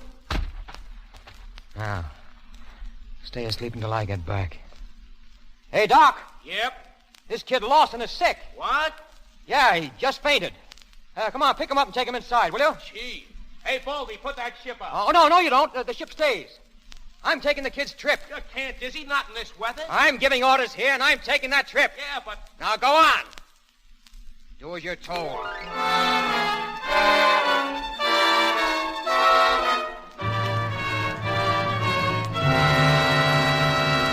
What'd you let him go out for? Why didn't you hold him? I couldn't help it, Jake. Shut You up. told me to... Dizzy Davis and 7 to Newark. Altitude 3,000 feet. Flying blind on the Newark beam for Cleveland. Light ice forming on wings and tails. These new de-ices don't quite break it up. Tell him to turn back and land at once. Newark calling Davis and 7. Go ahead, Newark. Davis and 7 return to Newark and land at once. Division Superintendent's orders. Tell Jake to come to the mic. Dizzy, this is Jake. Here. Here's the dope on these new de-ices, Jake. Never mind the de-icers. You know you can't fly through that stuff. Get on the ground. Come on, get this. Take this down, Buzz. The pressure has got to be doubled. The rear tube should be moved back 8 inches so the ice won't form behind it. And you need tubes on the tail, too. 1 on each leading edge. They'll work then like $1 million. Right now, the tubes are frozen flat. That's all, Jacob. Okay, Dizzy. Now get back to Newark. There's not much chance of that. Unless you send me up a skyhook. Ship's getting heavy. Losing altitude now. Dizzy, leave the ship. Don't wait until she begins to spin. Drop your flares and go over the side. Bail out. Hit the silk. No can do, baby. He's got ice all over her. Sure built up in a hurry. Jake, when Dizzy got into that ship, he didn't wear a chute. What? He didn't. He wouldn't wait. Dizzy, isn't there some way? Can't you nurse her down? Slide in on a wing so it'll be an easy crack up? Do something, Dizzy, anything. She's falling pretty fast, Jake. The ice looks a foot thick on the leading edges. I'm down to 1,500 feet on the beam. Don't look for the crash tonight. Dizzy, listen! She's getting wishy now. I'm going to put her into a spin to see how that affects the ice. The ice still sticks to the ship, Jake. She won't answer the controls. Here she goes. So long, Jake. Don't be mad at me.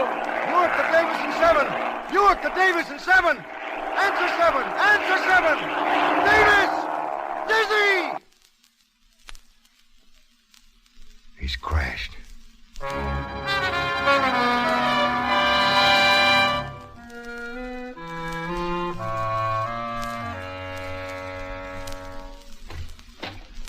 We got the call, Jake. They find the ship? Yeah, pretty bad. Dizzy. He's gone, huh? Uh-huh. In the seat. Sure. He would stick it. You want to speak to the boys? No. Not now. Beat it. Okay. Jake. Yeah. What, Mary? Jake, I've got something to tell you. Something I should have told you a long time ago. Yeah? It's about me. Dizzy. You don't have to tell me anything about Dizzy. He was all right. And what about me? The only thing that keeps me from proposing to you all over again is that we're already married. Oh, darling. It's okay, honey. It's okay. Lawson? Yes, sir? Here are Dizzy's notes about the de-icers. That's your next job. Remember, a swell guy made it easy for you. Yes, sir. Well, what are you standing around for? Doc, start the crash truck rolling. Yes, sir. Buzz, get a weather report. Notify all stations of the crash and tell them we're holding up trips for a better report. Tell Baldy to see that the ships are ready for every run on tomorrow's schedule. Yes, sir. Snap it, snap it. We're running an airline. Yes, sir.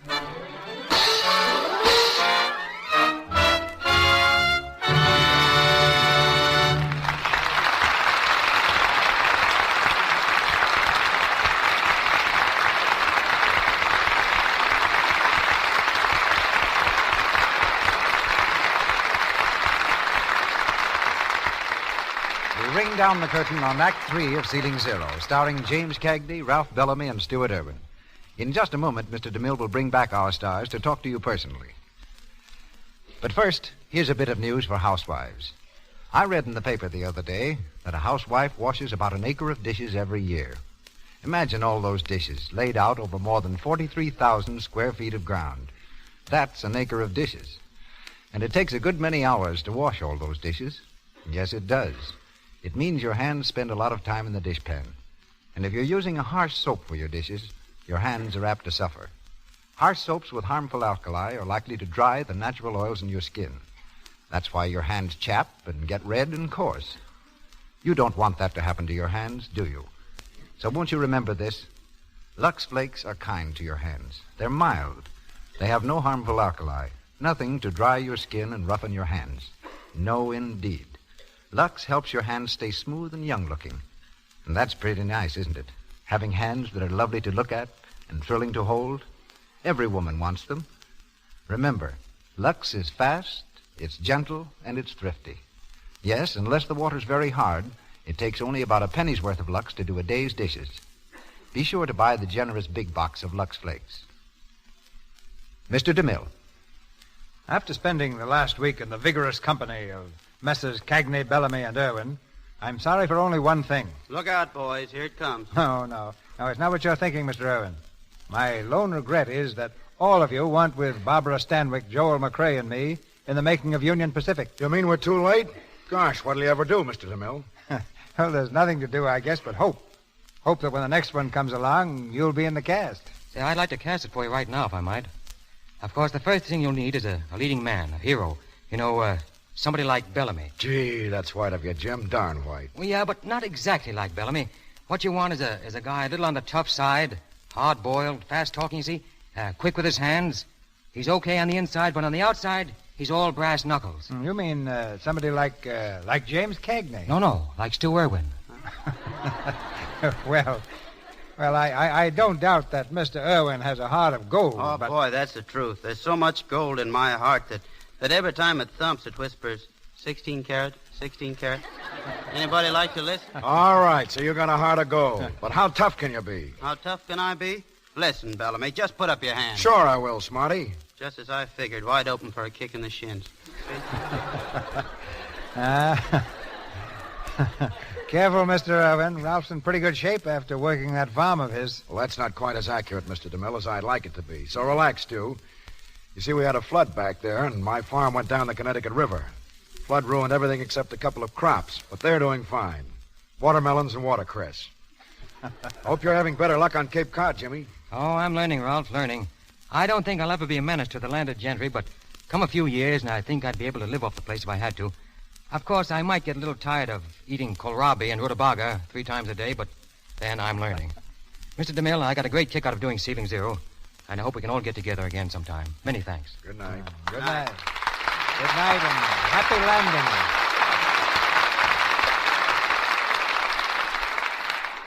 In a moment, ladies and gentlemen, Mr. DeMille brings news of next Monday's program. Be sure to listen to the new Lux daytime radio program, The Life and Love of Dr. Susan, the story of a courageous woman in search of her destiny. You can hear it over most of these stations in the United States every afternoon, Monday through Friday, at 2:15 Eastern Time, 1:15 Central Time, 3:15 Mountain Time, and 2:15 Pacific Time. This new daytime program, The Life and Love of Dr. Susan, comes to you in addition to the Lux Radio Theater. Assisting in Ceiling Zero were James Bush as Buzz Gordon, Mary Lansing as Mary Lee, Martha Wentworth as Mama Jeannie, Edward Marr as Doc Wilson, Lou Merrill as Alan Jones, Joseph Duval as Joe Allen, Frank Nelson as Tay Lawson, Ross Forrester as Mike Owen, and John Gibson as Smiley Johnson. Ralph Bellamy appeared through courtesy of Harry Cohen. Louis Silvers is from 20th Century Fox Studios, where he directed music for Wife, Husband, and Friend. Now, your producer. The program planned for you next Monday night, like all programs in the Lux Radio Theater, is one in which you, too, play a major part. Just as we are occupied every day in the week preparing these productions, you are making them possible by bringing Lux Flakes and Lux Toilet Soap into your homes each day. This cooperation enables us to present plays and stars of the caliber in store for you a week from tonight, when you'll hear Norma Shearer and William Powell. A great hit on the screen, our play is the dramatic story of an infinite love, one-way passage.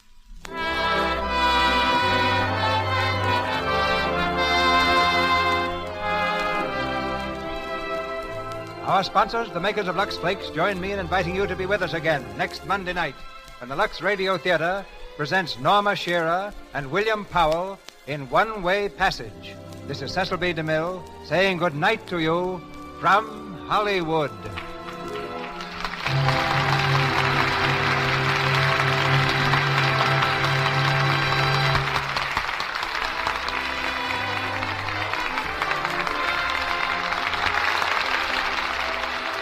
Your announcer has been Melville Ruick. This is the Columbia Broadcasting System.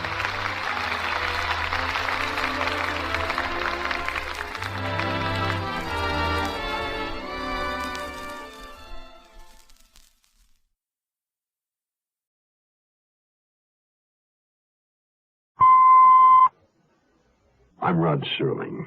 You're listening to the Zero Hour. Rest your eyes.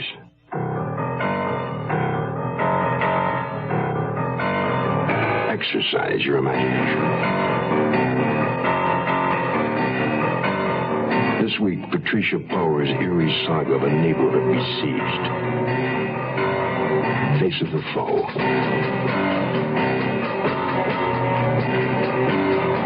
Starring Jessica Walter, Joseph Campanella, and Judy Carn.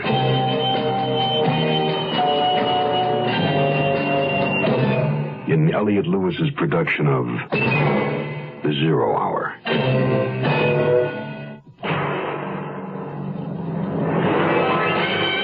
The Mutual Broadcasting System presents The Zero Hour. Sponsored in part by Bitch Not Chewing Tobacco, V8 Vegetable Juice, and Camphophilique. This is The Zero Hour on Mutual Radio.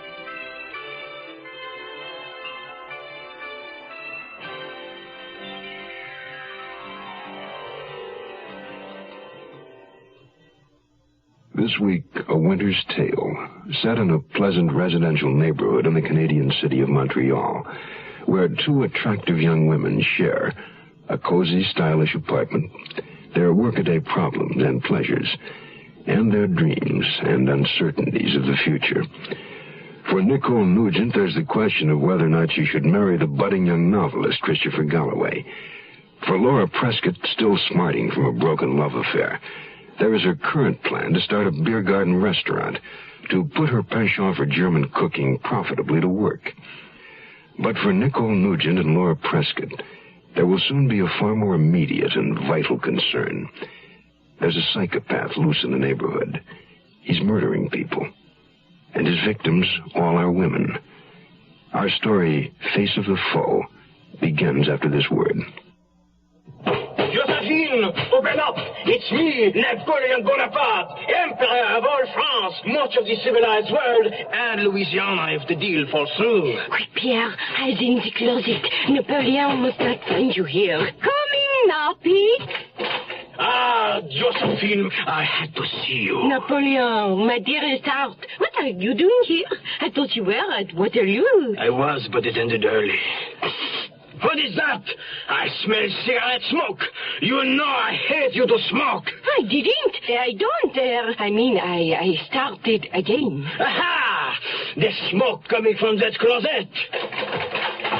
Come out of there, you scoundrel, and en carte! It was only in the house to pick up the dry cleaning. Take that, you filthy escargot! This world history lesson was brought to you by your American Cancer Society, which says smoking can be injurious to your health. Touché! In more ways than one. Asphalt and concrete, neon and steel. Nowhere, anything real. Bolted doors on the houses. Shutter doors on the hearts. Broken dreams in the concrete. Murder dreams in the steel. Grief in the darkness, grief in the space. Picture this.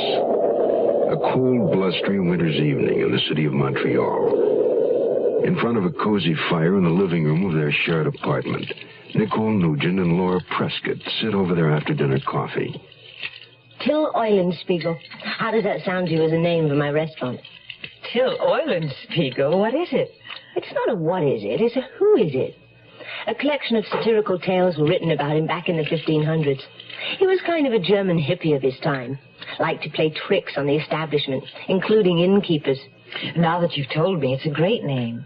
But will the customers know who he is? His legend will be proclaimed on a plaque outside the door and on the back of our menu. I just hope this place I have an appointment to see tomorrow turns out to be as ideal as it sounds. It's a delicatessen restaurant with modern equipment, even an area at the side for outdoor tables and chairs, and it's right across from the university. A beer garden should have great appeal to college students. It sounds perfect. How come the owner is giving it up? He's retiring. What time is your appointment with him? Not until late tomorrow afternoon, so I have to try to get my mind off it. I'm going to a movie with Amy tonight. Want to join us? No, thank you. This is the kind of evening to curl up in front of the fire with a good book. Especially if the man you're in love with is too busy writing one to curl up with you. I take it Chris is on a deadline. Again. I'm not sure I want to marry a man who's already married to a typewriter. I wouldn't hesitate too long if a man like Christopher Galloway loved me. Be careful on your way out. You may run into the man in apartment 4. Oh, I hope not. All we knew of the man in apartment 4 was the name on his mailbox, T. Oliphant. He'd moved in a month ago. A tall, stooped, cadaverous-looking character with a bald, high-domed head and a gray prison pallor look to his skin. Every time Laura and I encountered him in the lobby, he looked at us through his thick-lensed glasses in a way that gave us both the creeps. A cold, sneering look, as though we were reacting to something that thoroughly disgusted him. He's a woman-hater. I'm sure of that. Sybil Hepworth thinks he's the mad bomber. It's ridiculous to even ask where Sybil Hepworth gets any of her ideas. But where does she get that one from? Well, you know how he's always carrying a brown carton under his arm when he goes out?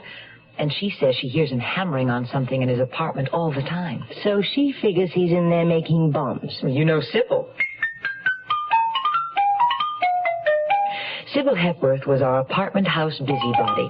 Unfortunately, her apartment was right across the hall from ours. And now, as Laura left for her movie date, Sybil came flying out of her door to corner me with an idle comment about the weather, which was always her devious way of trying to strike up a gossip-laden conversation. Real wintry night out, isn't it? Yes, it is. Not fit for man or beast.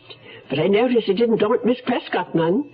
She must have a very important engagement to go out to a night like this. Very. She's a beautiful girl. Used to see her going out all the time with a gentleman friend. But he doesn't seem to come around anymore. I suppose things between them must have gone as they say. Gone what? You know, like they write in the gossip columns. Oh, do you read the gossip columns, Miss Hepworth? I shouldn't think you'd have the time. Good night. I'd long ago reached the conclusion that Sybil Hepworth moved her bed out into the lobby at bedtime. But she was right about one thing. It was a real wintry night outside. I stirred up the flames in the fireplace, kicked off my shoes, and settled down on the sofa with my book. It was a murder mystery, a good one. I was so absorbed in the story I was reading that the sudden frantic pounding on the door gave me a start that nearly sent me out of my skin. Who could it be, and what was wrong? No one had rung the buzzer. Whoever it was, how had they gotten in? I was almost afraid to open the door, but the urgent hammering went on like a cry for help. I turned the catch and cautiously opened the door. The colorless, terrified face of a woman peered in at me. Please let me in. Someone's after me. My daddy was a mighty fine man. He taught me a thing or two. A woman can hurt, so you stay on your guard. And beechnuts the tobacco you chew. Them times we'd go fishing, my daddy and me. He'd tell me everything he ever knew. You go after big mouth in close to the bank. And beechnuts the tobacco you chew. Around here, beechnut's the word for chewing tobacco. And it's been that way, father and son, for a long, long time. What's the secret? It's the way beechnut just keeps getting better. Like beechnut's a lot moister these days, with more taste and less stems. Big improvements. You ought to try today's beechnut chewing tobacco. And now I'm a daddy with a son who's full grown, and I tell him a thing or two. Scared money don't win, evil women drink gin, and beechnut's the tobacco you chew. We'll return to our story in a moment. Here's a tip from your Better Business Bureau. A household move is always a difficult undertaking, but it can be particularly unpleasant during the summer. Pickups and deliveries are more likely to be delayed then because the demand on moving companies is at a peak. One way to minimize such problems and save a substantial amount of money, too, is to move yourself. However, there are a few things to think about before you go out and rent a truck or trailer. Are you and your helpers physically up to carrying your heaviest furniture in and out of houses? If you need a large trailer, is your car up to towing it? Rental trailers are cheaper than trucks, but less advisable for long hauls with heavy loads. You should also take into consideration the additional wear and tear on your car and allow for greatly reduced gas mileage. Unless a driver is accustomed to pulling a camp trailer, hauling a load of furniture may present problems, especially in parking. Sure, you want to save money, but be sure you know what it means to do it yourself. A consumer tip from your Better Business Bureau.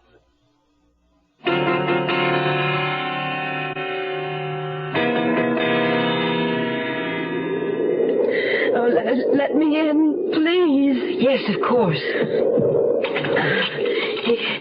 He was right behind me, all the way down Winnicott Road. You're safe now. I've locked the door. Oh, thank you. Thank you. Come in and sit down. I'll get you some brandy, and then you can tell me what happened. With shaking hands, she put the armful of sheet music and books she was carrying on the coffee table and sat down heavily on the sofa. A big, ungainly woman with a round, childlike face framed by black sausage curls. In her late 30s, I figured, and well-to-do, judging by the pastel mink, velvet pantsuit, and pearl necklace she was wearing. I went into the kitchen and poured a generous measure of brandy into a glass, noting by my watch that it was 10:30. And at that moment, I suddenly remembered something that sent a shiver of fear down my spine. Only 4 nights ago, a woman had been found strangled inside a garage on Winnicott Road. Thank you, Miss Nugent, Nicole Nugent. I'm Kathleen Windsor. I live on Winnicott Road, close to Queen Mary. I was on my way home. And someone was following you? Yes. He followed me along Côte Saint-Luc from Girouard and then down Winnicott. I crossed the street, and he crossed right behind me, getting closer and closer. How frightening. I knew I couldn't reach my house, so I turned and ran down Phoebe Lane. Did he come after you? Yes, he stopped for just a minute, and then I heard him coming. That's when I ran in and started pounding on your door. Oh, thank heaven you were here to let me in. But how did you get into the lobby without ringing the buzzer? Well, I didn't have to ring. The door wasn't locked. Oh, that's what I was afraid of. We've been having trouble with the lock on that door. I guess the janitor hasn't fixed it yet. Well, you'd better see that he does. But I am grateful that it was still broken tonight. Perhaps I should call the police. Could you give them any description of the man? No. I just ran when I heard him getting closer. I only glanced at him once when I crossed the street on Winnicott before he came across after me. What did he look like? Kind of short, I think, with a dark coat. I couldn't really see. It was dark and he was in the shadows. I was really too frightened to notice.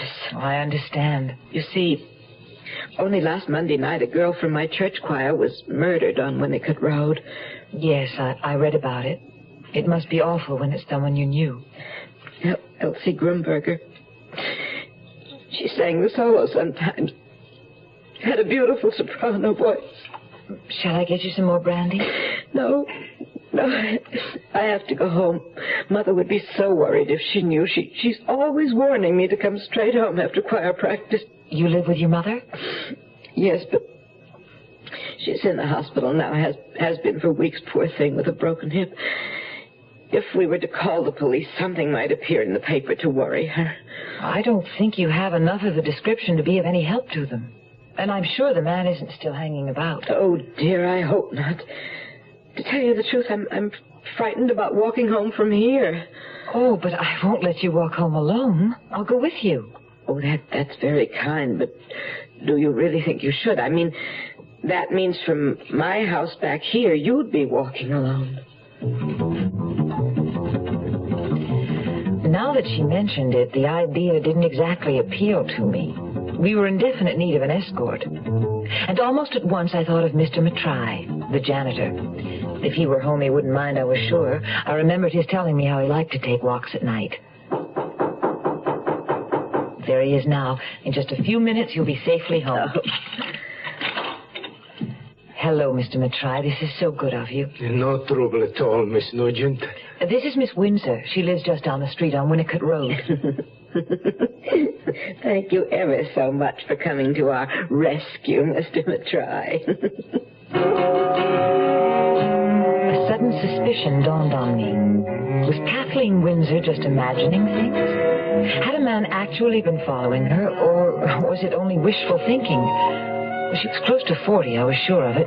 But when it came to men and mother, it appeared she was just a naughty little girl. Mr. Matrai's broad, swarthy face remained expressionless at all of the fawning and giggling Kathleen Windsor couldn't seem to refrain from. Your things are on the coffee table, Miss Windsor. Don't forget them. Oh, yes, my music. I'm going to be singing a solo this Sunday. Are you a church-going man, Mr. Matrai? Yes, I go to church every week. As the three of us came out of the apartment, I saw the door across the hall furtively closed. I knew that Sybil Hepworth had had her eyes and ears open. A full moon rode high behind a veil of clouds. We walked quickly, heads down against the wind, and arrived at Seabury House in a few minutes' time. A doorman in maroon and gold livery tipped his hat to Kathleen Windsor, swung the outer door open, and admitted us into the inner sanctum. We rode a whispery, silent elevator to the 4th floor, walked down a thickly carpeted, softly lit hall to a plum-colored door numbered 415. We waited while Kathleen Windsor searched her purse for her keys, found them, and opened the door. Won't you please come in for a moment? Both of you. Just to see that everything's all right. Yes, of course. Just for a moment. He might have gotten into my apartment somehow. No, that does not seem very likely to me. It would be very difficult to get past that doorman and through a locked door. But we'll make certain you're safe before we leave. Won't we, Mr. Matrai? Of course. Mr. Matrai patiently looked into every corner and cupboard and checked the window leading to the fire escape. There is no one here. You do not have to worry. But the other rooms, Mr. Matrai, would you mind? He went into the kitchen, the bathroom, and Kathleen's mother's room, looking behind curtains and doors and the clothes hanging in closets. Finally, we walked together into the room that I knew at once belonged to Kathleen Windsor. A little girl's room, all pink and white with ruffled curtains and a menagerie of stuffed animals on a canopied 4-poster bed. From a rocking chair in the corner, a giant plush teddy bear stared at me with glass button eyes. It's all right, Miss Windsor. I've looked everywhere. There is no one. I know you're going to think this is silly of me, Mr. Matrai, but there is one other place he could be hiding. Would you just take one little peek Under my bed.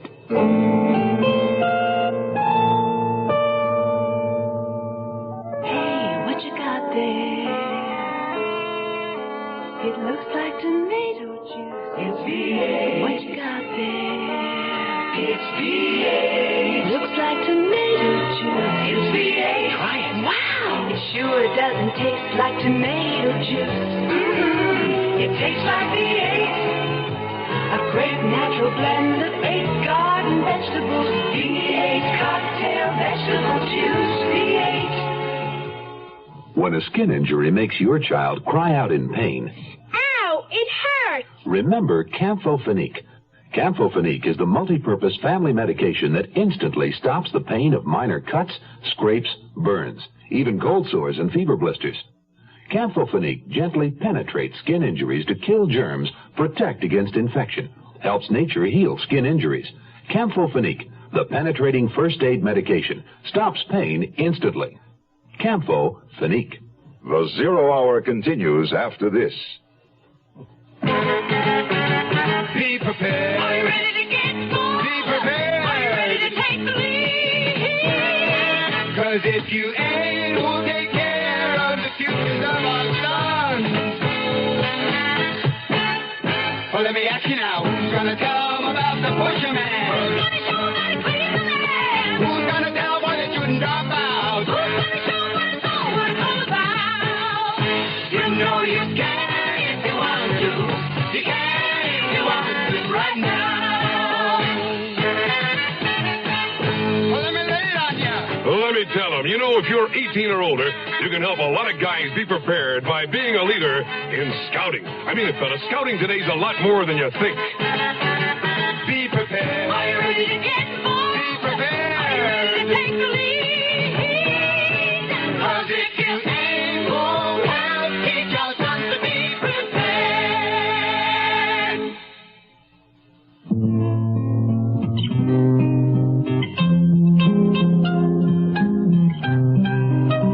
In retrospect, my adventurous evening with Kathleen Windsor seemed rather ludicrous. I was looking ahead to the following evening when that struggling young novelist, Christopher Galloway, would tear himself away from his current literary effort long enough to take me out to dinner. But it was just my luck to wake up the next morning with a cold. Cheer up. 2 weeks from now, you'll be sunning yourself on the sands of Jamaica, where probably no one's ever even heard of a cold. Oh, right now, my only concern is about my date with Chris tonight. Any time he's willing to take off when he's on a deadline is pure gold. Yes. A glass of freshly squeezed vitamin C.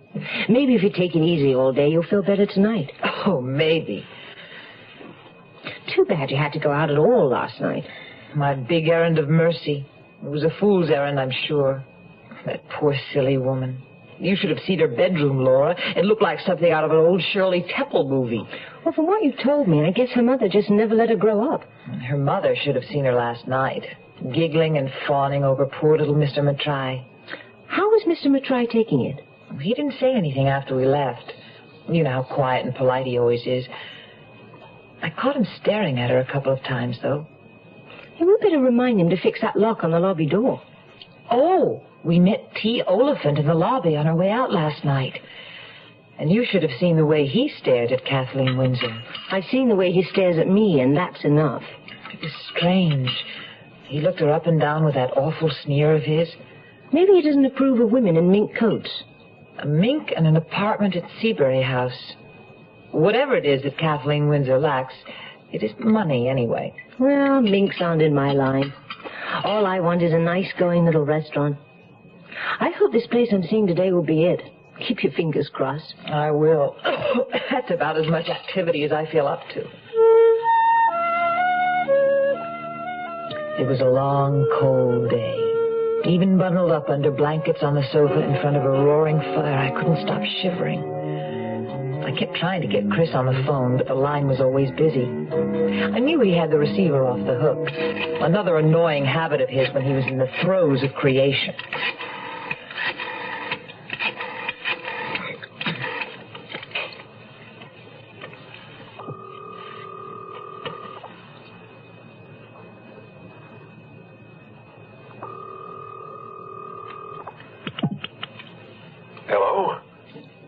finally. I've been trying to ring you all day. Oh, you know I sometimes take the phone off the hook when I'm writing.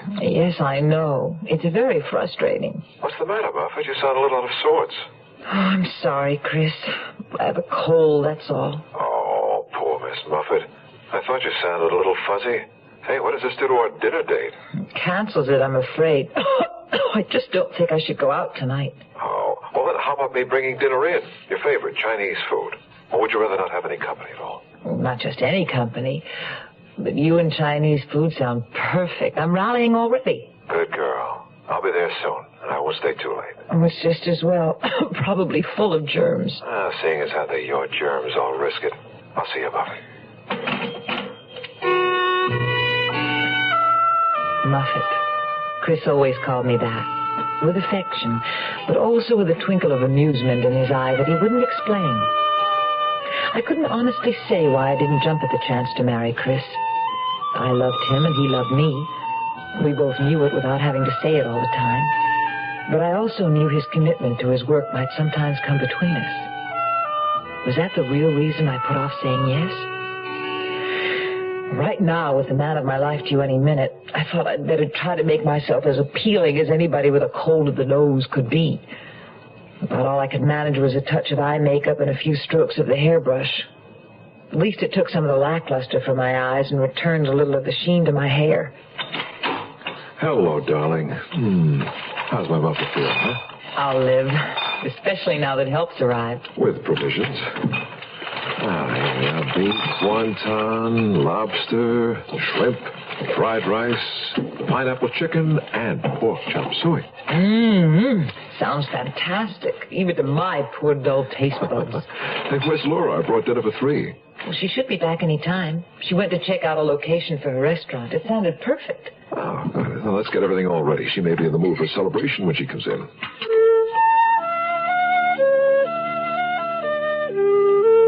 I don't have anything to celebrate. The property wasn't even for sale. Not for sale? But I thought you talked to the owner on the telephone. Well, I thought I did, too. I told him he'd called me in answer to my ad. But he swore it wasn't he who called. Then who was it? He said it must have been some joker. Some joke. I wonder why anyone would do something like that. Don't ask me. Maybe running a wanted ad in the paper on my own wasn't such a good idea. Oh, shouldn't be anything wrong with that. Let's see the ad. Oh, my God. Nicky, what's the matter? What is it, Buffett? That story in the paper. Look what it says. I pointed to a small news item at the bottom of the page. Woman found strangled was the headline. Below it, with disbelieving eyes, I read, early this morning, the body of a woman identified as Kathleen Windsor was found in her apartment at Seabury House on Winnicott Road. She'd been strangled. Grief in the darkness, grief and despair. Nowhere, nowhere, someone to care. You are listening to Mutual's presentation of The Zero Hour. Your Heart Association presents Maureen Stapleton and Martin Balsam. A red blazer with brass buttons. Oh, it's great. Open the other birthday present. It feels like... Well, what is it? A sphygmomanometer. Sphig what? Sphygmomanometer. I can take your blood pressure with it. Oh, just when I need it. Well, it's your 40th birthday. I'd like to celebrate 50 more. And there's millions of people walking around who don't even know they have high blood pressure. So?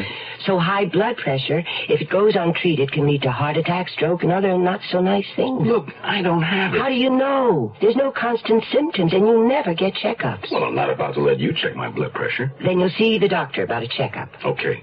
Good. Then I'll return his spare So this was a trick, huh? I thought of it after reading a Heart Association booklet on high blood pressure. You ought to read it. Your free copy of your Heart Association booklet on high blood pressure is waiting for you. Why not pick it up? Just another service you support when you give to the Heart Fund. Make heart health your #1 cause. Young I may be, but still I'm a man. Just turned 18 and I'll do what I can to find me a place where I can be free. Get ready for life, be free as the sea. Oh, where do I go from here? Where do I go from here?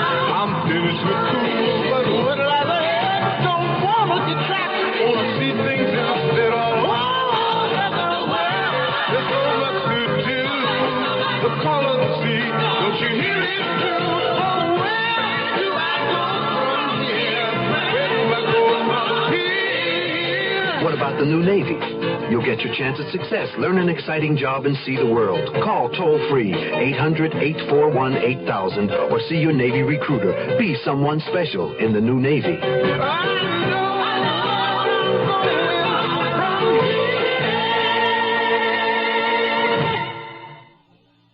Tomorrow at this time, rest your eyes and listen here to this week's continuing study in suspense, Face of the Foe. I'm Rod Serling, and this is The Zero Hour. This episode brought to you in part by Beach Nut, V8, and Campo Finique. This is The Zero Hour on Mutual Radio.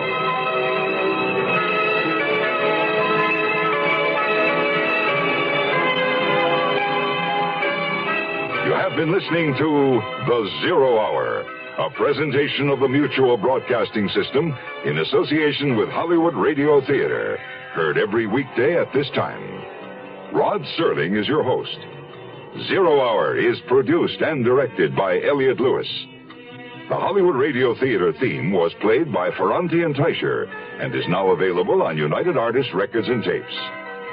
Hugh Douglas speaking. Tune in tomorrow, and once again, rest your eyes and listen here to The Zero Hour. This is the Mutual Broadcasting System.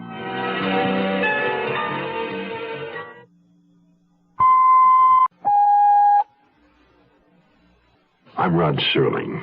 You're listening to The Zero Hour. Rest your eyes.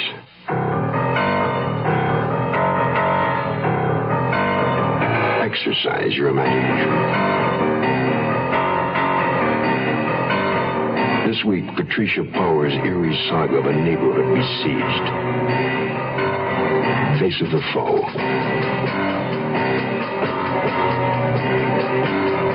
Starring Jessica Walter, Joseph Campanella, and Judy Carn.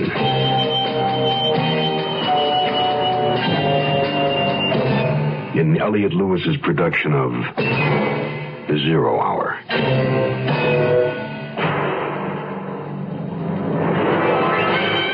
The Mutual Broadcasting System presents The Zero Hour. Sponsored in part by Quaker State Motor Oil and State Farm Insurance. This is The Zero Hour on Mutual Radio.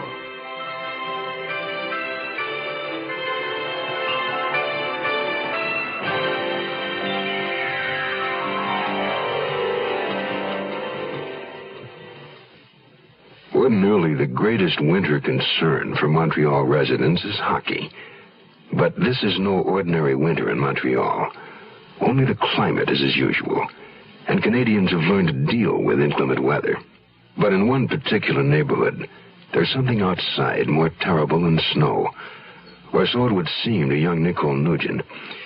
She enlisted the company of the gentle-mannered janitor of her building to join her in walking an hysterical woman, one Kathleen Windsor, safely home.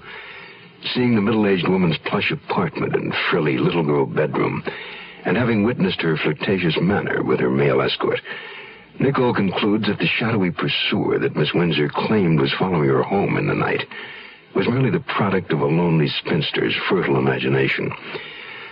But now, Kathleen Windsor is dead. And for Nicole Nugent, a story in the newspaper lends credence to the theory that there is a fiend on the loose, and he's somewhere, very close by. Face of the Foe will continue after this word. If your house needs insulation, and you don't have storm windows and doors and caulking around the doors and windows, you could be spending 50% more than necessary on heating costs this winter. The National Bureau of Standards recommends 3 inches of insulation in the walls and under the floor of your house, and 6 inches in the attic. Weather stripping movable door and window joints and caulking around the frames will stop cold drafts. And storm windows and doors can drastically cut heat loss through glass. While you're thinking about heat loss, hot water pipes lose a lot of their heat going through cool basements, unless they have an insulated wrapping. So think seriously about spending a little money to save quite a bit. You will also save on short fuel supplies. For more information about cutting, heating, and cooling costs, send for a copy of the fact sheet Home Energy Savers. It's free from Consumer Information, Pueblo, Colorado, 81009.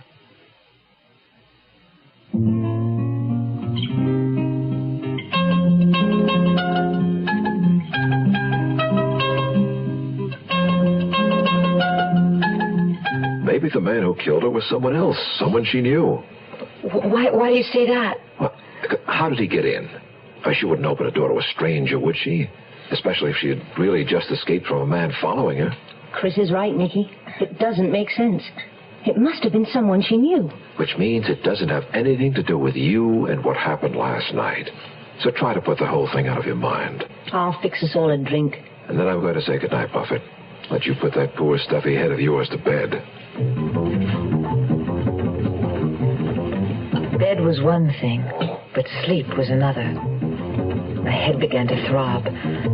I didn't know whether it was from my cold or the image I couldn't keep out of my mind.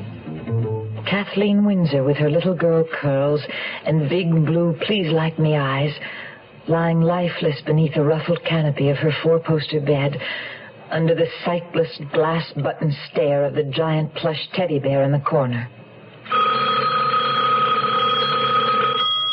The sudden ring of the telephone startled me. Laura was evidently sleeping too soundly to hear it. Lucky Laura. Hello? Miss Prescott. No, this isn't... Where is she? Who is this? Is she out with a boyfriend? Who is this calling? I'll call again. Who was that, I wondered? As far as I knew, Laura had no man in her life. And the man on the phone, whoever he was, sounded like someone she wouldn't want to have in it. In the morning, I mentioned what happened. Norman Roxburgh. I'm sure that's who it was. Only what a nerve. Calling and asking questions about my business. As if he had a right to know. Who is he? Just someone in my restaurant administration class. Just hang up on him if he calls again. But it seemed I'd barely gotten settled on the sofa and begun to drowse off when Laura gently shook me awake. Sorry, Nicky, but I'm afraid you're going to have company. Oh, no. Who? Your Aunt Emily. She just phoned. I tried to put her off, but you know your Aunt Emily. I wouldn't trade my Aunt Emily for a round dozen of anybody else's aunts. And granted, she was a little eccentric. Some people might even say crazy. The truth of the matter was, she was just gloriously herself. A blithe spirit. Unfortunately, though I was only 24 and she was close to 70, just listening to Aunt Emily took more energy than I was up to in my present condition. You sound like a frog, dear. But never mind. They turn into princes, you know. As bad as I felt, I had to admit the sight of Aunt Emily was like a spring tonic. Lately, she'd been attending Sunday feasts at the Park Avenue Hare Krishna Temple. She loved the food, the incense, the dancing, the hand-clapping, and she generally dropped in at our apartment afterward, swathed in a sheet, with tilax painted on her forehead, and 108 japa prayer beads adorning her scrawny neck. Today, however, she'd just come from her regular attendance at St. Simon's Church, for which she wore the slightly more conventional attire of a jaunty bright wool cape over knickers and argyle knee socks. Laura, do you suppose I could have a drop or two of brandy? Of course, we'll all have some. Be good for Nicky's cold. I had some shocking news at church today, and I'm quite unstrung. What news, Aunt Emily? Murder. The second member of our church choir in a week. First Elsie and now Kathleen. Kathleen Windsor sang in the choir at your church? And now she's been strangled by someone, the same as Elsie was. And both of them on Winnicott Road, where I live. Oh, Aunt Emily. I know, it's a bit unnerving. Everybody in the choir warned me to be careful. But I told them no one would bother killing an old woman like me. I've been getting some strange vibes from Kathleen lately.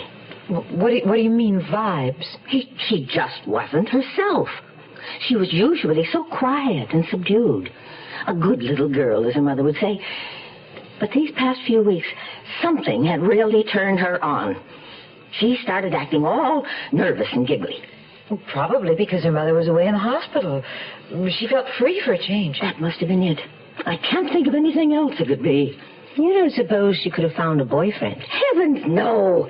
Kathleen was deathly afraid of men. Only what, Aunt Emily? I remember one Sunday a month or so ago, just after her mother went into the hospital. Kathleen didn't stay after church for choir practice. Was that unusual? Very. She never missed choir practice. And as it happened, I had to skip that Sunday, too, because of a cold. I had a throat as froggy as yours, Nicky. No good for singing. Well, so what happened, Aunt Emily? Well, I was walking home, and about a block away from church, I could swear I saw Kathleen Windsor in a car with a man. There's a little town in western Pennsylvania called Oil City where they make peace of mind. They put it up in quart-sized green and white cans and ship millions of them all over the land to people who don't want to worry about their cars. This peace of mind for car owners is called Quaker State Motor Oil. The folks who make it are experts, men who really know motor oil, because that's been Quaker State's specialty for over 50 years. Quaker State starts with the finest natural petroleum the earth provides, 100% pure Pennsylvania-grade crude oil. Then they put it through step after step of refining and fortify it to fight heat and rust and dirt and wear and give your engine the protection it needs. Quaker State Motor Oil. Who says you can't buy peace of mind? Quaker State your car to keep it running, yeah, to keep it running. We'll return to our story in a moment. Your Heart Association presents Stiller and Mira. Honey, I'm going to test you. Mm-hmm. Now, if you have high blood pressure, what are the things you should do? Watch your weight. Right. Follow your doctor's instructions on smoking. Yeah. Take your medicine. Good. Get plenty of rest. Terrific. Hey, honey, let's stay home tonight, huh? And exercise, but don't overdo it. Right. We'll stay home tonight, okay? Okay? Yeah, and you got to rest before you get tired, right? Exactly. So we'll stay home tonight, okay? Okay, we'll stay home tonight. Terrific. Hey, wait a minute. What? You don't happen to have high blood pressure, do you? Me? Of course not. I had my checkup at the doctor. I'm terrific. And I made an appointment for you. Why? Because I love you. And only a doctor can tell. Another way to protect your loved ones is to give to the Heart Fund.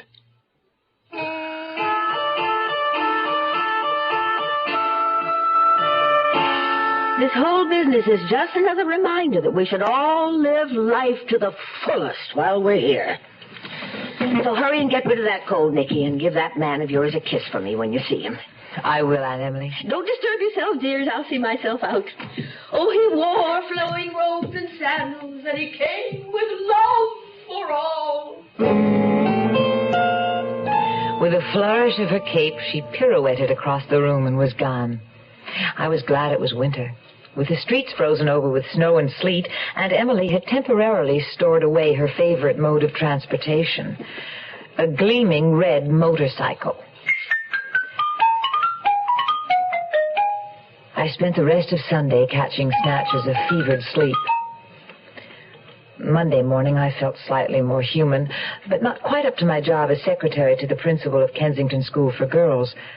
When Laura left for work, I called in sick and went through my ritual of lighting the fire in the living room, bringing a blanket and Kleenex in from the bedroom, and curling up on the sofa again.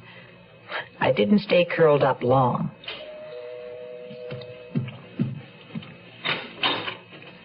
Forgive me, mademoiselle, but I'm Detective Lieutenant Noel Philippe from Homicide. Homicide? You are Mademoiselle Nugent, are you not? Yes, I am, but... Then you're the person I've come to see. May I come in? Yes, of course.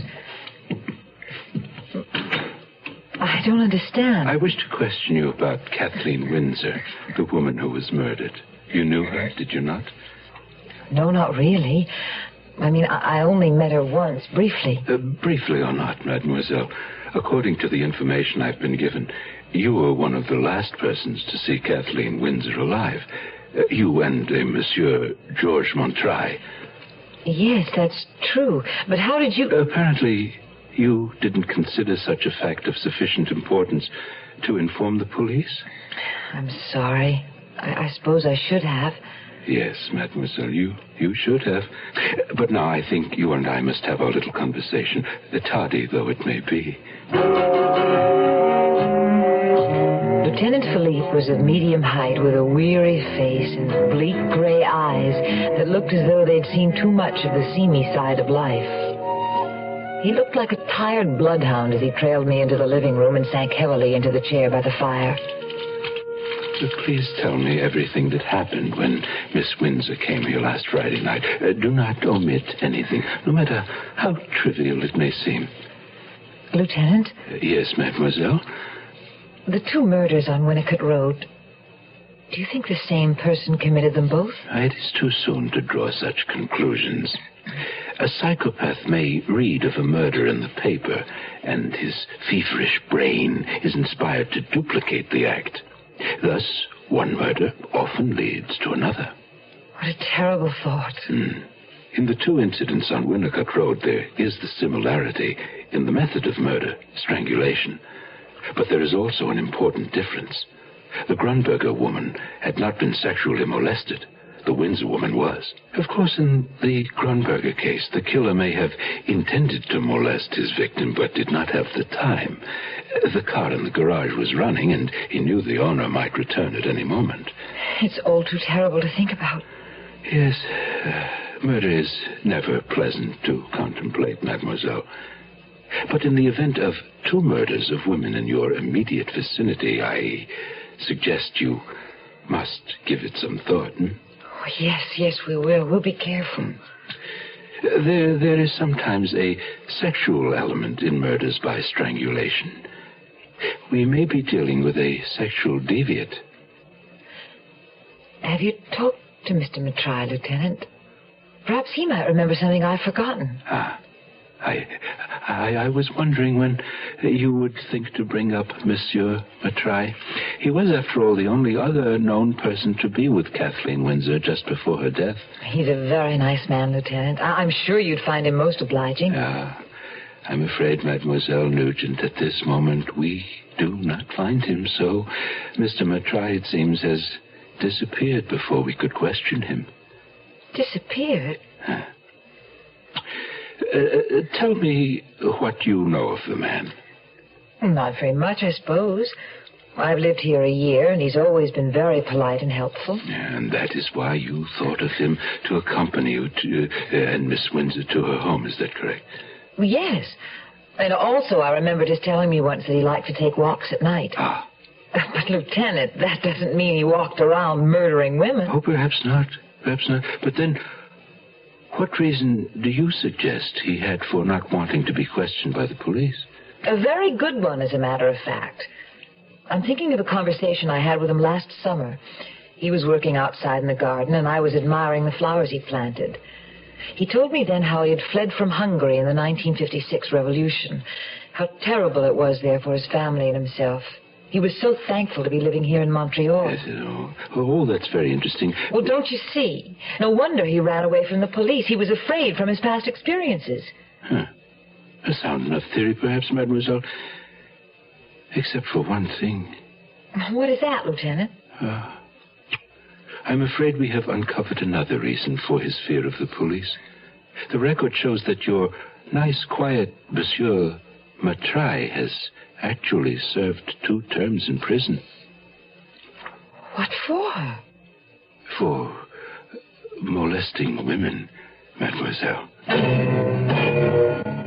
Agent Darrell Hutchison of Garden City, Georgia, explains why personal service and car insurance is just as important as State Farm Mutual's low rates. We are not always the lowest price that an individual can find for insurance.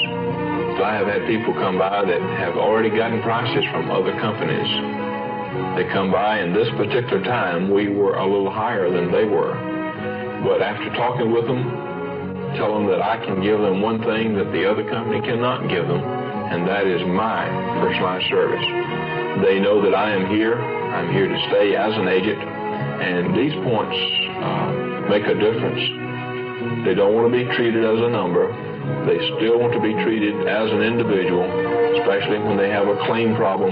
They want to be given service because that's what they're paying for. A good neighbor.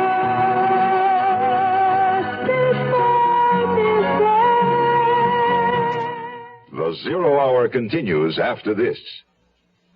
Young I may be, but still I'm a man. Just turned 18 and I'll do what I can to find me a place where I can be me. Get ready for life, be free and the sea.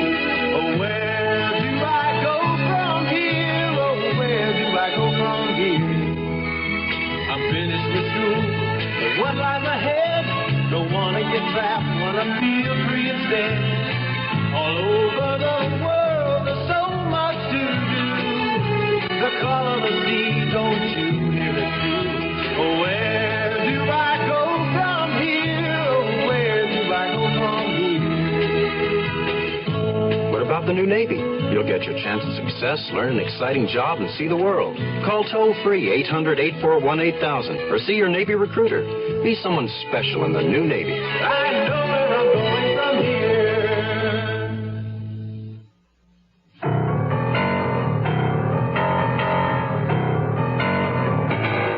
The most puzzling aspect of the Kathleen Windsor murder is how the killer got into her apartment. There was no sign of forced entry, which leads to the obvious conclusion that she willingly opened the door to whomever it was. And you think it might have been George Matrai? He had witnessed the type of woman she was and knew that she was alone in her apartment. He could very easily have returned and gained admittance on the pretext that he wanted to be certain everything was all right. And you think she would have let him in? Mademoiselle, have you not been insisting all along that he was not the type that anyone would take to be a murderer? Lieutenant Philippe had made his point. He lifted himself wearily out of his chair, reclaimed his battered hat, and left me with the information that a man would be stationed at our building in the event that George Matrai returned. When I finally crawled back into my cocoon by the fire, I was shivering again, but this time it wasn't from the cold. Luckily, Chris chose just the right moment to cheer me up with a phone call. Stop trying to blame yourself, Muffet. You had no way of knowing about Mr. Matrai. Maybe he isn't a murderer. Maybe he's just a sweet little dirty old man. Oh, Chris, I'm so glad you called. Well, I figured you might need a little cheering up. And how about continuing the treatment with a night out this Friday, if you're feeling okay by then? If I'm not okay by then, I'll never be. Guy and Lisa have invited us to a play and a buffet supper at their place afterward. Sounds like the perfect cure for a shut-in. What's the play about? Oh, something written by a friend of Guy's, a comedy. Just as long as it isn't a murder mystery. Even if the play were disappointing, an evening with Lisa and one of her buffet suppers could never be. She was a friend from my school days, and Chris had become as fond of her as I was. Lisa had met and married Guy Sabarin less than a year ago. Unfortunately, neither Chris nor I liked the man, but we'd learned to tolerate him for Lisa's sake. At the moment, I found myself thinking I was going to have to get well by Friday night if I were going to stomach a whole evening in Guy Sabarin's company.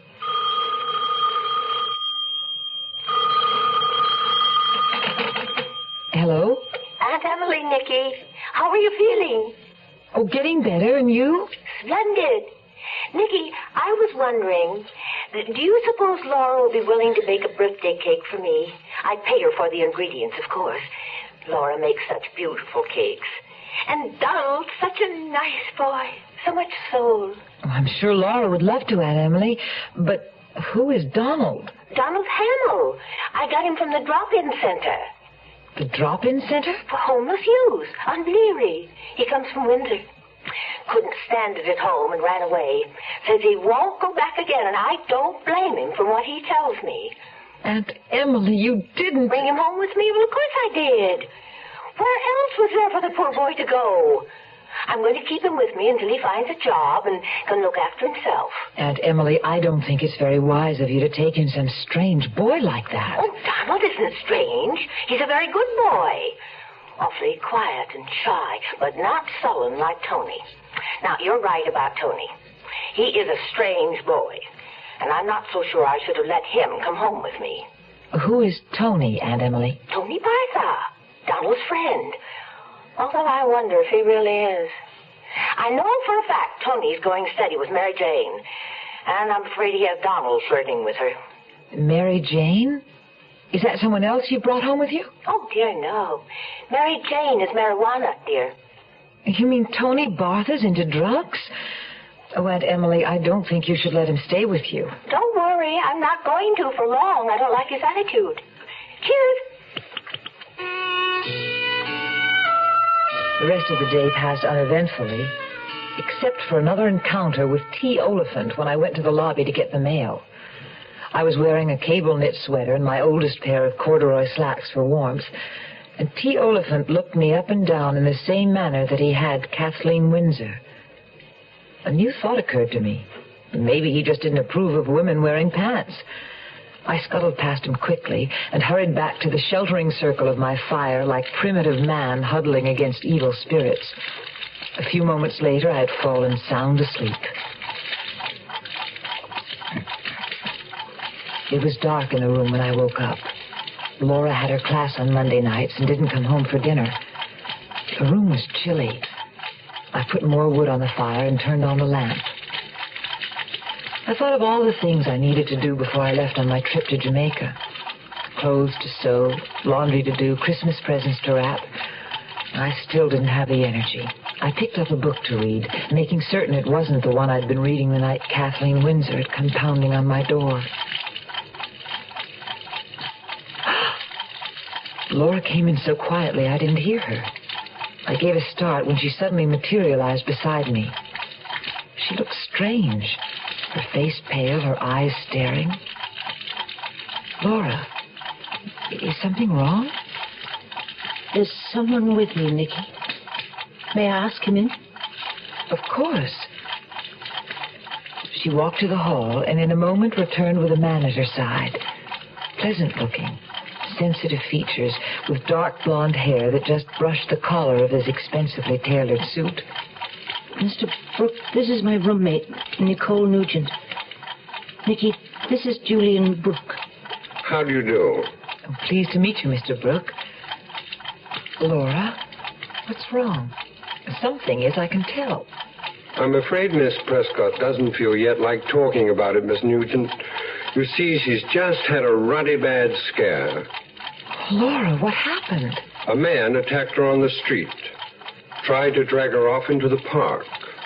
Got to get out of this city of night. Find me, oh find me, my city of light.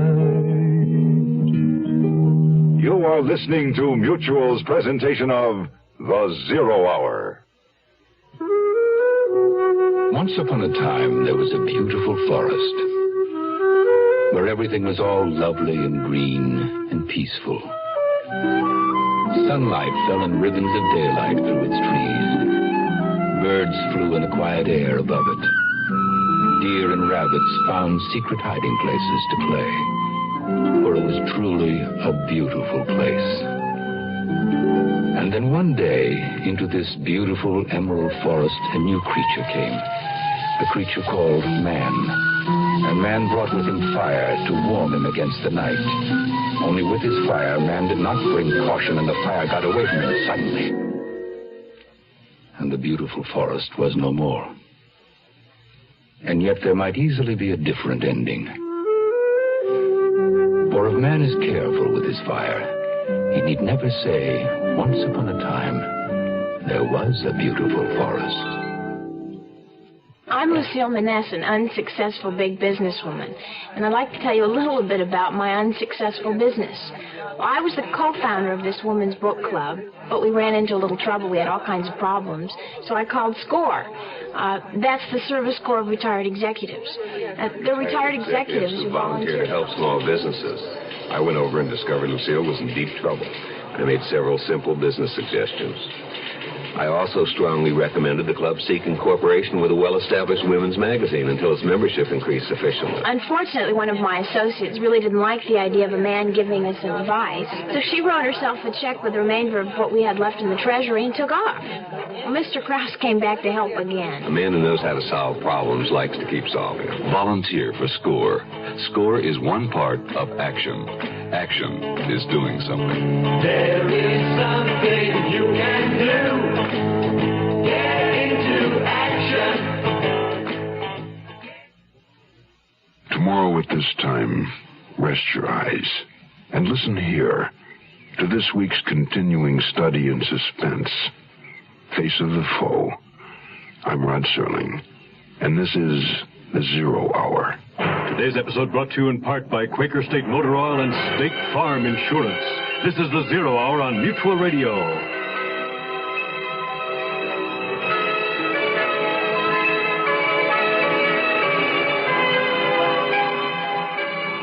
You have been listening to The Zero Hour, a presentation of the Mutual Broadcasting System in association with Hollywood Radio Theater. Heard every weekday at this time. Rod Serling is your host. Zero Hour is produced and directed by Elliott Lewis. The Hollywood Radio Theater theme was played by Ferranti and Teicher and is now available on United Artists Records and Tapes. Hugh Douglas speaking. Tune in tomorrow, and once again, rest your eyes and listen here to The Zero Hour. This is the Mutual Broadcasting System.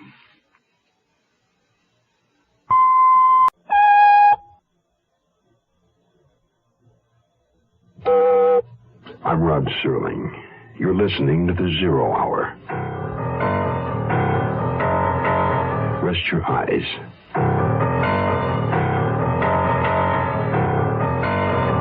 Exercise your imagination. This week, Patricia Power's eerie saga of a neighborhood besieged. Face of the Foe.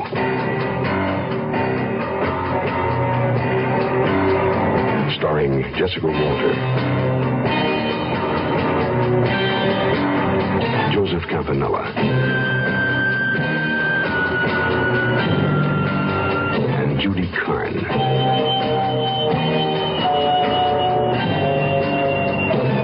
In Elliott Lewis's production of The Zero Hour.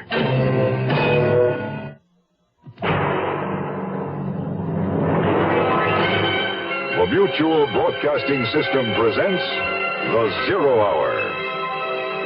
Sponsored in part by Big Red Chewing Tobacco, V8 Vegetable Juice, and State Farm Insurance. This is the Zero Hour on Mutual Radio.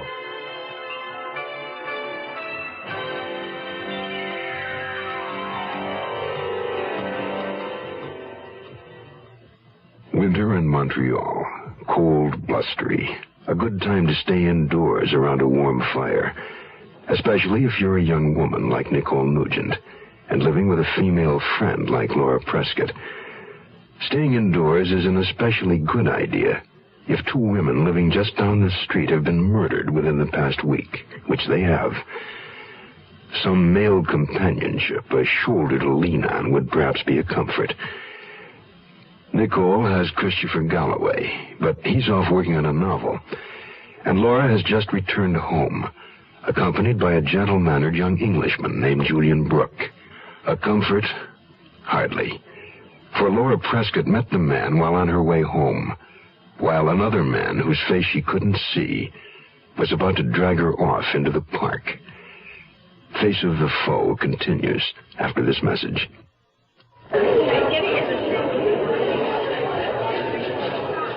$3 billion a year. That's the amount lost through shoplifting and theft in American stores annually. It is clear that a great number of those involved are not practicing criminals, but ordinary citizens. Many rationalize their actions with the common reflection, so what? They're insured. A phrase that justifies nothing. It is not only property that's at issue, It is the sacredness of all things within the community of man. Ecologists and conservationists are making the point of the interdependence of all plant and animal life. Pollution breaks the cycle. So, too, when we break the trust we owe one another in the community of man, we contribute to moral pollution. The community of man, God's club. Be an active member. This message has been brought to you by Religion and American Life in cooperation with this station.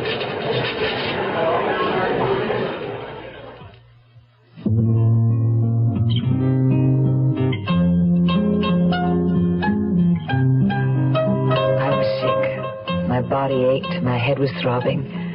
And then Laura was there, back from her night class. White as a sheet. I got sick all over again. A man attacked her on the street and tried to drag her off into the park. Oh, Laura, how dreadful. Are you all right? Yes, I'm all right. Thanks to Mr. Brooke. You tell her about it, will you, Julian? After I pour you some brandy. Thanks, Nicky. I'm just a bit shaky, that's all. Mr. Brooke? Yes, I could do with a spot myself, thank you. Now, tell me.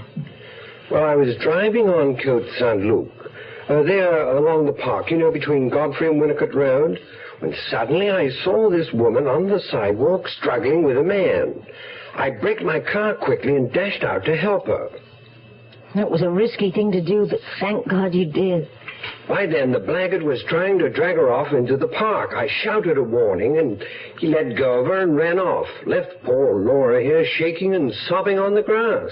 Did he hurt you, Laura? No, he just handled me roughly, that's all. She'll have a few bruises, I should imagine. But Lord knows what he would have done if Julian hadn't stopped to help me. It was foolish of me to be walking by it, especially after 2 women have just been murdered in this area. And considering the man who accosted you might possibly have been the murderer, I think we'd better call the police. I was expecting the battered little figure of Lieutenant Detective Philippe to reappear at our door in answer to Julian's call. But instead, a pair of lesser police officers arrived to take notes on the incident and firmly caution Laura and me to do no more walking the streets alone at night. Later in the week, I was especially glad that Julian Brooke had come into Laura's life, because Norman Roxburgh, the obnoxious man in her restaurant administration class, was still giving her trouble. He even grabbed my arm and tried to keep me from getting into the taxi last night after class. I can't reason with him, Nicky. He really hurt me. As if I didn't have enough black and blue marks from that awful little encounter in the park. That is awful, but what can you do about him? I've already done the only thing I can. Switch classes. They're on the same nights, but begin and end an hour earlier. So hopefully I won't have to see anything more of Mr. Roxburgh. But a lot more of Julian Brooke? Laura only smiled, but the look in her sea-green eyes answered my question. It was Friday evening, and we were both dressing for our dates, hers with Julian, mine with Chris and Lisa and Guy Sabrin. Aunt Emily was also coming by to pick up the birthday cake she'd asked Laura to bake. Do you think your Aunt Emily's friend will like it? Oh, he should love it. According to Aunt Emily, Donald Hamill is a nice boy with a lot of soul. Leave it to your Aunt Emily to take in a couple of homeless boys off the street. That worries me, especially from the way she describes the other one. She thinks he may be using drugs. That could be risky. You know, Aunt Emily, we should all live life to the fullest while we... That's probably her now. I'll get it. But it was Julian Brooke, looking youthful and attractive, in a narrow-cut royal blue coat that set off his fair skin and dark blonde hair. I ushered him into the living room and told him Laura would be out in a few moments. He settled on the sofa with a cocktail, and as I left the room, I saw him bring out a pad of paper and a pen and start sketching. Laura had told me he was a designer of modern furniture. This time it was Aunt Emily, in a pair of plum velvet knickers, white silk knee socks, and a white silk blouse with ruffles of lace at her throat and wrists. She looked like a transplanted court page. And to my surprise, she had her 2 homeless boys in tow.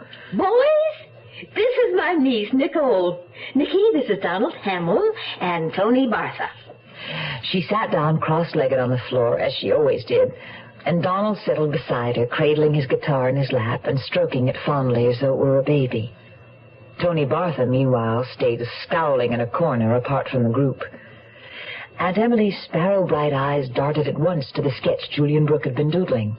It wasn't furniture design after all, but a skillful line drawing in red ink of a sailing ship, its clouds of canvas billowing in imaginary wind, the figure of an angel blowing a trumpet at its bow. That's a really far-out sketch, Mr. Brooke. Is she a clipper ship? She's the Flying Cloud, a beauty. You a sailing enthusiast, Mrs. Teasdale? Oh, yes. I love beauty in motion. You know, it's funny. I could swear I saw a very similar sketch of a clipper ship recently. Only where? Do you ever pop into the Warwick Tea Room by any chance? Of course, that's it. I go there sometimes after church for Sunday brunch. They have a whole wall of clipper ships, all done in red ink, as it happens. Precisely. They're all there. The Cutty Sark, the Moppelet, the Flying Spurs, Sir Lancelot, Ariel. Oh, ships have such romantic-sounding names. I must think of a magic, exciting name for my motorcycle. What do you think, Nicky? I'm sorry, Aunt Emily. I'm only glad it's winter and you're not riding that thing. Lovely girl, my niece, but so conservative. Aha! Let's hope this is that man of yours.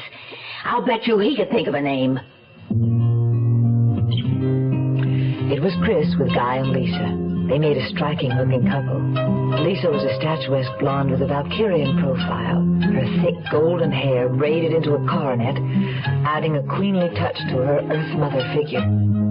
Guy Sabrin was lean and suave-looking, his dark satyr face set off by a pair of bushy brows that curled upward like the horns of a devil, and a carefully groomed black Van Dyke beard. A devil's beard. What, Aunt Emily? That detective investigating Kathleen Windsor's murder. He's been asking me to describe the man I saw her with in the car that day, and I couldn't for the life of me remember what he looked like. But seeing Mr. Sabrin reminded me. He had a Van Dyke beard like mine? Yes, Mr. Sabrin. The man had a beard like yours. Exactly like yours. Here's tobacco chewing, truck driving Dave Dudley for Big Red Chewing Tobacco. Chauffeur in a big machine rolling all day. How sweet it is with Big Red. Going up to New Orleans on time all the way. How sweet it is with Big Red. You notice it everywhere. More folks chewing Big Red Chewing Tobacco. Truck stops and the coffee's hot and conversation's fine. Hey, Mike, what's things like out Route 59? Then you pass Big Red around and the fellas take a chew. How sweet it is with Big Red. You ought to try Big Red Chewing Tobacco. It's moister, smoother, more satisfying. Got a taste of his own that keeps on tasting good all chew through. Climb on board.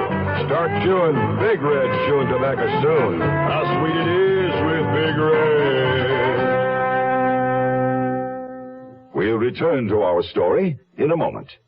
Hi, I'm Pinocchio, the big nose and all that, you know. But seriously, lots of kids don't know about me. How can kids read if they don't have any books? And millions of kids, black, white, red, yellow, brown, all races, live in homes without any books. Getting books into the hands of these girls and boys is what the national program, RIF, Reading is Fundamental, is all about. Here's what RIF has found out. When kids choose the books they want because the subjects interest them and they own the book, that makes reading fun. And when reading is fun, it's just fundamental. Books widen the kids' world and their abilities and their whole life. Every community needs RIF. Find out what you and RIF can do in your community. Just write RIF, Smithsonian Institution, Washington, D.C., 20560. That's RIF, R-I-F, Smithsonian Institution, Washington, D.C., 20560. Right now. If America's to grow up thinking, reading is fundamental.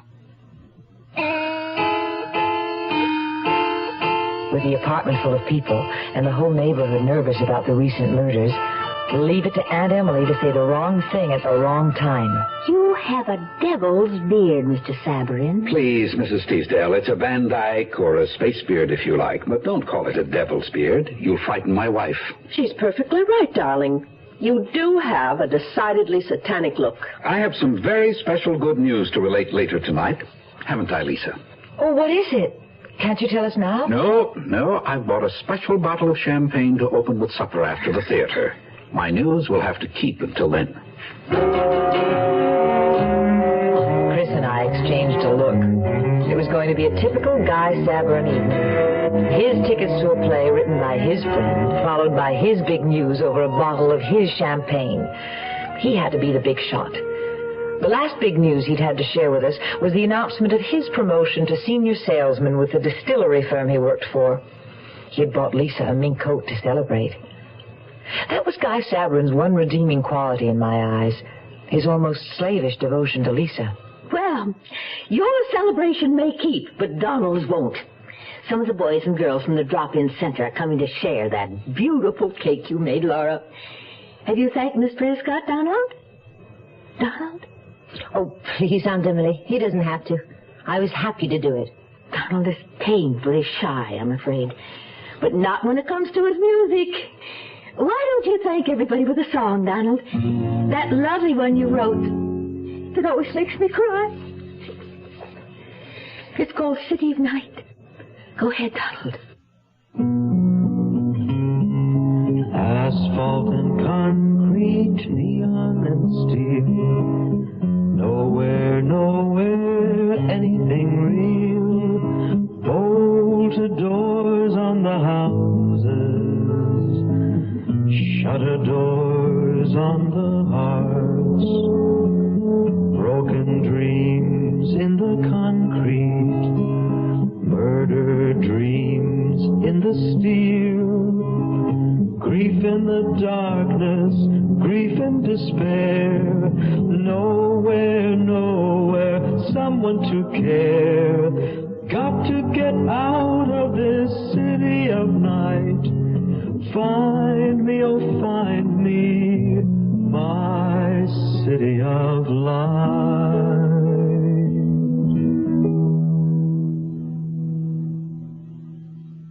No one spoke for a moment. Aunt Emily was wiping the tears from her eyes, and I felt a lump in my throat. I'd found myself thinking about poor Kathleen Windsor alone in her apartment, the lonely, love-starved prey of a depraved killer. Then I looked at Donald and saw his sensitive mouth begin to tremble and moisture brimming in his own eyes. Donald's not used to people being good to him. My thoughtful Chris moved over to talk to the boy, while Laura put the cake in a hat box for Aunt Emily to carry home. It seemed Aunt Emily was right about Donald Hamill. He was a nice boy with a lot of soul. She was equally right about Tony Bartha, who had done nothing but stand in the corner and look sullen the whole time. I didn't care much for his attitude either. The so-called comedy by Guy Sabrin's friend turned out to be a dismal tragedy. But Lisa's buffet dinner was more than making up for it. If there was any humor in that comedy, I'm afraid it was too sick to live. Of course, the rising young novelist Christopher Galloway is a far better judge than an unpublished amateur playwright like myself. Well, I've never written anything more than an occasional postcard. But I judged the play tonight to be an unqualified bomb. I guess you're right. My old buddy missed the mark with that one. Darling, why don't you bring out your champagne now? Right. We've been waiting all evening for this big news of yours, Guy. It's worth waiting for, I promise you. Here we go. Very special champagne for a very special occasion. Oh, look at those beautiful bubbles. And I'm ready to toast. If you'll just tell us what we're toasting. A toast to my beautiful wife, Lisa, who is soon to make me a father. Oh, Lisa, that's wonderful. Congratulations, Guy. Now, that is big news. Ah, that isn't all. I have a little something else that's a surprise to Lisa as well.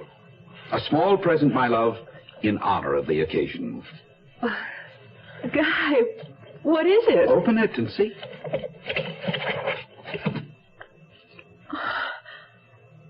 Emeralds. But how? I have a bit of news all my own, darling. I was just given a bonus as the firm's top salesman. Guy, that's marvelous. Yeah, nice going, Guy. But I noticed Lisa didn't say a word. She stared at the emerald necklace for a long moment, then quietly snapped the case shut and put it away. While Chris humored Guy, I followed Lisa into the bedroom. Oh, Lisa, you're worried about something. It's not the baby, is it? Oh, no. The baby's the most beautiful thing that's happened. Then what is it? It's Guy. He worries me. A mink coat, an emerald necklace. We can't afford such things. But Guy explained. First his promotion, and now a bonus. He's making all that up. I know he is. He didn't get promoted. And there hasn't been any bonus. That's what worries me so, Nicky. Where is Guy getting so much money? Hey,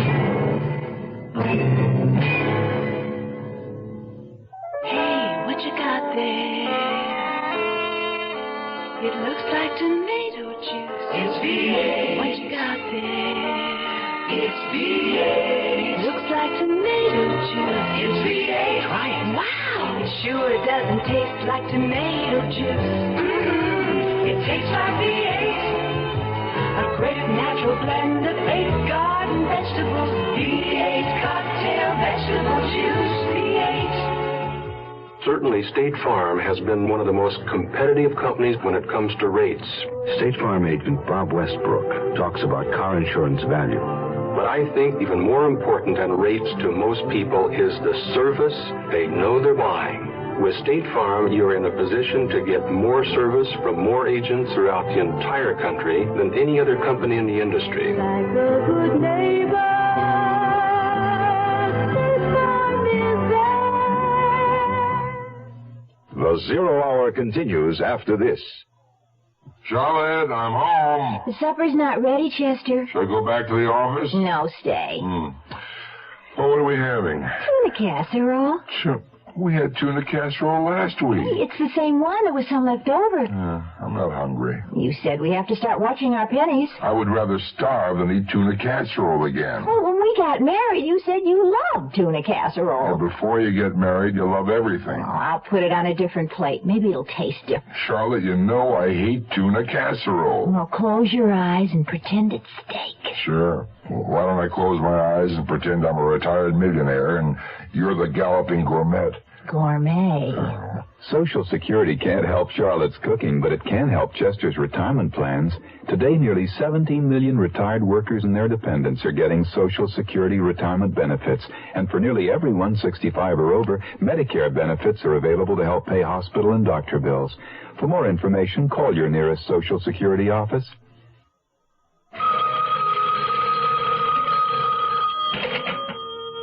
It was Aunt Emily calling to tell Laura how much everybody had enjoyed her Schwarzwalder Kirschtorte. Donald had had a successful party with the kids from the drop-in center. He had played his guitar, and they had all rapped around the clock, as Aunt Emily put it. But then she got on the subject of Tony Bartha. I've seen him hanging around Crestview Public School several times lately. Why would someone his age want to hang around an elementary school? My point exactly. And the other day I saw him talking to a man in a big flashy car parked at the corner by the school. When he saw me, they stopped talking and the man quickly drove away. Did you ask Tony about it? Yes. He said the man had just been asking for some directions. But I don't think I can take Tony at his word. Aunt Emily, do you think there might be a connection between Tony's taking drugs and... well... could he be selling them to school children? That very thought occurred to me. He's no good, I'm afraid. Certainly he's no good for Donald. Then you shouldn't be letting him stay at your house. I've decided I'm not going to any longer. I'm telling him tonight that he has to leave by Monday. He can sleep at the center until he finds someplace else to go. I hope he doesn't give you any problem about leaving. He's such a surly character. Oh, he'll give me some of his lip, I suppose. But don't worry, I'll just tune him out. Right here. By the time Sunday afternoon rolled around, Laura was out on still another date with Julian Brooke. And after slaving all weekend over a hot bobbin, I was eagerly looking forward to my promised afternoon and evening with Chris. We were going to go antique shop browsing in Old Montreal, then have dinner. I'm sorry to disappoint you, Nicky, but I have to write this afternoon. You go ahead and I'll meet you wherever you say for dinner. But, Chris, you promised. I know I did, Muffet, but I didn't get my quota of pages done this morning, so I'll just have to keep at it. But it's only a matter of a few hours. A few hours counts a lot when you're on a deadline. Now, you know how it is when I'm in the middle of a book. I know that the book always seems to be more important than anything else. That's not true, Nicole, but it is my work, and I expect you to understand. I said I'd meet you for dinner. Now, isn't that good enough? And what am I supposed to do between the time the shops close at 5 and you meet me at 7? Walk the streets? Go into Notre Dame Cathedral and pray for my soul. I'll be here, Nicole. If you still want to have dinner, call me. The only times Chris ever called me by my given name, Nicole, was when he was angry. That's the way it would always be with Chris and me. There would always be a book between us. A damned book. Oh, I knew I was being childish, but I was feeling neglected. I looked at the summer frock I had just finished hemming and thought of my trip to Jamaica. Maybe I would meet someone else. Someone who wouldn't put his work ahead of me. One thing I was sure of, I wasn't going to call Chris back. I'd find somebody else to go shopping and have dinner with. And if it couldn't be a man at the moment, well, there was always Aunt Emily. I'm sorry, Nicky, but it appears I've got hold of that flu bug of yours. In fact, as soon as one of the boys come in, I'm going to send him over to borrow a heating pad from you, if you don't mind. Oh, of course, Aunt Emily. And I hope you feel better soon. Oh, I will, dear. You know me. I never stay down for long. And it's just as well about this afternoon. Antiques aren't really my bag. They're too old for me. Oh, you're right, Aunt Emily. They are.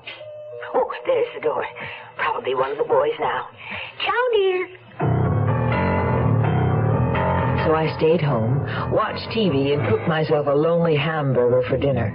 Too stubborn to call Chris and apologize. Neither of the boys had showed up to borrow the heating pad for Aunt Emily, so I decided to take it over to her myself. Perhaps I could cheer her up a little, I thought. But I knew it was far more likely it would be she who cheered me up. Feeling depressed over my quarrel with Chris, I gave no thought to my walking alone to Winnicott Road. Aunt Emily's apartment building was on the corner. The main entrance was on Coast Saint-Luc, but I always used the side door on Winnicott. My aunt's apartment was on the main floor, number 3. I was about to knock when I noticed the door wasn't quite closed. The boys probably hadn't closed it on their way in. I'd tell Aunt Emily to caution them not to be so careless. I pushed the door open and walked in, calling out so that Aunt Emily wouldn't be startled.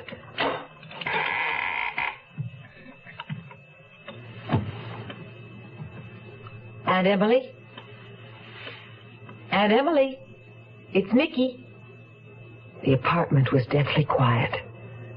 Aunt Emily must be asleep, I thought. I crossed the living room, passed the door to the kitchen, and stopped dead. I saw her lying there on the cold linoleum, lying stiffly on her back with her bluish-tinged, fear-contorted face staring up at me. The realization slapped me across the face. Aunt Emily had been murdered. Grief in the darkness, grief and despair. Nowhere, nowhere, someone to care. You are listening to Mutual's presentation of The Zero Hour. Now, here are the bunkers, Gene Stapleton and Carol O'Connor. The house we liked the best wasn't the one we ended up buying. It was beautiful on the outside, but we found out that there were terrible termites everywhere. It would have cost us thousands of dollars to really get the house in shape. That's right, and we didn't figure on all the increases in property tax, maintenance, and other expenses. But we went to HUG and got some very good advice. Yeah, we were pretty lucky, weren't we, Archie? Lucky? No, Edith. We wasn't lucky. We were smart. I know some people who never got as serious as us about buying a home. They've been having headaches ever since. Buying a home is a big deal. Learn about house hunting, property inspection, FHA-insured loans, and the responsibilities of ownership in a free booklet called The Wise Home Buying Guidebook. Write HUD, Department HB, Washington, D.C., 20402. What is a Harrier? It isn't a helicopter, but it could land in your backyard. Harrier. It isn't a conventional jet, but it can match the speed of sound. Harrier. It's a revolution in aviation, and the Marines are looking for good men to fly it. Harrier. Phantom. Skyhawk. Cobra. Marine Corps. If you're a college man thinking of aviation, think Marine Corps and talk to the Marine officer who visits your school. The program is PLC Air, and there's no campus training. A few good men can even get free civilian flying lessons while they're still in college.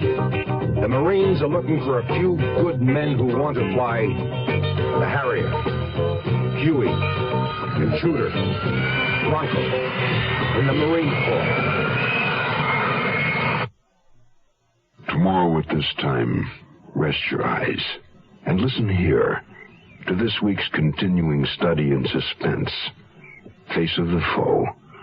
I'm Rod Serling, and this is The Zero Hour. Today's episode brought to you in part by Big Red Chewing Tobacco V8 Juice and State Farm Insurance. This is The Zero Hour on Mutual Radio.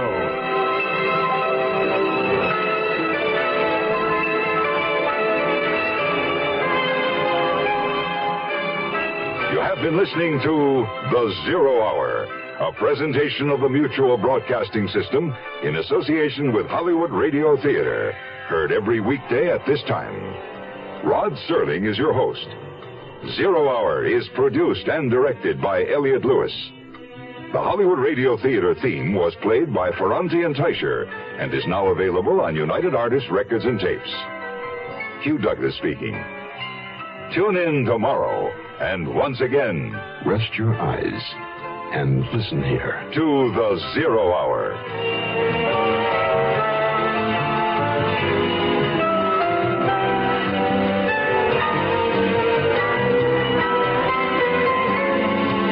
This is the Mutual Broadcasting System.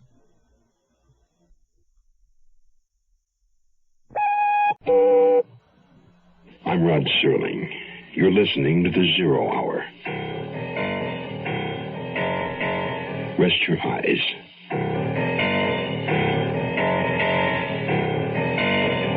Exercise your imagination. This week, Patricia Power's eerie saga of a neighborhood besieged. Face of the Foe.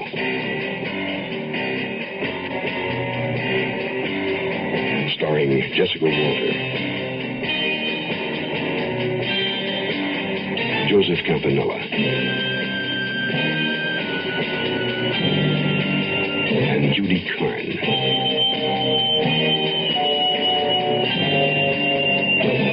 In Elliott Lewis's production of The Zero Hour.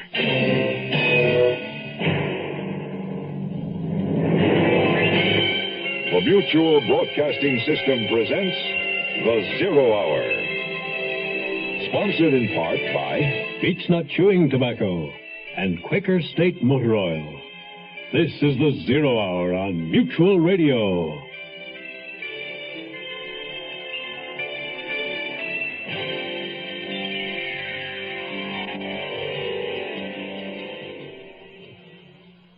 As in every winter, Montreal is crippled by seasonal blizzards. But residents along Winnicott Road are also paralyzed by something they're not accustomed to. The threat of being raped and murdered. Tension in the vicinity is running high. Doors are locked and chained. Friends and neighbors eye one another with suspicion. For Laura Prescott, having been assaulted in the park, a new boyfriend has brought an element of security into her life. But for her roommate, Nicole Nugent, the killer, whoever he may be, has struck tragically close to home. The third murder victim is Nicole's own Aunt Emily, the picturesque, blithe spirit who was apparently loved by all. 3 questions linger in the minds of all concerned. Who is this madman lurking about? Why is he doing these terrible things? And finally, and most desperately, who will be his next victim? Face of the Foe continues in a moment. Hello, this is William Conrad. If you're planning a trip abroad this year, you'll be returning to the United States through customs. You'll be asked to declare, either orally or in writing, everything you've acquired abroad and have in your possession at the time. Your baggage and belongings will be examined, and during thorough examinations for illegal narcotics, you may experience a slight delay. In order to clear customs more quickly, it's a good idea to keep all sales slips and have them handy when you make your declaration. Also, do your best to pack the articles you've acquired abroad in the same suitcase. Know before you go about customs rules and regulations. For free information, contact the U.S. Treasury Department's Bureau of Customs District Office nearest you and ask for customs hints for returning U.S. residents. You'll find the Customs Office listed in your phone book under U.S. Government.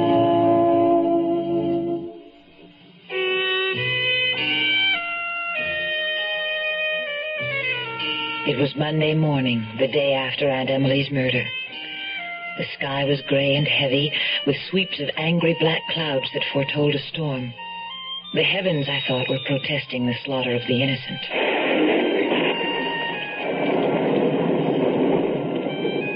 Chris was with me, our quarrel forgotten and his book willingly set aside. Laura was there, along with Julian Brooke, his gentlemanly manner abandoned as he expressed outrage over Aunt Emily's murder, with his mouth set in a firm, hard line. And Lisa and Guy had come. Guy, for a change, silent and subdued. Lisa, beautiful and serene as ever, had taken me in her arms and rocked me gently, urging me to cry. But the tears wouldn't come. And now there was Lieutenant Philippe sitting wearily across from me, his cynical gray eyes looking bleak as death. We know you're tired and under great strain, mademoiselle. We too are tired and under strain. There must be no more of these violent murders. It's too late to say that now, Lieutenant. My aunt is gone. Yes, I know how you must feel, mademoiselle, but the danger continues until the killer or killers are apprehended. There is nothing I can tell you, Lieutenant. I can't imagine who would ever want to kill my aunt. Your aunt had 2 boys staying with her. Both boys seem to have disappeared. But she was good to them. They wouldn't have any reason to hurt her, except... Except what, mademoiselle? Well, one of them, Tony Bartha. My aunt was going to ask him to leave. She thought he was into the drug scene. He might have become angry and... Then, Mademoiselle Nugent, there was someone, after all, who might have had reason to harm your aunt, I suppose so, Lieutenant. It seems there's always someone. Lieutenant, was my aunt sexually molested? No, mademoiselle. She was spared that indignity. Although, as in the case of Elsie Grunberger, it may only have been that something frightened the killer away. And so my Aunt Emily, who loved life and lived it with such zest, now lay stiffly in a mahogany casket between a pair of flickering tapers in a flower-banked room of Hanson's funeral parlor, her eyes sealed forever against the world of Maya. A bewildering variety of people came to pay their last respects. The stunned and frightened remaining members of St. Simon's Choir, of course, and a dozen young monks from the Hare Krishna temple in saffron-colored robes with tilacs painted on their foreheads. A group from the drop-in center with Donald Hamill and Tony Bartha conspicuously absent. A supermarket clerk, the woman from the cleaning shop, the tea importer on Blurry where Aunt Emily had gone every month for her special blend of Darjeeling tea, who told me Aunt Emily had known almost as much about tea as he did, and a grizzled old shoemaker who said that Aunt Emily had been a woman after his own heart. She had always demanded that thick, stout soles be put on her shoes, none of those fashionable, skinny ones that wore out in no time. The shoes were for walking, weren't they? And she always had him put cleats on her heels so people could hear her coming. That was my Aunt Emily. I thought of her gleaming red motorcycle, stored away for the winter in her garage, and I knew what Aunt Emily would want me to do with it. If Donald Hamill ever returned, it would be his. It was the night following Aunt Emily's funeral, and Chris had suggested supper for just the two of us by the fire in his comfortable bachelor apartment. You're not eating anything, Nicky. What are you thinking about? Oh, I was thinking about my trip. Oh, this has certainly taken the shine out of it. Oh, but your Aunt Emily would be the first to urge you to go, despite everything. I know. That's why I'm going, despite everything. 3 weeks in Jamaica is just what you need. But it seems a bad time for me to go away and leave Laura alone in the apartment. Well, if you think she's nervous about it, why don't you suggest she go and stay with a friend while you're gone? I think I will. Well, one thing we've decided, we're having a peephole installed in our apartment door. That's a good idea. There's still that question of whether or not Kathleen Windsor and your Aunt Emily willingly admitted the murder or someone they knew and trusted. I'm exhausted from trying to figure out who did it and how. I'll just have to trust that Lieutenant Philippe will eventually catch the murderer.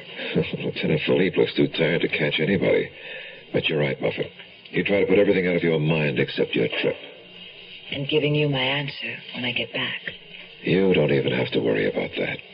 Considering all that's happened, I can wait a little longer for your answer. Oh, Chris, you're so dear. I don't know why I keep putting you off. Little Miss Muffet sat on a tuffet eating her curds and whey.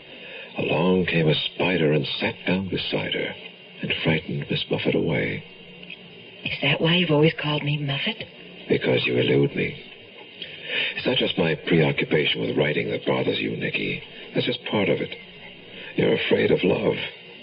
You like the shallows, the quiet waters. But you're afraid of the whirlpools of love, afraid of being caught up, whirled away, lost in the maelstrom. You're right, Chris. I am afraid. But you have to take chances in life, Muffet. Make an act of faith and surrender yourself to the whirlpool without fear. That's what living is all about. I knew Chris's words about life and love were true, and I was going to do a lot of thinking about them all the time I was gone. The trouble with me was I was a coward about life and love and death.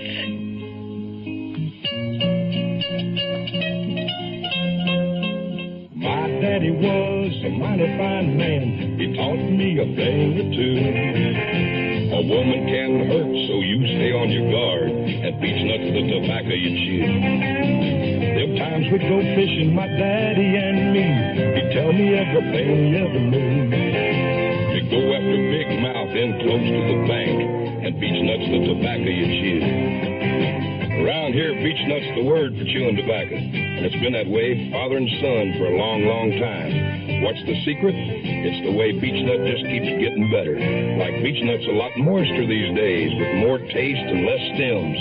Big improvements. You ought to try today's beech nut chewing tobacco. And now I'm a daddy with a son who's full grown, and I tell him a thing or two. Scared money don't win, evil women drink gin, and beech nuts the tobacco you chew. We'll return to our story in a moment. Now, here are the bunkers, Gene Stapleton and Carol O'Connor. The house we liked the best wasn't the one we ended up buying. It was beautiful on the outside, but we found out that there were terrible termites everywhere. It would have cost us thousands of dollars to really get the house in shape. That's right, and we didn't figure on all the increases in property tax, maintenance, and other expenses. But we went to HUG and got some very good advice. Yeah, we were pretty lucky, weren't we, Archie? Lucky? No, Edith. We wasn't lucky. We were smart. I know some people who never got as serious as us about buying a home. They've been having headaches ever since.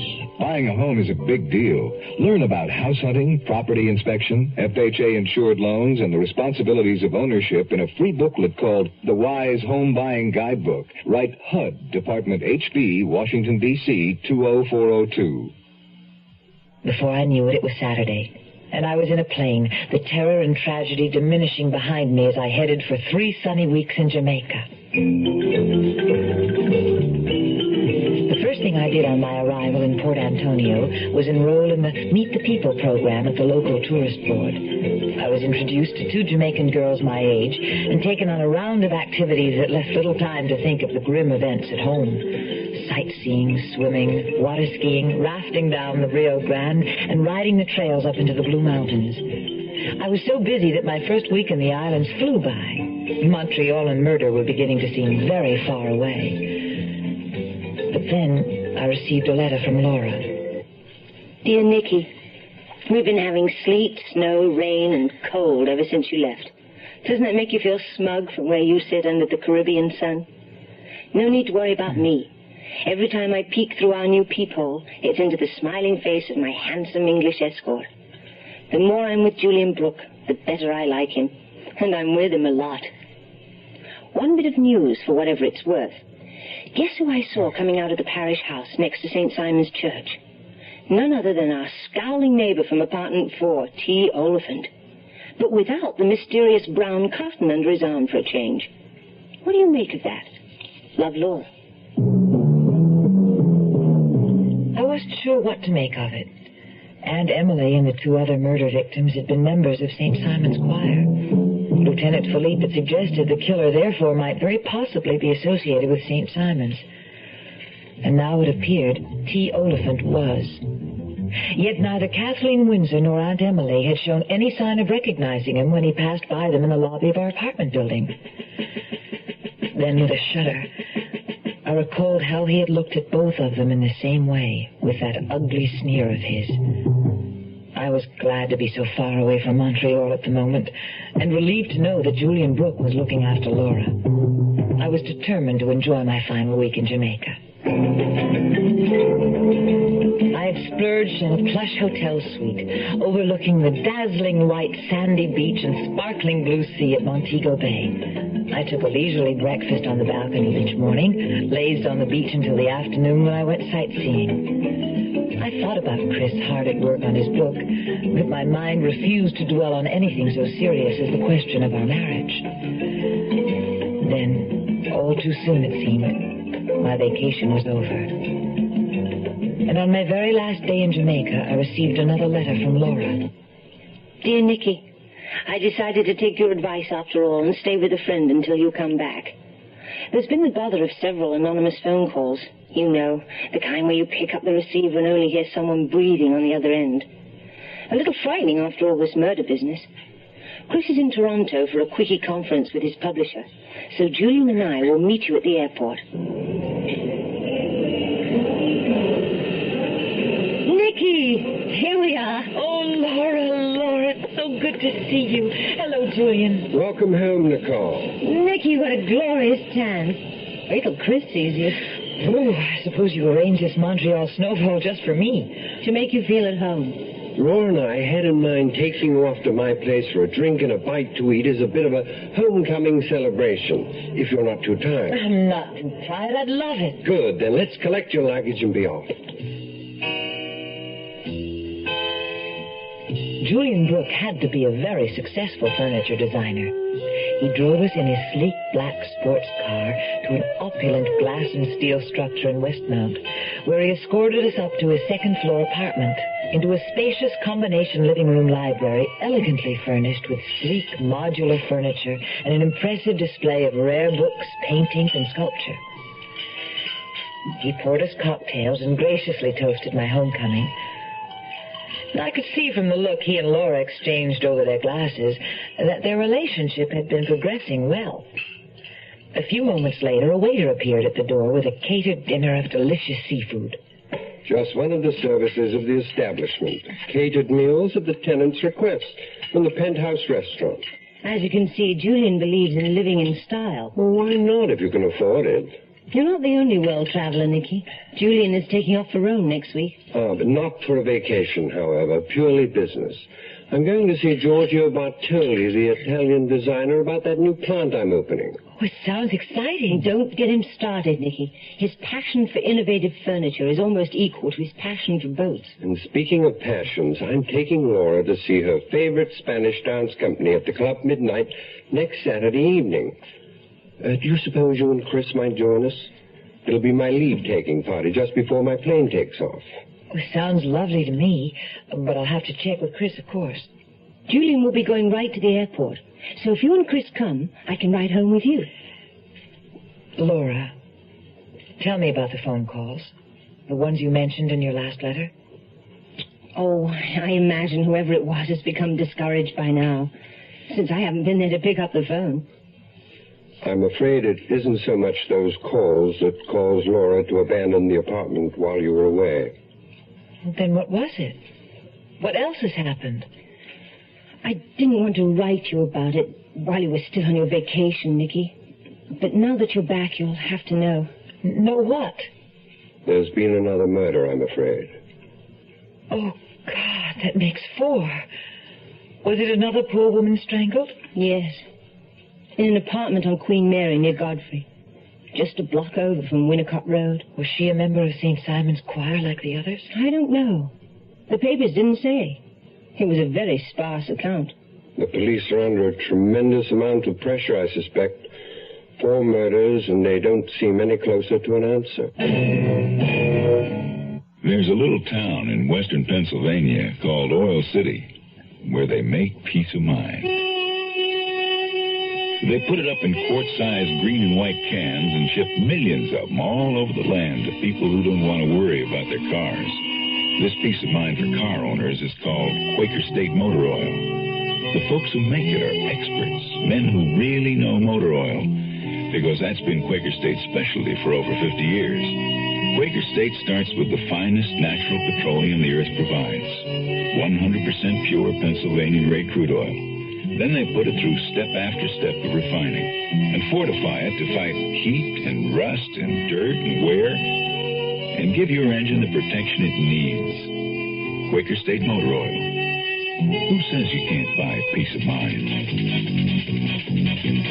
Quaker State your car to keep it running, yeah. To keep it running. The Zero Hour continues after this. What is a Harrier? It isn't a helicopter, but it could land in your backyard. Harrier. It isn't a conventional jet, but it can match the speed of sound. Harrier. It's a revolution in aviation, and the Marines are looking for good men to fly it. Harrier. Phantom. Skyhawk.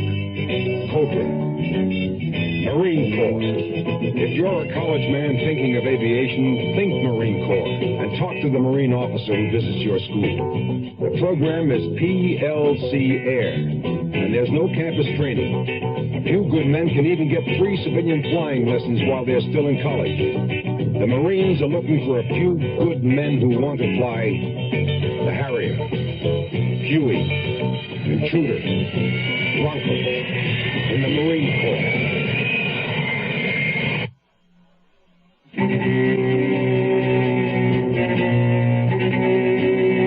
Another murder, the 4th, just 2 weeks after Aunt Emily's. And it had happened in a building just a 10-minute walk away from Laura's and my apartment. The police, looking for logic, searching for clues to construct a pattern, concluded the killings were the work of a disordered mind, a mind that knew no logic, had no pattern. When Chris called on his return from Toronto, I was grateful for the sound of his voice and the feeling of his solid, reassuring presence near me again. I hoped Jamaica was more fun than Toronto. It was beautiful, but I'm glad to be home, now that you're home, too. Well, that makes 2 of us, Muffet. And you might be interested to hear that somebody else is back in Montreal, too. Who? Donald Hamill. Donald? Where is he? At the moment, bunking in with me. I found him and his guitar camped on my doorstep when I got in late last night. After that little talk he and I had at your place on his birthday, I guess he felt comfortable with me. You're a comfortable kind of person, darling. Where has Donald been? He hitched out of the city in a panic, but then decided to come back and try to clear things up as far as he was concerned. He's agreed to let me take him down today to give the police his story. What is his story? And where is Tony Bartha? Donald says he doesn't know where Tony is. When they left your aunt's house that last day, they split up. And according to Donald, that's the last time he saw Tony. And Donald didn't ever go back to Aunt Emily's? Yes, he did. About 6:30, according to him. He found the door open and your aunt lying dead on the kitchen floor. Then maybe it was Tony who killed her. It could have been. Anyway, that was Donald's first thought. He panicked and took off. Do you think the police will believe his story? I don't know, but I think I do. So do I. Well, I'll let you know what the police think over dinner tonight. How about the Carmen Espresso at 7, okay?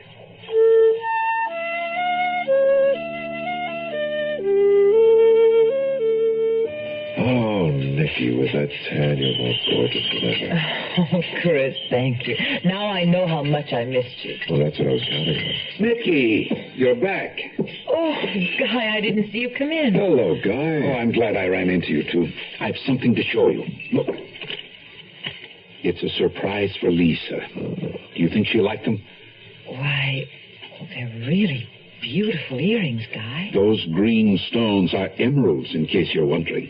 I hope Lisa likes them. How is Lisa? More beautiful than ever. Maternity becomes her. Lisa could never be anything but beautiful. I know.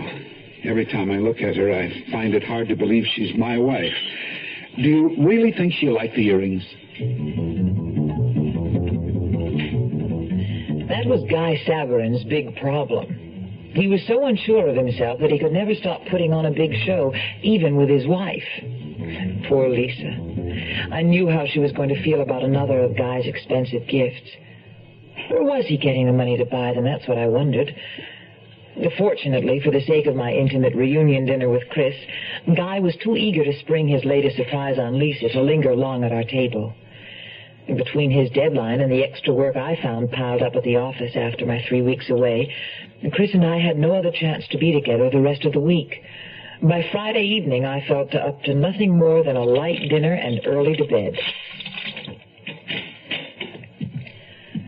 As I opened the door on the quiet apartment, I realized it was the first time I'd been home alone since I came back, since the police had issued their grisly warning.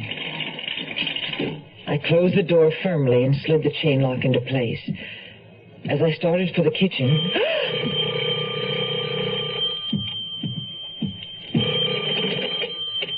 Hello? Hello? Hello? Who is this? Say something.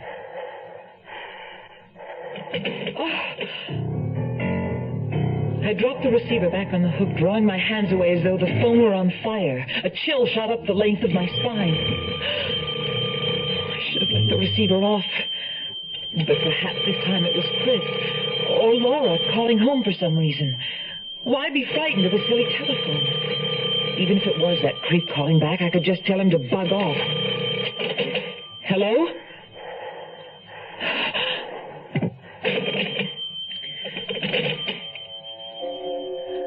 Maybe I wasn't so brave after all. I decided to leave the phone off the hook and hope that no one would try to reach me. I'd have a quick dinner and get into bed. And tomorrow I'd suggest to Laura that we have our number changed. The monotonous hum of the phone off the hook was a little unnerving, but better than that sudden shrill ring in the empty apartment. I was about to take to my bedroom and hopefully let sleep shut out all my disquieting thoughts of prowling psychopaths in the night when... It was someone at the door. But who? No one had pressed the buzzer from the lobby. If it were Laura without her key, she would call out, not frighten me with that strange, soft knocking. Who is it? Why didn't they answer? I was almost afraid to look through the peephole, but it seemed whoever it was wasn't going to go away. I put my eye to the opening and looked out, straight into the cold, thick Glen stare of T. Oliphant.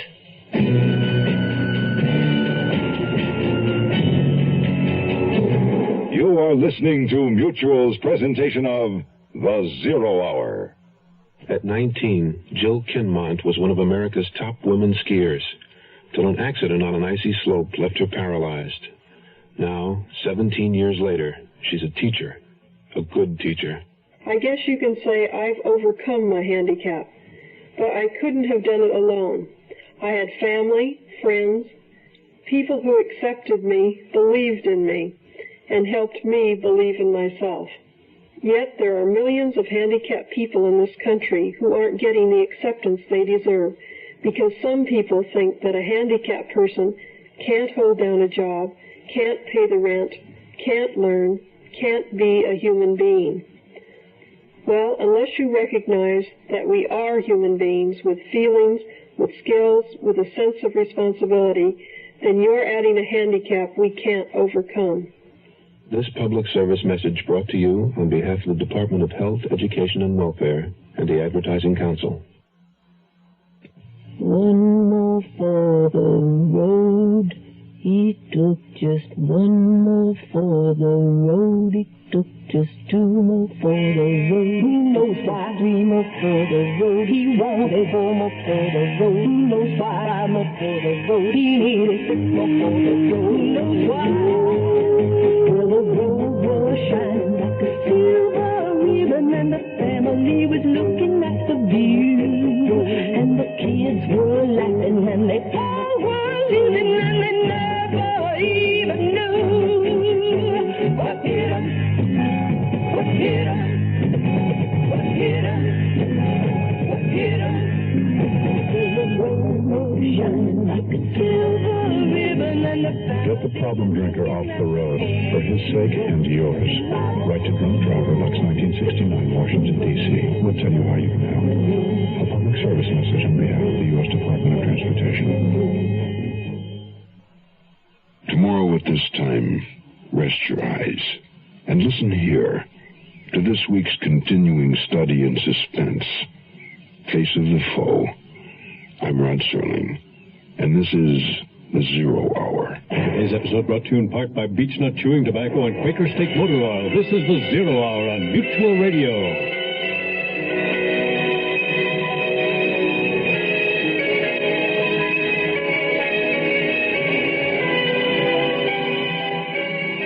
You have been listening to The Zero Hour, a presentation of the Mutual Broadcasting System in association with Hollywood Radio Theater. Heard every weekday at this time. Rod Serling is your host. Zero Hour is produced and directed by Elliott Lewis. The Hollywood Radio Theater theme was played by Ferranti and Teicher and is now available on United Artists Records and Tapes. Hugh Douglas speaking. This is the Mutual Broadcasting System. I'm Rod Serling. You're listening to The Zero Hour. Rest your eyes.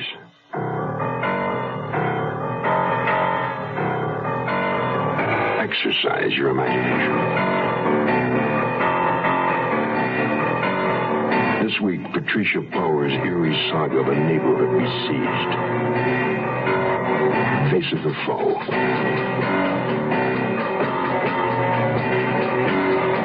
Starring Jessica Walter, Joseph Campanella, and Judy Carn.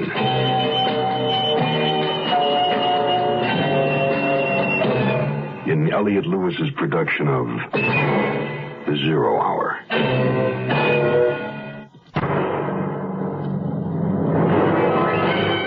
The Mutual Broadcasting System presents The Zero Hour.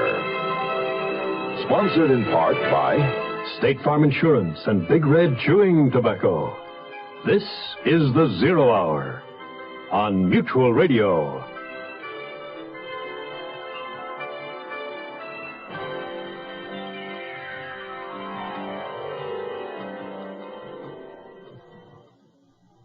Winter at times seems interminable. After the first snowfall, the excitement is gone and it's all the same.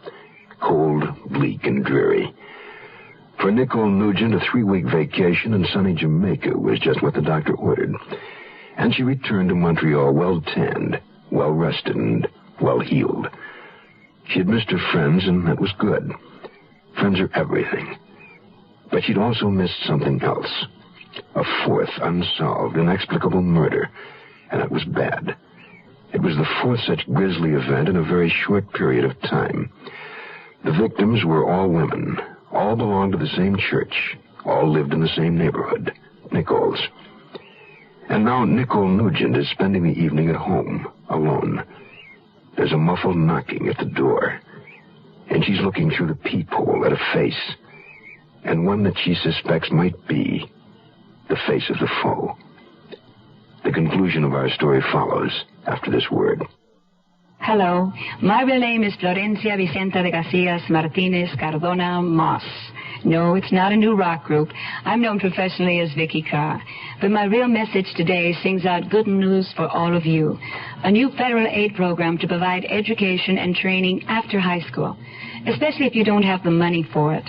It's called Basic Grants and helps provide money for full-time students entering for the first time a college or university, vocational school, technical institute, or a hospital school of nursing. It helps you pay for tuition, books, and other expenses. Basic Grants makes it possible now to prepare for the special vocation or career you've been hoping for. And best of all, it's not a loan. That's right. You don't have to pay it back. So apply right away. Simply contact the school or college you're planning to enter, or post office, or write Basic Grants, Box 84, Washington, D.C. Buena suerte, mis amigos.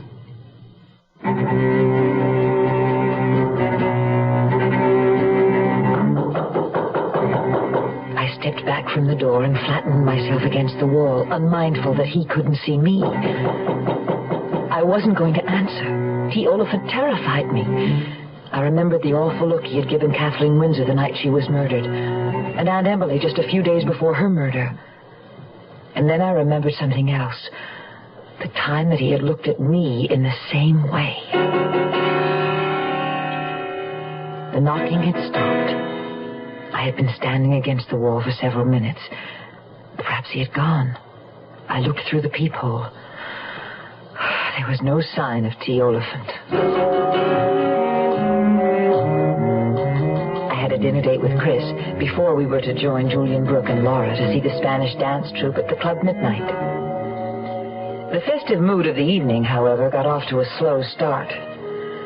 I felt uncomfortably out of sorts with a vague headache that I hoped would not develop into one of my crippling migraines. And Chris was tired from working on his book at such a hard pace. I suspected he was weary of his responsibility for Donald Hamill as well. I always worry a little when I go off and leave him alone. He's a good kid, but so naive and impressionable. He could get into trouble a block from home. I guess that's why Tony Bartha was able to get such a hold over him. Well, at this point, I wouldn't say Donald's his own man. Tony persuaded him to try heroin once, you know. Donald didn't like it. But Tony held the fact that he tried it over his head like a sword. Threatened to tell the police Donald was a junkie if he ever breathed a word about Tony's drug-pushing activities. Is Donald frightened now that he's told the police everything? No, just relieved. Like I say, he's a good kid. I like him. So did Aunt Emily. As soon as Donald knows where he's going, I want to give him her precious red motorcycle. I know she would have wanted him to have it. Oh, he'll love it. Probably almost as much as he loves that guitar of his. When we joined Julian Brooke and Laura in the Starlight Room, we found Julian preoccupied with the weather, concerned that the snowstorm might prevent his plane from taking off. If it keeps up, I think perhaps I'd better check with the airport. The storm should let up by morning. It wouldn't be too much of a problem if your plane couldn't leave till then, would it? No, I suppose not. Well, let's not let a little snow dampen our party. Now, what would you two like to drink? Nicky? Manhattan, I think. Scotch and soda for me, please. I'll tell you what, I'll go track down our waiter on my way to the phone. I may as well settle this airport business if I can, so we can all relax and enjoy ourselves. Don't be too adamant about leaving tonight, darling. You know I wouldn't leave at all if I didn't have to. It's too bad he can't wait until tomorrow to leave. He's anxious to be there as quickly as he can. The opening of this new plant is very important to him. Laura was in luck. Julian came back with the word that the airport was socked in by the storm. There wouldn't be a plane out until morning at the earliest. I'd like to say I'm sorry, darling, but I'm not. Now you don't have to dash off before the evening's over. That upsets my plans in Rome a bit, but there's nothing I can do. And of course, I'm not in any hurry to leave you alone. Well, no reason then why we shouldn't settle down to a pleasant evening. But only a few moments later, Chris was called away from the table to answer a telephone page. Julian had finished his drink and was doodling on a cocktail napkin, another ship in red ink, when Chris returned. Chris's face was set in a deep, worried frown. I'm sorry. I'm going to have to leave. It's Donald. He's in trouble. Got to get out of this city of night. Find me, oh, find me, my city of light. Agent Darrell Hutchison of Garden City, Georgia, explains why personal service and car insurance is just as important to State Farm Mutual's low rates. We are not always the lowest price that an individual can find for insurance. So I have had people come by that have already gotten prices from other companies. They come by, and this particular time, we were a little higher than they were. But after talking with them, tell them that I can give them one thing that the other company cannot give them, and that is my personalized service. They know that I am here. I'm here to stay as an agent, and these points make a difference. They don't want to be treated as a number. They still want to be treated as an individual, especially when they have a claim problem. They want to be given service because that's what they're paying for. A good neighbor.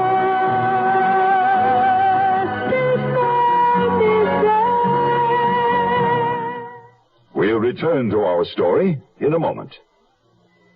Hi, I'm Pinocchio, the big nose and all that, you know. But seriously, lots of kids don't know about me. How can kids read if they don't have any books? And millions of kids, black, white, red, yellow, brown, all races, live in homes without any books. Getting books into the hands of these girls and boys is what the national program, RIF, Reading is Fundamental, is all about. Here's what RIF has found out. When kids choose the books they want because the subjects interest them and they own the book, that makes reading fun. And when reading is fun, it's just fundamental. Books widen a kid's world and their abilities and their whole life. Every community needs RIF. Find out what you and RIF can do in your community. Just write RIF, Smithsonian Institution, Washington, D.C., 20560. That's RIF, R-I-F, Smithsonian Institution, Washington, D.C., 20560. Right now. If America's to grow up thinking, reading is fundamental.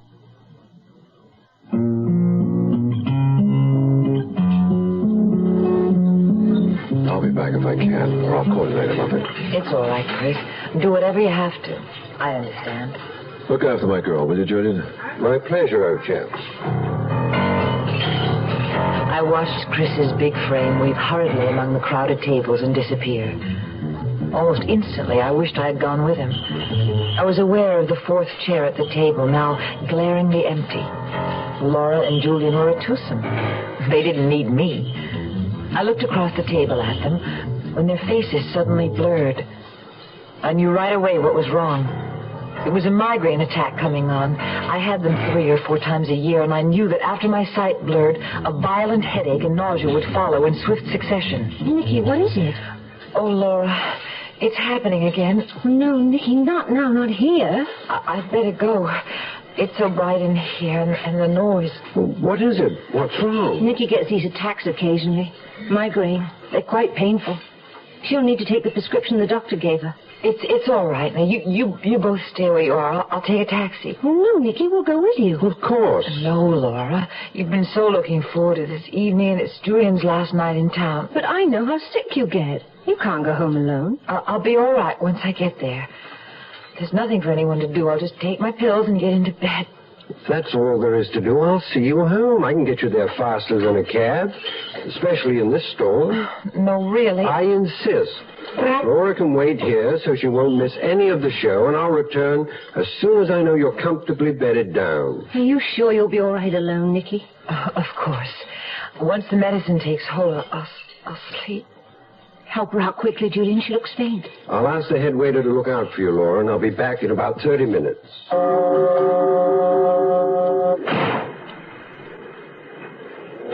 We're in for some slow going, I'm afraid. It's bumper to bumper along the strip. I'm all right, Julian. You're being very kind. Just hold on. You'll be home soon. We're here, Nicole. Now, can you make it all right? What? Oh, yes. Here, let me help you. Slowly, please, my head. Oh, it hurts. I'm feeling quite sick. What a shame having something hit you like this. I'll be better soon, after I've taken my tablet. Yes. So I'm going to see you comfortably inside before I leave. I fumbled in my purse for my key, but with my blurred vision, I couldn't fit it into the lock. Julian took the key from me, led us into the lobby, and guided me gently to the door of the apartment.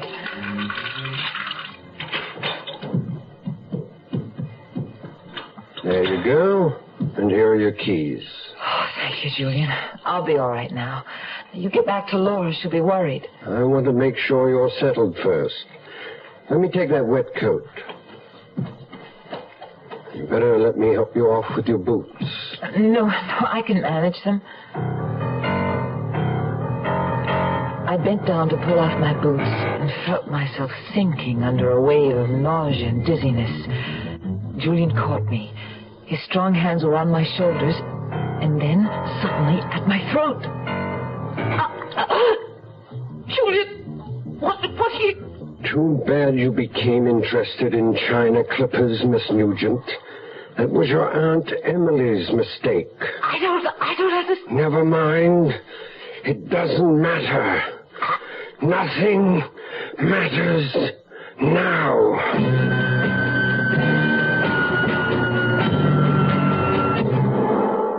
Here's tobacco chewing, truck driving Dave Dudley for Big Red Chewing Tobacco. Chauffeur in a big machine rolling all day.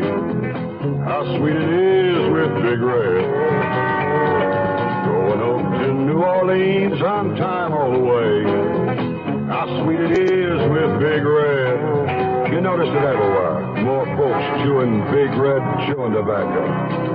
Truck stops and the coffee's hot and conversation's fine. Hey, Mike, what's things like out Route 59? Then you pass Big Red around and the fellas take a chew. How sweet it is with Big Red. You ought to try Big Red Chewing Tobacco. It's moister, smoother, more satisfying. Got a taste of its own that keeps on tasting good all chew through. Climb on board. Start chewing Big Red Chewing Tobacco soon. How sweet it is with Big Red. The Zero Hour continues after this. Charlotte, I'm home. The supper's not ready, Chester. Should I go back to the office? No, stay. Well, what are we having? Tuna casserole. Sure. We had tuna casserole last week. It's the same one. There was some left over. I'm not hungry. You said we have to start watching our pennies. I would rather starve than eat tuna casserole again. Well, when we got married, you said you loved tuna casserole. Well, before you get married, you love everything. Oh, I'll put it on a different plate. Maybe it'll taste different. Charlotte, you know I hate tuna casserole. Well, close your eyes and pretend it's steak. Sure. Well, why don't I close my eyes and pretend I'm a retired millionaire and you're the galloping gourmet? Gourmet. Social Security can't help Charlotte's cooking, but it can help Chester's retirement plans. Today, nearly 17 million retired workers and their dependents are getting Social Security retirement benefits. And for nearly everyone 65 or over, Medicare benefits are available to help pay hospital and doctor bills. For more information, call your nearest Social Security office.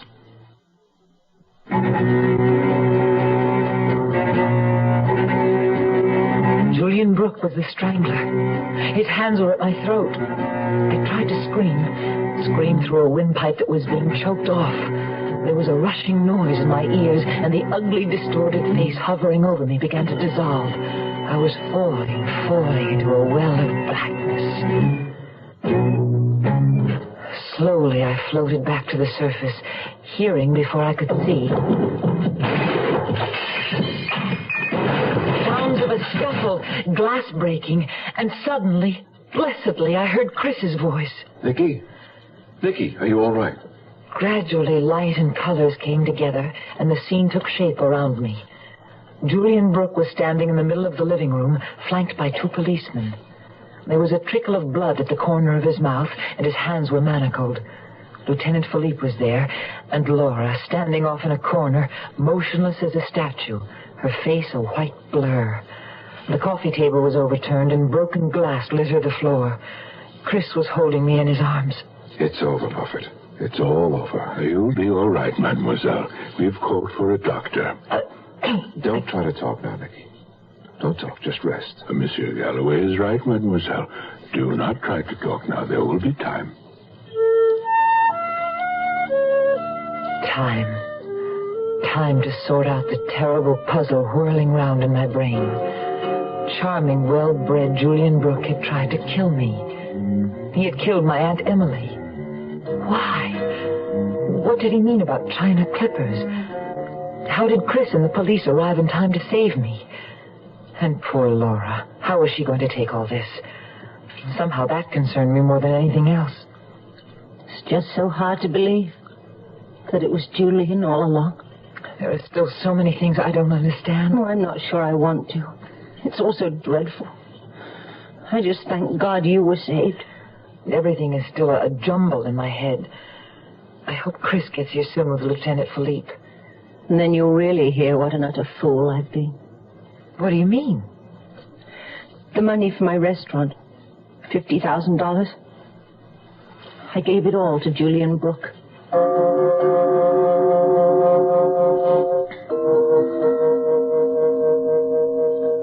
Do not worry, Mademoiselle Prescott. Your money is safe and it will be returned to you. But to begin with, Mademoiselle Nugent, let us hear the exact words Julian Brooke spoke to you as he was making the attempt on your life.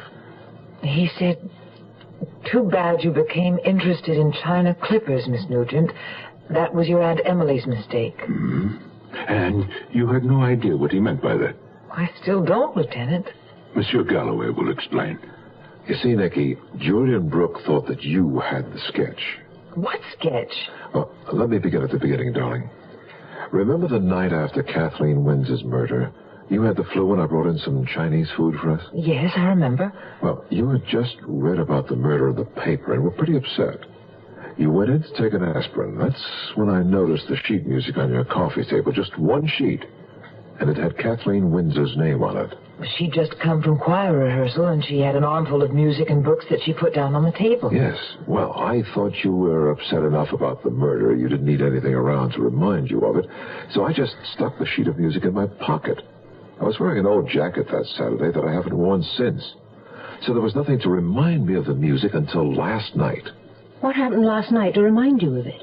I saw a sketch Julian had been doodling at the table, a sailing ship done in red ink. I picked it up.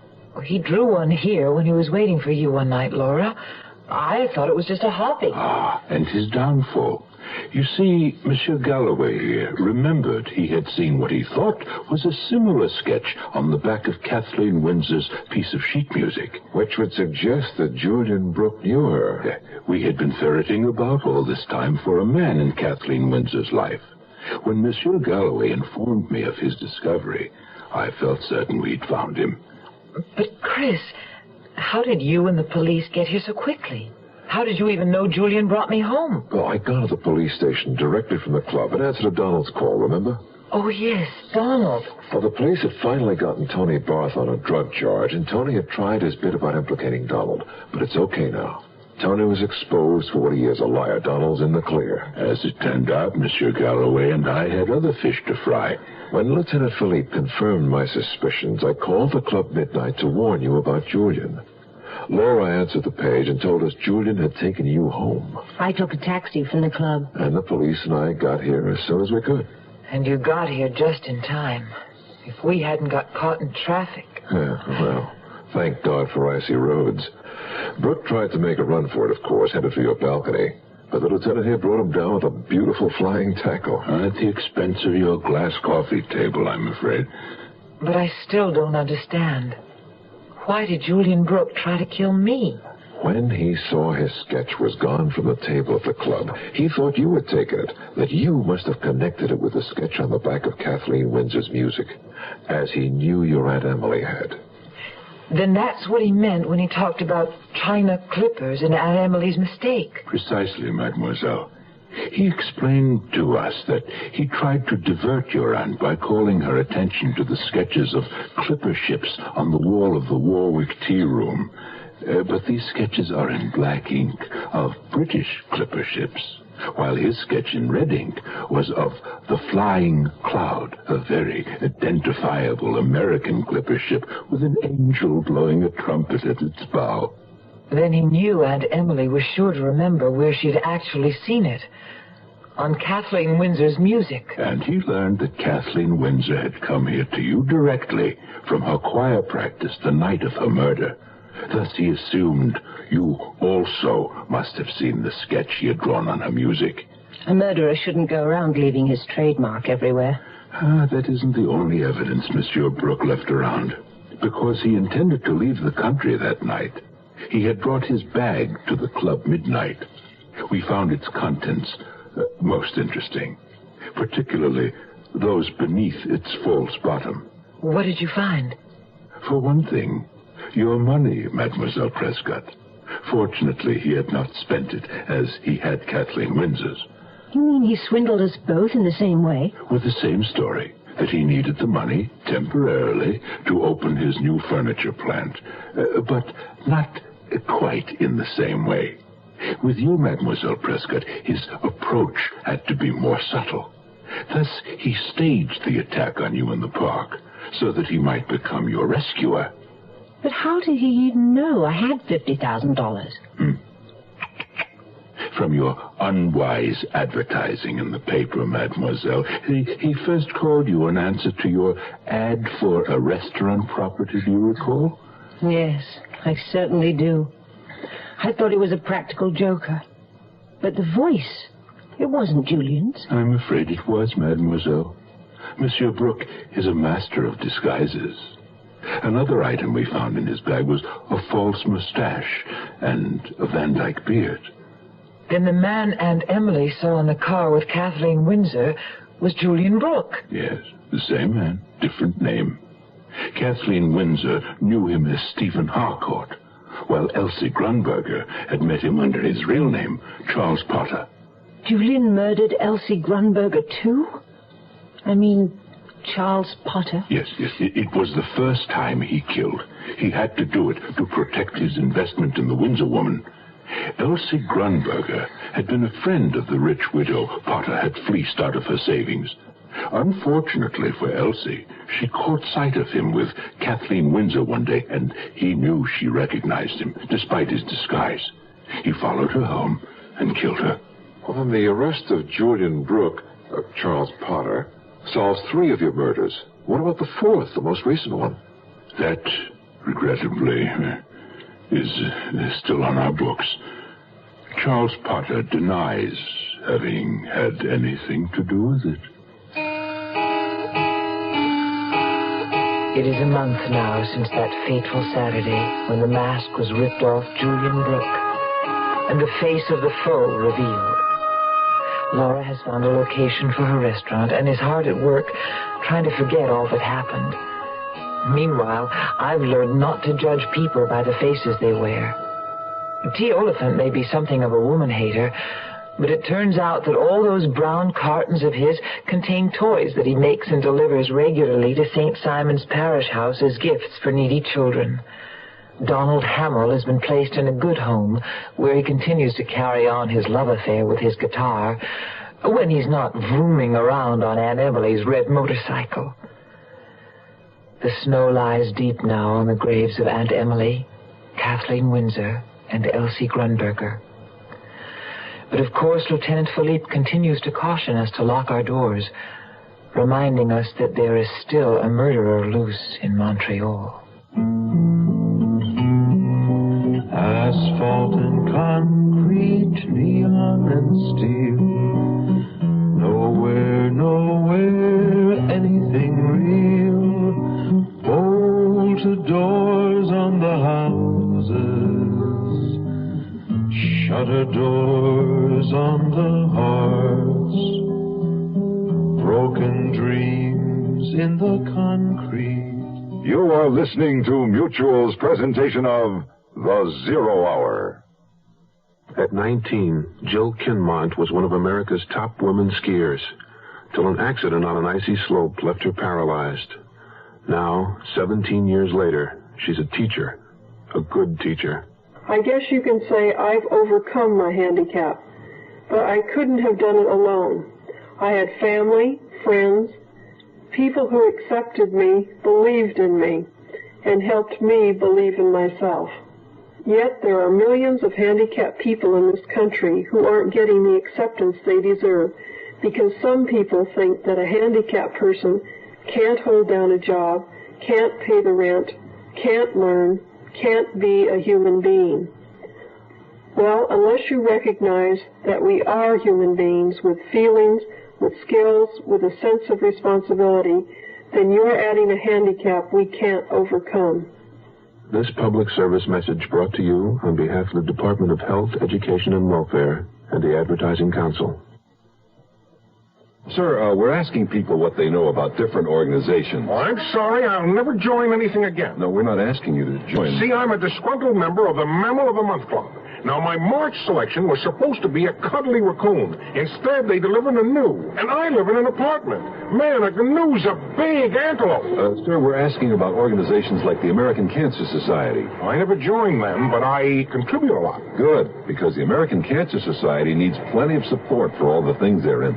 For instance, there are numerous educational activities like telling people how important checkups are and knowing cancer's warning signals. That helps save lives. I thought the Cancer Society was mostly research. No, it's service, education, research, and then some. Well, maybe I'll join the American Cancer Society. Good. The society needs volunteers as well as contributions. You know what my June mammal selection was?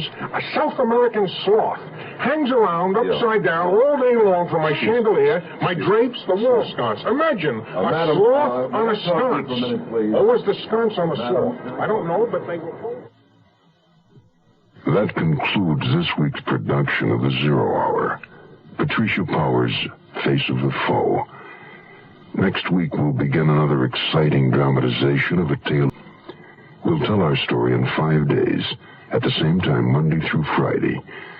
So, on Monday, rest your eyes and listen here to the Zero Hour. Today's episode brought to you in part by State Farm Insurance and Big Red Chewing Tobacco. This is the Zero Hour on Mutual Radio.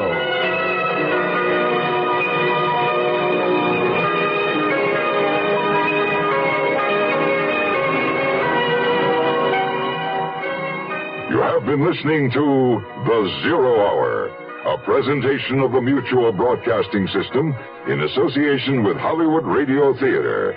Heard every weekday at this time. This is the Mutual Broadcasting System.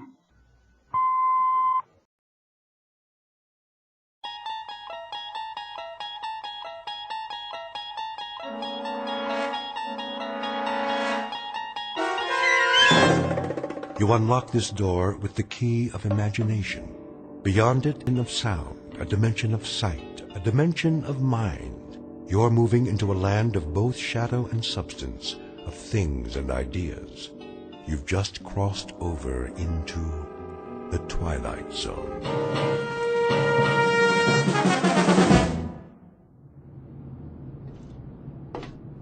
All right, men, we've got clear skies and a calm sea. Now let's get this ship back on course. Yes, sir. Mr. Smith, what is your present course and speed? Steaming on course 26 degrees true. Speed 10 knots, sir. Very well. Come right to new course 270 and indicate turns for 15 knots. Aye, aye, sir.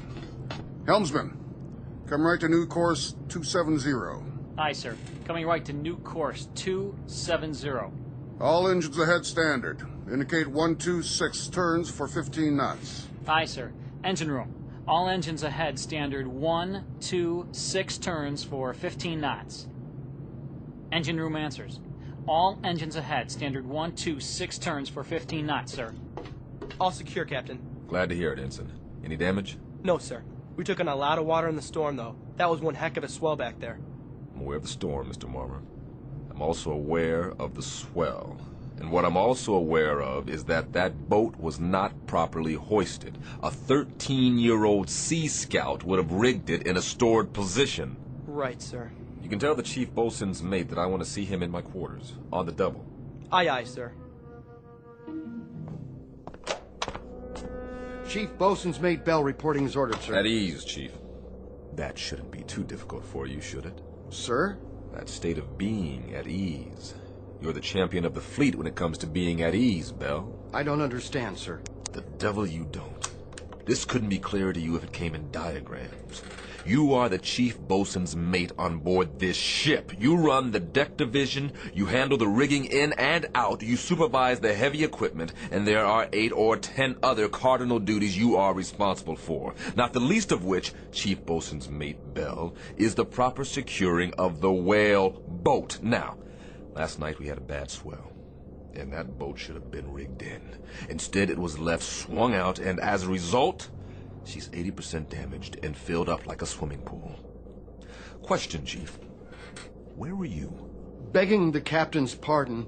Don't beg my pardon. Just tell me, in a brief explanatory way, why you couldn't handle the initiatives of a chief bosun's mate, and why the efficiency of this ship has had to suffer as a result. We had 9 hours notice of that storm, Bell. This ship should have been 100% prepared. It wasn't, and I want to know why. I did all I could, sir. I haven't been feeling up to par. Did you report to sick bay? No, sir. Speak up, Chief. No, sir, I didn't report to sick bay. Look, Chief, I'm not in the business to pistol whip my crew. I want a tight ship, that's true, but I happen to care very much if any one of my sailors has a problem and can't function because of it.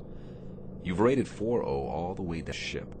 And then suddenly, in the past 3 days, you stowed all your seamanship in a trunk someplace and came up with a bunch of dumbhead boners that I would expect from a 17-year-old boot.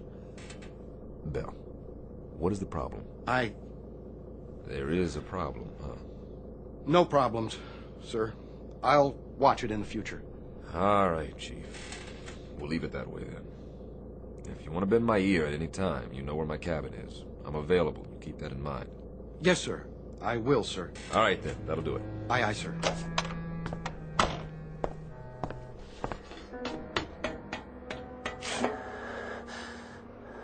Chief? Hey, Chief, are you all right? What? You okay, Chief? You looked a little woozy there. Yeah, I'm okay. What am I listening to? Sir, contact bearing 280, 1100 yards, echo quality sharp. Evaluate as possible submarine. Submarine? But not moving, sir. Dead in the water. Shift the control to listen. Sounds like hammering or something, sir. Bridge sonar. Bridge eye. We have contact, bearing 030 degrees true, range 1100 yards. Appears to be a metal object. What kind of object, sonar? We can't tell, sir. From the sound of it, it's some kind of small ship, perhaps a sub-hull. Bridge eye. Sonar reports a contact, Captain. Evaluation is a possible submarine. A possible what? Stay on course. I'm going down to the sonar shack.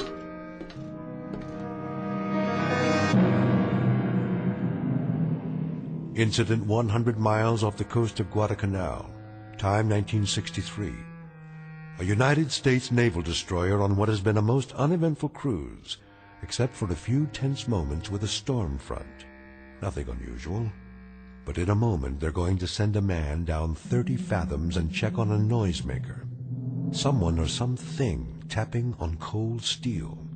You may or may not have read the results in a naval report, because Captain Beecham and his crew have just set a course that will lead this ship and everyone on it deep into the Twilight Zone.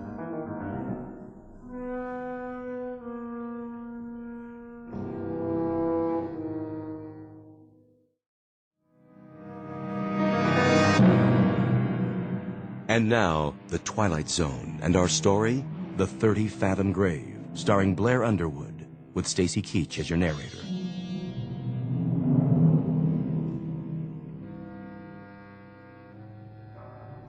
That's it, huh? That's the sound, sir. How long have you been in contact? About 3 minutes, sir. That's a funny one. Sounds like tapping on metal, doesn't it? That's what I think, sir. Bridge. Change course to 030 and reduce speed to 5 knots. Try to make contact by underwater telephone. I've already tried, sir. I get no response. Listen. It stopped now. Just like that? Sonar still has the contact, sir. I'll leave it on. Stay on it. I'll be on the bridge.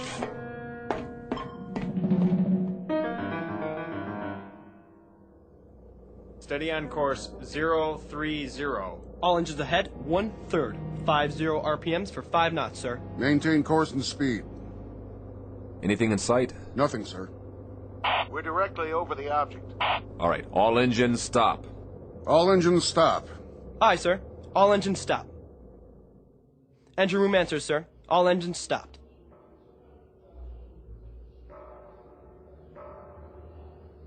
Do you hear it, sir? Wait, hold it. Hold it. I want dead quiet all over the ship. Tell those sailors on deck to can it.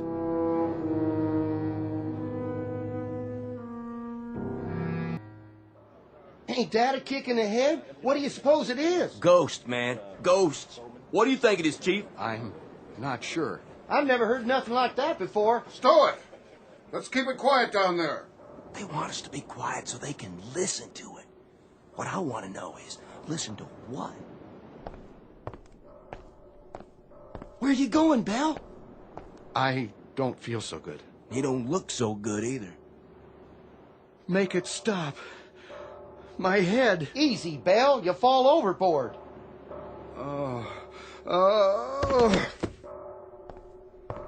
I said quiet out here. What's the problem? We got a man down, sir. What happened? Nothing. Looks like you fainted. We'll get him down to sickbay. Yes, sir.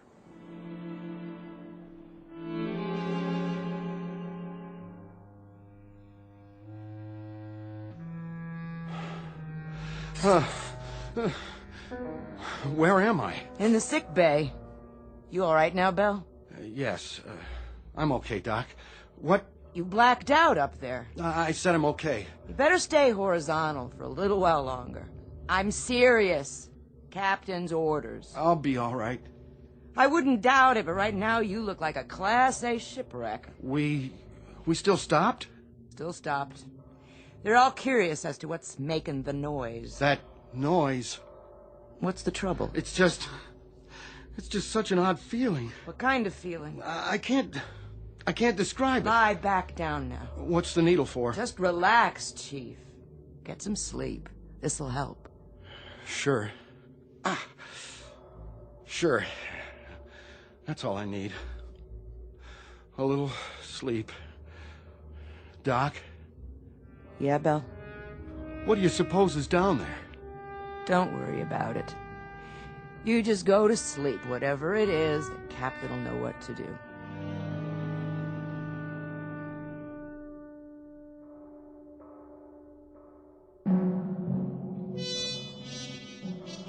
I want you to stay grafted to me, Lieutenant. Sir? Take notes on everything that happens from now on. I may turn in a report that'll stick me on a garbage tanker or even a naval hospital. I want 15 witnesses at my hearing who are on my side. Could be a sub, and we could be hearing it. It's only about 30 fathoms. Yeah, sure. It could be a sub, mister. That's probably what it is, but what about this sub? Has it got 2 arms and a fist? Because somebody's making noise down there. We have a diver on board? Yes, sir. What's his name? McClure in the 1st Division. He's a qualified diver. Tell him to report on the double. We'll send him down. Have him knock on the door. I see. And then what, sir? We'll see who invites him in.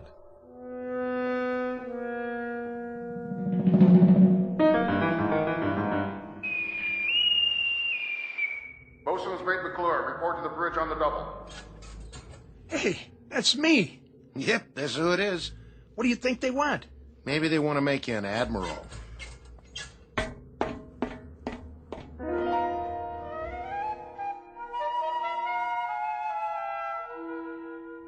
McClure reporting, sir. You're the diver? Right, sir. All right, I'm going to give it to you straight, McClure. Now, here's the picture. There's something down there, directly below us. Something, sir? We don't know what it is yet, just that it's a metal object about the size of a sub-hull. That's where you come in. I want you to get your equipment and go down there. Stay in contact from the moment you hit water to the moment you reach it, understood? I understand. Whatever that object is, there may be somebody inside, or at least something that's making the noise. When you get down there, I want you to listen closely and tell me what you hear. We may be getting it distorted. Yes, sir. All right, then, hop to it. Aye, sir. What we're hearing doesn't make any sense. It's crazy. It is that, Lieutenant. But if it isn't a sub, sir, what is it? Maybe it's a Spanish galleon, Lieutenant. with a treasure chest and a loose lid that's off its hinges. Or maybe it's just our imagination. Well, we'll sure find out. As soon as he suits up, they'll lower him down. And then we'll know. I sure hope so, Lieutenant. One way or another. I hope you're right.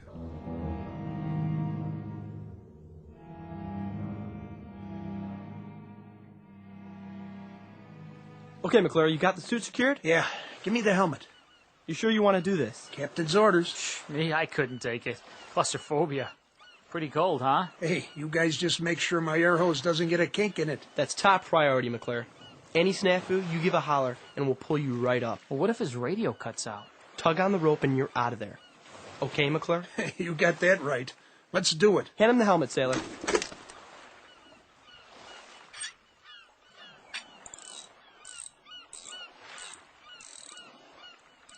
Lower away!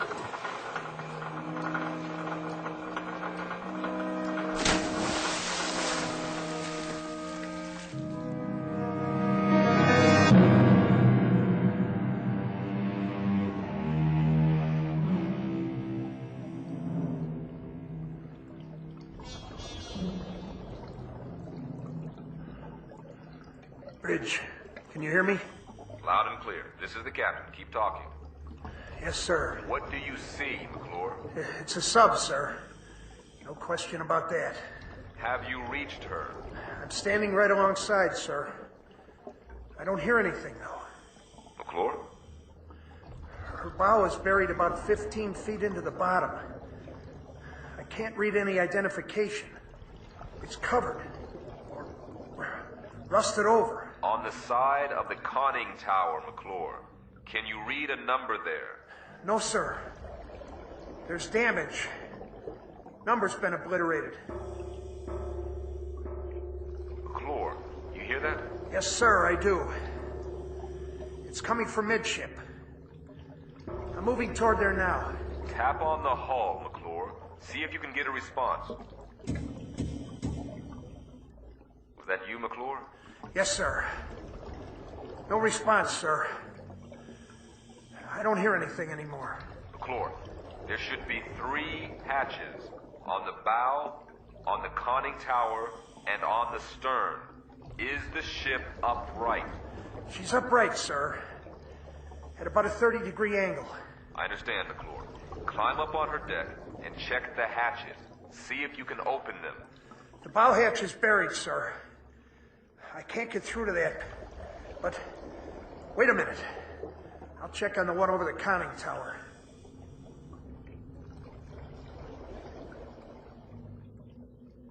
McClure, what's the condition? The conning tower hatch is all bent, sir. I can't move the wheel. The whole deck appears to have been strafed. Wait a minute. Hatch on the stern the same way, sir. I can't turn her. Whoever she is, sir, she must have caught it. Say again, McClure. She must have what? Caught it, sir. The whole deck is pockmarked with shell damage.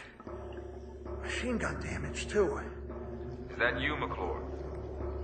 No, sir. It's coming from inside the hull. Answer it, McClure. Answer it right away. This is crazy. McClure, can you pinpoint the sound? Can you tell precisely where it's coming from? I think it's... Wait a minute. Yes, sir. Directly midship, just below the tower. Keep trying. We have to know whether anyone's inside that sub.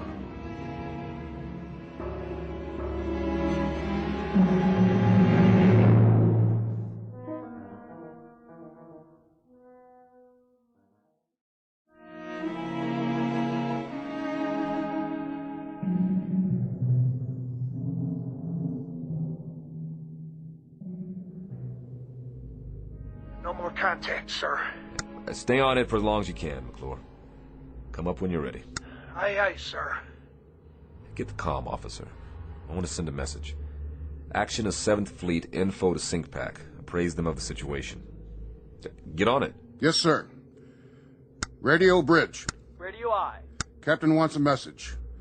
Action to comm 7th Fleet. Info Sink Pack Fleet. Have located sunken sub. Position latitude 09-30-00 south.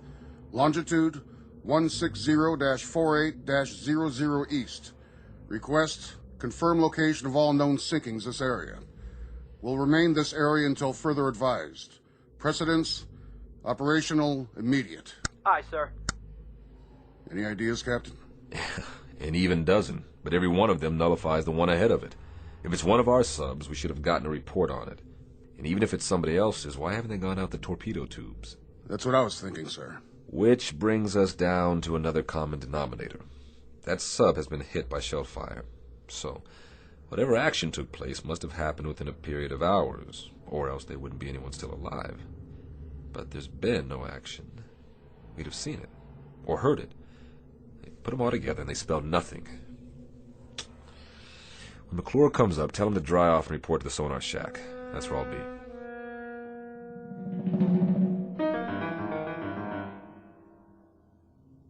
Oh, no. No. What? How do you feel, Chief? Feel? You had a good sleep? For how long? A few hours. What's new down below? Nothing much. Scuttlebutt is we'll try to take her in tow. Hey, Doc. I was just wondering about something. Go ahead. It's this feeling of mine. What kind of feeling? It's hard to describe. I get this feeling that I can't stay in one place.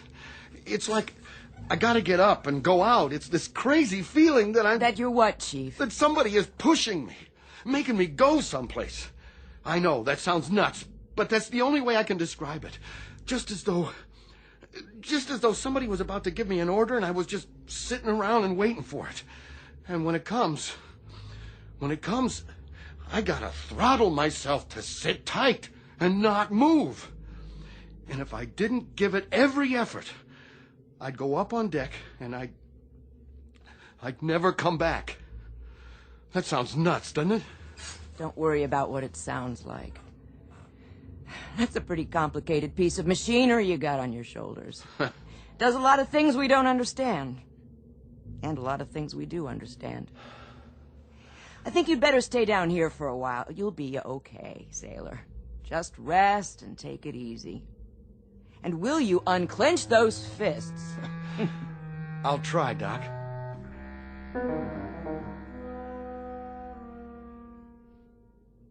How you doing, McClure? Fine, sir. I could use some hot coffee. Well, you can drink a gallon of it if you want. Just tell me, what did we find out? I don't know, sir. I don't know either, Bosun. Just tell me what you do know. There's somebody inside her. I'd lay odds on that. 3 or 4 times when I pounded on the hull, that's when somebody answered me. Well, what about the sub itself? Could you judge her length? Well, I guess her to be about 300 feet, sir. Maybe 25 feet midship. Sounds like one of ours. She looks like one of ours. There were ballast tanks and flooding ports on the underside. She's moving, sir. Now, that was the other thing, Captain. She wasn't stuck in tight. Deep, yes, but not tight. She seemed to be swaying. You still cold, McClure? I've been warmer, sir. And you will be again, but right now you're going to get colder. I want you to check her bow. Maybe she's pulled herself loose and you can finally read that number. Sonar, Bridge. Go ahead, Bridge. Com 7th Fleet reports no sinkings of any kind. Authorizes us to remain on scene and operate at own discretion for salvage and rescue. Roger. Can do, McClure? I'll do my best, sir. Look at it this way. What a dandy story you can tell your grandchildren on some dark, rainy night. They gonna believe me, sir? I'm not sure I will, but if you can get me a number or a name off that hull, we may be able to sleep tonight after all. Yes, sir. I've got a question for you, Mr. Smith. What's that, sir? If they're in there and alive and can't use the torpedo tubes, how do we get them out?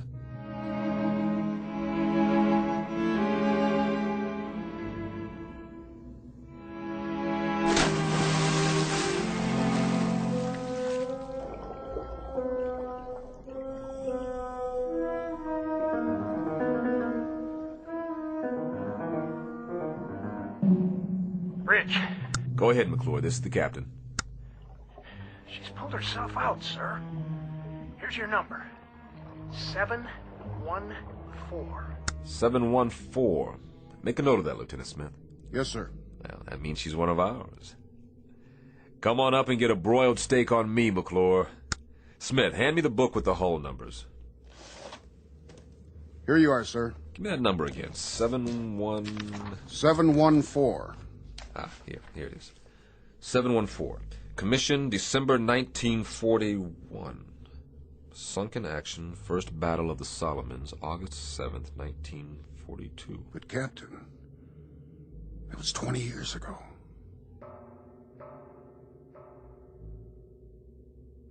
Then, Lieutenant, tell me something. Who is inside that sub?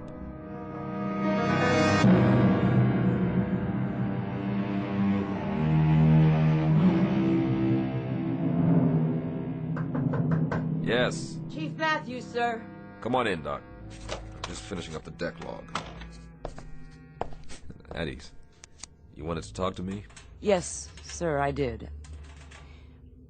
What do you know about Chief Bosun's mate, Bell? I know his rating and his service record. What else am I supposed to know? I've got him down in sickbay, sir. I know. What's the trouble? I can't say, sir, but as far as cracking, that's what he's doing.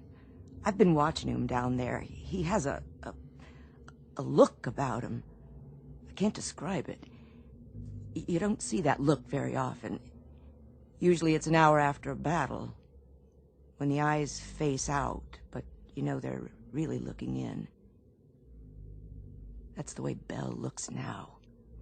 Like he's just been picked up off a raft full of dead men. That's the look. Well, just keep him down there. Let him rest. When we put back to port, I'll recommend hospitalization and some tests. I think that ought to do it for now, Doc. Thanks for coming in. Aye, sir.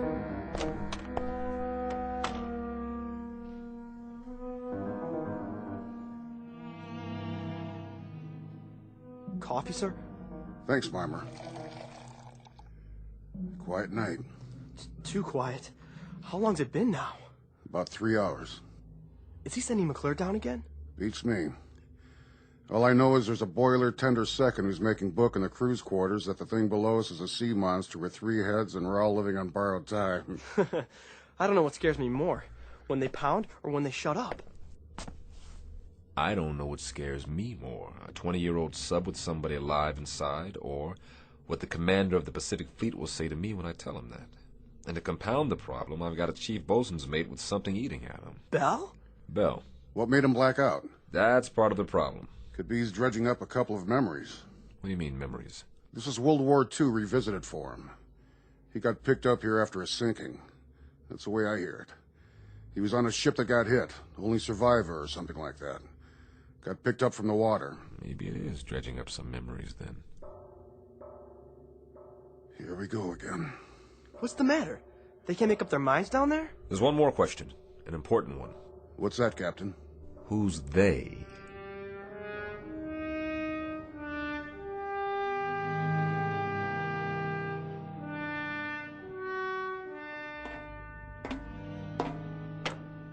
Hello, sir. Doc? How's it coming down there? Yeah, it's coming. How's your patient? Asleep, sir. I was just going to get some chow. Keep me posted. I'll be in my quarters. Aye, sir. No. No. No! What's the matter? Bell!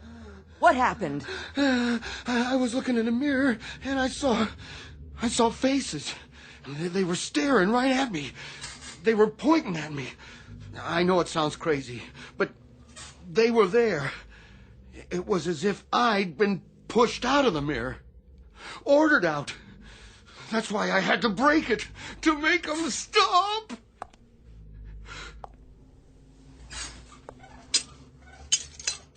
Doc? Yeah, Chief.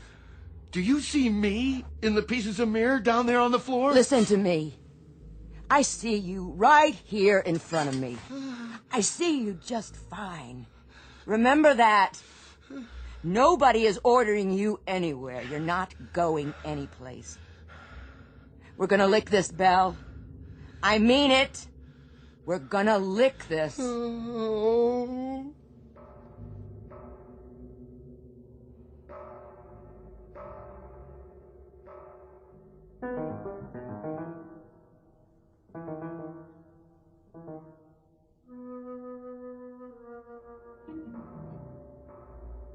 Same routine, huh? Same thing, sir. But it's getting a little fainter, I think. And they don't acknowledge our signals at all. But it's definitely fainter. It's some piece of equipment. That's what it is. Something loose that's probably swinging back and forth and hitting a bulkhead. Possible. That's the only explanation. I mean, well, think about it, Captain. A 20-year-old sub in the deep six since the war? Who could be down there? Somebody who dies awfully hard.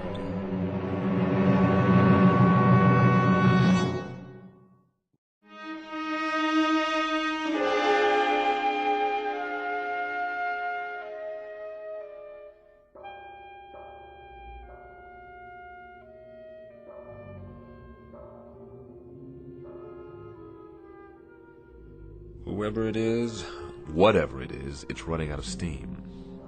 I wouldn't make book on this, but I've got a hunch that if we don't get inside there, and I mean quick, we're gonna miss the boat. So we go down, and like you said, we knock on the door, but we've done that before. No, we don't knock on the door this time. Now we kick the door open. Begging the captain's pardon.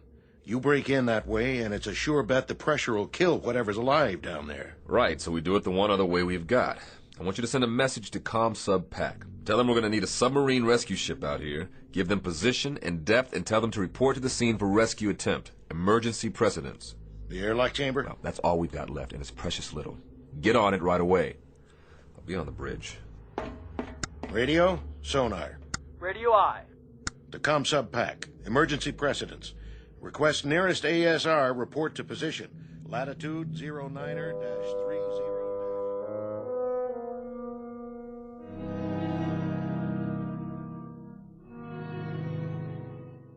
Doc? Yeah. You got a cigarette? Sure, Belle. I'll do it. Your hands are shaking. Thanks.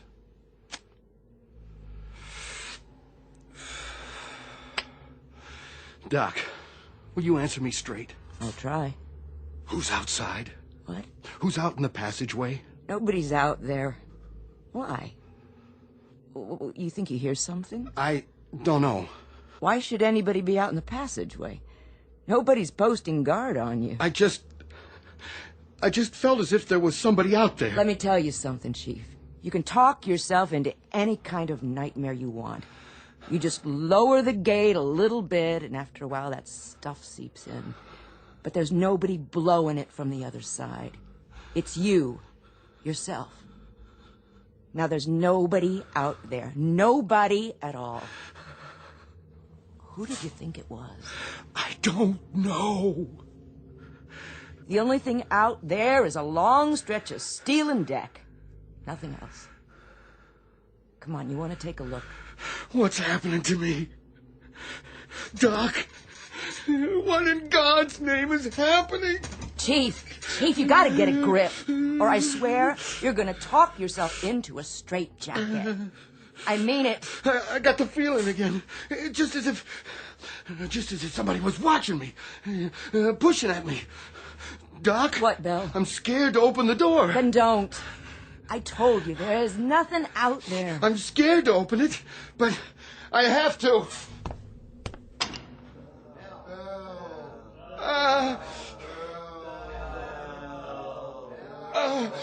No! What did you see? Men! What men? All wet. Dripping wet and not alive. They were looking at me. Listen. I didn't see a thing, Chief, and neither did you. Oh. Did you hear me? All you saw was what your scared brain told you to see. Oh. That's what it was, what you've talked yourself into. Now pull yourself together, sailor. But I tell you, I saw it. Then I'll prove it to you. No! See? Nothing, I told you. What the...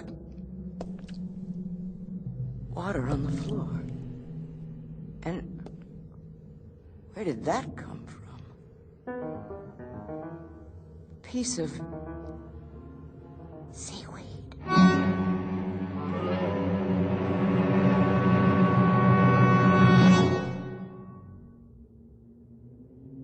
That about does it, McClure. Go down and try to get a response. It'll help that sub-rescue outfit if they can get a specific location. How will they get in, sir? Through the forward torpedo compartment or the stern. Then they'll have to blow each of the 6 other compartments before they can enter. What if I don't get any answers, sir? We haven't heard from them in almost a half an hour. If you don't get any answer, come back up. The rescue team will take it from there. No survivors then, sir. Is that what it'll mean? That's what it'll mean. They'll bring up bodies, not survivors. Okay, McClure, hop to it. Aye, sir.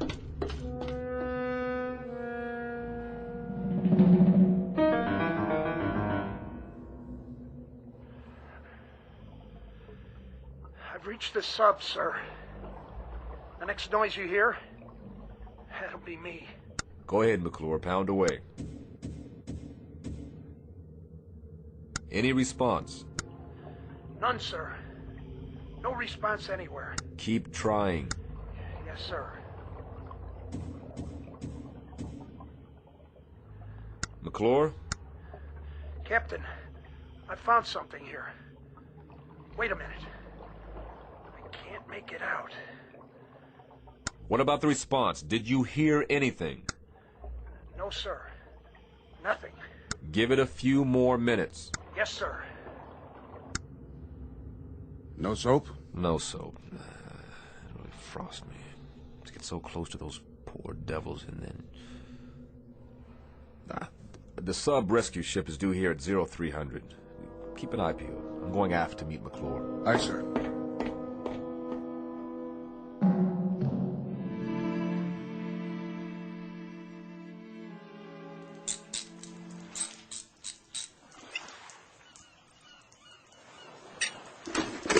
Bet it feels good to get that helmet off. Oh. Yeah, it sure does. It's so dark down there now. Without the light, I couldn't see a blasted thing. Real spooky. But I found this. Yeah, thanks, McClure. Good job. Go get some chow. I'll need you one more time when the ASR team gets here. You're going to have to go down as a pathfinder. Give them any help they need. But that won't be for a while. Excuse me, sir. But you better look at those tags. You gotta be kidding me. What's the matter, sir? Ensign, ask Doc if Chief Bell is well enough to report to my quarters, because I need an explanation for this one. Fast.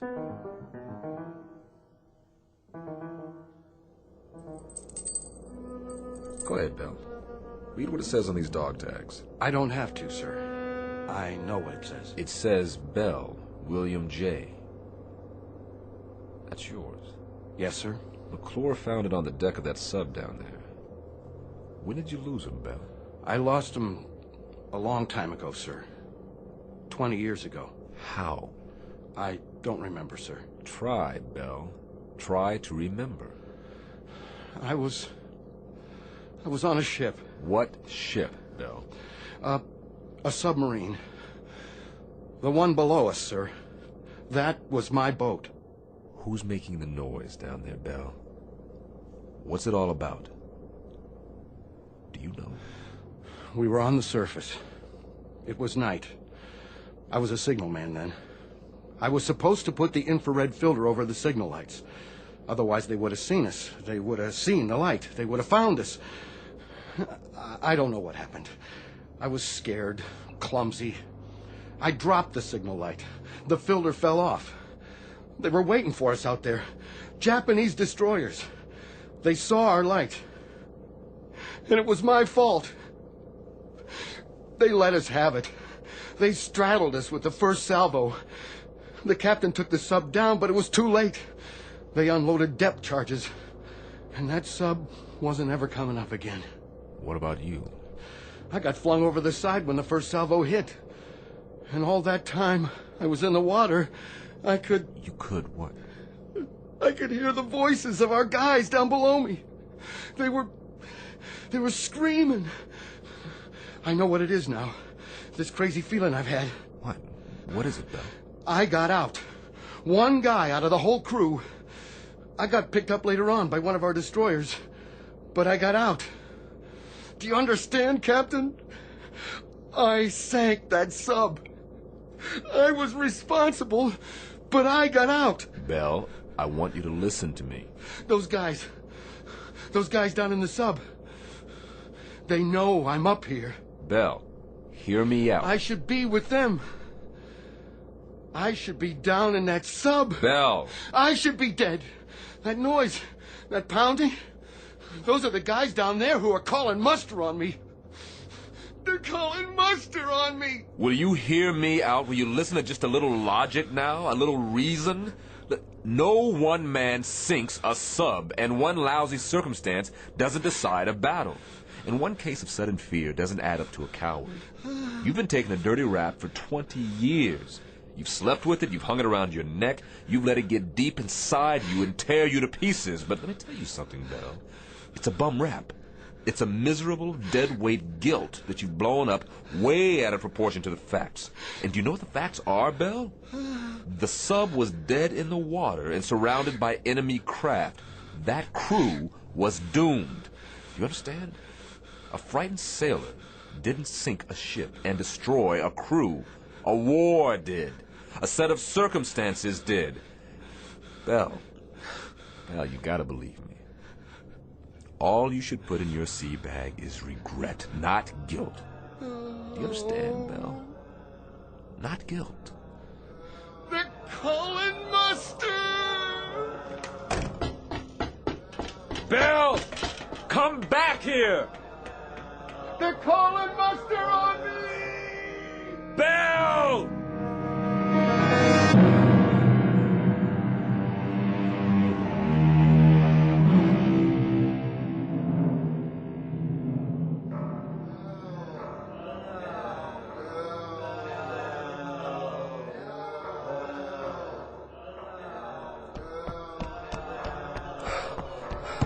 Bell, get away from the rail. Now, that's an order. They're calling me! Man overboard! Starboard side!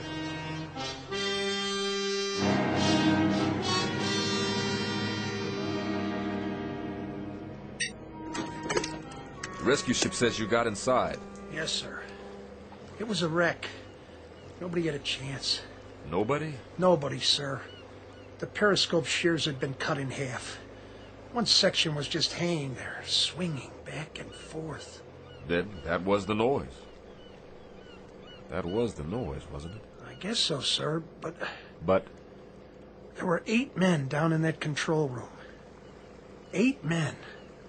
Or what was left of them. And one of them had a hammer in his hand. Let's just say, McClure, let's just say that this is the part of the story you tell your grandchildren that you make up yourself. Say anything you like, any explanation that comes to mind.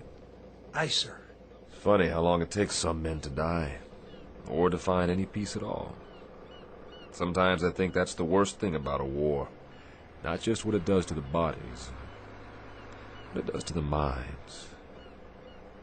So, rest in peace, Mr. Bell.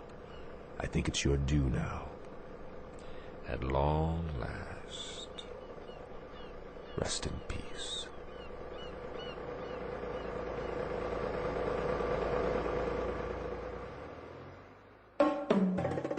Small naval engagement. The month of July 1963. Not to be found in any historical annals. Look for this one filed under H for haunting in the Twilight Zone. Back to the Twilight Zone in a moment. You are about to enter another dimension. A dimension not only of sight and sound, but of mind. A journey into a wondrous land of imagination. Next stop, the Twilight Zone.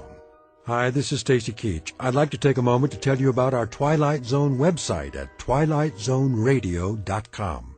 At twilightzoneradio.com, you'll find the latest information on these Twilight Zone radio dramas, including behind-the-scenes photographs, plus the newest product releases, trivia contests, ways to contact us, other Twilight Zone-related info and merchandise, plus links to other fascinating websites. So make your next stop twilightzoneradio.com.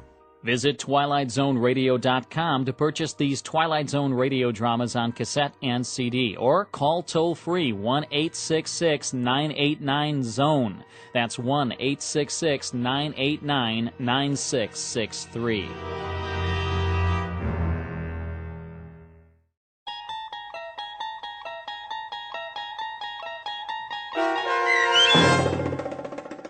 "30 Fathom Grave" starring Blair Underwood, with Stacy Keach as your narrator, was adapted for radio by Dennis Etchison and based on a script by Rod Serling. Heard in the cast were Richard Hensel, Rich Kominick, Linda Ryder, Turk Muller, Peter DeVito, Doug James, Rick Peoples, Roger Wolski, and Carl Amari. To learn more about the Twilight Zone radio dramas and to obtain audio cassettes and CDs of these programs, visit our website at twilightzoneradio.com. The producers of The Twilight Zone wish to thank CBS Enterprises, Carol Serling, Dennis Etchison, Dick Brescia Associates, Claire Simon Casting, Terry Jennings, XM Satellite Radio, the American Forces Radio and Television Service, Sirius Satellite Radio, our sponsors, and our radio affiliates for helping make this series possible. This copyrighted radio series is produced and directed by Carl Amari and Roger Wolski for Falcon Picture Group. Doug James speaking.